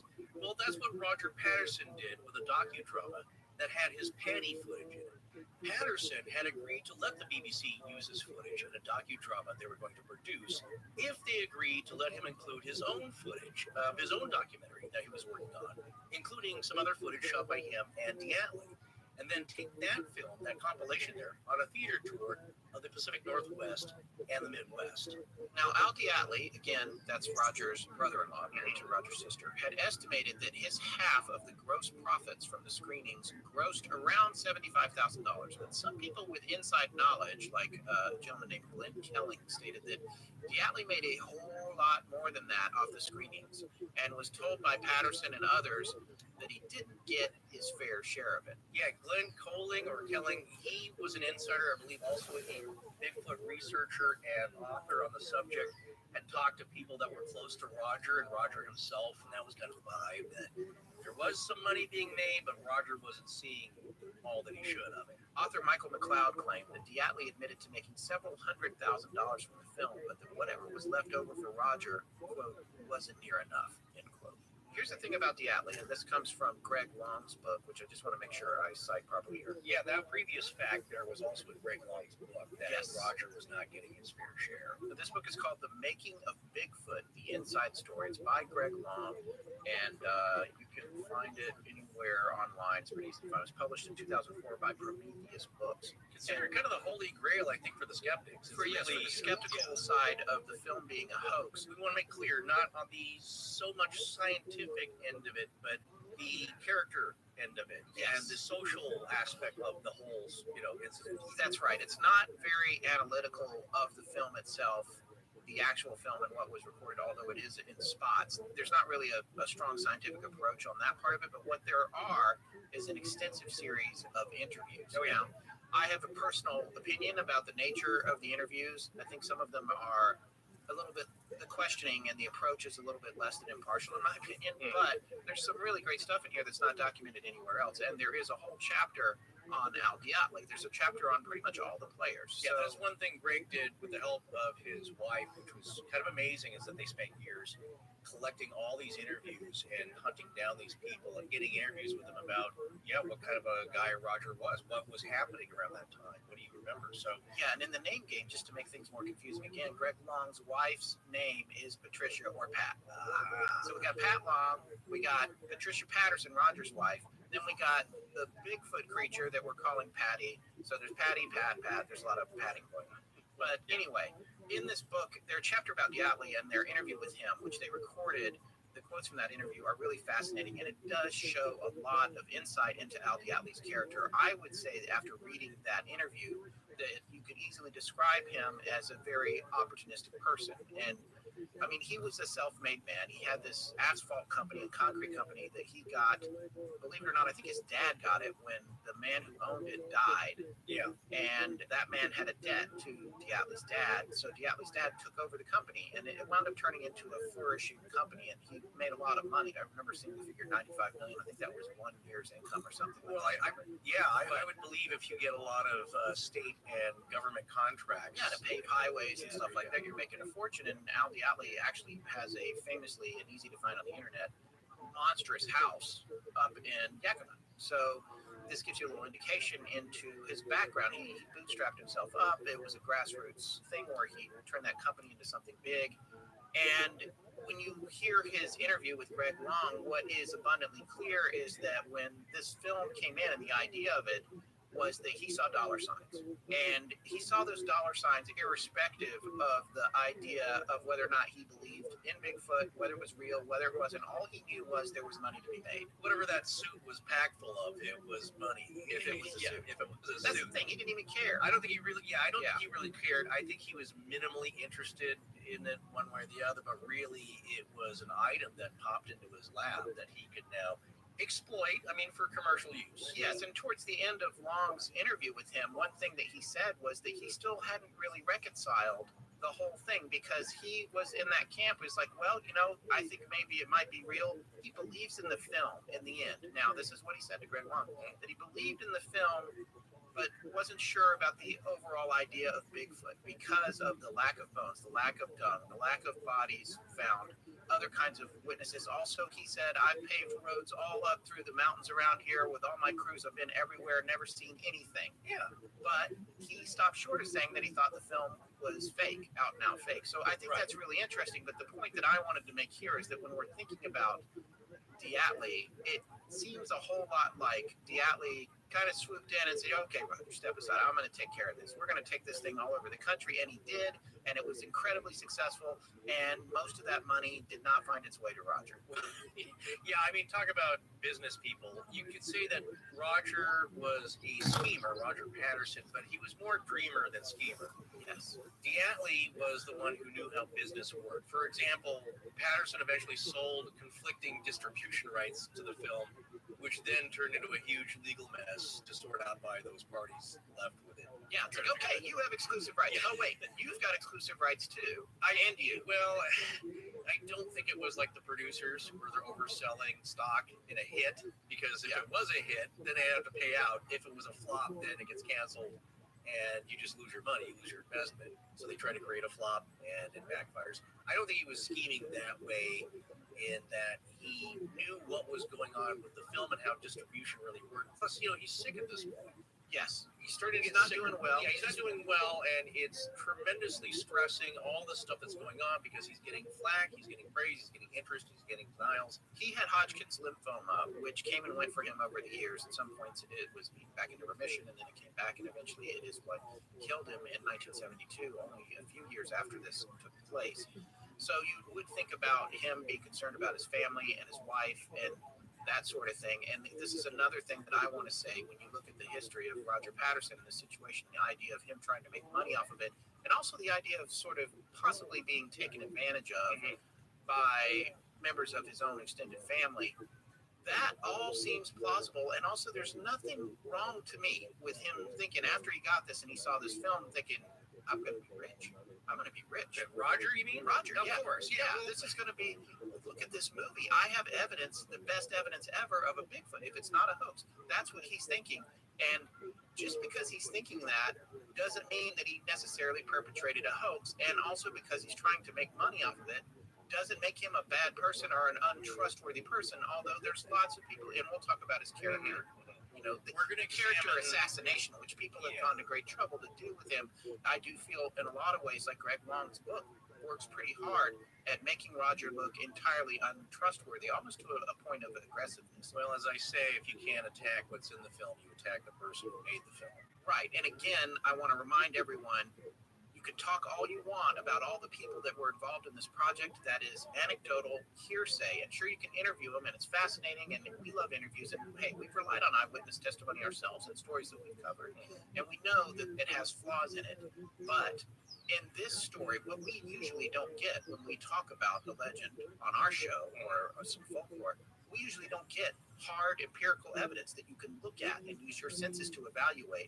And that's what the movie is. So in a lot of ways, you can talk to all these people. It's irrelevant to what the film itself reveals. Yes, except I believe that Daniel Perez, it was a good exchange here. I think it was directed towards Greg Long.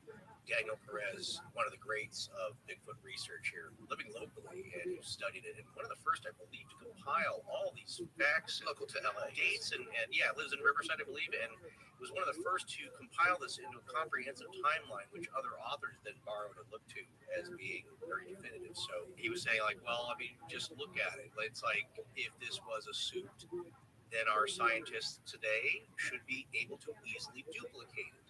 Why haven't they?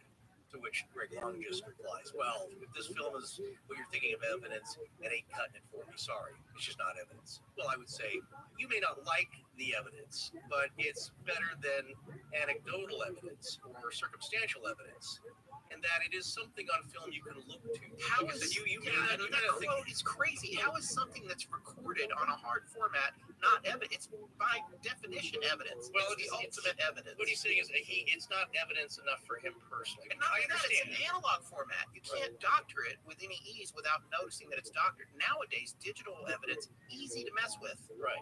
Analog evidence, not easy at all. In fact, bordering on impossible. Again, we go back to this old argument. If you don't believe that Bigfoot is possible at all, then it has to be man-made. It has to be hoax somehow, or just not what you're seeing.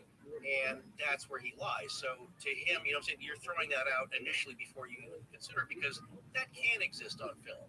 Right. So that even though I can't make a connection right between the reason that it doesn't exist on film and that reason Bigfoot doesn't exist, therefore the film's a hoax, I'm going to fill in the gaps by making everybody who gathered the evidence look like a jerk.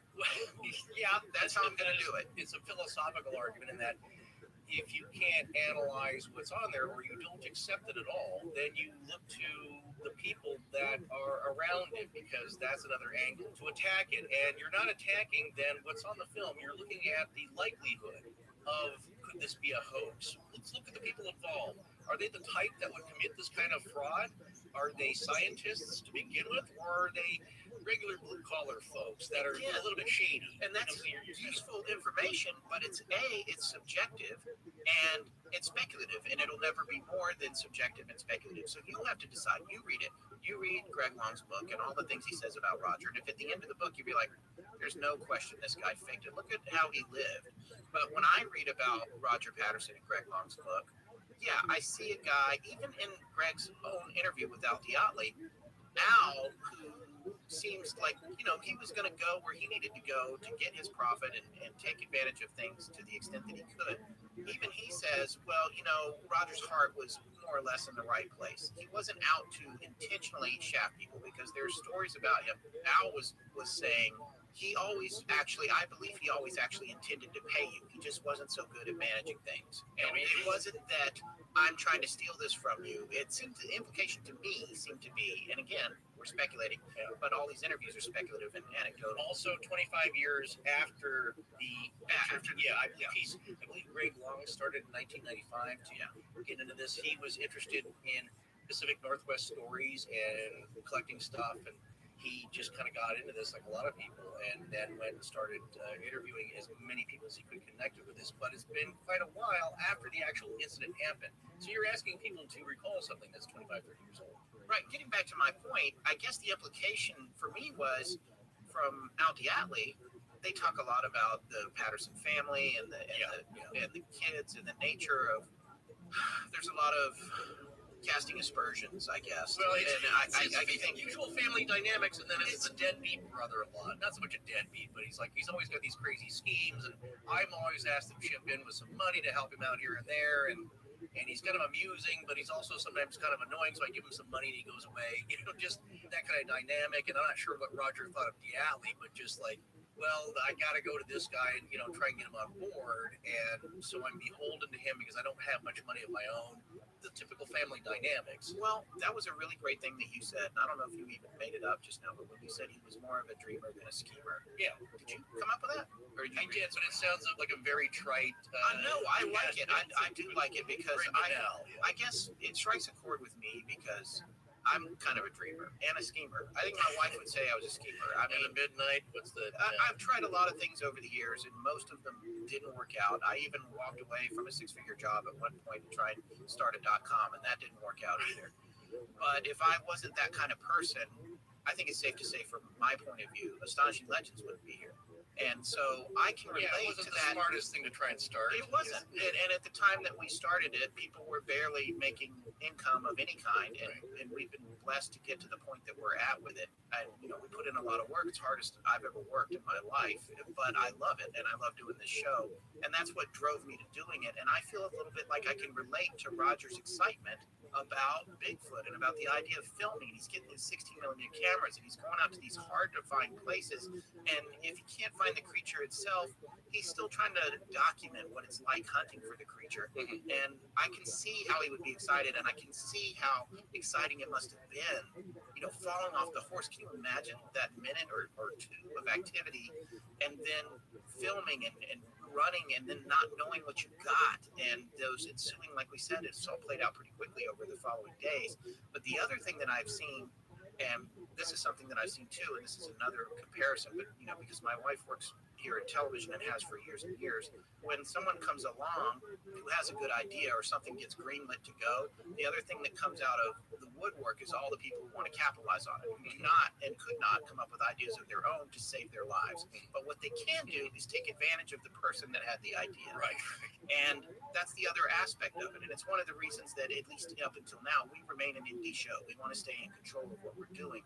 So in the bigger picture, I relate to Roger, and I understand that, maybe he did some questionable things. I never did that. I didn't borrow money from people. I never did that. I didn't pay back. Yeah. I've never been arrested for renting something and hanging on to it for too long or whatever. But I am more sympathetic with the idea of Roger's character, even as negatively as it's portrayed in Greg's book. And I would, as someone who's sympathetic to it, I don't think it necessarily dictates that this guy went to a ton of trouble to create a hoax. So that's just something I wanted to say, and we can go deeper on it in our final conclusions. But yeah, to your point of what his attitude was, it's been said often about Roger that he wasn't the type for a desk job. He wasn't a 9-to-5 kind of guy. He didn't want to be trapped in an office. That's why he was a cowboy, a rodeo rider, worked outdoors, had, I think at one point he was trying to get pet goats for kids to ride and have Angora goats, little goats, and he made little tiny wagons, and Al Diatley financed that. He made tiny little wagons because he went to a farmer's market type situation, or he went somewhere to a fair or a petting zoo, and he saw people and they were charging the kids to ride the goats, and so he came up with that. It reminds me of Kurt Russell's character in Overboard, the original Overboard, when he was trying to do the putt-putt place, and he's kind of a ne'er-do-well, but he's like, here's this idea, and who knows, maybe he would have made business with the Angora goat. Well, how many parents out there now have taken their kids to a petting zoo? They exist. It's a business model that seems to work, or people wouldn't be doing it. But the other point I wanted to talk about in the independent person, the layman, the layperson versus the authority and the structured academic viewpoint. I believe it was Bill Munns that said this, or it may have been John Green. I can't remember who quoted this, that's saying we have a terrible propensity as human beings in general to whatever someone who's of authority, like a scientist or of higher education or a politician, well, not so much anymore, but somebody in authority to make a statement or a claim, and we readily believe it. But somebody who's just an average person who claims to have witnessed or seen something, we take with immediate suspicion because they aren't as high in society as these other people that we look up to or respect. That immediately it must be wrong. But logically, there's no reason one statement or experience. You're not talking about a scientific approach. Roger's not telling you what type of primate this is or what it is. He just knows it's not a bear.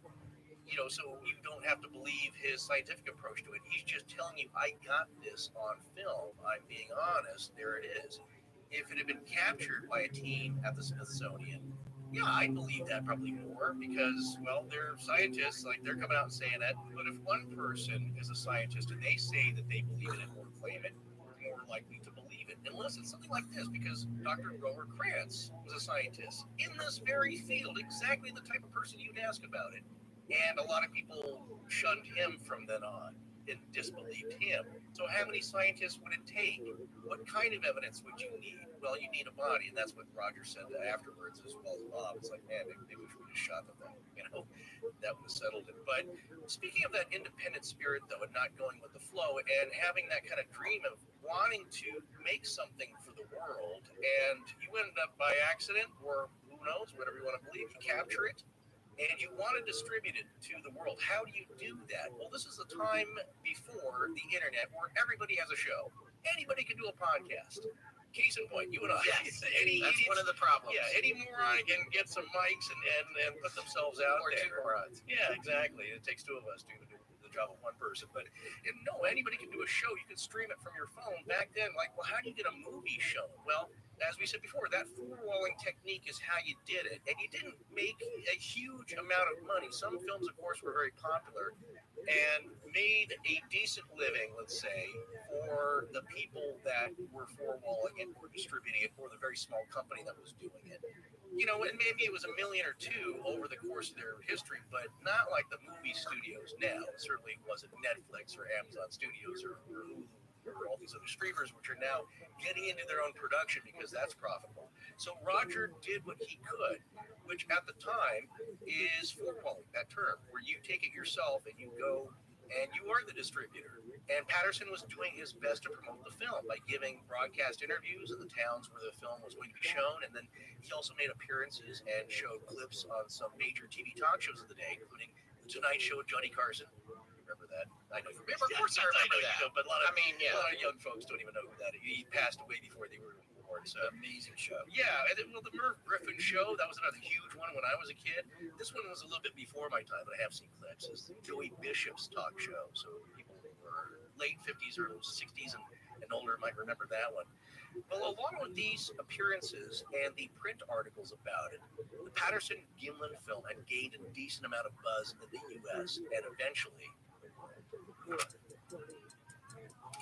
As the days get cooler, something super is always in store at the Norm Reed Superstores. Warm up with super prices on a super selection at 11 convenient locations. From West Covina to the Cerritos Auto Square, Huntington Beach to the Irvine Auto Center, Vista, and San Diego. You're never far from a Norm Reed Superstore. Shop America's most popular brands: Ford, Lincoln, Hyundai, Genesis, Volkswagen, Toyota, and Honda. We have all your favorite new models in stock. Looking to trade? We want to buy your vehicle. Any make, any model, any year. Plus, enjoy total peace of mind with your purchase thanks to our exclusive price protection guarantee. If you can find the same new vehicle for less within 5 days, Norm Reed will pay you the difference or buy your vehicle back. It's that simple. Ready to find your dream ride? Take a test drive today at the Norm Reed Superstore location closest to you, like the #1 Honda store in the world in the Cerritos Auto Square. Or shop our entire inventory online anytime at normreeves.com.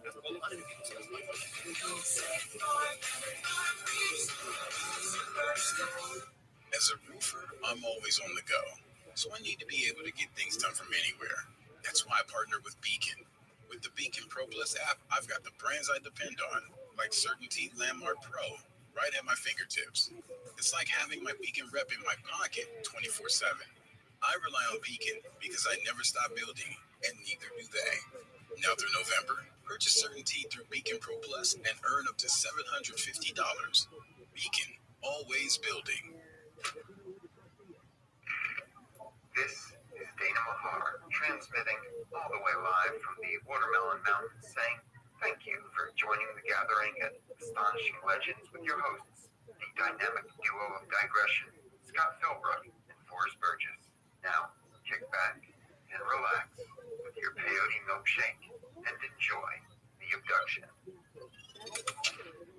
In the years years after the PGF became public, and to this day, there have been numerous claims that the Patterson-Gimlin film was an elaborate hoax staged by Roger Patterson for money and fame, and with or without the help of Bob Gimlin, and possible others like Bob Hieronymus, an associate of Patterson's, who claimed to be the guy wearing the suit. A few allegations of a hoax come from a scientific or motion picture special effects viewpoint, but those mostly, if not all, deal with analyzing the being that was caught on film, whether it displayed ape-like primate locomotor behavior or more human-like characteristics, or whether or not the appearance of the creature was that of a man-made ape costume or natural. Now, most of the allegations that a fraud was committed come from scrutinizing the character and history of Roger Patterson himself. A thorough examination of Patterson's dealings have been culled together in a book by Greg Long called The Making of Bigfoot, The Inside Story, which came out in 2004, right? Yeah, we referenced this earlier. This book, we have it right here in front of us, and took numerous notes from it. So it's very comprehensive. Oh, well, in terms of interviews, it's a lot of interviews with a lot of people associated with the story, and in that way, it's a Bible. I personally don't feel like the interviews are as impartial as they should be, but it is really a good resource. Well, he did do that. It's been heavily criticized by those who are proponents of the film as being real, but those who are skeptical of the film will look to that again as overwhelming evidence that Roger Patterson himself was a fraud. And also, the other part that's overwhelming about it is the confirmation bias, but that's another story. When you look at it, it definitely got a huge slant. There's a lot of, I mean, it's not a trial or a criminal investigation, but I would go so far as to say there's a fair amount of the witness in the interviews. Oh, yeah. So but still, it's good to have them. It's good to get a real sense of people's personalities, especially the chapter on Al Diatley, who was Roger's brother-in-law, who figures very prominently in the overall story of what happened after the film was shot. So yeah, exactly. And there's that guy's an interesting character, no matter how much you're reading it. Right.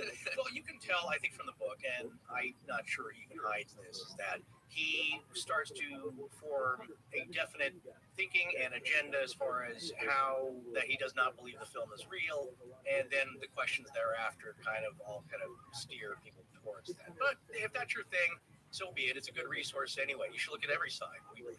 Well, Greg Long, at least at the time, was a technical writer for a tech firm, and he started collecting years of interviews of Patterson's associates and circumstantial evidence starting in 1995, which generally led him to the conclusion that Patterson was a con man, a charlatan, a shady schemer who was out to hoax the staging of a Bigfoot sighting and then get rich off the film and carpetbagger.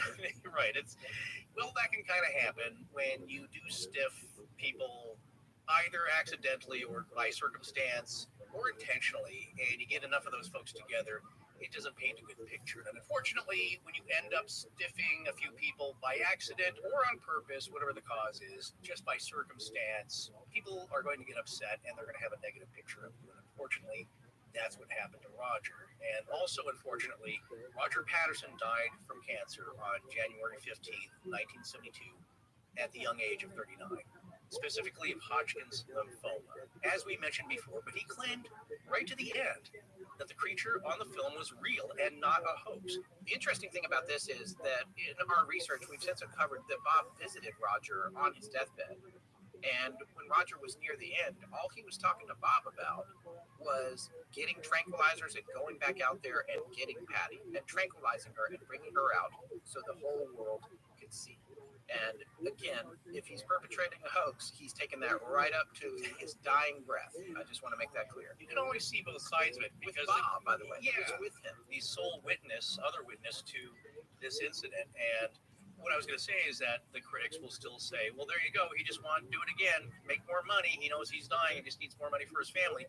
Well, he's on his deathbed. He's not getting up from it. And I think he knows that. But that hope never dies. And it's a very powerful motivator in that it also paints a picture for the proponents of the film, saying that he genuinely loved this subject. He was genuine in his pursuits. This event just happened to fall into his lap, so one of those be careful what you wish for kind of things. And it shows that Roger, in his final days, never gave up that hope, that he was still passionate about it, even if it was unrealistic. And maybe that's the kind of guy he was, passionate, but maybe a little unrealistic. Well, Bob Gimlin, for his part, has always maintained that he was never part of a hoax. But there is a quote from him that is out there in that he was thinking about it years later that maybe it was possible that Roger may have fooled him. And that ended up in a 1999 telephone interview for the show The X Creatures, which is a BBC show. And I believe the producer, Chris Packham, asked Gimlin about what he believed about Roger's involvement or his own involvement. And what Bob said was, quote, I was totally convinced that no one could fool me. And of course, I'm an older man now, and I think there could have been the possibility of a hoax. But it would have had to have been really well planned by Roger. So that's the quote you'll see out there on the website's literature. However, we spoke to Bob just recently and asked him about that, and he clarified. He said, well, that was a long time ago, and it was just kind of a thought I put out there. So it's not exactly out of context, but it's just a thought. He said, I don't feel that way now. That Bob totally believed what he saw that day and does not believe that Roger ever hoaxed him. But back then, in 1999, he was an older man, of course, than when the sighting occurred, and he'd given it a lot of years to think about, and he wondered, like, all right, well, I know what I saw, but maybe it was some kind of elaborate hoax. I don't know. And in the years since then, he's settled on his beliefs firmly, and that's why he's coming out now to the public, giving his opinion after all these years. The other thing that I think that points to pretty clearly is that if he was considering that in 1999, what he was saying, even if he's changed his mind about it, was that as far as he's concerned, it was real. And if it had been a hoax, it certainly didn't involve him because it would have had to involve Roger tricking him. Right. I want that to be clear. If there was a hoax going on, the only way in Bob Gimlin's mind that it even he could have entertained the idea of it was that Roger did it and he didn't know it. And I think that makes it pretty clear that Bob is not part of a hoax, no matter what.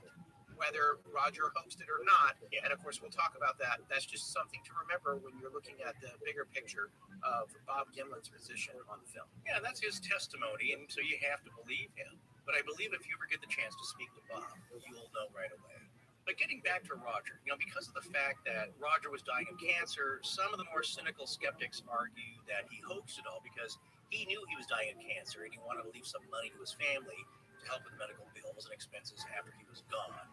Since his years-long quest for Bigfoot and trying to showcase the film had exhausted most of his savings. Now, neither Patterson nor Bob Gimlin made much of any money off the sighting and the film, and in a sense, it only caused major problems for the rest of their lives.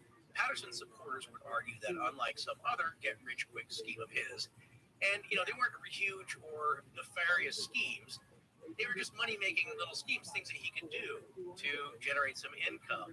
Apart from his itinerant work, you could say, in that he was not an office worker type of guy. But apart from all that, he was genuinely interested always in Bigfoot and proving it existed to the world. And after the film, would continue to look for more evidence in the years after. That's what that deathbed statement tells me, is that he was never going to give up this quest as long as he could still move. Again, wrap your head around the idea of continuing to look for something if you hoaxed it prior. Right. Yeah, either you're just insane or you're just totally obsessed. Well, it seemed more of a money pit passion than a scheme after you start digging into the research here.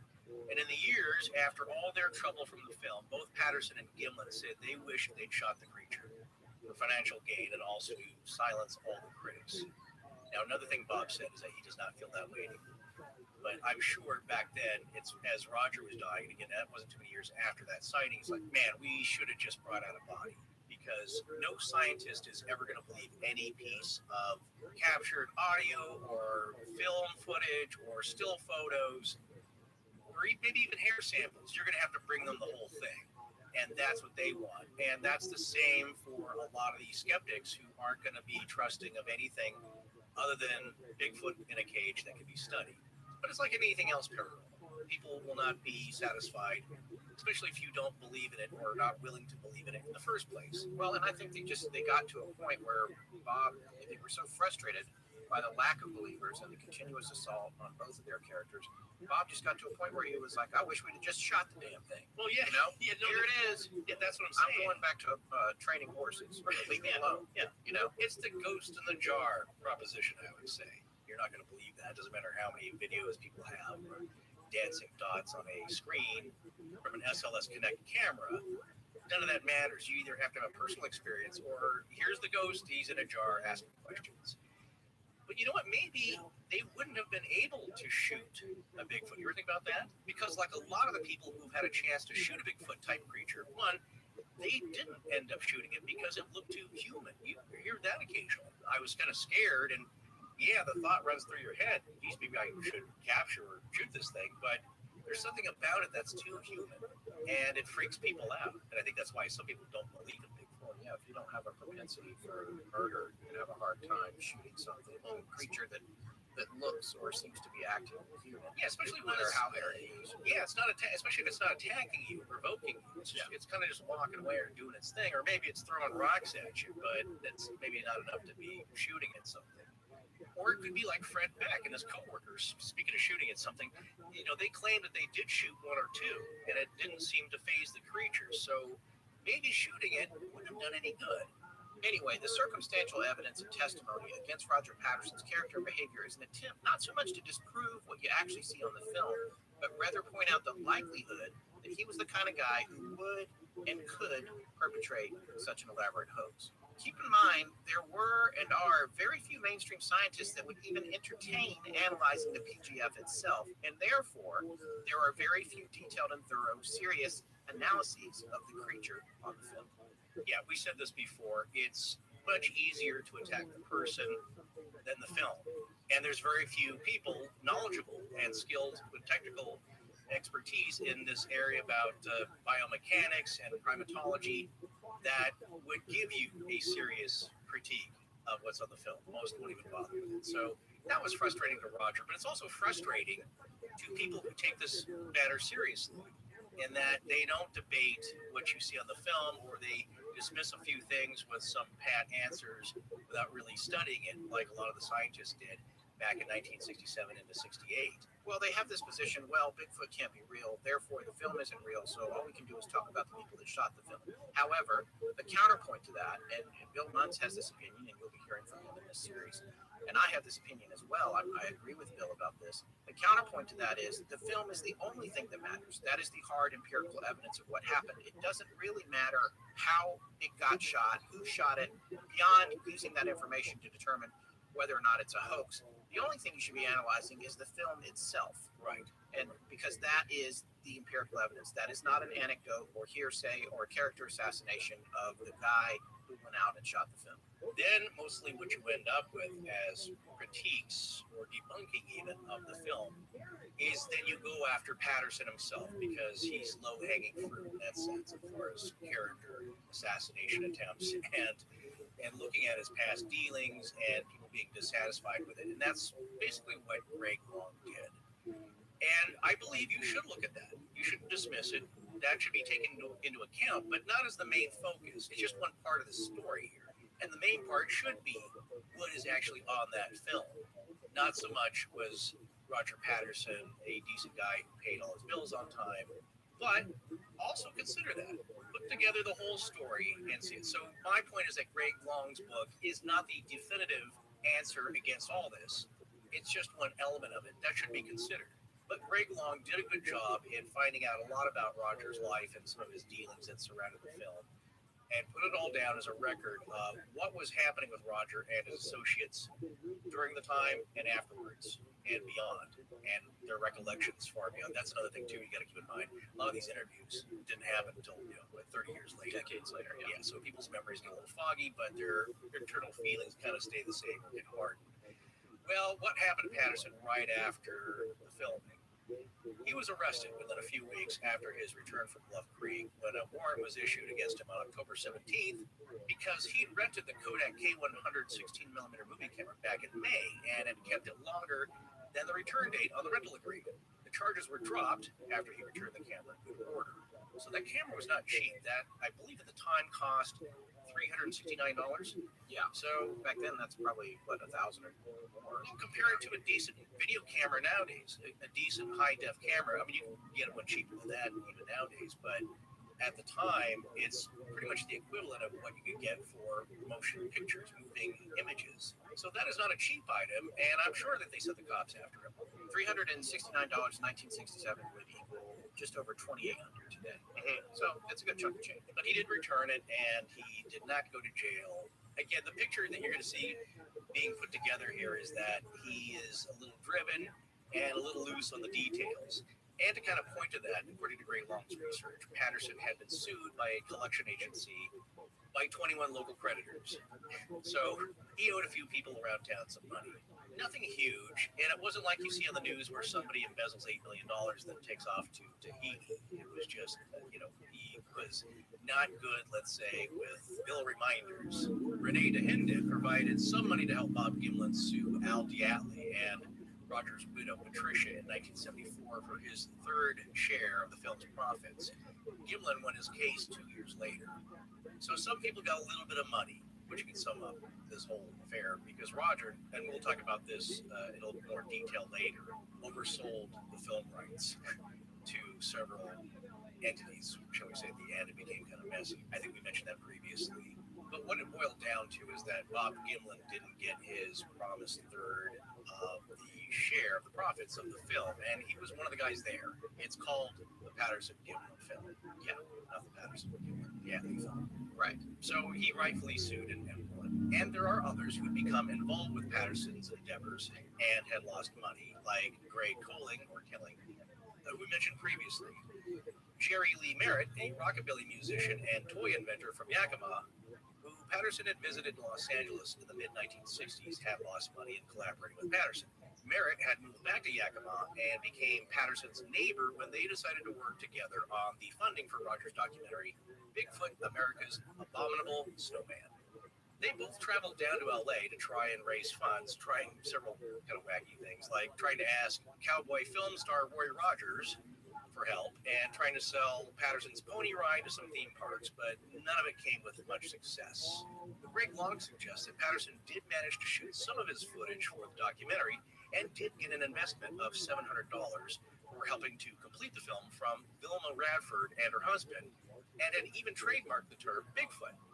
There you go. He's got the trademark, or I guess the copyright on that name, but it doesn't seem like they pursued copyright infringement with that.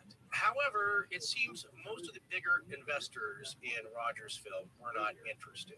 Vilma Radford said Patterson made out a promissory note to repay her $850, and in addition, a 5% stake in any profits from the documentary for that $700 investment, but she says she never saw any money in return.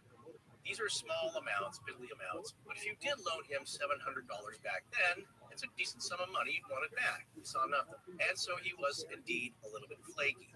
But Patterson himself got hoaxed. According to Grover Krantz, some years after the incident, Patterson got a letter from a U.S. Air Force serviceman claiming that a Buddhist monastery in Thailand, where he was stationed, had a Bigfoot-type creature locked up. Patterson had contacted Ron Olson. Remember, he was the guy who took over Roger's Bigfoot Research Association.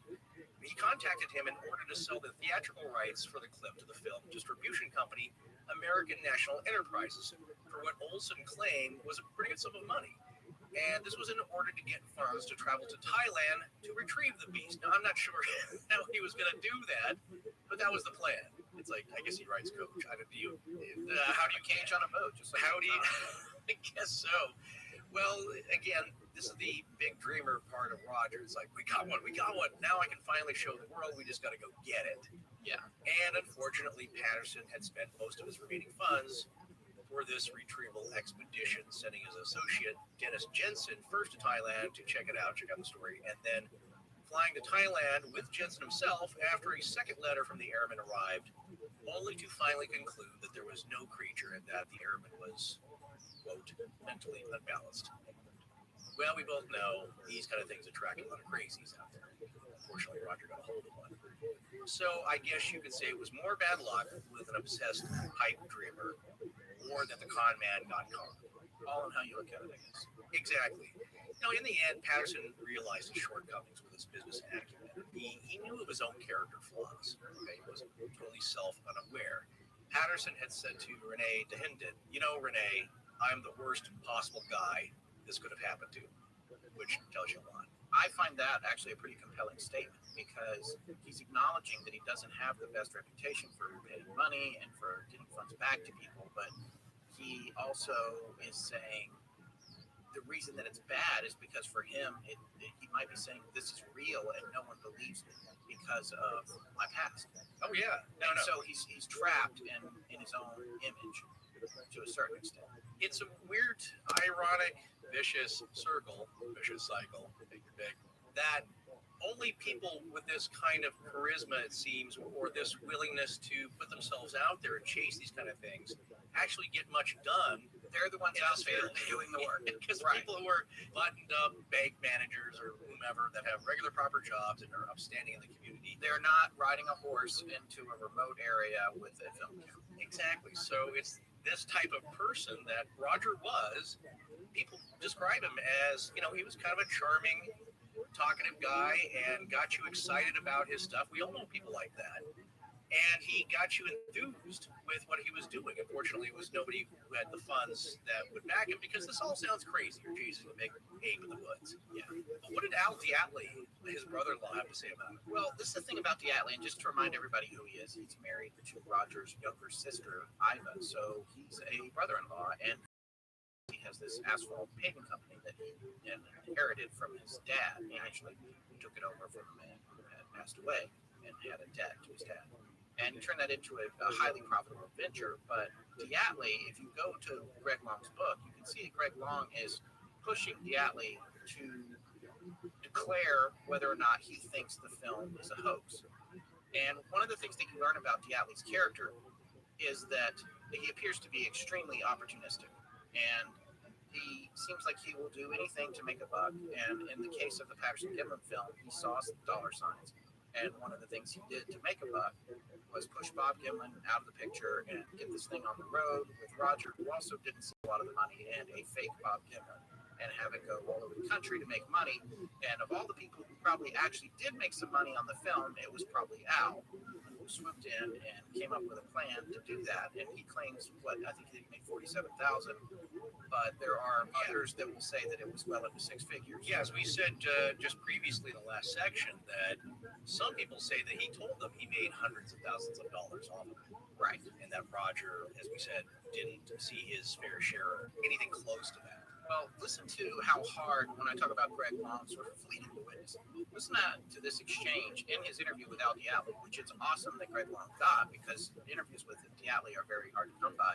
And at this point, he's still around, but he's fairly ill, so he's probably not doing a lot of interviews.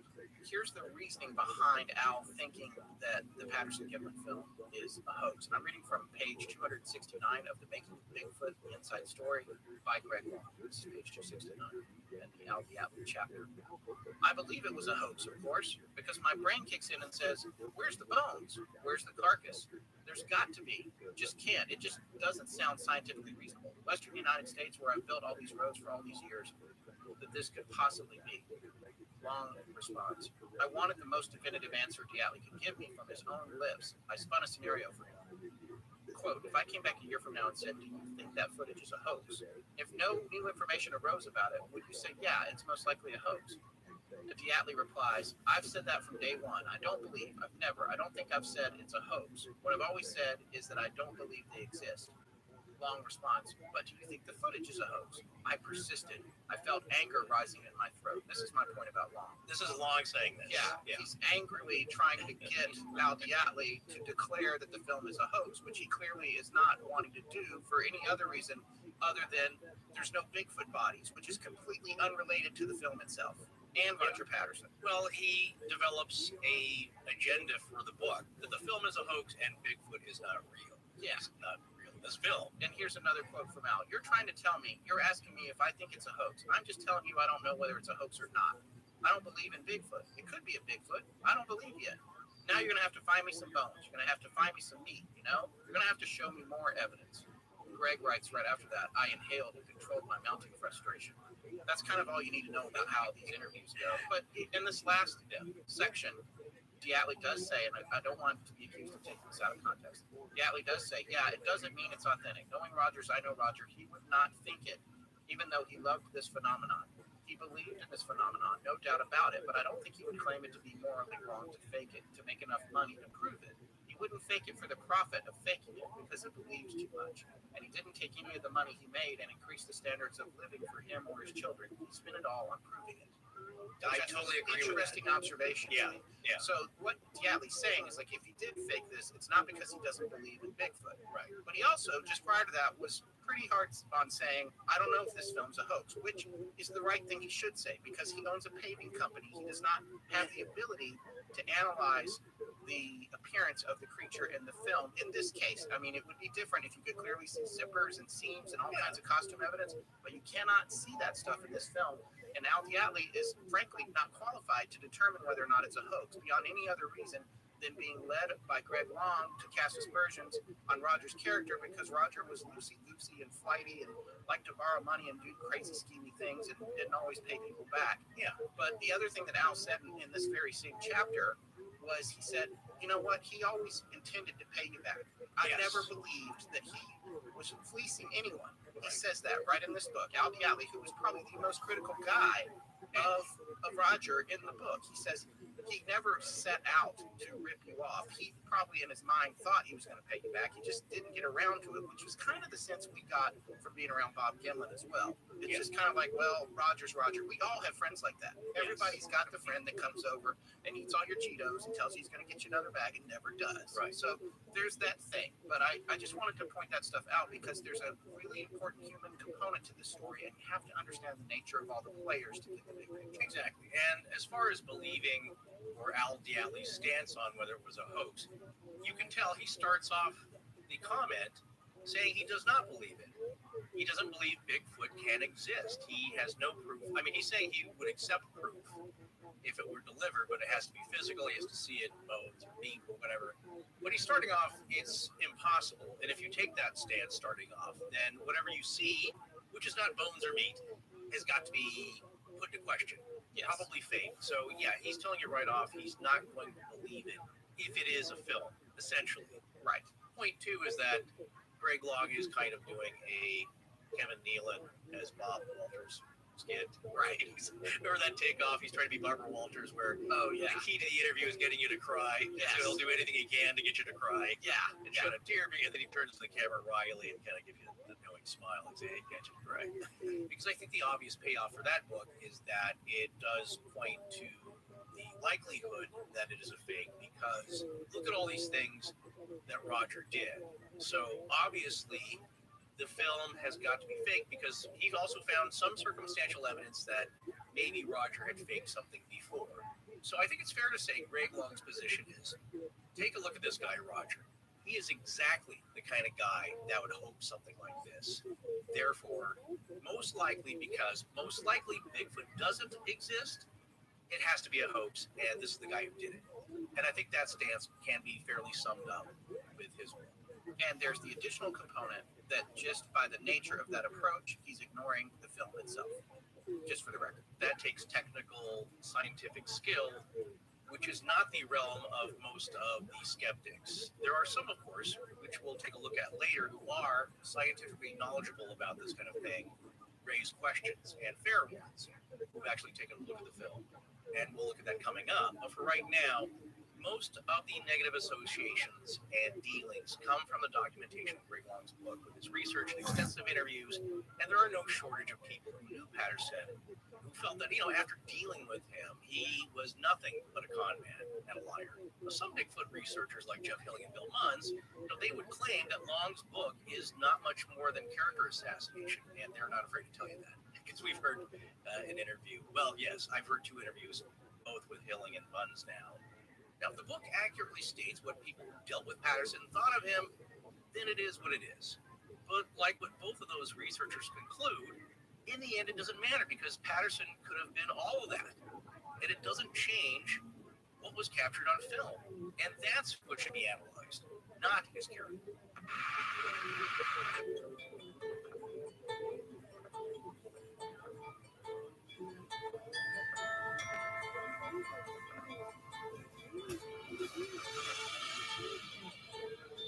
That's going to wrap up part 2 of our series on the Patterson Gimlin film. We'll be back next week with part 3. Please remember to support our sponsors. They help keep the show free and the lights on and like it for Tiana. Special thanks to John Bolden. Hi, I'm Amanda Snyder. Hi, I'm Aaron Lewis. Good evening. I'm Dana Mahar, and I give permission to Astonishing Legends. Tess is best.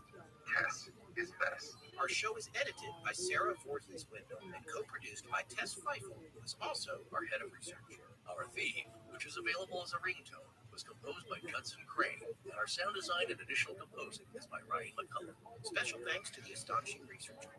But most importantly, we want to thank you, our listeners. Visit our store at astonishinglegends.com or interact with us and other listeners on Twitter, Facebook, and Instagram. You can also support the show at patreon.com/astonishinglegends, where patrons have access to additional bonus content. No part of this show may be reproduced anywhere without permission. Copyright Astonishing Legends Productions. Good night.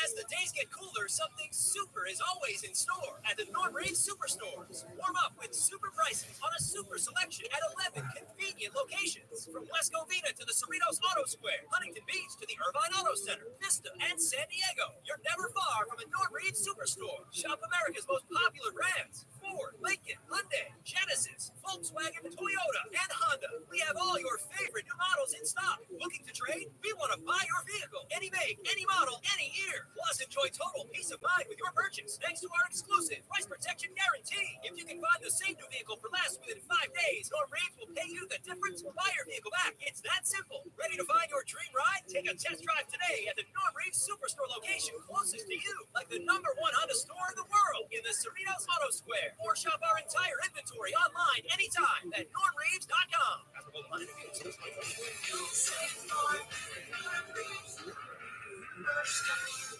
When you buy Kroger brand products, you feel like you're winning. That's because they offer proven quality at lower than low prices. In fact, we guarantee that you and your family will love how Kroger brand products taste, or you get your money back.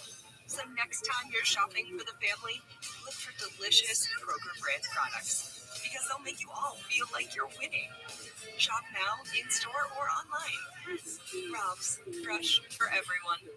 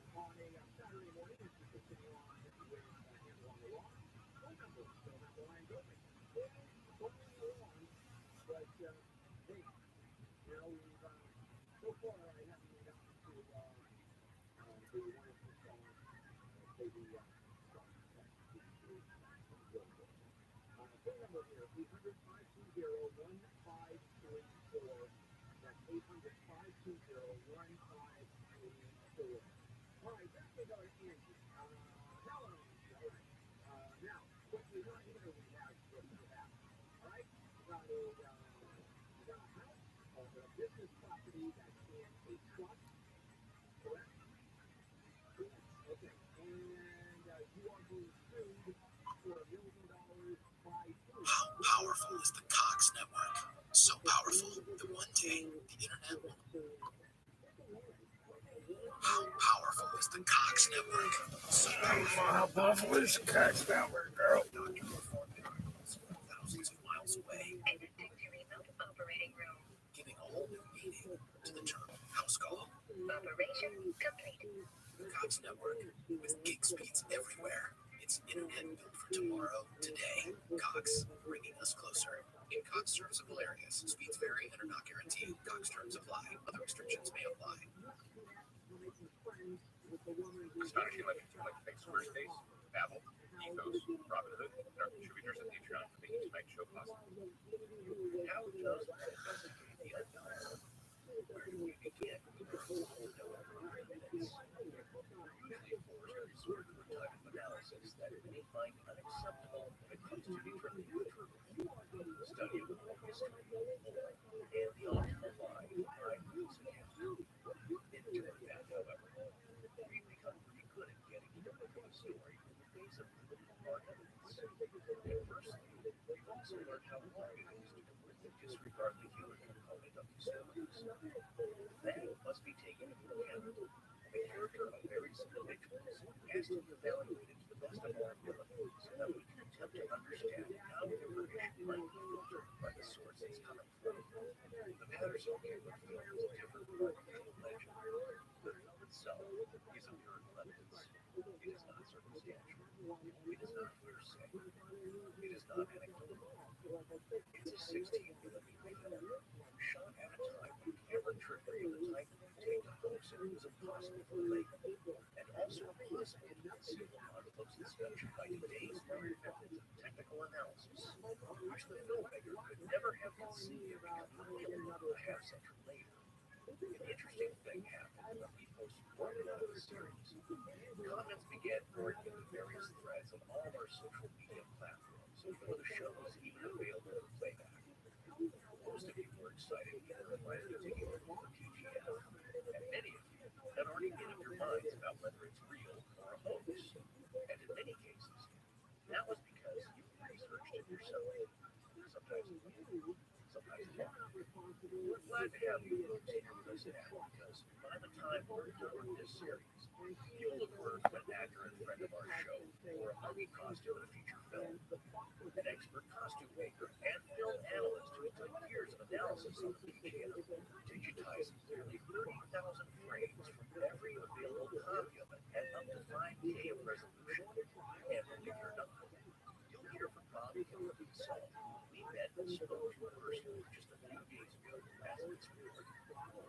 So we've already drawn a conclusion about the film based on a very limited intersection of the evidence surrounding it. We're excited to have you here with us now.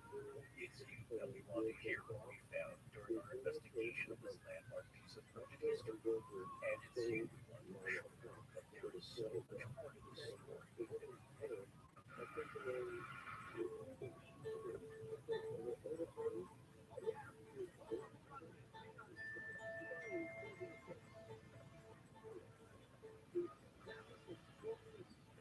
Welcome back to Astonishing Legends.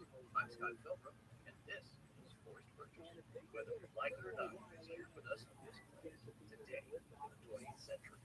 A creature with enormous responsibilities, a ghost from a dead day that should let the imagination of another art, the adventurer of the eternal individualist, Roger Patterson. Join us tonight for part 2 of our series on the Patterson Gimlin.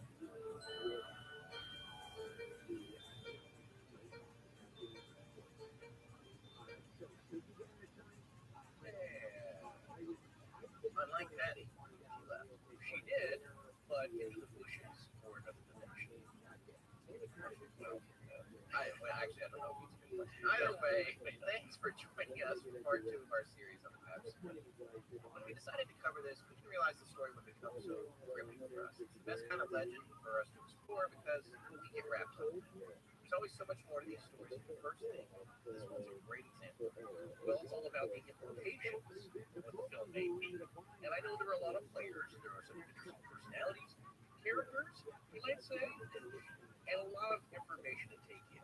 Before we get started on part 2, folks, we wanted to take a minute to recommend our favorite new podcast player. It's an app you can get for any platform, and it just works a ton better than pretty much all the other ones out there right now. Yeah, it's definitely the easiest one to use that I've seen lately, and it's nice using one that is actually intuitive. Look for the Himalaya app wherever you get your apps, and after you download it, be sure and give us a follow. All right, let's get back to the PGF. Now, a note about the film process. And you might be thinking to yourself, why are these film processing? What cares where they took it and why, and here's the film. Well, it just so happens this is a major point of contention with the skeptics and critics of the PGF, that the timeline where this film processing supposedly takes place doesn't work out for a truthful story, because the timeline for getting the 16mm film developed is, for the skeptics, the big point about the authenticity of the film, that they don't believe that Patterson could have had it processed with that short of a turnaround time. Therefore, the skeptics, it was more likely that the PGF had been staged and shot earlier, and that was part of an elaborate hoax by Patterson and probably Gimlin. model around us wearing an 8 costume. And people really get hung up on this, and I have an overall bone of contention with regard to the fixating on the timeline of the film anyway, because for me, the film itself is empirical evidence, and it doesn't really matter when or how it was processed. It all comes back to look at the film. Yeah, you look at what's on it. If it's a hoax, you determine that by looking at the film. Well, the film Patterson used, as we've stated, was 16 millimeter Kodachrome, which is a color reversal medium. It has no negative processed film. It's positive, so you can actually look at it like slide film. Well, it's considered a slow speed film with an ASA rating of 25. ASA being an arithmetic measurement of film speed for its sensitivity to light, developed by the American Standards Association, ASA. You're an old film buff. But nowadays, film speed is measured by an ISO rating. So the slower or lower the film speed number, the longer exposure or lower f-stop, the wider aperture necessary to produce a properly exposed image. So it's better in bright daylight conditions. Now, this will be important later because we're going to examine if Roger really was doing the mechanic, or was he just an amateur that got a hold of a nicer camera? Because 16 millimeter camera is a nicer camera than you should have under these circumstances. Right. But yeah, and so what you're talking about here technically is really about the sensitivity of the chemicals on the film. How sensitive, how much light does it take to expose it and get the look that you want out of it? Yeah, exactly. Because with a slower film, you get a sharper image, and it's a major reason why the media was able to be blown up or close to clear details. Now, Kodachrome was the world's first successfully commercial color film, which Paul Simon sang about, and which was also used by Abraham Zapruder to film JFK's assassination. It was the first scrutinized piece of footage. Unfortunately, due to the digital photography age, Kodak announced on April 2nd, 2009 that Kodachrome was going to be discontinued from the market because it's a much beloved film stock.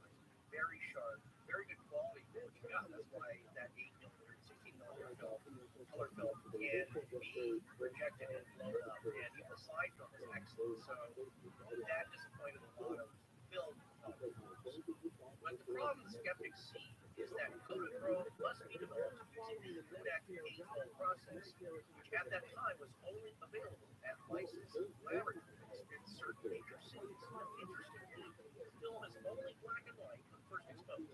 3 complex development steps are required to mix the 3 primary colors that form a spectrum of color you end up seeing. This is unlike any other color film which has its colors built into its layers. When Roger Patterson was asked about the film's process, he replied, "I had them done in a private place. It would jeopardize the man's job." Now, we can assume Roger didn't process the film himself, and that his brother-in-law, Alfie Yatley, took the film to someone for processing. Sadly, Yatley claimed that he didn't remember, and still claims to this day, that he doesn't or didn't remember where he took the film for processing. And I mean, we've heard an interview, we've read interviews with him. He cannot recall a single detail, because that's what he says about how the film was processed.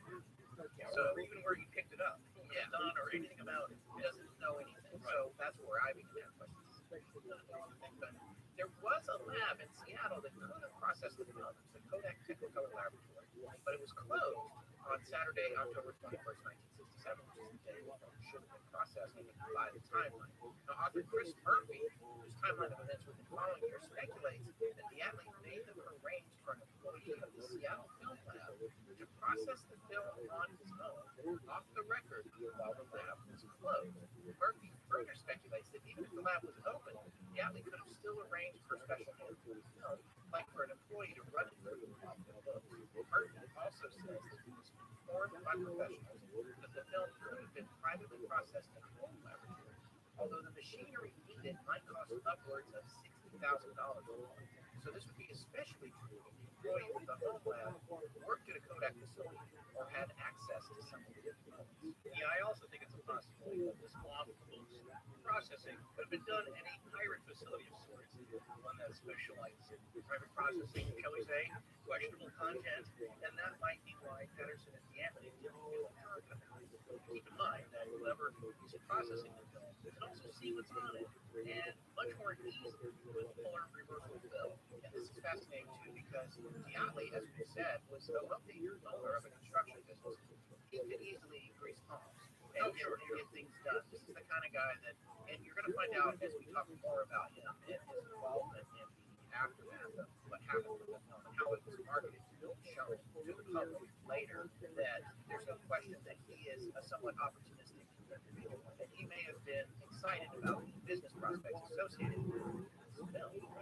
And so it would have been easy for him to say, hey, look, here's $100, here's a couple $100, I do this process today, and the boss didn't know about it. You know, we were talking about this earlier. Scott and I both have editing backgrounds in video, film transfer to video. But the idea is that, where I worked, I had keys to the edit bay, and I often went in on the weekends to get work done that I couldn't finish during the week, or just to get myself ahead. And then there's other employees that would say, hey, you can edit my wedding video, or just, cut some pieces together of it, or make some copies. I have some VHSs here, can you just make some copies, So it didn't cost the company anything. I was already there just my time. But, it wasn't a sanctioned session. It was just other employees who were in favor of, like, yeah, can you make this videotape copy? Here's the original, here's the tape stock. I want you to copy. So it's like, sure, that's not a problem. I just have it running back. So I don't know what it was like, of course, at Kodak Technicolor Laboratory in Seattle, but if there's guys that have access to the lab and the equipment, and they're in there working, and it's not the books type, like I said, hey, just get some stuff done. And Al knew about these people, or somehow got told, like, oh, you should talk to so-and-so. He comes on a Saturday, I need to run that report. That it wouldn't be that hard to do. My other theory is that, like I said, with the private hiring labs, is that there are films, of course, that aren't in the mainstream, that have made the rounds, say, in certain genres, and those get processed somewhere, and it's not technical. Because, as I said before, you can see what's on the film. It doesn't mean that someone saw a creature out in the woods on Patterson's film. They may not have been paying attention, but you can easily see what's on it. When I was in film school, there was a lab at USC called property. What do you want to call them? USC properties? I don't know. Film. I think film would be a less snobby word for what I'm studying at USC. It's the proper. They all call it the School of Cinema. It's the proper term. Getting back to getting the film process, all those students, which I said there were no rich kids. There was no cinema that I knew of that had their own private labs. You had to take the film to a local place, which anybody in the area or in the school will know who they were. They were kind of a mom and pop operation that processed, I believe, mostly Super 8, maybe some 16. I'm not sure if they have these rockets for that, but it was the Super 8 cartridges that they just ran hundreds and hundreds of those every week for processing the students' films. Now, I had a friend that she was doing a vampire movie. She had some costumes, other students dressed up, and I think she filmed it in a graveyard. She got permission to. It's all above board, but the owners of the lab were known for being very religious, and they saw what was on the film, and they took a marker and they just striped it all the way through the whole film. They sent her note saying, "We do not approve of your devil worshiping student filming," or something to that effect. She's like, "What? No, it's a vampire film. It's a horror movie. It's perfectly acceptable." So my point was that they see what was going through on the film, and if they didn't like it, yeah, they would return it to you to paste. Yeah, which is their prerogative, I suppose. You are pressed to take it forward, but whoever did this, I'm wondering if they saw this and just saw, like I said, the horseback footage is the first reel. We don't know the full reel process at the same time. That's another point of inspection. What exactly was processed that day? Because it wouldn't take that long, maybe an hour between the run of the machine. Another thing that we have conjectured on with regard to the unsavory content was that there were places that obviously were processing, like you said, processing that kind of film. And it could be that Albie found out how to get something processed at one of those places. So we decided to look into that a little bit about the possibility of stack films, which were in their waning days in the late 60s, but they were still around, being maybe shot or processed in the Seattle area. And it turns out we spoke with an expert, Dr. David Church, PhD. He's a lecturer and program coordinator of cinema studies at the Department of Comparative Cultural Studies at Northern Arizona University. He's a former Seattle resident, which is how I found him online research about the possibility of these stack films or smoking pictures, also called them, being produced in the Seattle area. And he said they definitely were, and it's entirely reasonable that they may have process this film there. However, he also said that the bulk of those films were actually shot on Super 8 or 8 millimeter. It's unlikely that they were shot on 16. He indicated something interesting about talking about the film, that it actually started out with a higher production value than evolved as time went on. It was less expensive than low quality stuff. So he said, I can't imagine really that a 16 millimeter stack film would have been shot in the late 60s, and therefore that begs the question, would they have been able to process it? Now, here's the thing I don't know about how the processing works. I know with transferring film to video, because I've done that with hundreds of thousands of video film, you have to have different gates for it. The gate is the device that carries the film. Passive scanning, whatever your scanner is. So you have to have a different gate for 8 versus 16. I would imagine that if you were processing the 8, typically you would need a different hardware setup, but it might be a changer to process 16. But the bulk of the machine that does the processing is probably stays the same. You just need to change the gear that's actually running the film through the chemical bath. So yeah, the sprockets are the same or the gearing is the same. I have seen it done once. And what's really the same is the chemical process bath, because when you realize that Super 8 from they had and 16 and the slide film, it's all the same film, it's just cut up differently. Right. So I believe the chemical baths are the same, it's just how it's run through. Again, these are all sprockets, and those kind of running through slowly, and it's processed as it runs through these 3 separate baths, which is, again, that's fascinating. Yeah, that was amazing. I didn't know that too. Yeah, of course, the show is really fascinating. And again, it's, yeah, the colors are added chemically.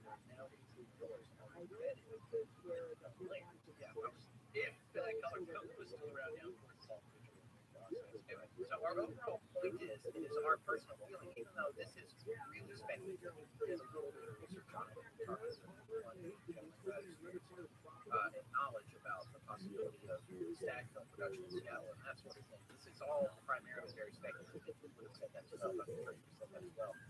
Our point is that just because you can't necessarily nail down how this film was processed doesn't mean that the timeline for the film is impossible. Because the other thing that we found out is it only takes an hour to process it.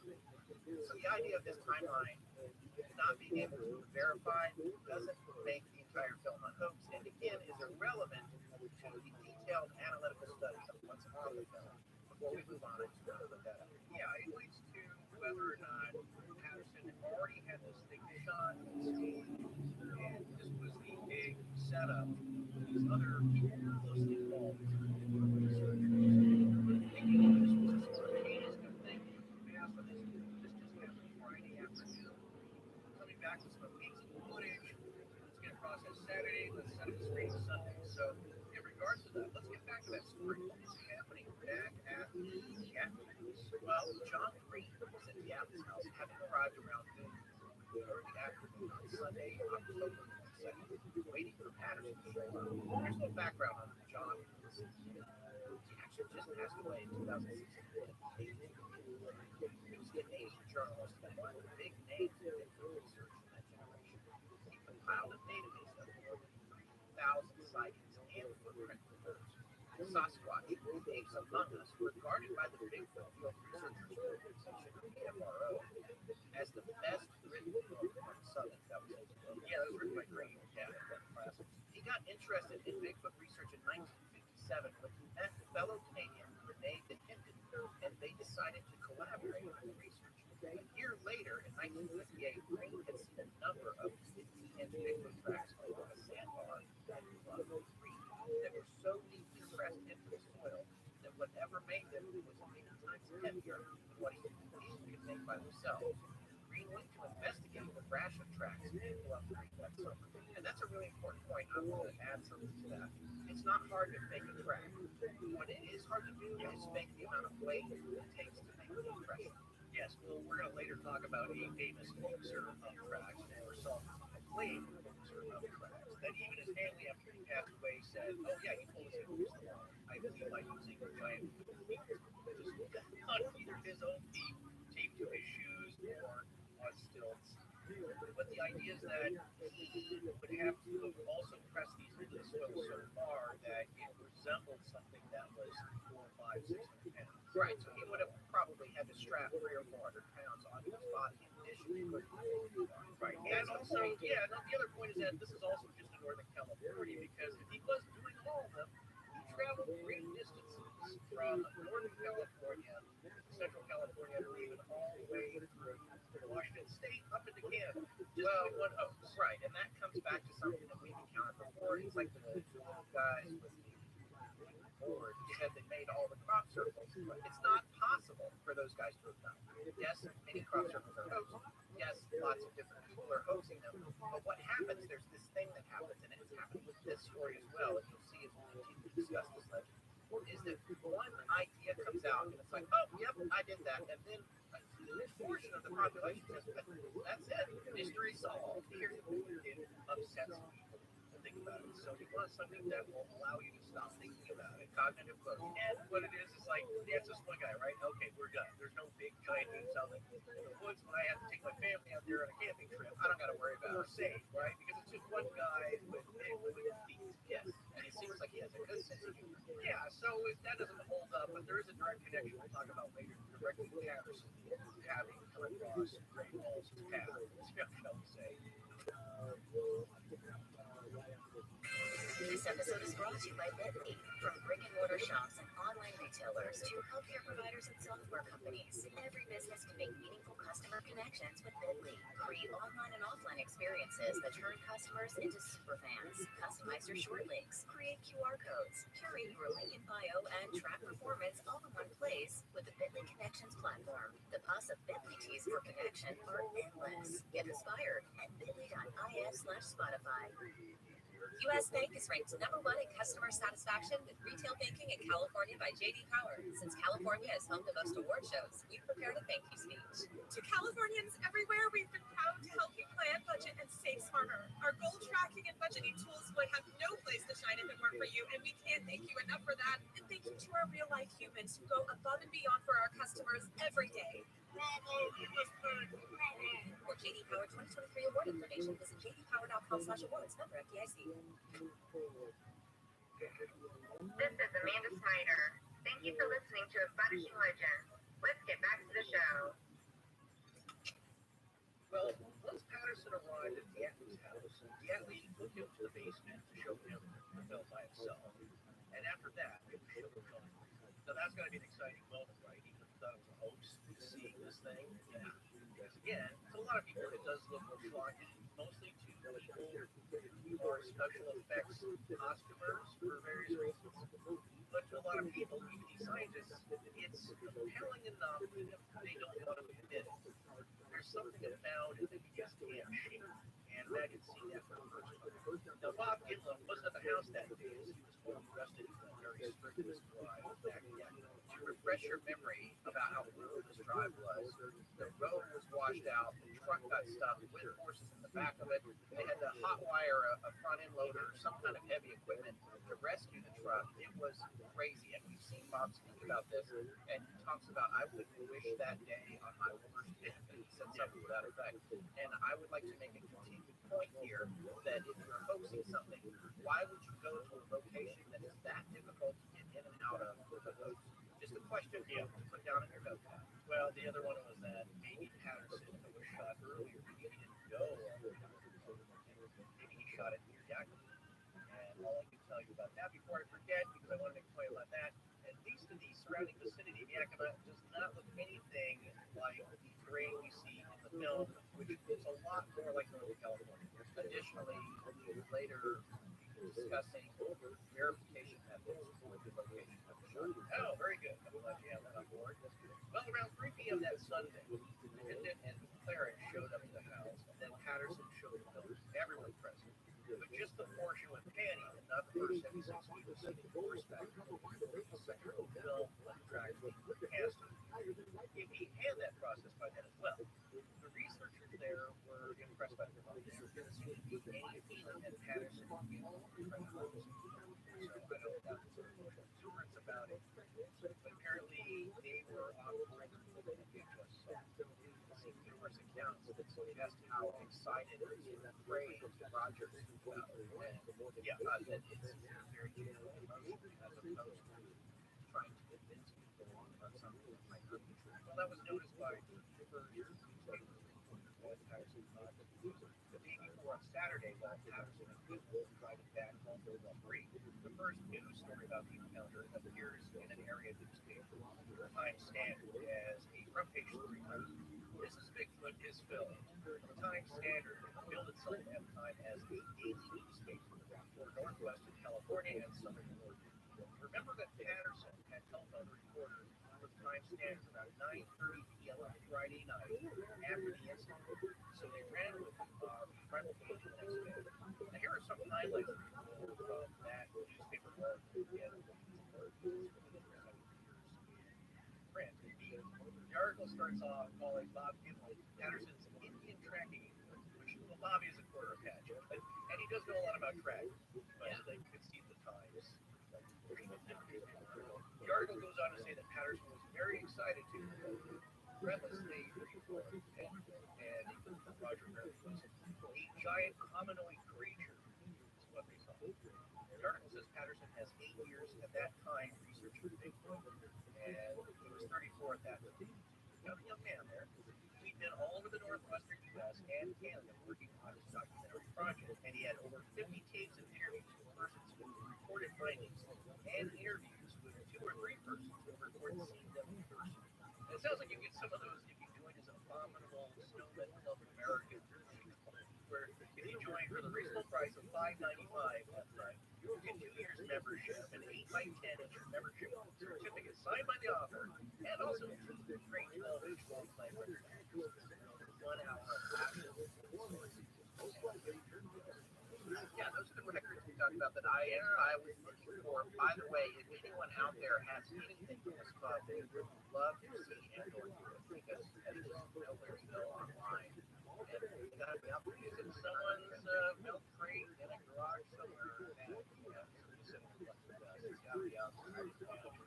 What's the price of the classic nowadays? Yeah, and some of the stuff that they had on the records, they had the report of Jenkins' encounter with California's Bigfoot, Fred Beck's attack in Cape Canyon, which we talked about a little bit, William Rowe's hunting accident, female Sasquatch. Oh, you know what? That's also another point that skeptics say.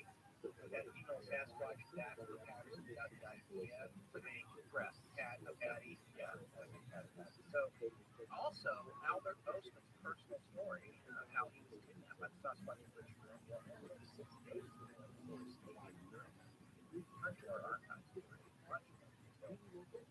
that's as well. We don't have Albert Postman.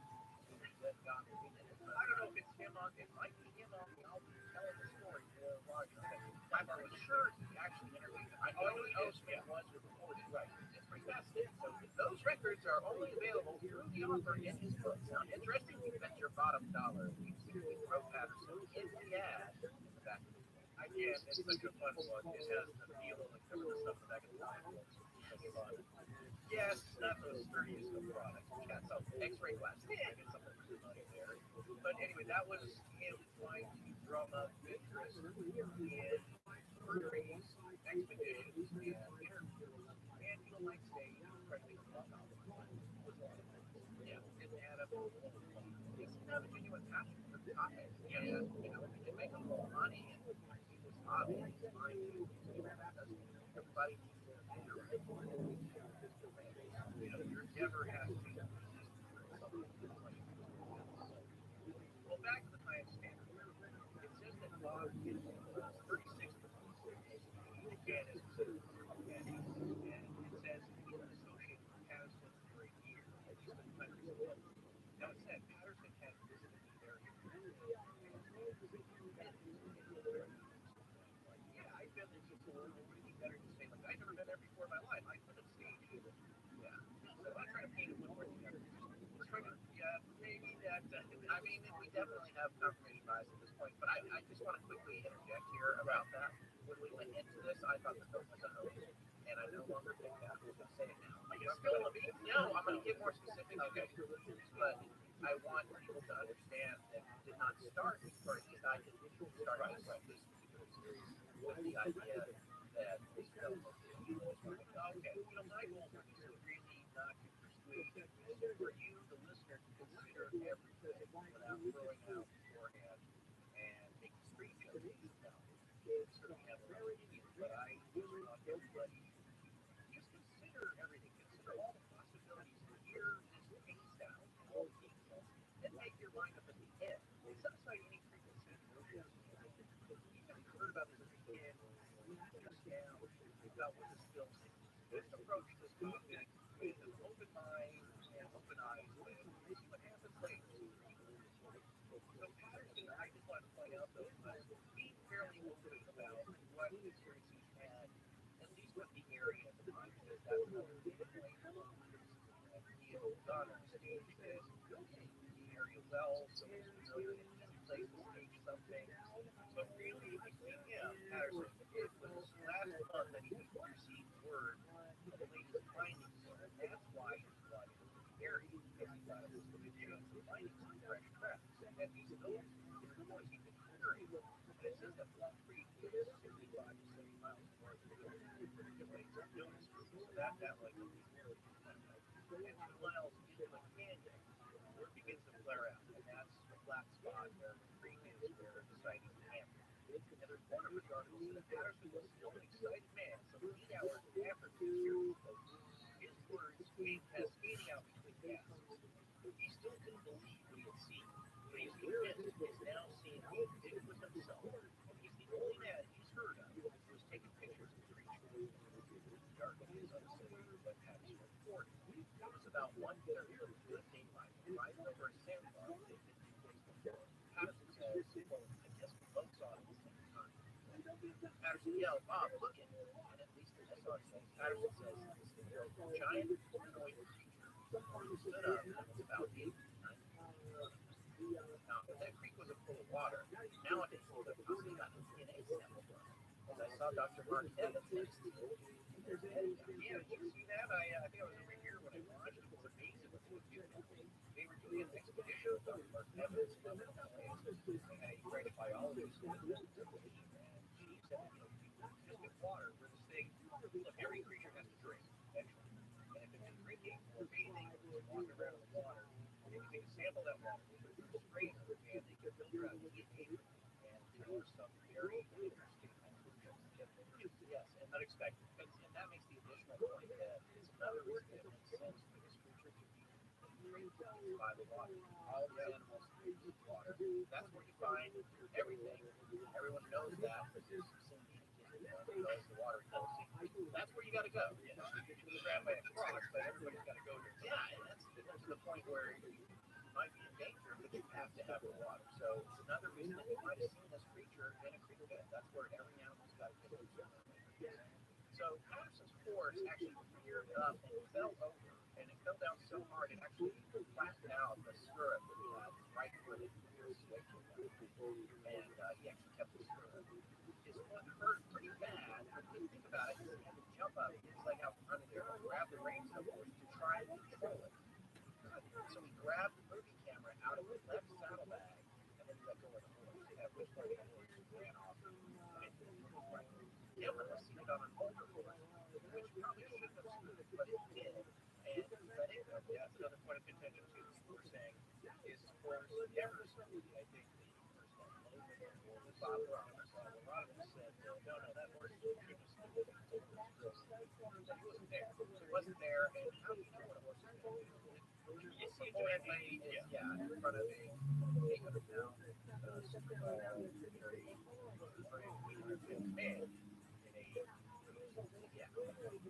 I think this article is significant because it's really an accounting of Patterson's first recollections. And it's an important thing to consider because this is the freshest recollection of what he saw with his eyes. And consider that vision would be much clearer and sharper than what we can now perceive when watching the film. I'm looking at you across the room. You are at really high def. Yeah, this is my eyes. If I had, let's say, an 8mm camera or Super 8 at the time that I was filming a film of you where I am now, of course that image would be much less clear. And if I was 50 feet away, if I was 80 feet away, and I had to pull that up, it'd be very green. I can still see the recollection. My point is that imagine actually seeing it with your eyes and just that image burned into your memory. If it was real, or if he wasn't on it and didn't understand what he saw. And it was like, oh my goodness, what is that? So this retelling is really fresh at this point. Yeah, in this report, he said Patterson was 6.5 to 7 feet tall, between 350 to 400 pounds, and he later increased his estimates, which he criticized for, but considering he was in a very excited state and still processing information. Now, his gun was still in the scabbard, but, quote, they did a pact not to kill one if we saw, unless we had to. At the time, Bob Gimlin actually doubted the existence of Sasquatch-like creatures.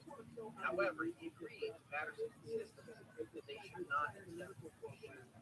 Patterson said the creature's head was much like a human's, though considerably more slanted with a large forehead and broad, wide nostrils. Yeah, not a pointed nose or one that stuck out, very flat, smallish nose but wide, which is how you would describe it. Yeah, he said, quote, its arms hung almost to its knees, and when it walked, the arms swung at its sides.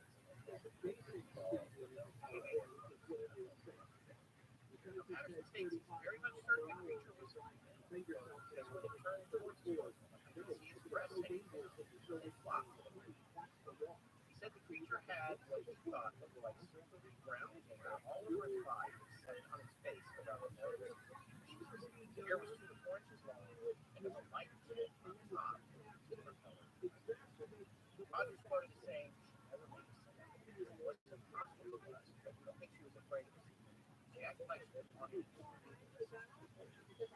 said he had her inside for about 200 yards before losing her trees, but Bob Gimlin caught a glimpse of her after Rogers lost sight. Now, here's a fun fact that we're not yet going to describe. Patterson says, quote, but she stunk like if you ever let a dog out of the rain and it smelled like you've been holding something dead. The road didn't last long. What does this remind you of? Skunky! Well, there you go, Christopher Hale. Your dad. I don't know if he's still listening. I don't know. This guy has been pursuing us for years online to do a Skunk Day episode, and I don't know if he finally gave up and quit. Yeah, I haven't seen him post it in a while. Right. Well, I know he wanted to Florida. That's where the Skunk Day is, right? Well, that's the official one there. But how about just any kind of stuff? Yeah. Well, that's a common trait. Another point of contention, and then people say, like, well, you're so far away, how do you smell it? But I've come across some people who just get the car window rolled down and tell you, I can smell it. One, it's also an interesting point that the odor is getting around, and that matches what your experience is. A lot of times, if you have a dog pushing out the rain or whatever, they smell really bad, but when they leave, it doesn't linger. And unlike a rotting corpse or something like that, which is that's a pervasive smell that sticks around even after this is a different kind of thing. It's really pungent, but it also doesn't have hang time. Well, that also depends on if you think it's a costume. Rent.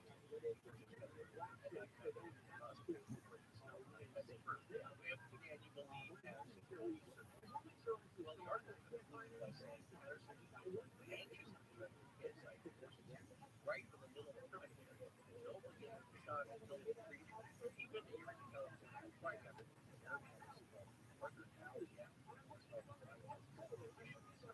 he's not to the right family of these creatures because footprints of 17, 15, and 9 inches have been found. Now, those were all found together by the construction crew. Right, that's what Roger wanted to do about the road crew that had discovered a various set of prints. That's what they got accidentally cleaned over, graded over.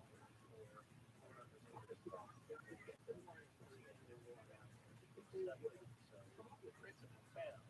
So someone, if they were outside of the cracks, not in 1958 for recently dead, but yeah, and besides, and when you think about this, if this is a real experience for Roger and Bob, put yourself there, what's the first thing you're going to do? Yeah, and also, it's a mom. What do moms do when they get near their kids? Well, especially the mother reason. Yeah, so you back up. Well,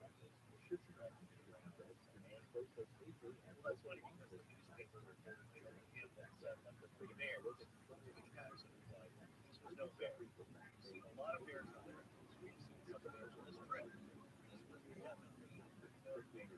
And then the end of the article has Patterson saying that he's also managed to contact museums and things to bring down dogs.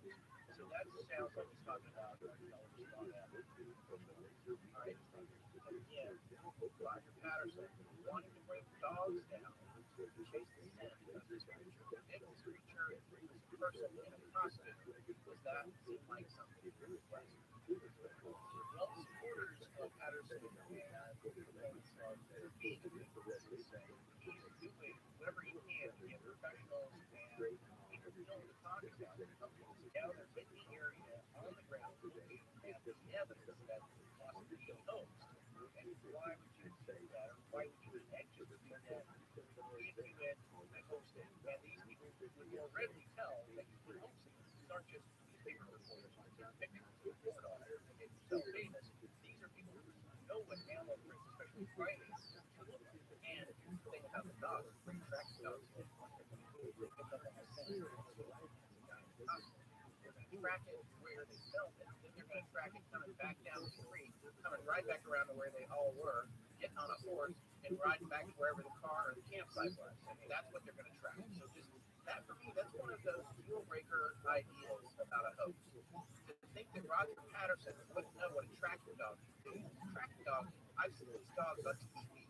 Just in the past year or two, I saw a bloodhound track a guy who got in a car and got on the freeway and then got off the off-ramp and walked into a field and tracked him to the off-ramp into the field. Wow. And they know, these are cowboys. They know what these dogs can do. They're going to call these dogs in on a hoax. It doesn't make sense.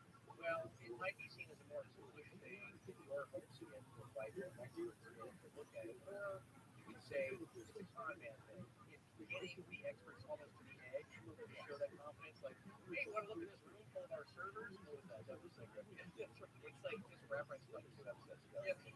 Yeah, that's a good point. But he was an expert reviewer. Of course, he's a fictional character, right? But that's like, you're a high level con person. Don't be going that far, because if he says, let's get dogs in here, and he requested that gentleman bring the dogs down, and that request went through. He wasn't just telling the reporter about it, and the guy didn't make it, but he did request someone to bring dogs. So that's going pretty far for a con. You're a pretty high level flammer there. You've got so much confidence that you're inviting tracking dogs. Yeah, either he's a good actor, Roger Patterson, or he's genuinely excited. So tell us all about what happened after the article came out on Saturday. Well, it was read by Lyle Laverty. Laverty was a timber management assistant to the U.S. Forest Service. Laverty would later go on to serve as an assistant secretary of the Interior under President George W. Bush. Lyle Laverty recalled that he and the 3 guys had passed by the sighting area either on the 19th of October, Thursday before the sighting, or sometime on the 20th, the actual day of the sighting, and they hadn't noticed the footprints. After reading the article over the weekend, on Monday the 23rd, he and his team returned to the site and were able to take 6 photos of the footprints, according to the 3 people. The 3 photos of the tracks that appear in Chris Murphy's attendant, Roger Patterson's book, have a caption reading, "Those 3 photos shown were taken the day after the sighting." In any case, the prints in the sandy clay soil are pretty good and crisp, and in one photo, Laverty has laid a U.S. border next to the big toe for a size contest. And the big toe, in comparison, looks about as big as a Snapple tip, or bigger. Yeah, it's a big racquetball size, large toe. Now, even though the creature is always described as ape-like, the lizards are nothing like ape or human at all. They're pretty much human-looking footprints. So, the gorilla foot, I was actually looking at this for a couple days ago.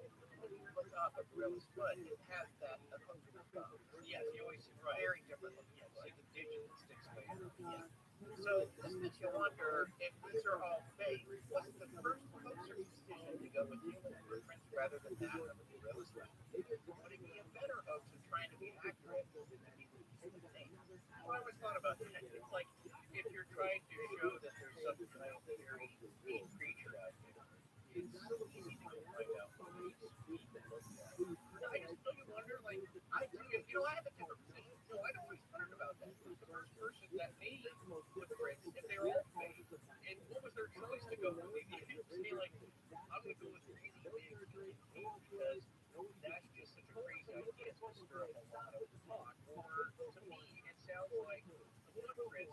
came after people were reporting. Native Americans and some really early pioneers had thought that these prints, in certain instances, were of a giant renegades. A wild thing living out in the woods was not a bite, but just a giant man that accounted for massive and arrow. And he ended up killing a couple of those after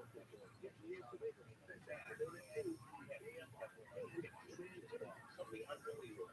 But he's a real person, he's not a baby. And that was when they were thinking that he was making these prints. So you just wondered, though, is it the first culture that thought of, like, well, I'm going to do human footprints rather than I'm going to do something weird and unique like this? And people think there's a clue out there. Well, it's a good question. I mean, the other thing is that they're not a hoax. Then that's the question. What is this thing? It would have to be based on the footprints. If some of the footprints are real, there aren't any like ones that I know of. Yeah, if they are real and then Bigfoot's real, then this creature, whatever it is more beautiful. Well, that is the interesting thing to think about. If you consider Bigfoot being real, a cryptid, is it more human than we or more human? Obviously, it's an animal. But the comparison is, I think, what is tripping people. Them thinking that it's more human than we, right? Because if everything about it was thrilling, just out in the woods, like, well, I guess there's a species of ape that has survived. Actually, there is a collection of guys who believe that it is just a type of ape. That's all it is. It's just managed to survive in North America, and it's very good at hiding, and that's all it is. We shouldn't fear it or think it's something weird. It's just an animal. But this case, what freaks people out is that it does seem more human than something reported. It has speech, and it has some characteristics, especially with families and conversation and the way that we think of this different. That's what's freaking. Well, when it comes to these tracks, it's a really good taxidermist, Robert Tickles. He's an avid outdoorsman and a big producer. And his sister and brother-in-law, along with him, went to go check out the event site 9 days later, at which point he made plaster casts of his footprints and mapped out the footprints of Patterson and Patty. John Green, in 1978, before 1923, writes, quoting Tickles, Milton was a skeptic and Harry a hard-headed non-believer. Both of them left there. Harry is hunting big game all the time. Yeah, Evie was his sister, and Harry was his brother. Yeah, so he was hunting big game. He obviously has experience with right. Well, Robert Tickles has inserted himself as a super now, and he's Chris Hartley, the author of People's Reference, as having described Patterson's book with additional 8 pages of information, wrote that the Patterson family Bigfoot sightings were quite three. One, there were 2 witnesses to the event, so their stories could be cross-checked. 2, Patterson took the information of this division so that the film could be handled. And 3, Patterson and Gimlin had made plaster casts of creatures' footprints to add as evidence to confirm the sighting. Additionally, many of these footprints of the site remained intact afterwards, so the researchers who came later were able to see the photographs using their own plaster casts. There you have it. And this is something that I would say about footprints. It's nice to make footprints, but generally wherever they start, you probably have to start on the harder surface.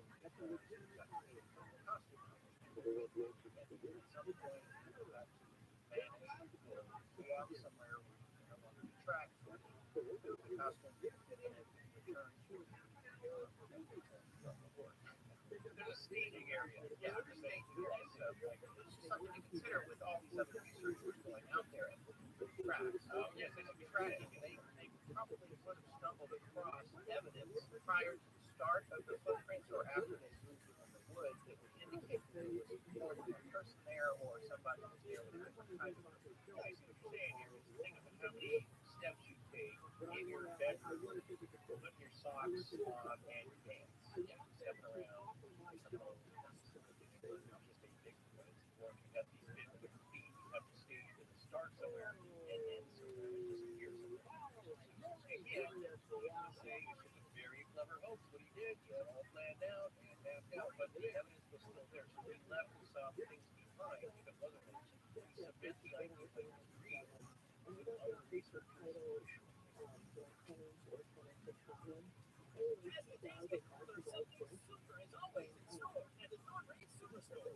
Warm up with super prices on a super selection at 11 convenient locations. From West Covina to the Cerritos Auto Square, Huntington Beach to the Irvine Auto Center, Vista, and San Diego. You're never far from the North Superstore. South America's most popular brands: Ford, Lincoln, Hyundai, Genesis, Volkswagen, Toyota, and Honda. We have all your favorite models in stock. Looking to trade? We want to buy your vehicle any make, any model, any year. Plus, enjoy total peace of mind with your purchase. Thanks to our exclusive price protection guarantee. You can buy the same vehicle for less than 5 days, or Raise will pay you the difference to buy your vehicle back. It's that simple. Ready to buy your dream ride? Take a test drive today at the North Superstore location closest to you. Like the #1 auto store in the world, the Cerritos Auto Square. Or shop our entire inventory online anytime at northreads.com.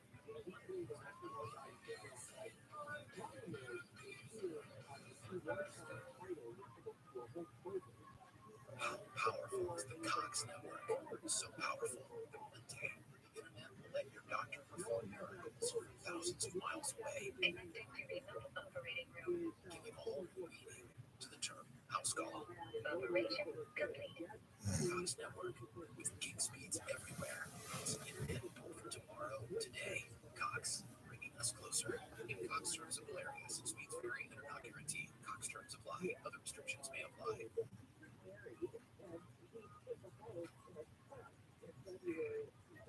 Morris and Scott, thank you for supporting their sponsors.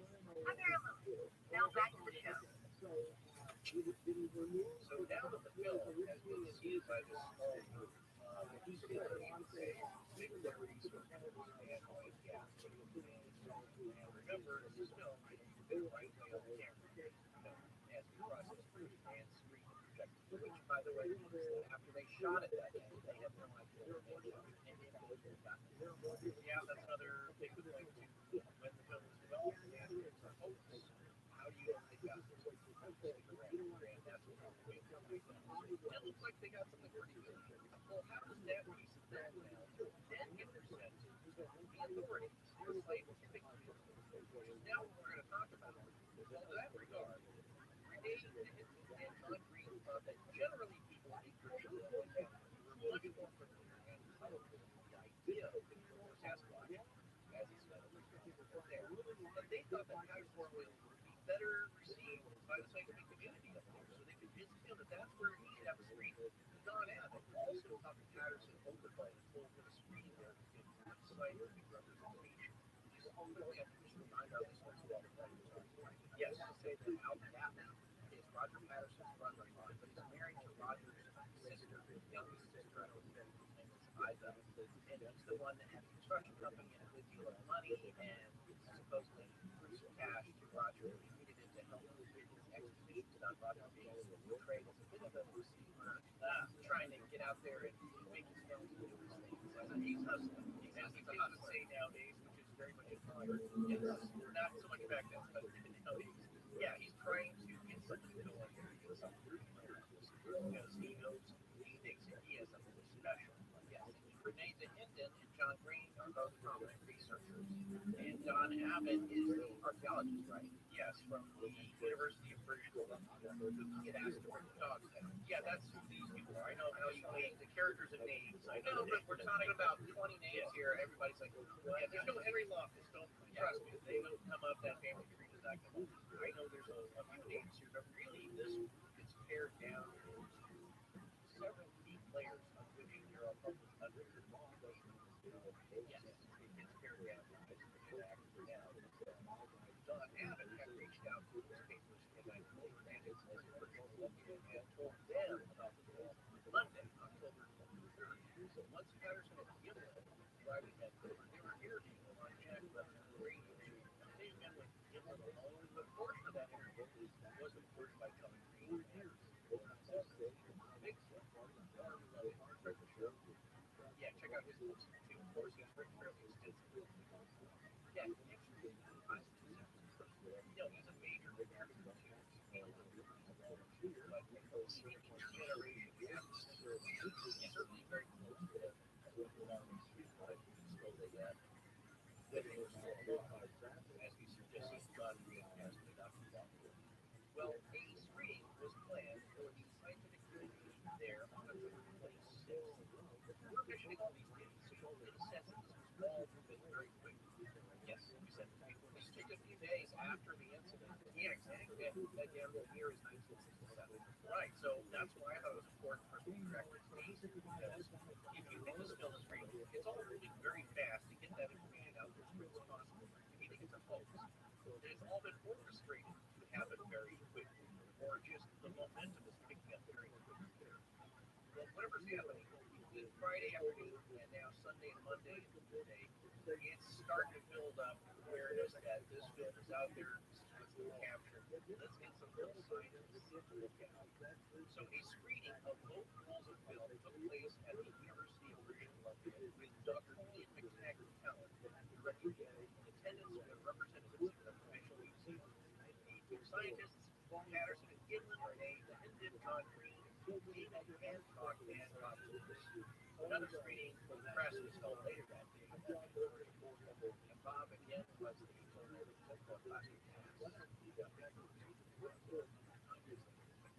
Yeah, as we said, Bob Gidlin did a clever thing by covering up some of the facts and facts. Yes,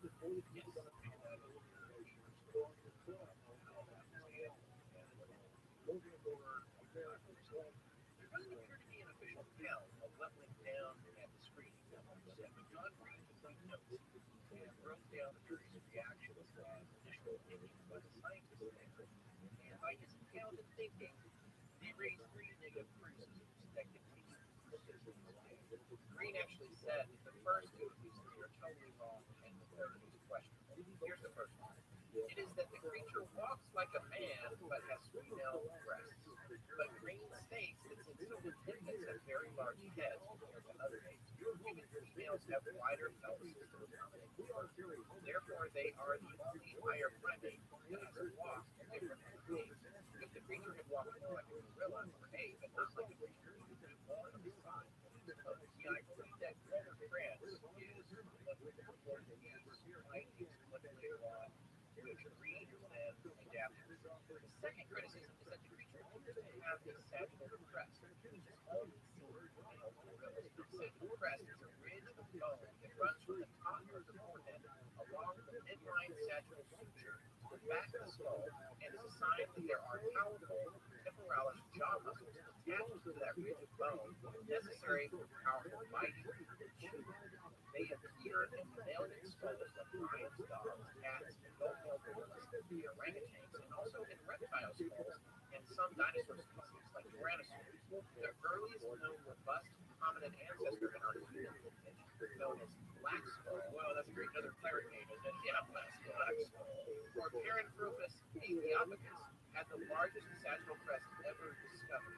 Now, looking at black skulls reminds me of a conquistador. Yeah, doesn't it? It's got that bridge. Just so you can picture it. It's got, the old Spanish conquistadors. They had that bridge at the top of their helmet for structural soundness and strength. Yes.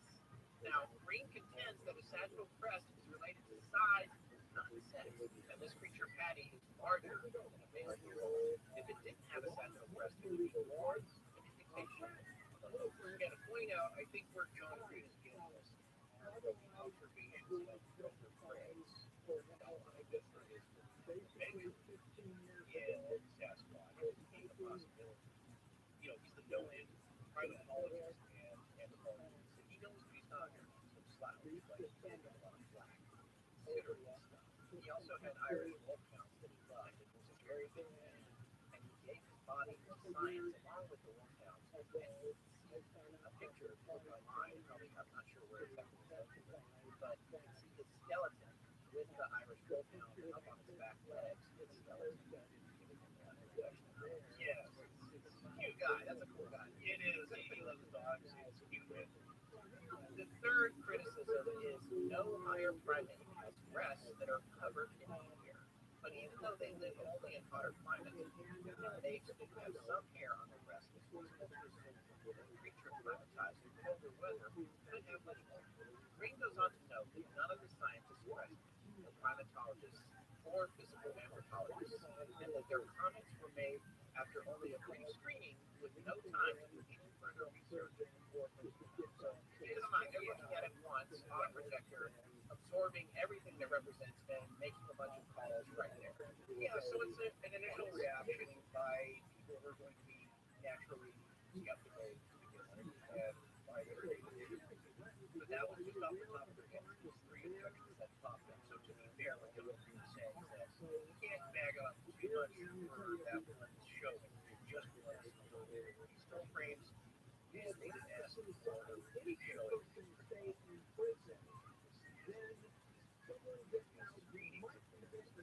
That's just the first thing that pops up. So John Green does have a problem with people who still bring up those arguments. By the end of 1967, they had a total of 7 scientific screenings, one later than everyone. So that was how Patty came to know scientific. These were very few, very, very, very few.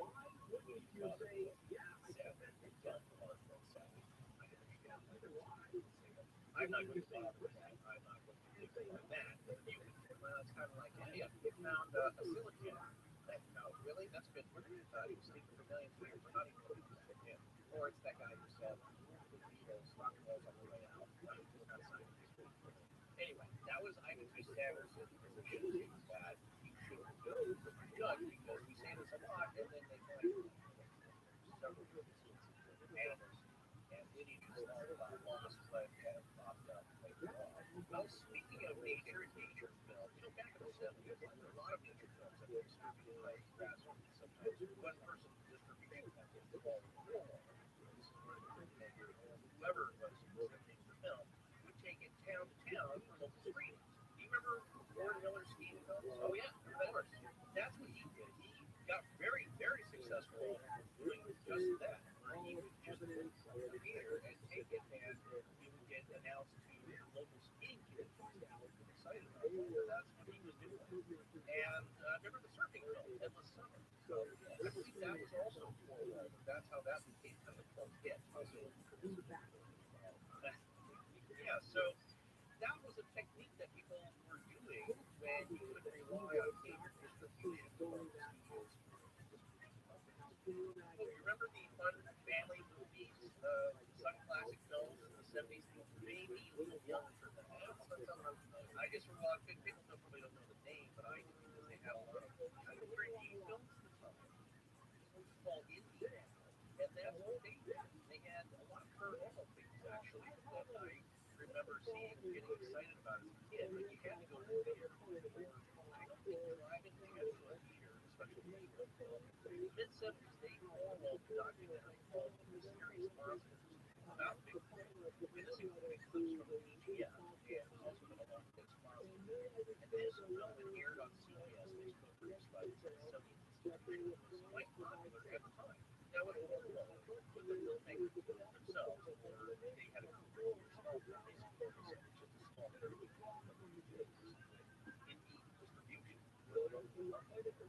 And what they would do is take out ads, local newspaper and run ads on newspapers, and then they would rent a theater for a few nights, and then show the movie themselves with their own translation in the box office sales.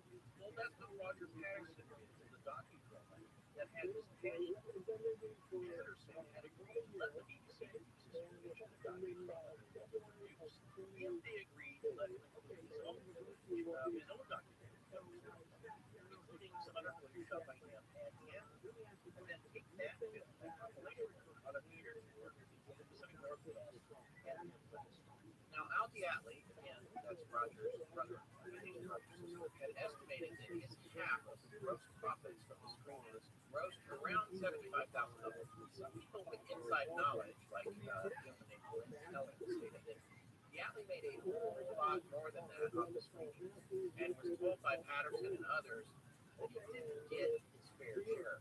Yeah, Glenn Coling or Killing, he was an insider and was also the Bigfoot researcher and author on the subject, and talked to people that were close to Roger and Roger himself.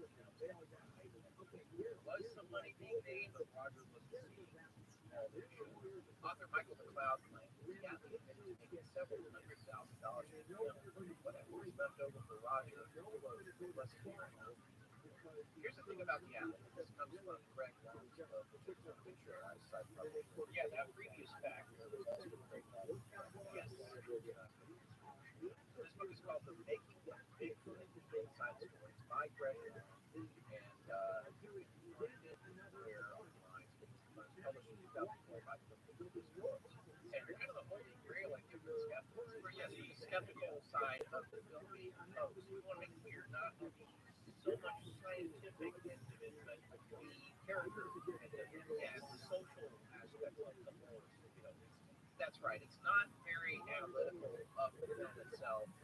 The actual film and what was reported, although it is in spots, there's not really a strong scientific approach on that part of it. But what there are is an extensive series of interviews. So yeah, I have a personal opinion about the nature of the interviews, and some of them are a little bit the questioning and the approach is a little bit less than impartial in my opinion. But there's some really great stuff in here that's not documented anywhere else. And there is a whole chapter on how the athlete. There's a chapter on pretty much all the players. So yeah, that's one thing Greg did to help his wife. Kind of amazing is that these pictures collecting all these interviews and hunting down these people and getting interviews about the guy Roger what was happening. So yeah, and then the name game just to make things more confusing. And Greg Long's wife's name is Patricia Ormond. So we got Pat Long, we got Patricia Patterson, Roger's wife. Then we got the Bigfoot creature that we're calling Patty. So there's Patty, Pat, there's a lot of Patty.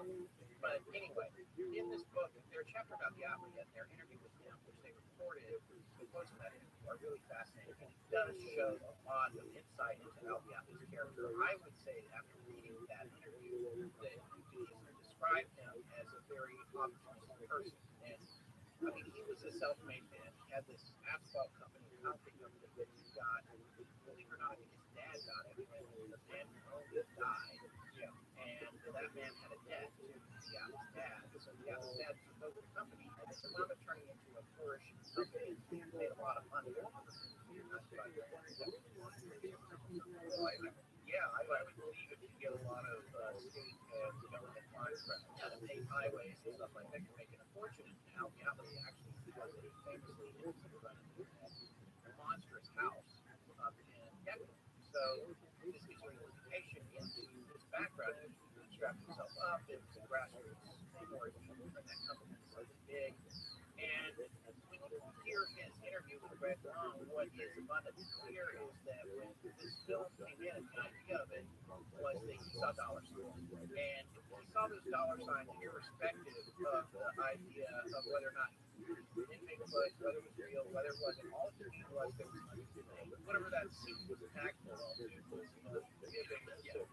That's the thing, he didn't even care. I don't think he really cared. I think he was minimally interested in the idea of a real ridiculous item that exploit, I mean, for commercial use. Yes, and towards the end of Long's interview with him, one thing that he said was that he still hadn't really reconciled the whole thing because he was in that camp. He's like, well, I think maybe it might be real. He believes in the film in the end. Now, this is what he said very well. He believed in the film, but he wasn't sure about the overall idea of Bigfoot because of the lack of bones, lack of bodies found, other kinds of witnesses. Also, he said, I've paved roads all up through the mountains around here with all my crews. I've been everywhere, never seen anything. But he stopped short of saying that he thought the film was fake, out and out fake. So I think that's really interesting. But the point that I wanted to make here is that when we're thinking about the athlete, it seems a whole lot like the athlete kind of swooped in and said, okay, I'm going to take care of this. We're going to take this thing all over the country. And he did, and it was incredibly successful. And most of that money did not run to Roger. Yeah, I mean, talk about business people. You could say that Roger was the schemer, Roger Patterson, but he was more dreamer than schemer. The athlete was the one who knew how business worked. For example, Patterson eventually sold conflicting distribution rights to the film, which then turned into a huge legal press. Yeah, okay, you have exclusive rights. Oh, wait, you've got exclusive rights too. I envy you. Well, I don't think it was like the producers were overselling stock in a hit because it was a hit, then they had to pay out. It was a flop, then it successful to try to bring them along. I don't think he was speeding that way. And that seeing what was going on in the film and how this worked. Plus, he's sick at this point. Yes, he's starting to get sick well. Yeah, he's not doing well, and it's tremendously stressing all the stuff that's going on because he's getting flagged and crazy and he had Hodgkin's lymphoma, which came and went right over the years. And some of the reasons is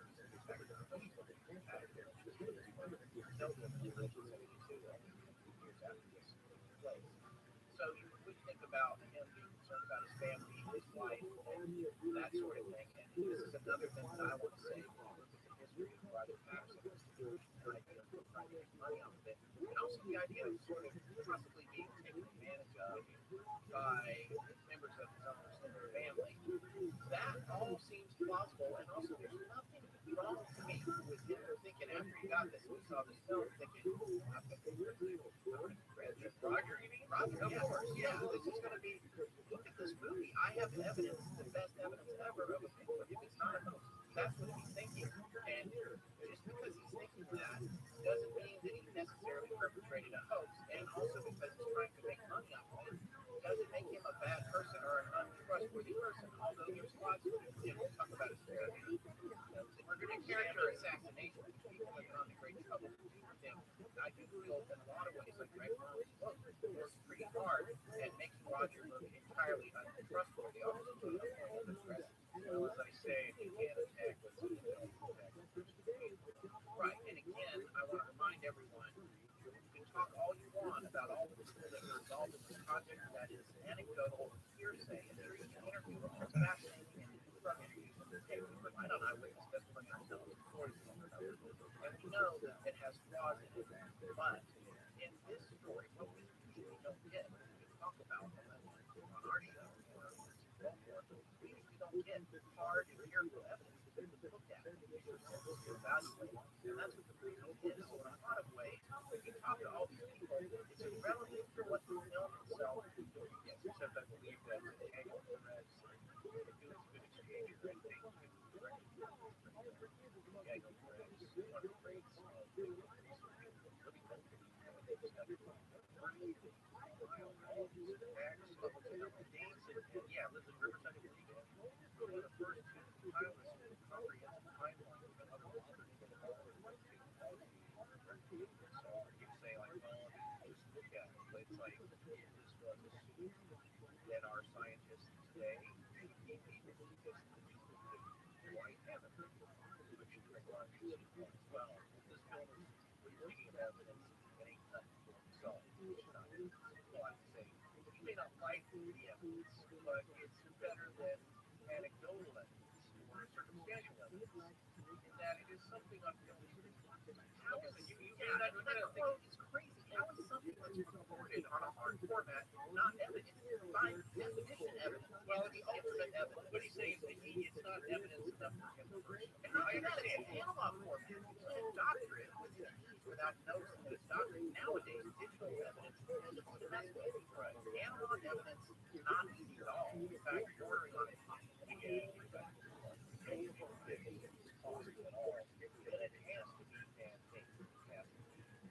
Somehow, which is not what you see, and that's what he was. So to him, if you're throwing that out, initially before you consider, because it can't exist on film. Right. So then even though I can't make a connection, right, between the reason that it doesn't exist on film and that reason, Bigfoot doesn't exist, therefore the film's a hoax. I'm going to fill in the gaps by making everybody who gathered the evidence look like a jerk. Yeah, that's how I'm going to do it. It's a philosophical argument that if you can't analyze what's on there, or you don't accept it at all, then you look to people that are around you, because that's another angle to attack it, and you're not attacking them. What's on the film, you're looking at the like people. This be a hoax. Look at the people involved. Are they the type that would commit this kind of fraud? Are they scientists to begin with, or are they regular college folks that are a little bit shady? And that's useful information, but it's subjective, and it's speculative, and it'll never be more than subjective and speculative. So you have to decide. You read it. You read Greg Mom's book and all the things he says about Roger. You get to the end of the book and be like, there's no question this guy's fake. But look at how he lived.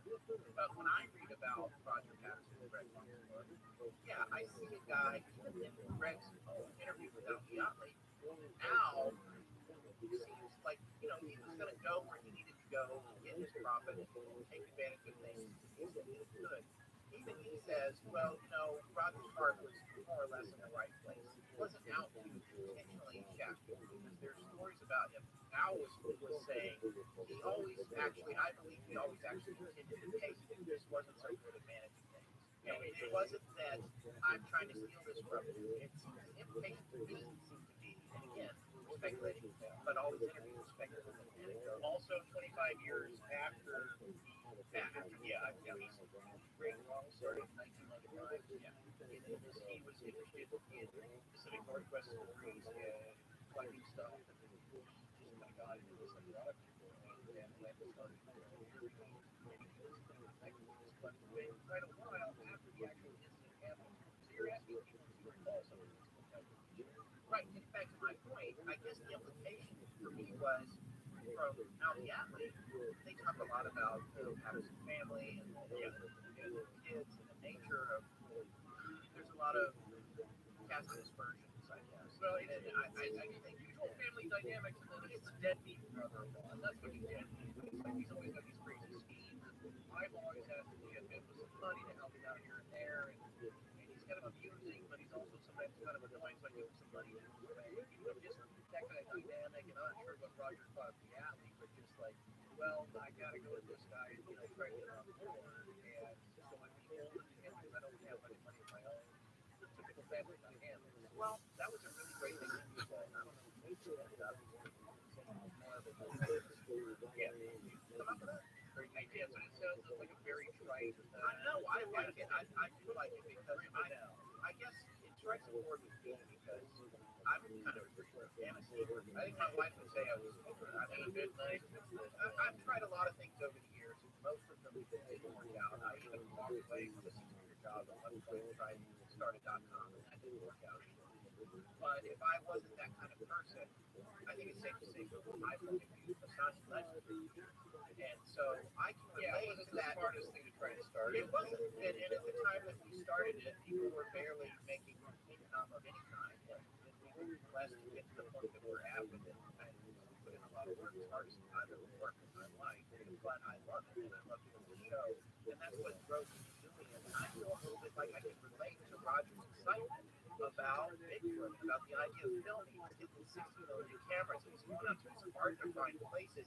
And if he can't find the creature itself, he's still trying to document what it's like hunting for the creature. And I can see how he would be excited. I can see how exciting it must have been. Falling off the horse, can you imagine that minute or two of activity? And then filming it and running it and not knowing what you got. And those, like we said, it's so played out quickly over the following days. But the other thing that I've seen, and this is something that I've seen too, and this is another comparison, but my wife works here in television and has for years and years. When someone comes along who has a good idea or something gets greenlit to go, the other thing that comes out of the woodwork is all the people who want to capitalize on it. Not come up with ideas of their own to save their lives. But what they can do is take advantage of the person that had the idea. Right. And that's the other aspect of it. It's one of the reasons that it needs to help us out. We remain an indie show. We want to stay in control of what we're doing. So in the bigger picture, I relate to Roger, and I understand that, maybe he did some questionable things. I never did that. I didn't borrow money from people. I never did that. I didn't pay back. Yeah. I've never been arrested for renting something and onto or whatever.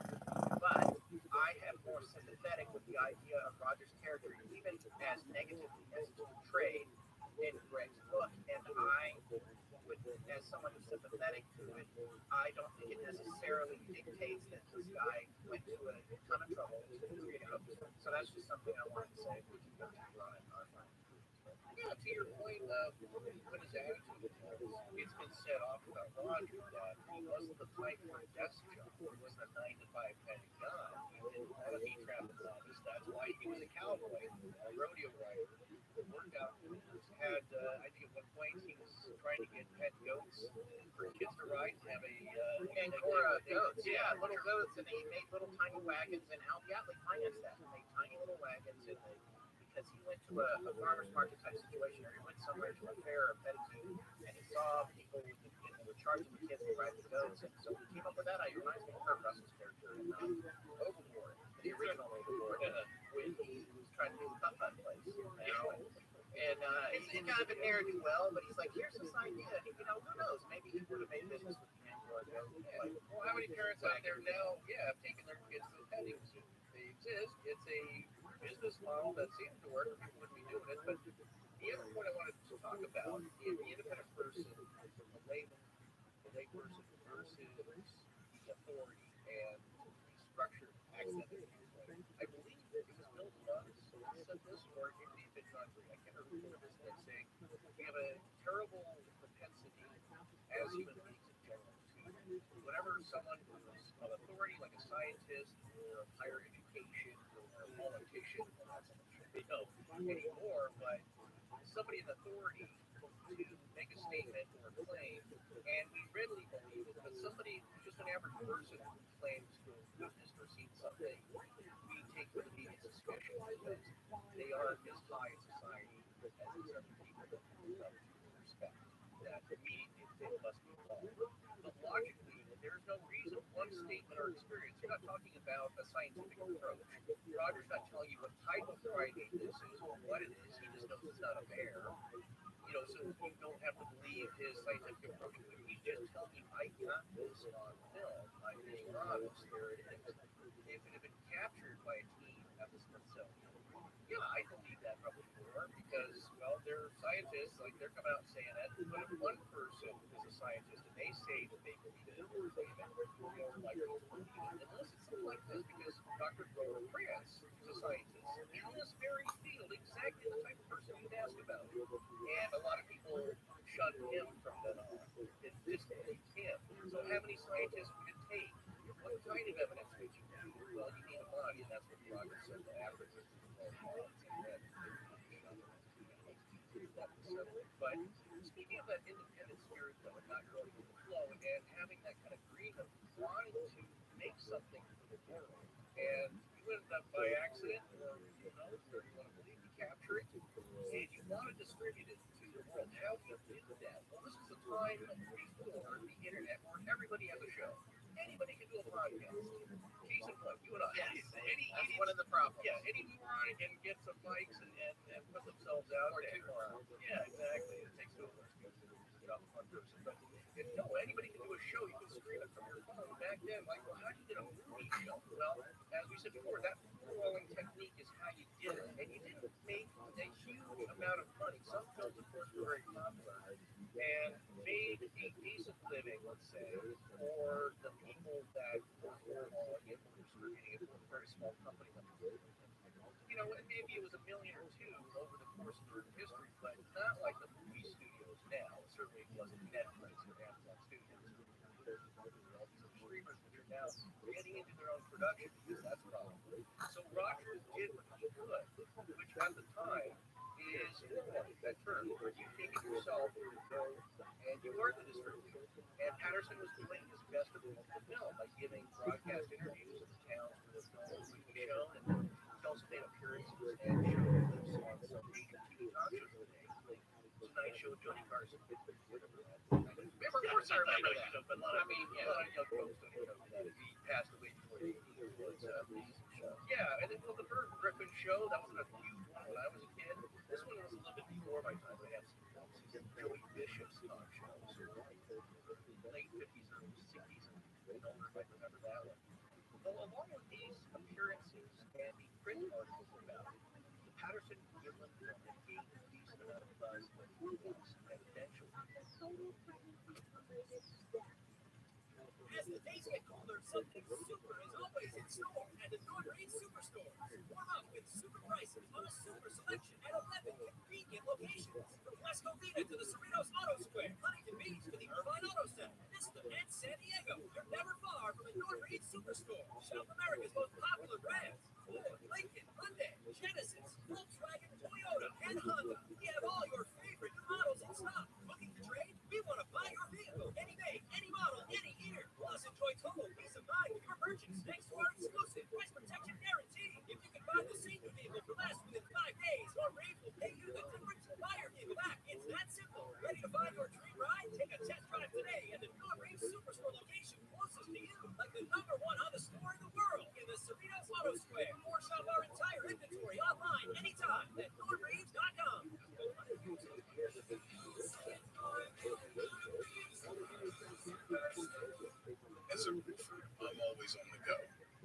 to be able to get things done from anywhere. That's why I partner with Beacon. With the Beacon Pro Plus app, I've got the brands I depend on, like Certainty Landmark Pro, right at my fingertips. It's like having my Beacon rep in my pocket 24/7. I rely on Beacon because I never stop building, and neither do they. Now through November, purchase Certainty through Beacon Pro Plus and earn up to $750. Beacon, always building. This is Dana Mahar, transmitting all the way live from the Watermelon Mountains, saying thank you for joining the gathering at Astonishing Legends with your hosts, a dynamic duo of digression, Scott Philbrook, Morris Burgess. Now, kick back and relax, your peyote milkshake, and enjoy the abduction. In the years after the TGF became public, and to this day, there have been numerous claims that Patterson Gilbert film was an elaborate hoax made by Roger Patterson for money and fame, and with or without the help of Bob Gilbert, and possibly others like Bob Rogers, an associate of Patterson's, claiming to be the guy wearing the suit. A few allegations of a hoax come from a scientific or motion picture special effects viewpoint, but those mostly, if not all, deal with analyzing the being that was caught on film, whether it displayed ape-like private locomotor behavior or marketer-like characteristics, or whether or not the appearance of the creature was that of a man-made ape costume or natural. Now, most of the allegations that Rod was making come from scrutinizing the character and history of Roger Patterson himself. A thorough examination of Patterson's demons have been pulled together in a book by Greg Moore, The Making of Bigfoot, the Inside Story, which came out in 2004. Yeah, we referenced this earlier. This book we haven't referenced this. So it's very comprehensive. Well, in terms of interviews, it's a lot of interviews with a lot of people. That way, it's a Bible. I personally don't feel like these interviews are as impartial as they should be, but it is good.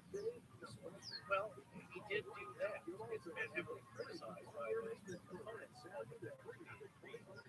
But those who are skeptical of the film will look to that again as overwhelming evidence that Roger Patterson himself was wrong. And also, the other part that's overwhelming about it is the confirmation bias. But that's when you look at it, it's definitely a huge slant. There's a lot of, I mean, it's not a trial or a criminal investigation, but I would go so far as to say there's a fair amount of witness. Oh, yeah. So but still, it's good to have them. It's good to get a real sense of people's personalities, especially the chapter on Al Galley, who is Roger's brother-in-law, who figures very prominently in the overall story of what happened after the film was shot. So, yeah, exactly. And there's that guy's an interesting character, no matter how much. Right. Well, you can tell, I think, from the book, and I'm not sure if you're right, is that he starts to form a definite thinking and agenda as far as how that he does not believe the film is real, and then the questions thereafter kind of spare.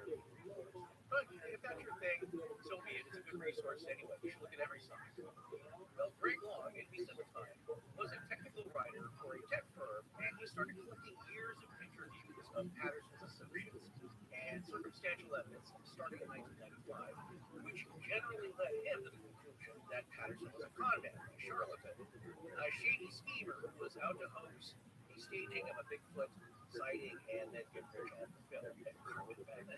Right. Well, that can kind of happen when you stiff people either accidentally or by circumstance or intentionally, and you get enough of those folks together, it doesn't paint your picture. Unfortunately, when you end up stiffing a few people by accident or on purpose, whatever the cause is, just by circumstance, people are going to get upset and they're going to have a negative picture. Unfortunately, that's the bad with Roger. And also, unfortunately, Roger Patterson died from cancer on January 15th, 1917, at the young age of 39. Specifically in Hodgkin's lymphoma. As we mentioned before, he claimed right to the end that the creature on the film was real and not a hoax.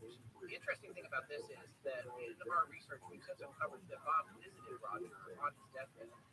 And when Roger was near the end, all he was talking to Bob about was getting tranquilizers and going back out there and getting Patty and tranquilizing her and bringing her out so the whole world could see. And again, if he's perpetrating a hoax, and he's taking that right up to his dying breath.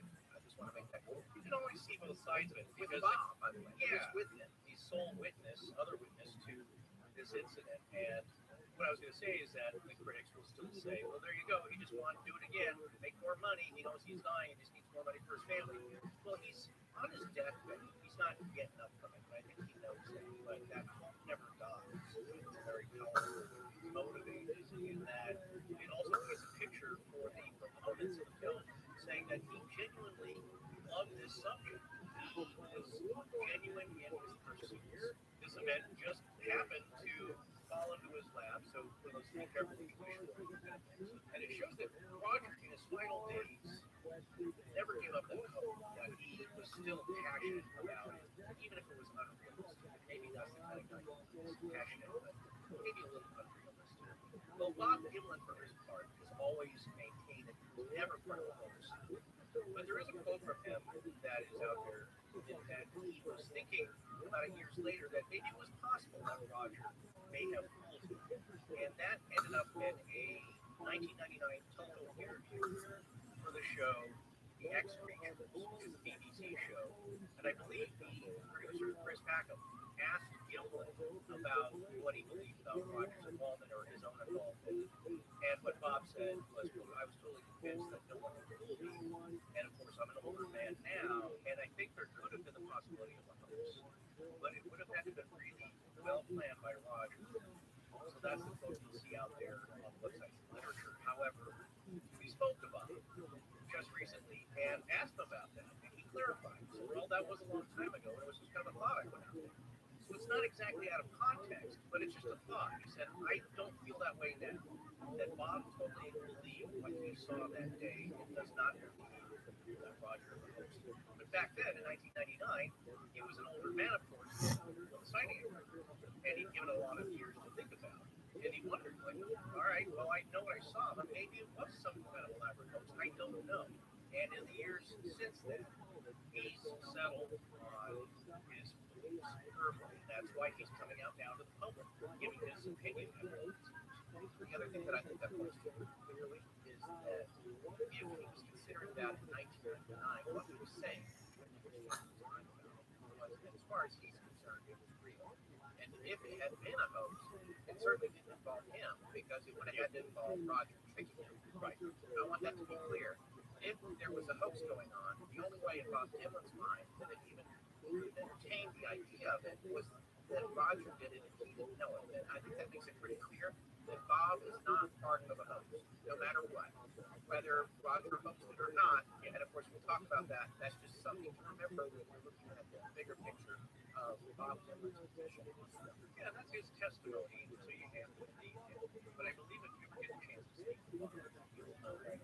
But getting back to Roger, because of the fact that Roger was dying of cancer, some of the more cynical skeptics argued that he hoaxed it all because he knew he was dying of cancer. He wanted to give somebody in his family to help him with his expenses after he was gone. Since his years-long quest for Bigfoot and trying to showcase the film had exhausted most of the scene. Now, neither Patterson nor Bob Gimlin made much of any money off the sighting and the film, and in a sense, it only caused major problems. Patterson's supporters would argue that unlike some other get-rich-quick scheme hits, and they weren't huge or nefarious schemes, they were just money-making little schemes, things that he could do to generate some income, apart from his itinerant work in the city, in that he was not an office worker type of thing.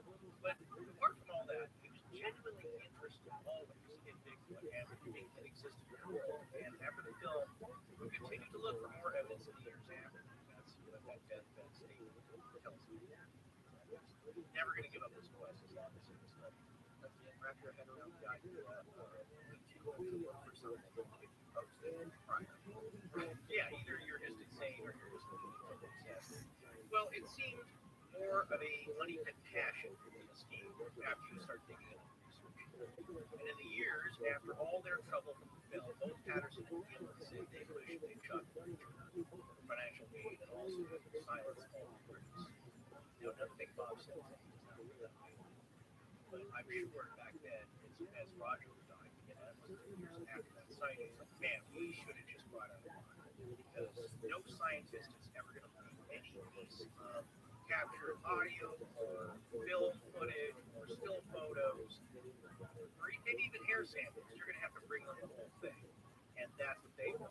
And that's the same for a lot of these skeptics who aren't going to be trusting of anything other than Bigfoot and a cage that is studied. But it's like anything else, people will not be satisfied, especially if you don't believe in it or not really believe in it in the first place. Well, and I think they got to a point where Bob was so frustrated by the lack of believers and continuous assault on Twitter. Bob just got to a point where he was like, I wish we had just shot them. Well, yeah, here it is. That's what I'm going back to training horses. Right? Leave me alone. Yeah, it's the ghost in the jar proposition. Dancing thoughts on a screen from an SLS connected camera. None of that bad machine or having a personal experience. Here's the ghost, he's in a jar asking for questions. But you know what? Maybe they wouldn't have been able to shoot the Bigfoot. Think about that? Because like a lot of the people who had a chance to shoot a Bigfoot type creature, one, they didn't end up shooting it because it looked too cute. You didn't hear that occasion. I was kind of scared, and yeah, the thought runs through your head. These two guys should capture and shoot this thing, but there's something about it that's too cute, and it freaks people out. And I think that's why some people don't believe it.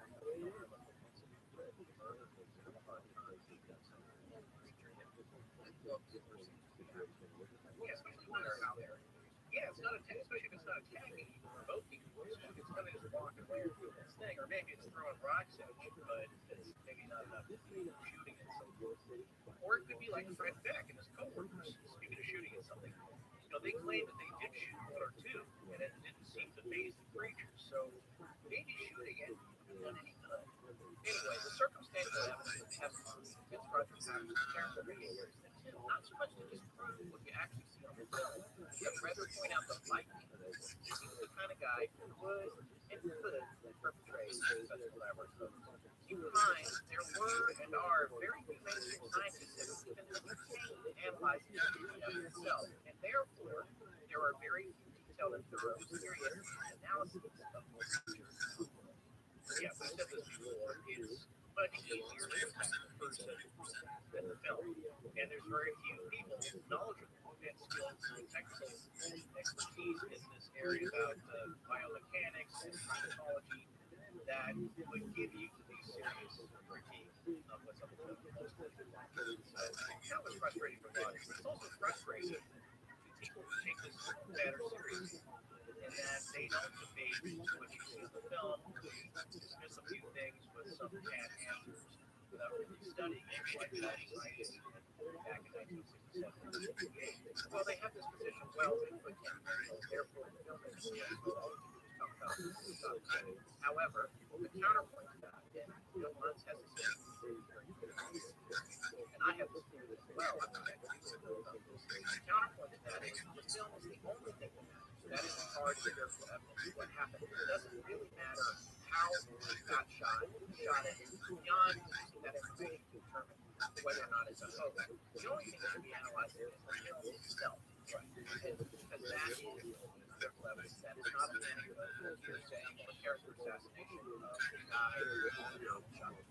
Then we end up with as critiques of the film. Then you go after Patterson himself because he's locating his assassination and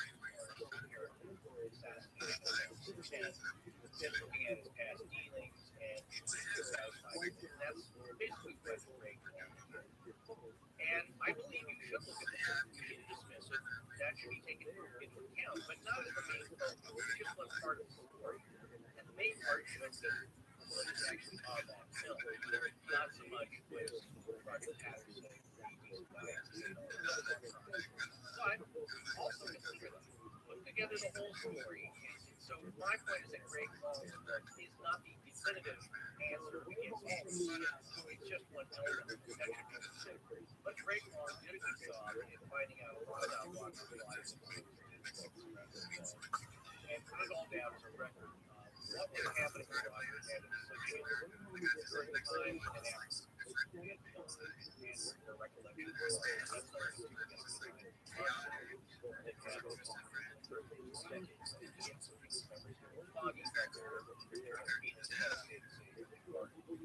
well, what happened to Patterson right after? He was arrested for a few weeks after being but a warrant was issued against him on October 17th because he had rented a Table at 116 back in May, and it had been longer than the return date of the rental. Charges were dropped after I can't really handle that. I will this time cost $359. So back then I mean, compare it to a decent video camera now, a decent high-def camera. Yes, I'm cheap for that. But at the time, it's pretty much the equivalent of what you get for images. So that is not a cheap item, and I'm sure that these cost $369 just over 28. But he did return it, and the picture that you're going to see being put together here is that is driven and a little loose on the details. And to kind of point to that, very long Patterson has been sued by a collection of like 21 million creditors. So he owed a few people about that. Nothing huge. And it wasn't like you see on the news that somebody embezzles $8 million and takes off. Not good, let's say, Bill or Mike, Renee the Hindu provided some money to help monsters, Al Gannon and Roger Illustration in 1972, third share of Phil's profits. Some people got a little bit of money, some of them was holding Roger, and we'll talk about this in more detail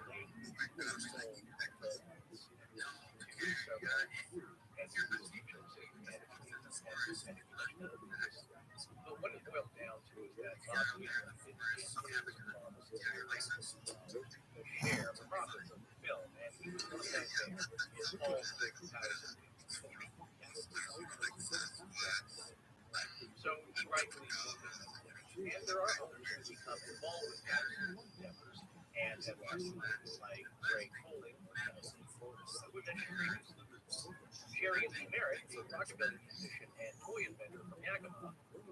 Patterson had visited Los Angeles in the mid-1960s.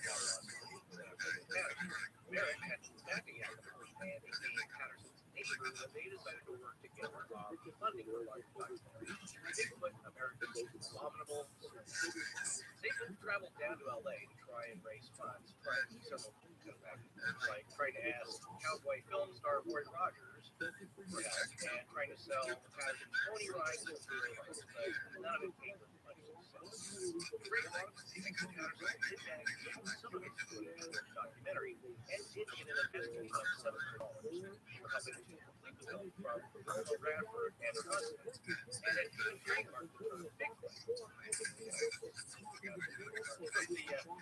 Or I guess the copyright on that name doesn't seem like they pursued it. However, it seems mostly bigger investors in Rogers Film were not interested. Wilma Radford said Patterson made out a promising $8 million. And in addition, 85% stake in profits from the documentary for that $700 investment, but she says she never saw any money. These are small amounts, but if you did loan him $700 back then, some of money going back. And so he was indeed placed, but Patterson himself got it over. According to some friends, some years after Patterson got a letter from a U.S. Secret Service claiming that a Buddhist monastery in Thailand where he had a Bigfoot type creature worked up. Patterson had contacted Ron Olsen, the guy who took over Rogers' Bigfoot Research Association. He contacted him and ordered to sell the theatrical rights for the film distribution company, American National Enterprise. What Olsen claimed was pretty simple money, and he was in an order to get funds to travel to Thailand to retrieve the beast. Now, I'm not sure how he was going to do that, but that was the plan. Like, I guess right. How do you gauge on a boat? How do you so, well, again, the big part of Rogers, like, we got one. Now I can finally show the folks that we get it. And unfortunately, Patterson had spent most of the funds for this expedition. So Dennis Jensen went to Thailand to check it out. And then flying to Thailand with Jim herself after a second letter from the airman arrived. Olsen finally concluded there was no reason that airman was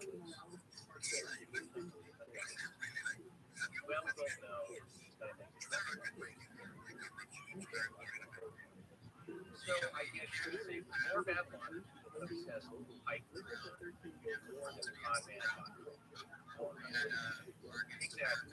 In the end, Patterson realized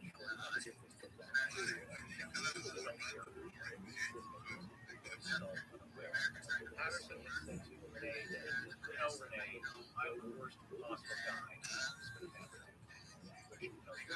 I find that actually to be a great statement because technology doesn't have money. Also, bad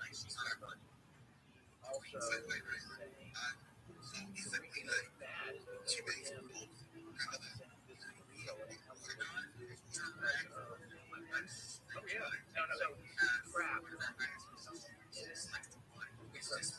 It's a weird, ironic, vicious circle that only people with this kind of or this willingness to actually get much done. They're the ones out there doing the work.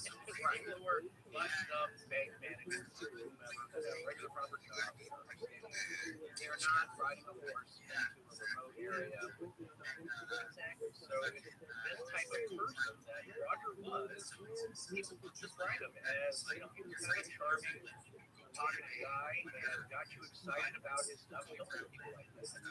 And he got you in good faces with what he was doing, which unfortunately was nobody at the funds that would back him because this all sounds crazy. What did Al the athlete, his brother-in-law, have to say about it? Well, the thing about the athlete, to remind everybody, brother-in-law is very wealthy. Inherited from his dad. And it's highly probable. But that way, if you go to Red Ron's book, Red Ron is pushing the athlete to declare whether or not he's and one of the things we can learn about the athlete's character is that he appears to be extremely opportunistic. And it's like he will do anything to make a buck. And things that are having a lot of dollar signs. To make a buck. Let's push Bob to make an applicator and on the road. Roger also gives you a lot of money and make money and have a go all over the country to make money. And of all the people who probably actually did make some money on the film, it was probably Al. And came up with a plan to do that and explain but there are others that will say that it's done on 6. Yeah, we said just previously in the last section that some people say that he sold up to right. That's Roger. Well, listen to how hard we're talking about correction. Listen to this exchange in this interview about the album. It's awesome what Reggie got because the interview with the album are very much outside.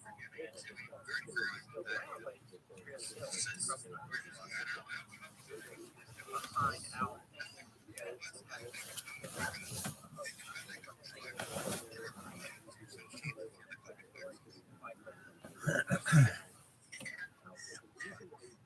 I believe it was a host, of course, because my brain thinks where's the phone? Where's the market? It's got to be. It doesn't sound scientific. West is the United States where I go all the road.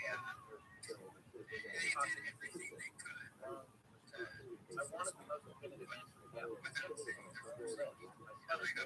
If I get back to your that's what it's in the host. There's no fear from making a road about it. Yeah, it's most likely a road.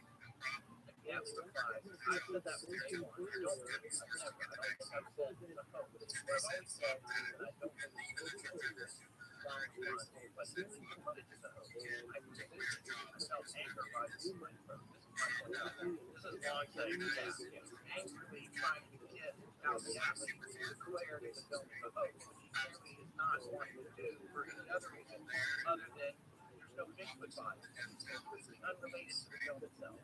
And like well, he developed the film as a host to Bigfoot.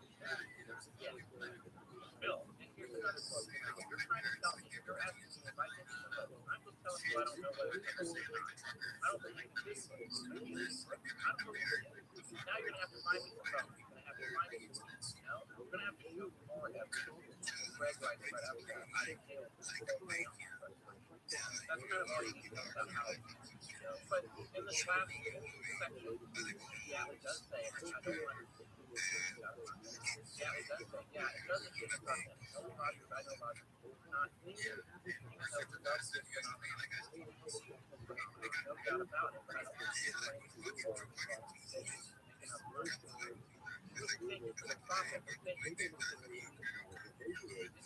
the money would I totally agree with that observation. Yes. Yeah. So what Gap is saying is not because he doesn't want to be ridiculous, but he also, just prior to that, was charged on saying, I don't know if this is the hoax, which is the right thing he should say, because he owns a picture company. He does not have the ability to analyze the appearance of the creature in the film in this case. I mean, it could be different scenes, all kinds of stuff and evidence. You cannot see that stuff in this film. And Al Gatlin is frankly not qualified to determine whether or not it's a hoax. Beyond any other reason, it's being led by Greg Long, Captain Burton, on Roger's character, which is Roger like to borrow money and do crazy things that didn't always take you back. But the other thing that Al said in the same chapter was that, you know what, he always tended to take that. I never believed that he said that right in the book. Al Gatlin was probably the most critical guy of Roger in the book. That he really never set out who he really was. Probably in his mind thought he was going to take that. He did around for being around Bob Dennis as well. He was kind of like, well, Roger. We all have friends like that. Everybody's got their friend that comes over and you saw what you done, you know, he's going to be none of that. He never does. So there's that thing. But I just wanted to point that stuff out because there's a really important component to that. And as far as believing where Al Gatlin stands on whether it's a hoax, you can tell he starts off saying he does not believe it. He doesn't believe Bigfoot, and if he did, he has no, I mean, he's saying he can accept it from liver, but it has physical but he starts off, it costs to take that stand starting out, and whatever you see, it's not motor me, it's got to be probably fake. So, yeah, he's telling you right off, it's not it is, you know, that I agree with that. Greg Long is playing right. Sure, that takes off and Craig Level Walter where, oh yeah, even the interview is getting you to cry. Yeah. He'll do anything he can to get you to cry. Yeah. He's got a interview and then he turns to the camera wildly. It's like he obviously on set. Yeah, it does. Like, look at all these things that Roger did. So obviously, the film has got things. He's also found some circumstantial evidence that Roger had made something. So I think it's fair to say Greg Long. Take a look at this guy. He's exactly what I was on. Therefore, most likely, if it doesn't exist, it has to be a hoax. And I think that's an terrible something. And there's a different component that just by the nature of that approach, you're ignoring the film. That takes technical skill. Not the realm of yes. There are some of course we'll take a look at later who are knowledgeable about the raise questions and pheromones. That's coming up. Right now, most of the negative associations come from the documentation research is necessary. And there are no there's nothing but some researchers like Jeff Month, so they were claiming that Long's book is not much more than an Urker's well, yes, I now, the book actually sees what Patterson thought of him, then it is what it is. Looks like what both of those researchers conclude, and it doesn't matter because Patterson could have been all of that. And it doesn't change what was captured on film. And that's not.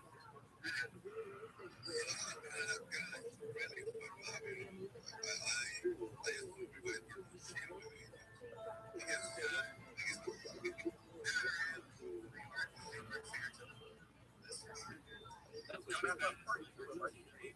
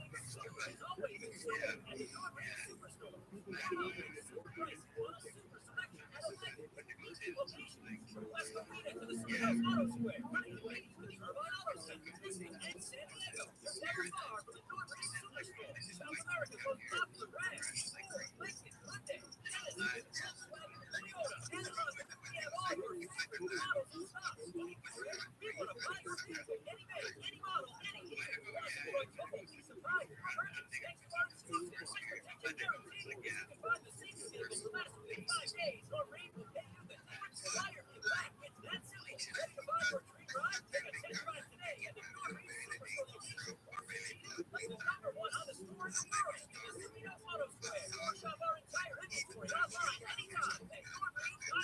Lewis.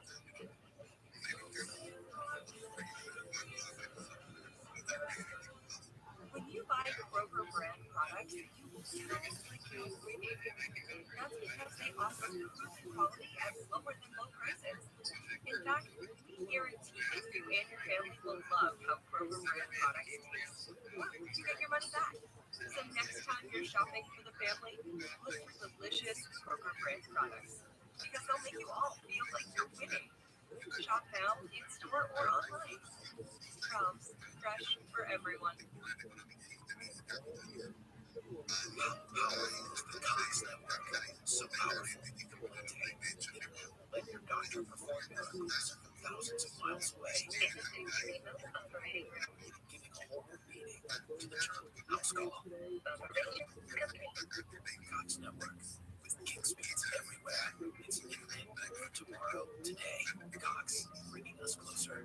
Cox terms of areas. Speeds vary and are not guaranteed. Cox terms apply. Other restrictions may apply.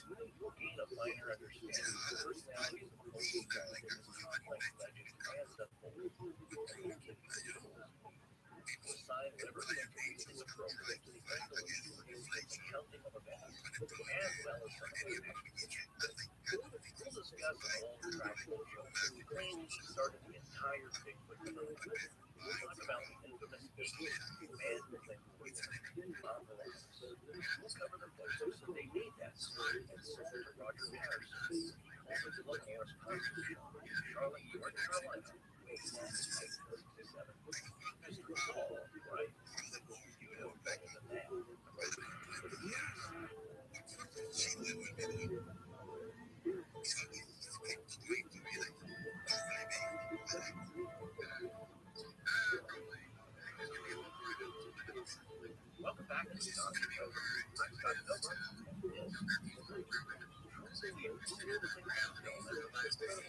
agent that is sensitive to that issues and then described 36 years of past that definitive proof of a home is not true.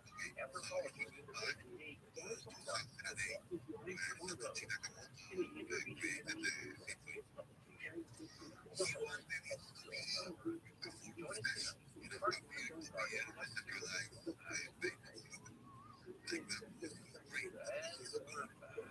I'm sure you listened to tonight's outro to hear about his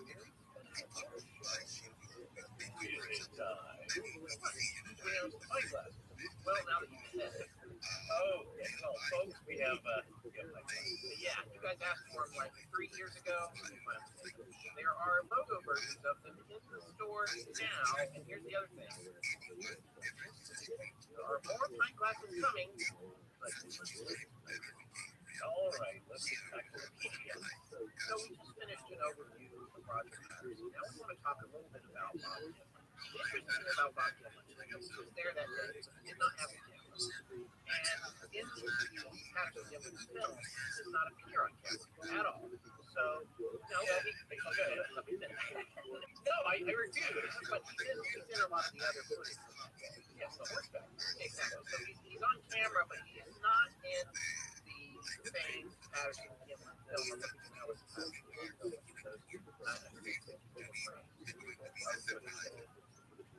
Not there, but he knows he was there that day. No one has ever disputed it. Now, a lot of people have cast aspersions on Roger Patterson because he was maybe a little bit flaky and a little bit too much of a dreamer. Some people would say, oh, well, he was a con man and a shyster, irresponsible. And he knew that. He kind of knew what was about his character. And he let his, I think, ambitions and youthful optimism and exuberance get away from him in some cases. And he was all that buttoned up financially. Well, even in Greg Long's book, which sets it out pretty hard to make Roger look like he should not be believed. Even when Greg interviews Al Gatley, who is definitely an opportunist, that's clear from his own interview, and I think he would say that to your face if you asked him. Al Gatley says, Roger, yeah, he borrowed money and didn't pay it back, but he said in that book, and I'm paraphrasing here, I didn't personally believe that when he was asking for that money, that it was his intention not to pay it back. It's just the way he was. And we've since done a lot more research and even talked to Bob Dylan, and our impression of Roger Patterson is that, yeah, he was that guy, but he was still a friend. He was a friend of Bob, and he was not a person that necessarily categorically should not be trusted. Right, he didn't take that money or whatever money he got, say he borrowed the money from some traditional investors, then go out and buy a jet ski. Right, he took that money to further his research into Bigfoot. He was that obsessed and it's a good use of that particular expression. But getting on to Bob Dylan, this is from this point forward here tonight anyway, this needs to be a little bit the tale of the two Bobs. We've got Bob Dylan and Bob Roberts. Now, Bob Dylan is a lot more famous than Bob Roberts. Bob Dylan is the Bob Dylan of the Patterson Dylan film. Yes. Bob Hieronymus found some fame associated with this a little bit later on. Bob Dylan, though, and I think you can say this pretty much across the board, no matter how much research you do, nobody has ever accused Bob of having any of the personality traits they accused Roger of. They have questioned some of his story kind of changing a little bit, or some details being fuzzy here and there. But the more you look at it, the more you realize that when somebody's telling the same story over and over for decades, yeah, things get a little because that's how memory works. But the variances in what he says are not wide. They're pretty narrow. Yeah, because his initial estimates visually of the creature, you would say he was 5 meters. That was the time of great excitement and just mind-blowing. What am I looking at? I mean, that's how he describes himself. It's just, he believes to this day, since the beginning, that it was an organic, natural creature. He was not an imposter or something. He was not a guy in a suit. He was not a bear. It was something totally different that he'd never seen before. Even on movies and TV, and he didn't know what it was. And that kind of momentary state of shock, and then when you first get questions about it, right after your initial estimates about what you see are not always clear until you give it some time to just think about it and really go back to your memory and adjust it because you were in a great state of excitement and people were asking why right after it happened, I do not always think it clearly. So that's what Bob was saying. Like, yeah, I did this harassment this right away. But then we have a Roger. Roger appreciated, I think, the height by the foot and the weight. But like I said before, these gentlemen were very familiar with large animals, horses and cattle especially. So I would trust them a lot more than the average person to judge the weight of a large tree. I think the other thing that keep in mind is even though Bob was out there, he didn't necessarily agree with the Bigfoot until we came around that tree and Patty was standing there. Yeah, he didn't know what to think. He just thought, like I said, if there's any similarities with Roger, like her friends that are really avid outdoorsmen, very skilled, they both had that cowboy spirit. You just get out there, have fun, right? They were both exhausted. But why not go on an adventure? They were not couch potato kind of guys.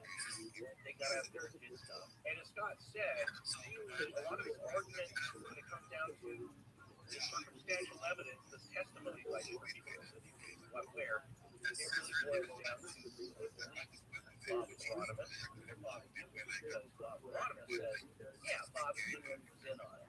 He was in on the whole time. And Bob Dylan was always a flatly denied anyway. So the next thing we're going to do here is take a look at a lot of the questions that people have been asking of researchers and Bob Dylan. We're going to take a look at all the circumstances surrounding his target. Right, so there are a few specifics about Bob Dylan that you guys there.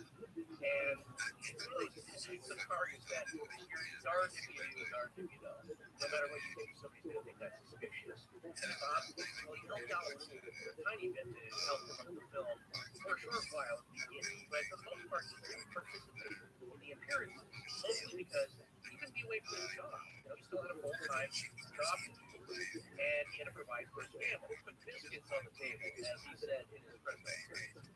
Also, his wife was getting pretty upset with his harassed at her job as a bank teller on a cheap position where she didn't have to deal with public as much and their constant criticism. So that could be bank teller. Every third customer was like, oh, you're the Bigfoot guy. You know, so that caused him to be really upset and disappointed. So Bob felt pretty bad about it. So he curtailed a lot of his connections with the film.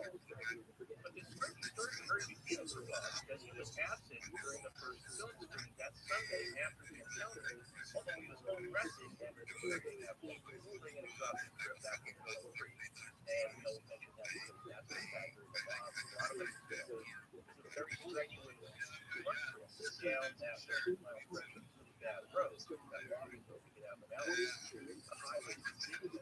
And when we say before 14 hours, he was all the way home when he was also, you have to remember, the mountain was falling down into the canyon as they were driving. It was raining so hard, and they were on top of a mudslide in a truck with 3 horses in the back. And along the way, they got stuck and had this, I guess, hot wire, an earth mover, or a borrow one to recover the vehicle. It was so exhausting. And then he went on to point out that after all that was done, they still had to drive all the way back. Yeah. And at that point, all he could do was sleep. He was exhausted. So the next day, when they were showing the film, he couldn't care less. He was so tired, he wanted to rest. And I imagine he thought, well, yeah, after he decided, well, he just saw it first. And I'm sure Roger told him, hey, you got this on film. You're not going to see this recapture. It's great. It was his, but first, the rest up. Like I said, he was there. So he had the best height definition that you could imagine. But forever on from that point, he was under scrutiny because of his seeming lack of involvement in the promotion of the film afterwards, and his unwillingness to talk about the encounter, either after it or communicator. Basically, he just suspected Bob had some involvement in the hoax, or that he had been unknowingly hoaxed by Roger. Bob is now 87 years old as of this recording, and he is determined to set the record straight about the event, talk about his involvement with it, and what he personally believes is true. One of the things he explained when we saw him in Fresno just a few days ago was that Roger Patterson didn't have a regular full-time job. And out the alley, Roger got a lot of money from owned his own successful company, so they could afford in their own ways to travel around promoting this film. And I think we indicated earlier, the athlete clearly saw dollar signs. Probably not even caring if the creature in the film was real or not. What he saw was something that they could take around and make a lot of money on. So it seems to me like he took over. He took Roger aside, he got the captain seat, he said, we're going to take this film all over the country, we're going to make money. And Roger maybe said, what about Bob? And now the athlete went to Bob. It was that kind of situation.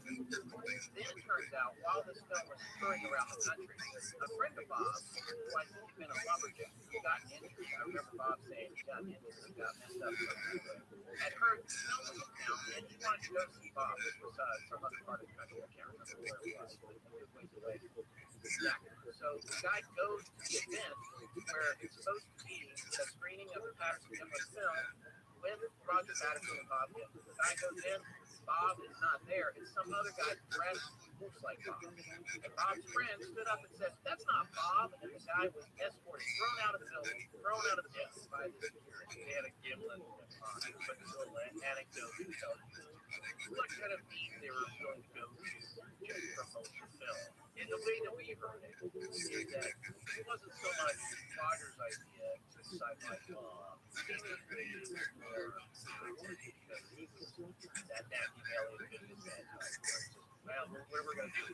If the film is Patterson Gimlin film, then we got to have a Gimlin. He doesn't mind getting in a positive, which is equal for a serious scientific analysis. You don't fake anything. Like, there are more than a few P.T. Barnum types in this story. Al happens to be one of them. And I'd like to add that when it comes to a story that folklore works up around and a legend built up around, you don't know what kind of information is concentrating out there on the road, then working itself into the narrative and finding its way back to the longer story or the big picture story. And then what you've got is a guy who's trying to be a showman and help you detail, make stuff up because he wasn't there. He doesn't know what Bob personally experienced. Now, we're not saying that that made it into the research that we went through, that you are research on this story and the books that were written. Well, it probably takes that into account, but you can't deny that I'm certain that it muddied the water two times. Well, it changed the whole endeavor and experience because you're already starting off presenting this film with a major lie, and as you said, Alpha was there. Some people buy tickets or whatever. We saw the scenery, and people will show up for that. Roger is interested in wanting people to believe the big phenomenon. And for me, it's really hard to believe what would go wrong with having a monster there. You know, like I said, it always starts off shady, but now you want us to release the film. And why do you even need it?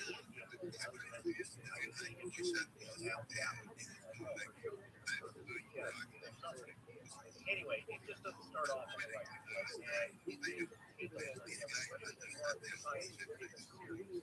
So as you might imagine, this hours of relationship with Bob and Roger. And to understand the bigger picture of the kind of break they were, they weren't friends, but they would go long periods of time without seeing each other. One of the reasons for that is that Bob worked all the time. He had to make money because he had a family. And Roger wasn't necessarily good. Roger was trying to figure out making little wagons and sign jokes, trying to sell that to fairs, doing all kinds of different things. And whatever he needed to, he could borrow money from his brother.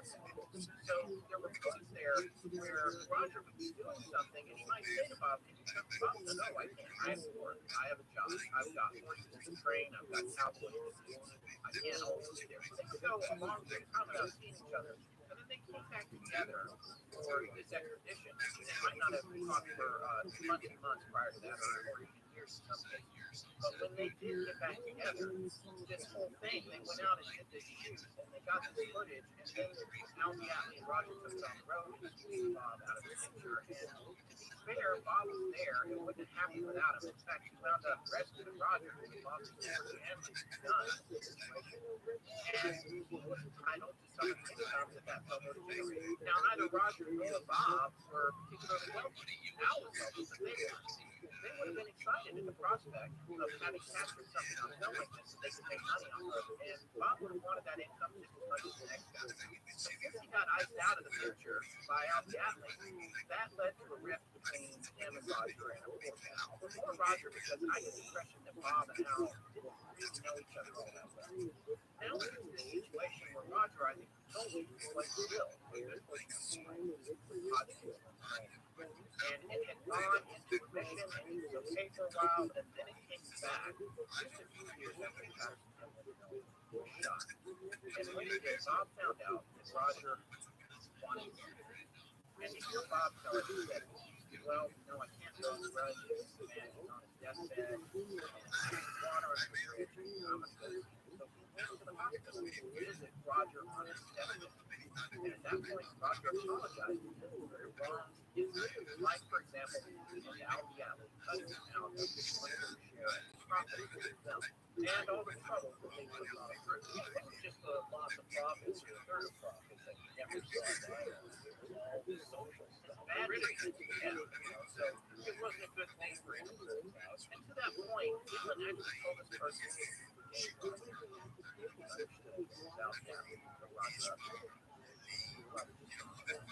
Bob seemed to know that Roger wasn't necessarily going to take a stand in that situation. And he did think that Bob talked to him because 2 hours later, Roger asked him to Bob out for much longer without word. There you go. And that tells a little bit about the kind of guy Bob is. He's not royally screwed over, honestly. But he went back to the end and gave Roger a chance to do it. Now, something I want to point out is what Roger was talking about before he died was how he was going to get better. They were going to use tranquilizer guns, and they were going to go out and tranquilize things without killing for everybody. I just want you to keep that in mind because that conversation right there for me, when I heard Bob talking about that conversation, that thinks me that are in on it. And that's something that Bob and Roger, that conversation, they fabricated. So Bob fabricated on his own, and it's going around the world telling everyone that Roger on his deathbed is planning to go back and tranquilize this creature that doesn't exist. Or it tells you that both Bob and Roger thought they saw something real. Because Roger, on his deathbed, just wanted to go back out there and tranquilize him. It's not something to say. It would coax the whole thing into a guy. However, I've had relatives on their deathbeds, and when you're on your deathbed, you're kind of clear. So you've got to take all that into account. But I thought it was interesting because when Bob explained that part of the story, his conversation was not saying, this proves it wasn't a hoax. He didn't say anything. He said, well, I met my talk with Roger and talk about how it's better to go back out and raise your money to buy some tranquilizer guns. Get back out and sometimes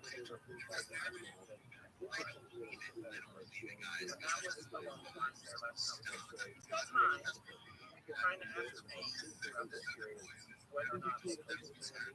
Now, after Patterson's death, this film distributor, Ron Oak, took over Roger's organization and started the Northwest Research Foundation. It was Roger's widow, Patricia, and his brother-in-law, Al Diablo, renamed it the North American Wildlife Research. American National Enterprises, based on Bigfoot, which they finally did in 1975, titled Bigfoot Man. Also, the next few years, the notice film that ultimately said, yeah, he kind of took up the Roger Patterson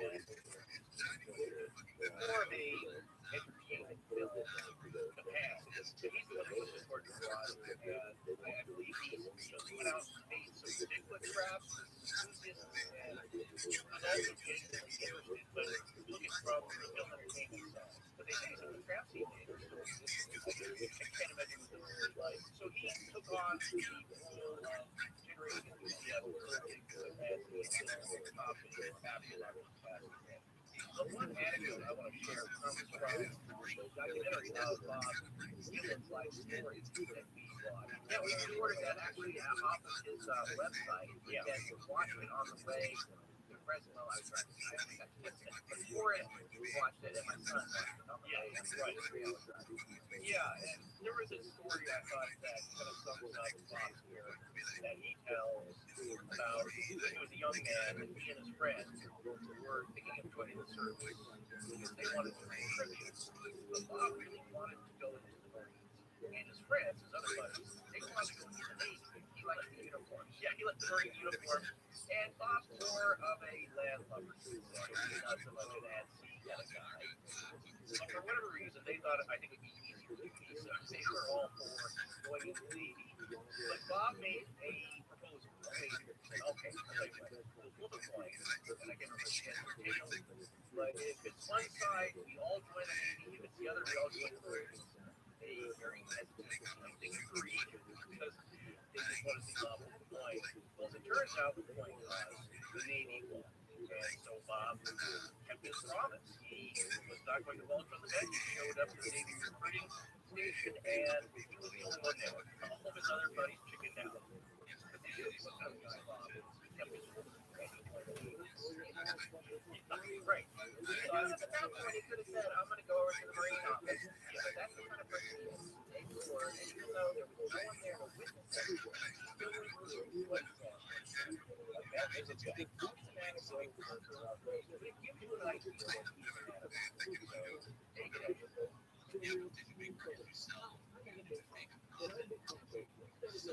Powerful is the Cox number. So powerful. The multi based is empty like your doctor or thousands of miles away. House call. Cox Network. With Cox meets everywhere. That's tomorrow, today. Cox is bringing us closer. In Cox terms and areas, speeds vary and are not guaranteed. Cox terms apply. Other restrictions may apply.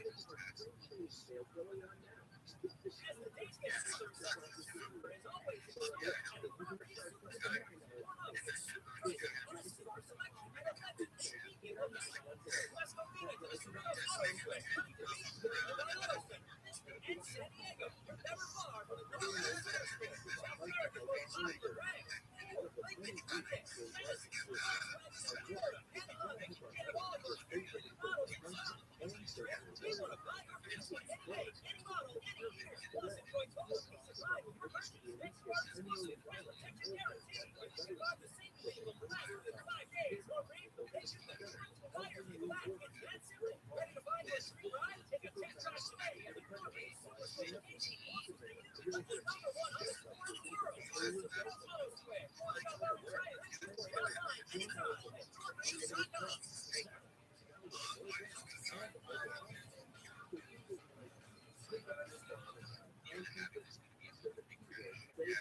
Hi, I'm Josh here with Better Universe, and I'm not trying to make the world a better place. I am listening to rap attention for Scott. Now, back to his astonishing legend.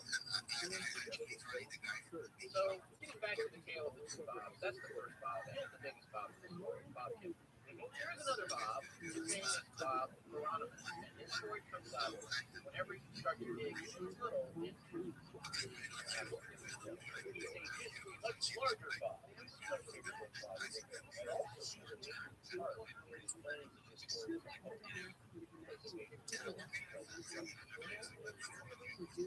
January 30th, 1999, his former Soviet broadcaster,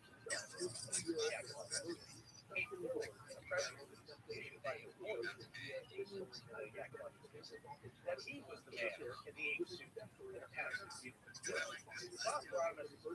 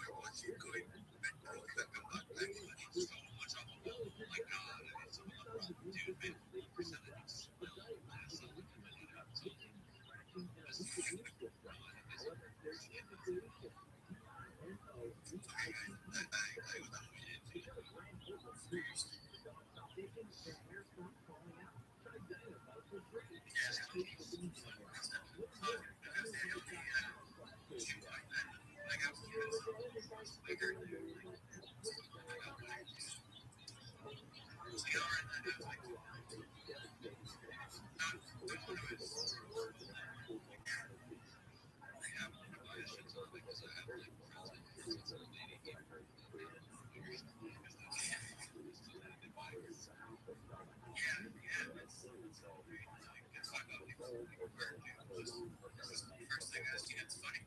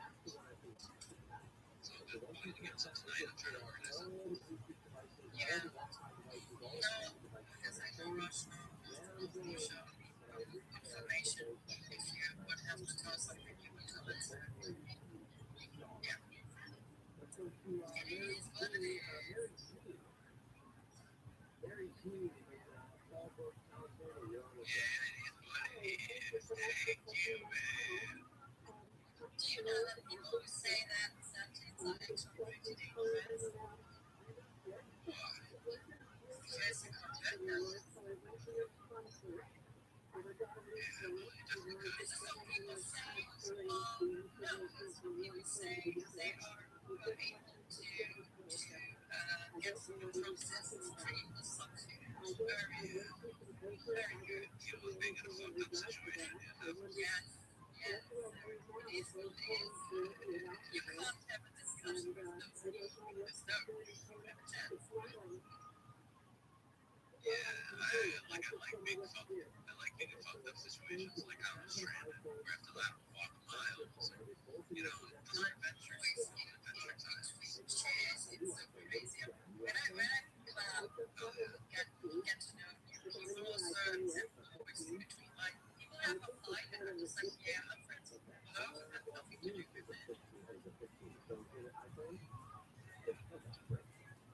Wow, it's here where the Chinese camels. I don't know if it's Chinese and they're trying to take it.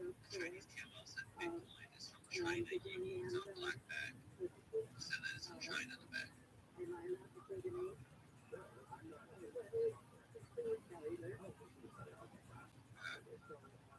Yeah, interesting to find the source.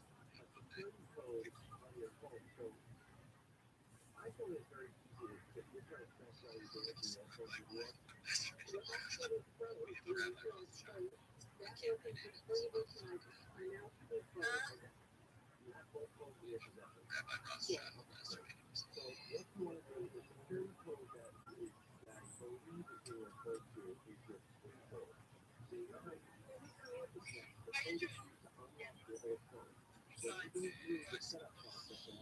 tired day Friday from morning to night. That's not that tired day, guys. That's 11 p.m. I woke up or something. Yeah, I know. And then I was staying up all the time. Sleeping outside, private stuff. It doesn't help you. You have to step back. You have to see it. It's just very sorry. Everybody bitched out and didn't have any fucking balls. Yeah, everyone was. They said laugh. They said leave. Are you fucking crazy? I'm fucking leaving. Are you insane? I want to see if I can leave. These people lost money. I lost so much money.